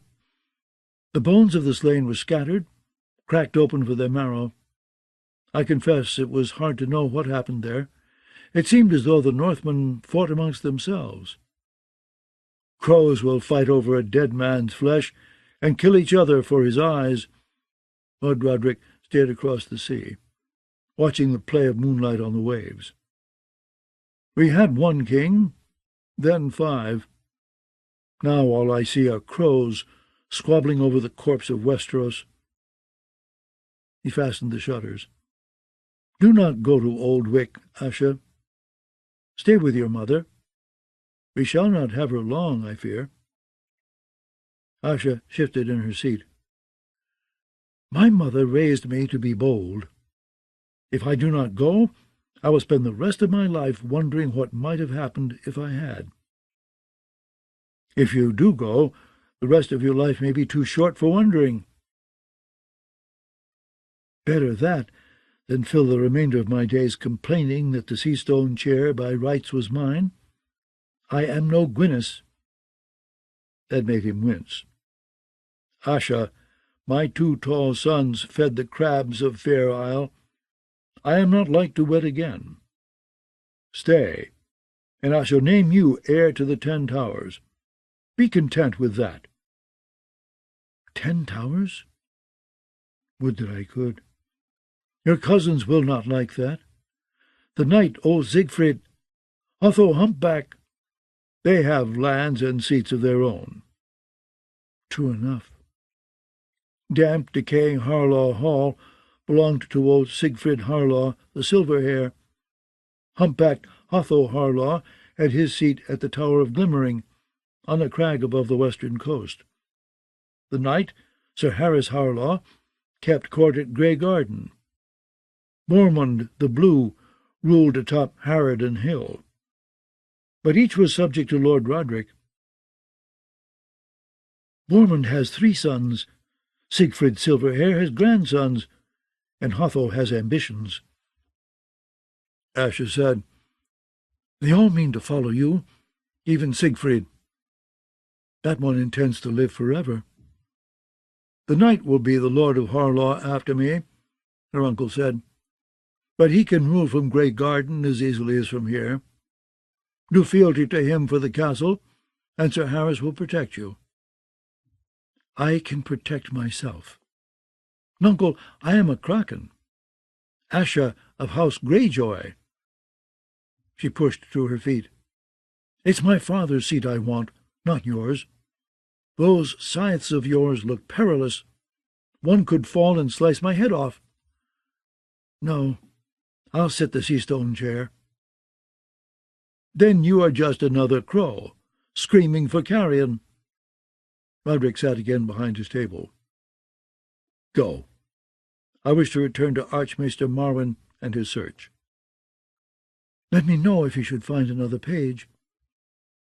Her uncle was her uncle. He would never change.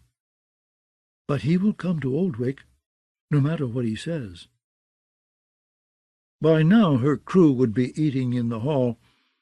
Asha knew she ought to join them, to speak of this gathering on Oldwick and what it meant for them. Her own men would be solidly behind her, but she would need the rest as well. Her Harlaw cousins, the Volmarks, and the Stone Trees. Those are the ones I must win. Her victory at Deepwood Motte would serve her in good stead, once her men began to boast of it, as she knew they would. The crew of her Black Wind took a perverse pride in the deeds of their woman captain. Half of them loved her like a daughter, and other half wanted to spread her legs, but either sort would die for her. An eye for them, she was thinking, as she shouldered through the door at the bottom of the steps into the moonlit yard. Asha? A shadow stepped out from behind the well. Her hand went to her dirk at once, until the moonlight transformed the dark shape into a man in a sealskin cloak. Another ghost. Triss, I thought to find you in the hall. I wanted to see you. What part of me, I wonder? She grinned. Well, here I stand, all grown up. Look all you like. A woman.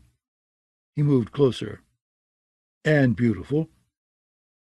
Christopher Botley had filled out since last she'd seen him, but he had the same unruly hair that she remembered, and eyes as large and trusting as a seal's.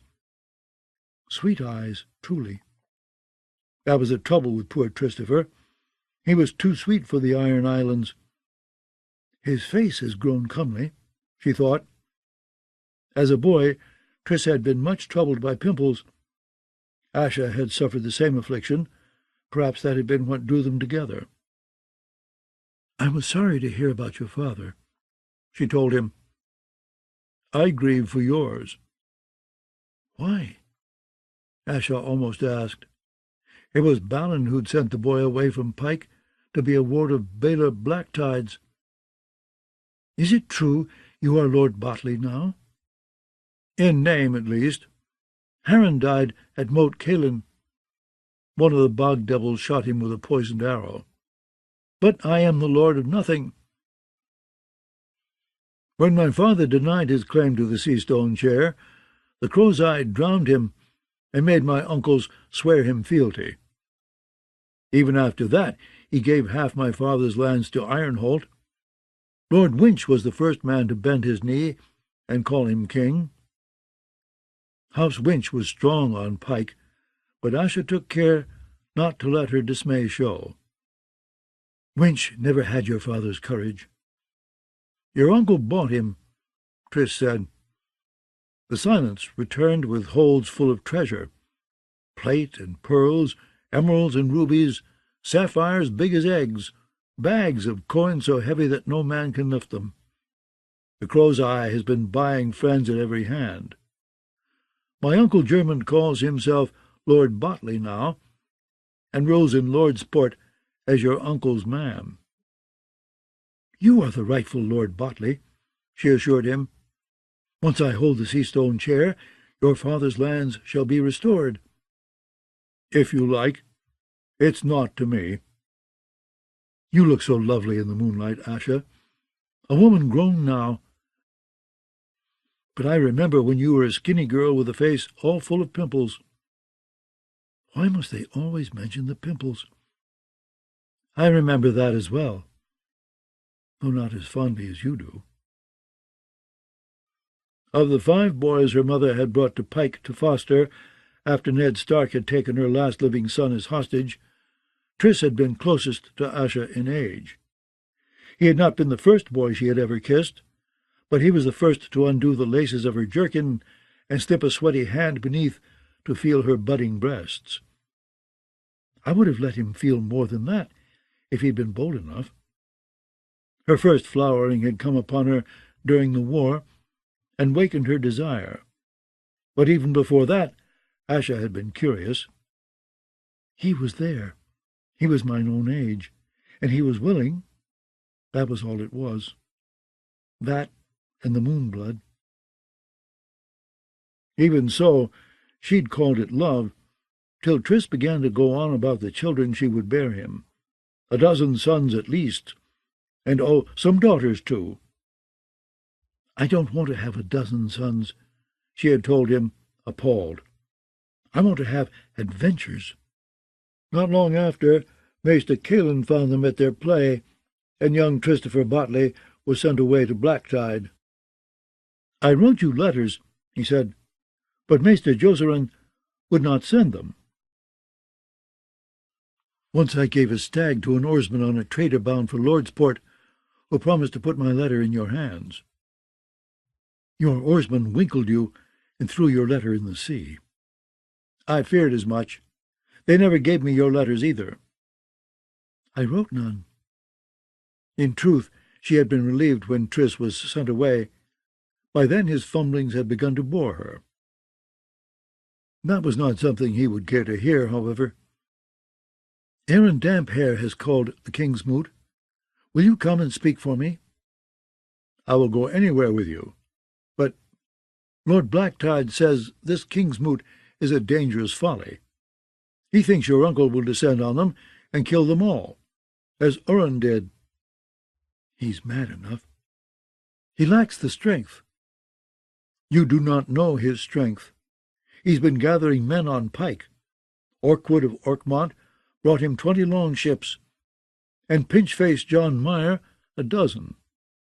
Left-hand Lucas Codd is with them, and Harren Halfhoor, the Red Oarsman, Kemet Pike the Bastard, Roderick Freeborn, Torwald Browntooth. Men of small account. Asha knew them every one. The sons of salt wives, the grandsons of thralls. The Codds. Do you know their words?" "Though all men do despise us," Tris said. But if they catch you in those nets of theirs, you'll be as dead as if they had been dragon lords. And there's worse. The Crow's Eye brought back monsters from the east. Aye, and wizards, too. Nuncle always had a fondness for freaks and fools, said Asha. My father used to fight with him about it. Let the wizards call upon their gods. The damp hair will call on ours and drown them. Will I have your voice at the Queen's moot, Tris? You shall have all of me. I am your man forever. Asha, I would wed you. Your lady mother has given her consent. She stifled a groan. You might have asked me first, though you might not have liked the answer half so well. I am no second son now, he went on. I am the rightful Lord Botley, as you said yourself. And you are— What I am will be settled on Old Wick. Tris, we are no longer children, fumbling at each other and trying to see what fits where. You think you want to wed me, but you don't. I do. All I dream about is you. Asha, I swear upon the bones of Naga, I have never touched another woman. Go touch one, or 2, or 10. I have touched more men than I can count, some with my lips, more with my axe. She had surrendered her virtue at 6 and 10 to a beautiful blonde-haired sailor on a trading galley up from Lys. He only knew 6 words of the common tongue, but fuck was one of them, the very word she'd hoped to hear. Afterward, Asha had the sense to find a woods witch who showed her how to brew moon tea to keep her belly flat. Botley blinked, as if he did not quite understand what she had said. You? I thought you would wait. Why— He rubbed his mouth. Asha, were you forced? So forced I tore his tunic. You do not want to wed me. Take my word on that. You are a sweet boy and always were. But I am no sweet girl. If we wed, soon enough you'd come to hate me. Never. Asha, I have ached for you. She had heard enough of this. A sickly mother, a murdered father, and a plague of uncles were enough for any woman to contend with. She did not require a love-sick puppy, too. Find a brothel, Tris. They'll cure you of that ache. I could never. Christopher shook his head. You and I were meant to be, Asha. I have always known you would be my wife, and the mother of my sons. He seized her upper arm. In a blink, her dirk was at his throat. Take your hand away, or you won't live long enough to breed a son. Now! When he did, she lowered the blade. You want a woman? Well and good. I'll put one in your bed tonight. Pretend she's me, if that will give you pleasure. But do not presume to grab at me again. I am your queen, not your wife. Remember that. Asha sheathed her dirk and left him standing there, with a fat drop of blood slowly creeping down his neck, black in the pale light of the moon. Cersei. Oh, I pray the Seven will not let it rain upon the king's wedding, Jocelyn Swift said as she laced up the queen's gown. No one wants rain, said Cersei. For herself, she wanted sleet and ice, howling winds, thunder to shake the very stones of the Red Keep. She wanted a storm to match her rage. To Jocelyn she said, Tighter. Cinch it tighter, you simpering little fool. It was the wedding that enraged her, though the slow-witted Swift girl made a safer target. Tommen's hold upon the Iron Throne was not secure enough for her to risk offending Highgarden. Not so long as Stannis Baratheon held Dragonstone and Storm's End, so long as Riverrun continued in defiance, so long as iron men prowled the seas like wolves. So Jocelyn must needs eat the meal Cersei would sooner have served to Marjorie Tyrell and her hideous wrinkled grandmother. To break her fast, the Queen sent to the kitchen for 2 boiled eggs, a loaf of bread, and a pot of honey. But when she cracked the first egg and found a bloody, half-formed chick inside, her stomach roiled. "Take this away, and bring me hot spiced wine," she told Sanel. The chill in the air was settling in her bones, and she had a long, nasty day ahead of her. Nor did Jaime help her mood when he turned up all in white, and still unshaven, to tell her how he meant to keep her son from being poisoned. "I will have men in the kitchens watching as each dish is prepared," he said. "Sir Adam's gold cloaks will escort the servants as they bring the food to table, to make certain no tampering takes place along the way. Sir Boros will be tasting every course before Tommen puts a bite into his mouth. And if all that should fail, Maester Balabar will be seated in the back of the hall, with purges and antidotes for 20 common poisons on his person. Tommen will be safe, I promise you." Safe. The word tasted bitter on her tongue. Jaime did not understand. No one understood. Only Melara had been in the tent to hear the old hag's croaking threats, and Melara was long dead. "Tyrion will not kill the same way twice. He is too cunning for that. He could be under the floor even now, listening to every word we say and making plans to open Tommen's throat." "Suppose he was," said Jaime. "Whatever plans he makes, he will still be small and stunted. Tommen will be surrounded by the finest knights in Westeros. The King's Guard will protect him." Cersei glanced at where the sleeve of her brother's white silk tunic had been pinned up over his stump. "I remember how well they guarded Joffrey, these splendid knights of yours. I want you to remain with Tommen all night. Is that understood? I will have a guardsman outside his door." She seized his arm. "Not a guardsman, you, and inside his bedchamber. In case Tyrion crawls out of the hearth. He won't. So you say.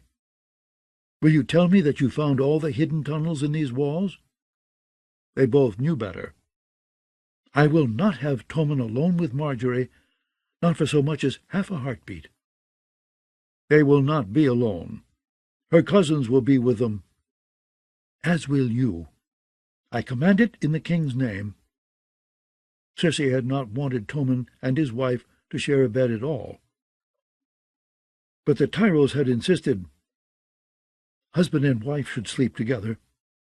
The Queen of Thorns had said, "Even if they do no more than sleep.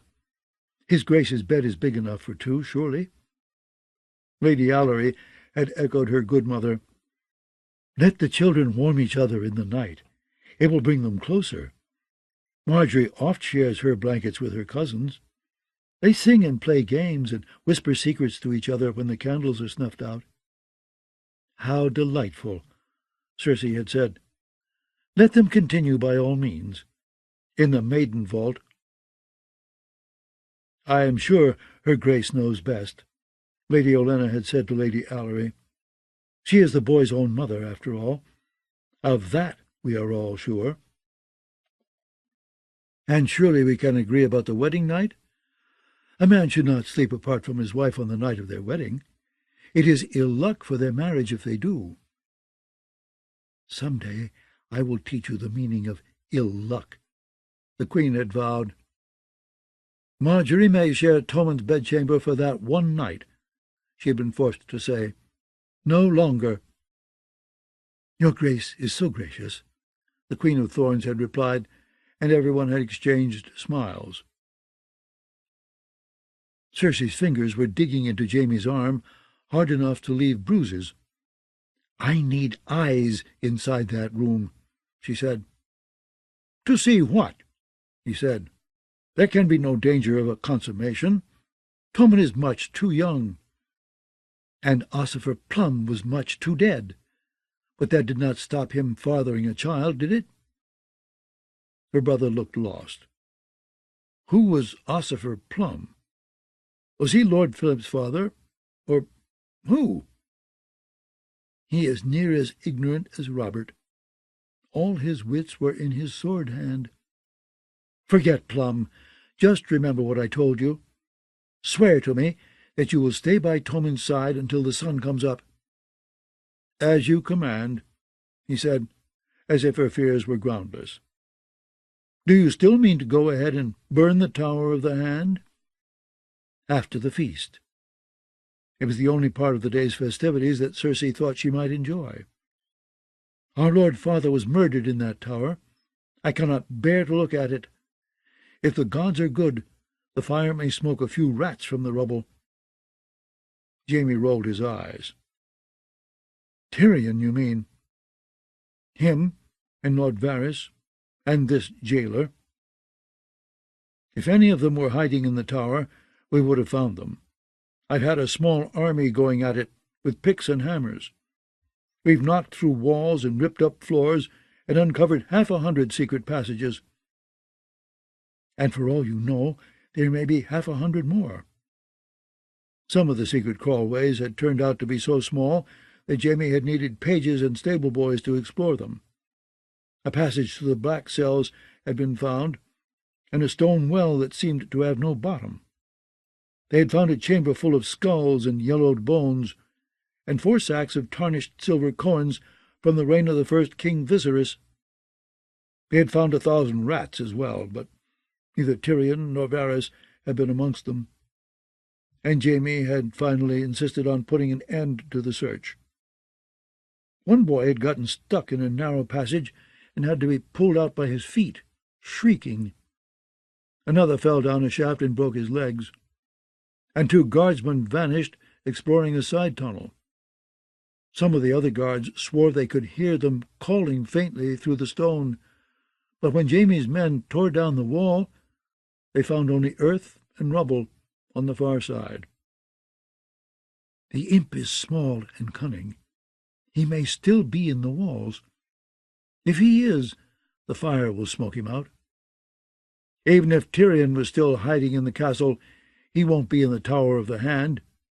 We've reduced it to a shell. Would that we could do the same to the rest of this foul castle, said Cersei. After the war, I mean to build a new palace beyond the river. She had dreamed of it the night before last, a magnificent white castle surrounded by woods and gardens, long leagues from the stinks and noise of King's Landing. This city is a cesspit. For half a groat I would move the court to Lannisport and rule the realm from Casterly Rock. That would be an even greater folly than burning the Tower of the Hand. So long as Tommen sits the Iron Throne, the realm sees him as the true king. Hide him under the rock, and he becomes just another claimant to the throne, no different than Stannis. I am aware of that, the Queen said sharply. I said that I wanted to move the court to Lannisport, not that I would. Were you always this slow, or did losing a hand make you stupid? Jaime ignored that.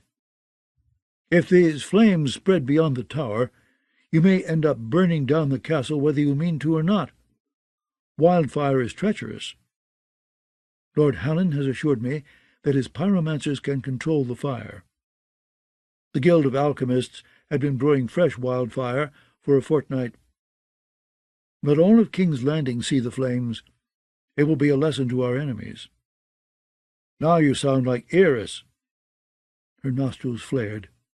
Guard your tongue, sir. I love you too, sweet sister. How could I ever have loved that wretched creature? She wondered after he had gone. He was your twin, your shadow, your other half.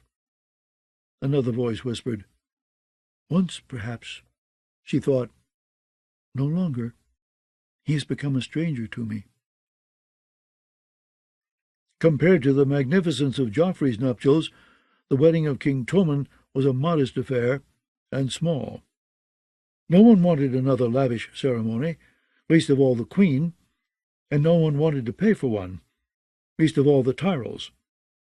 So the young king took Marjorie Tyrrell to wife in the Red Keep's royal sept, with fewer than 100 guests looking on, in place of the thousands who had seen his brother joined to the same woman. The bride was fair and gay and beautiful, the groom still baby-faced and plump.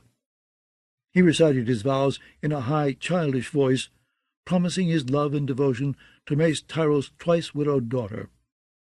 Marjorie wore the same gown she had worn to marry Joffrey, an airy confection of sheer ivory silk, Moorish lace, and seed pearls. Cersei herself was still in black, as a sign of mourning for her murdered firstborn. His widow might be pleased to laugh and drink and dance and put all memory of Joff aside, but his mother would not forget him so easily. "This is wrong," she thought. "It is too soon.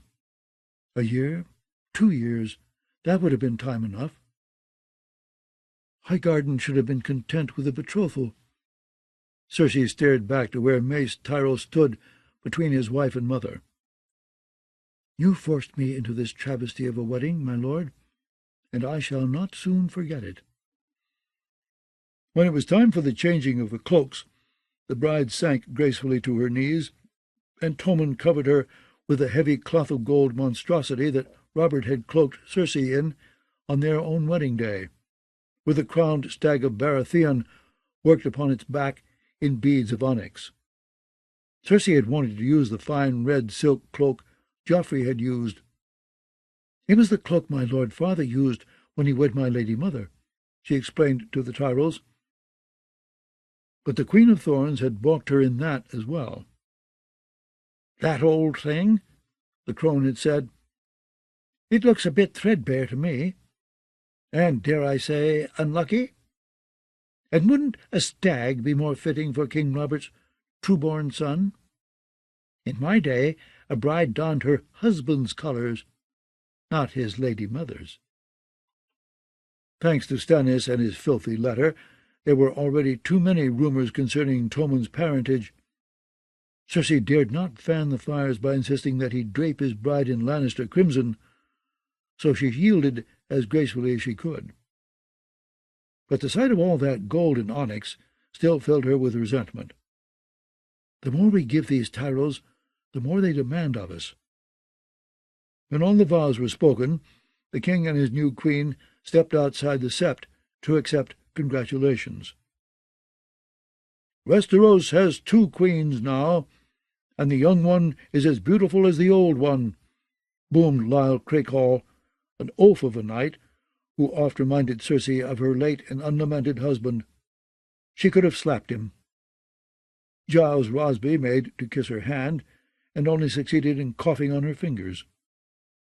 Lord Redwyne kissed her on one cheek, and Mace Tyrrell on both. Grand Maester Pycelle told Cersei that she had not lost a son, but rather gained a daughter. At least she was spared Lady Tanda's tearful embraces.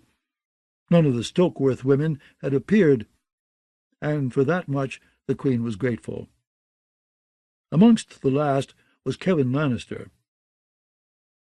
"I understand you mean to leave us for another wedding," the Queen said to him.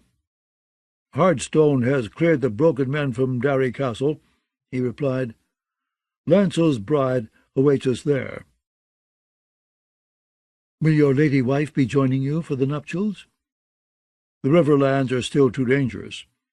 Vargo Hoyt's scum remain abroad, and Beric Dondarrion has been hanging Freys. Is it true that Sandor Clegane has joined them?" "How does he know that?" "Some say. Reports are confused. The bird had come last night, from a septry on an island hard by the mouth of the Trident. The nearby town of Salt Pans had been savagely raided by a band of outlaws, and some of the survivors claimed a roaring brute in a hound's head helm was amongst the raiders. Supposedly he'd killed a dozen men and raped a girl of 12. No doubt Lancel will be eager to hunt down Clegane and Lord Beric both, to restore the king's peace to the Riverlands." Sir Kevin stared into her eyes for a moment. "My son is not the man to deal with Sandor Clegane." We agree on that much, at least. His father might be. Her uncle's mouth grew hard. If my service is not required at the Rock, your service was required here. Cersei had named her cousin Bienne Lannister her castellan for the Rock, and another cousin, Sir David Lannister, the Warden of the West. Insolence has its price, uncle. Bring us Sandor's head, and I know his grace will be most grateful. Joff may have liked the man, but Tommen was always afraid of him. With good reason, it would seem. When a dog goes bad, the fault lies with his master, Sir Kevin said. Then he turned and walked away. Jaime escorted her to the small hall, where the feast was being readied. I blame you for all this, she whispered as they walked. Let them wed, you said. Marjorie should be mourning Joffrey, not marrying his brother. She should be as sick with grief as I am. I do not believe she is a maid. Renly had a cock, didn't he? He was Robert's brother. He surely had a cock. If that disgusting old crone thinks that I will allow my son to— You will be rid of Lady Olenna soon enough, Jaime broke in quietly. She's returning to Highgarden on the morrow. So she says. Cersei did not trust any Tyrell promise. She's leaving, he insisted. Mace is taking half the Tyrell's strength to Storm's End, and the other half will be going back to the Reach with Sir Garland to make good his claim on Brightwater. A few more days, and the only roses left in King's Landing will be Marjorie and her ladies and a few guardsmen. And Sir Loras? Or have you forgotten your sworn brother? Sir Loras is a knight of the Kingsguard. Sir Loras is so Tyrell he pisses rosewater. He should never have been given a white cloak. He would not have been my choice, I'll grant you. No one troubled to consult me. Loras will do well enough, I think. Once a man puts on that cloak, it changes him. It certainly changed you, and not for the better. I love you too, sweet sister. He held the door for her, and walked her to the high table and her seat beside the king. Marjorie was on the other side of Tommen, in the place of honour. When she entered, arm in arm with the little king, she made a point of stopping to kiss Cersei on the cheeks, and throw her arms around her. "Your Grace," the girl said, bold as polished brass, "I feel as though I have a second mother now. I pray that we shall be very close, united by our love for your sweet son." I loved both my sons. Joffrey is in my prayers as well, said Marjorie. I loved him dearly, though I never had the chance to know him. Liar, the Queen thought. If you had loved him even for an instant, you would not have been in such unseemly haste to wed his brother. His crown was all you ever wanted. For half a groat she would have slapped the blushing bride right there upon the dais, in view of half the court. Like the service, the wedding feast was modest. Lady Arya had made all the arrangements. Cersei had not had the stomach to face that daunting task again, after the way Joffrey's wedding had ended. Only 7 courses were served. Butterbumps and Moon Boy entertained the guests between dishes, and musicians played as they ate. They listened to pipers and fiddlers, a lute and a flute, a high harp. The only singer was some favourite of Lady Marjorie's, a dashing young cock-a-whoop clad all in shades of azure, who called himself the Blue Bard. He sang a few love songs and retired. "What a disappointment!" Lady Olenna complained loudly. "I was hoping for the Rains of Castamere." Whenever Cersei looked at the old crone, the face of Maggie the Frog seemed to float before her eyes, wrinkled and terrible and wise. All old women look alike, she tried to tell herself. That's all it is. In truth, the bent-back sorceress had looked nothing like the Queen of Thorns. Yet somehow the sight of Lady Olenna's nasty little smile was enough to put her back in Maggie's tent again. She could still remember the smell of it, redolent with queer Eastern spices, and the softness of Maggie's gums as she sucked the blood from Cersei's finger. "Queen you shall be," the old woman had promised, with her lips still wet and red and glistening, "until there comes another, younger and more beautiful, to cast you down and take all that you hold dear." Cersei glanced past Tommen to where Marjorie sat laughing with her father. "She is pretty enough," she had to admit, "but most of that is youth. Even peasant girls are pretty at a certain age, when they are still fresh and innocent and unspoiled. And most of them have the same brown hair and brown eyes as she does. Only a fool would ever claim she was more beautiful than I." The world was full of fools, however. So was her son's court. Her mood was not improved when Mace Tyrell arose to lead the toasts. He raised a golden goblet high, smiling at his pretty little daughter, and in a booming voice said, "To the King and Queen!" The other sheep all baaed along with him. "The King and Queen!" they cried, smashing their cups together. "The King and Queen!" She had no choice but to drink along with them, all the time wishing that the guests had but a single face, so she could throw her wine into their eyes and remind them that she was the true queen. The only one of Tyrell's lickspittles who seemed to remember her at all was Paxter Redwine, who rose to make his own toast, swaying slightly. "To both our queens," he chirruped. "To the young queen and the old." Cersei drank several cups of wine and pushed her food around a golden plate. Jaime ate even less, and seldom deigned to occupy his seat upon the dais. "He is as anxious as I am," the queen realized as she watched him prowl the hall, twitching aside the tapestries with his good hand to assure himself that no one was hiding behind them. There were Lannister spearmen posted around the building, she knew. Sir Osmond Kettleblack guarded one door, Sir Meryn Trant the other. Balon Swan stood behind the king's chair, Loras Tyrell behind the queen's. No swords had been allowed inside the feast, save for those the White Knights bore. "My son is safe," Cersei told herself. "No harm can come to him. Not here. Not now." Yet every time she looked at Tommen, she saw Joffrey clawing at his throat. And when the boy began to cough, the queen's heart stopped beating for a moment. She knocked aside a serving girl in her haste to reach him. "Only a little wine that went down the wrong way," Marjorie Tyrell assured her, smiling. She took Tommen's hand in her own and kissed his fingers. "My little love needs to take smaller sips. See, you scared your lady mother half to death." "I'm sorry, mother," Tommen said, abashed. It was more than Cersei could stand. "I cannot let them see me cry," she thought, when she felt the tears welling in her eyes.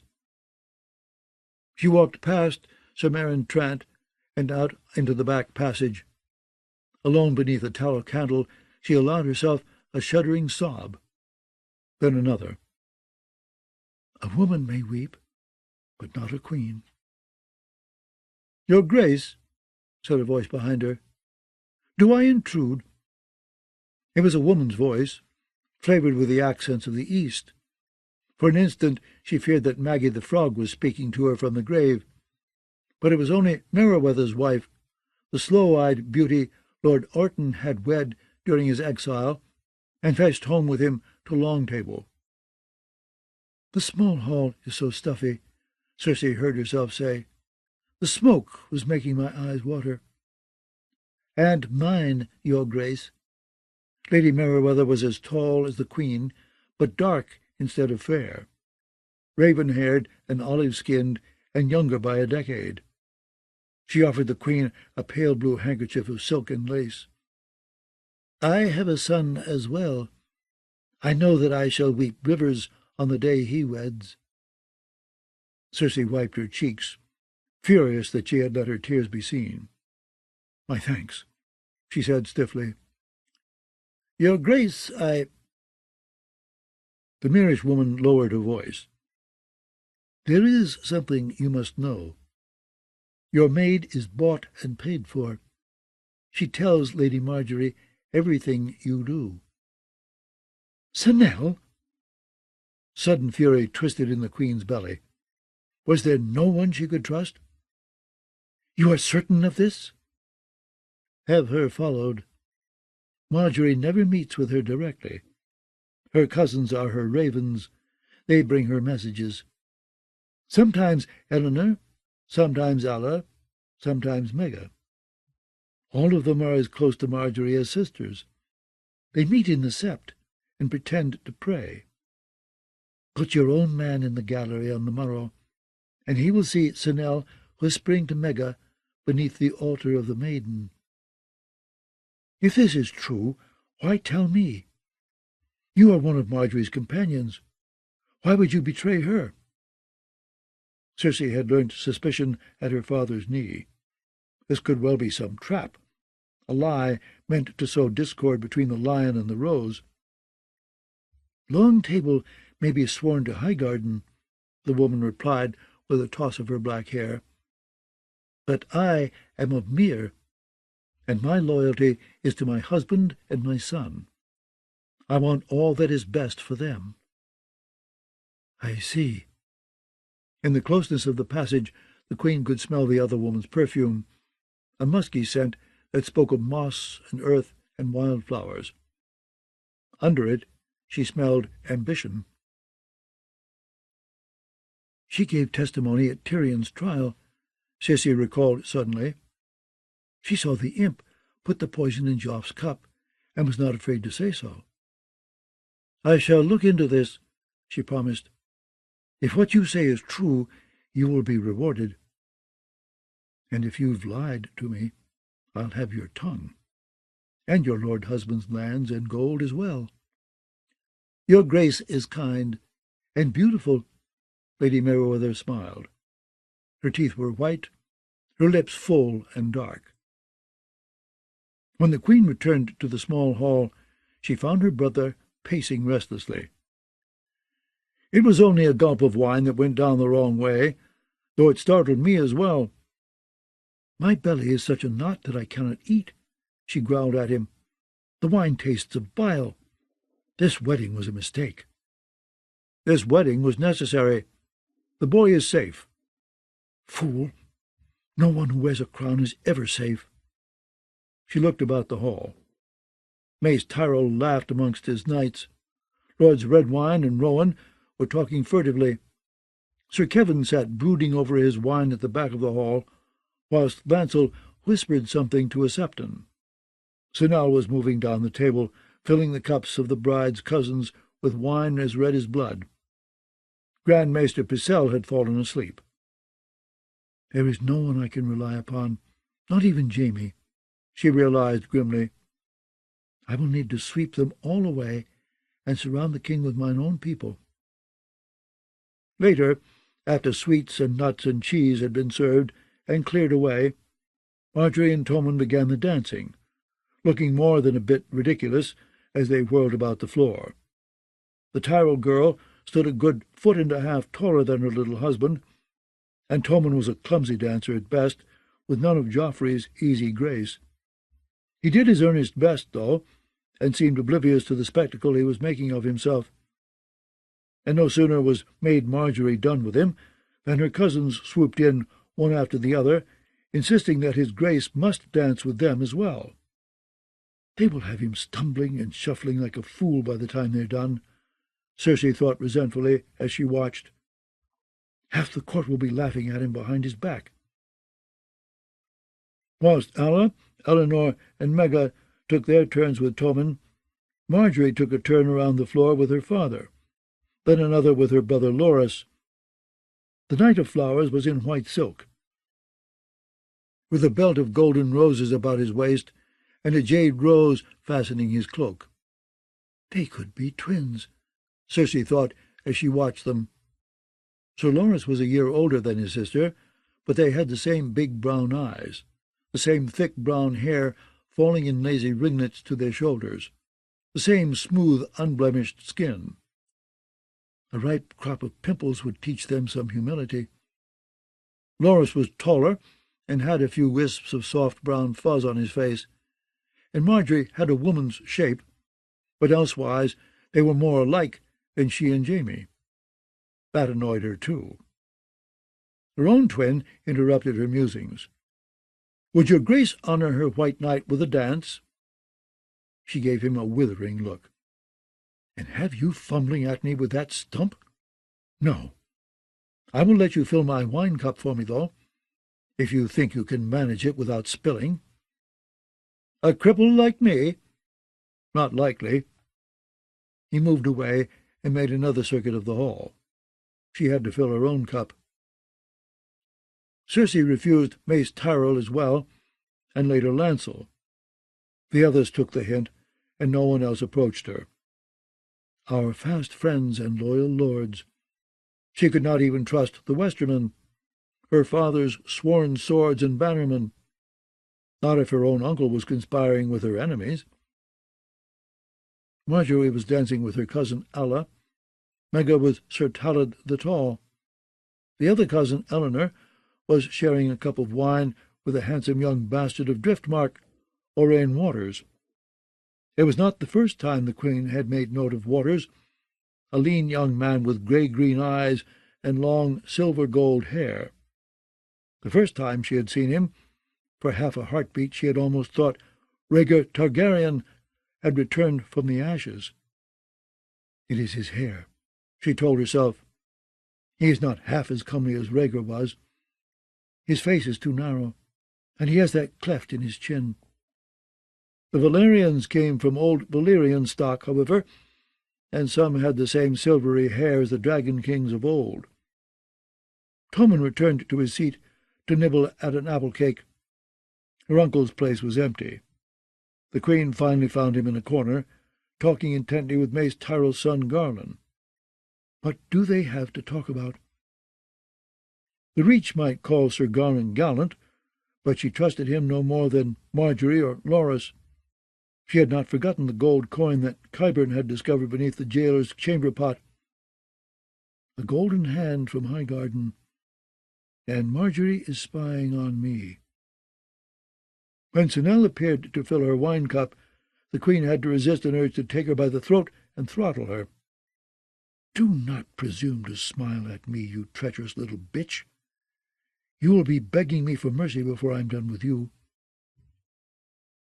"I think her Grace has had enough wine for one night," she heard her brother Jaime say. No, the Queen thought. All the wine in the world would not be enough to see me through this wedding. She rose so fast she almost fell. Jaime caught her by the arm and steadied her. She wrenched free and clapped her hands together. The music died, the voices stilled. "Lords and ladies," Cersei called out loudly, "if you will be so good as to come outside with me, we shall light a candle to celebrate the union of Highgarden and Casterly Rock, and a new age of peace and plenty for our 7 kingdoms." Dark and forlorn stood the Tower of the Hand, with only gaping holes where oaken doors and shuttered windows had once been. Yet even ruined and slighted, it loomed above the outer ward. As the wedding guests filed out of the small hall, they passed beneath its shadow. When Cersei looked up, she saw the tower's crenellated battlements gnawing at a hunter's moon, and wondered for a moment how many hands of how many kings had made their home there over the past 3 centuries. 100 yards from the tower, she took a breath to stop her head from spinning.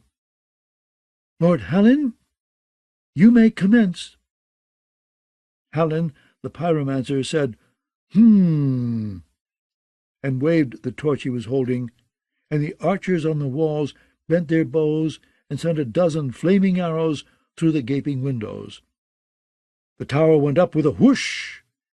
In half a heartbeat its interior was alive with light, red, yellow, orange, and green, an ominous dark green, the colour of bile and jade and pyromancer's piss.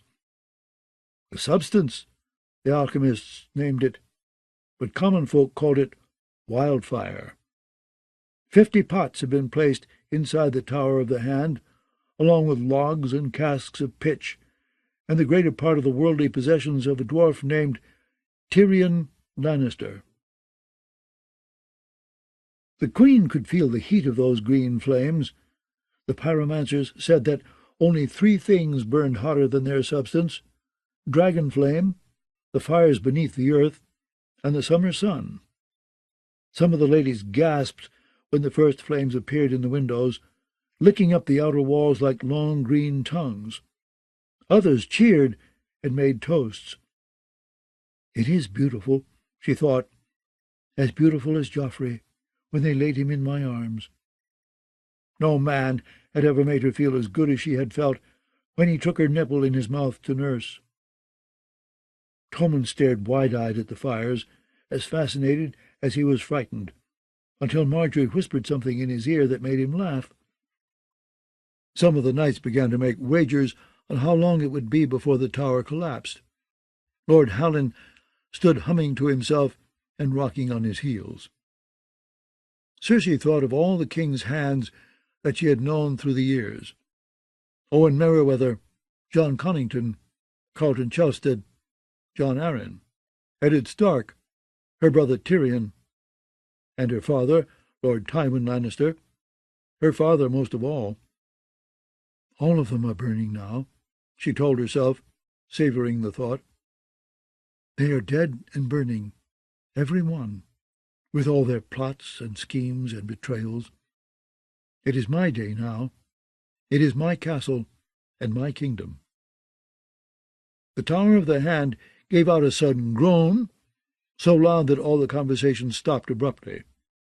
Stone cracked and split, and part of the upper battlements fell away and landed with a crash that shook the hill, sending up a cloud of dust and smoke. As fresh air rushed in through the broken masonry, the fire surged upward. Green flames leapt into the sky and whirled around each other. Tommen shied away, till Marjorie took his hand and said, "Look, the flames are dancing, just as we did, my love." "They are." His voice was filled with wonder. "Mother, look, they're dancing." "I see them. Lord Hallen, how long will the fires burn?" "All night, your grace." "It makes a pretty candle, I grant you," said Lady Olenna Tyrell, leaning on her cane between left and right. "Bright enough to see it safe to sleep, I think. Old bones grow weary, and these young ones have had enough excitement for one night. It is time the king and queen were put to bed." "Yes." Cersei beckoned to Jaime. "Lord Commander, escort his grace and his little queen to their pillows, if you would." "As you command."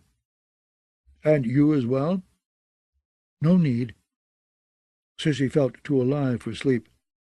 The wildfire was cleansing her, burning away all her rage and fear, filling her with resolve. "The flames are so pretty. I want to watch them for a while." Jaime hesitated. "You should not stay alone." "I will not be alone. Sir Osmond can remain with me and keep me safe. Your sworn brother." "If it please your grace," said Kettleblack. "It does." Cersei slid her arm through his, and side by side they watched the fire rage.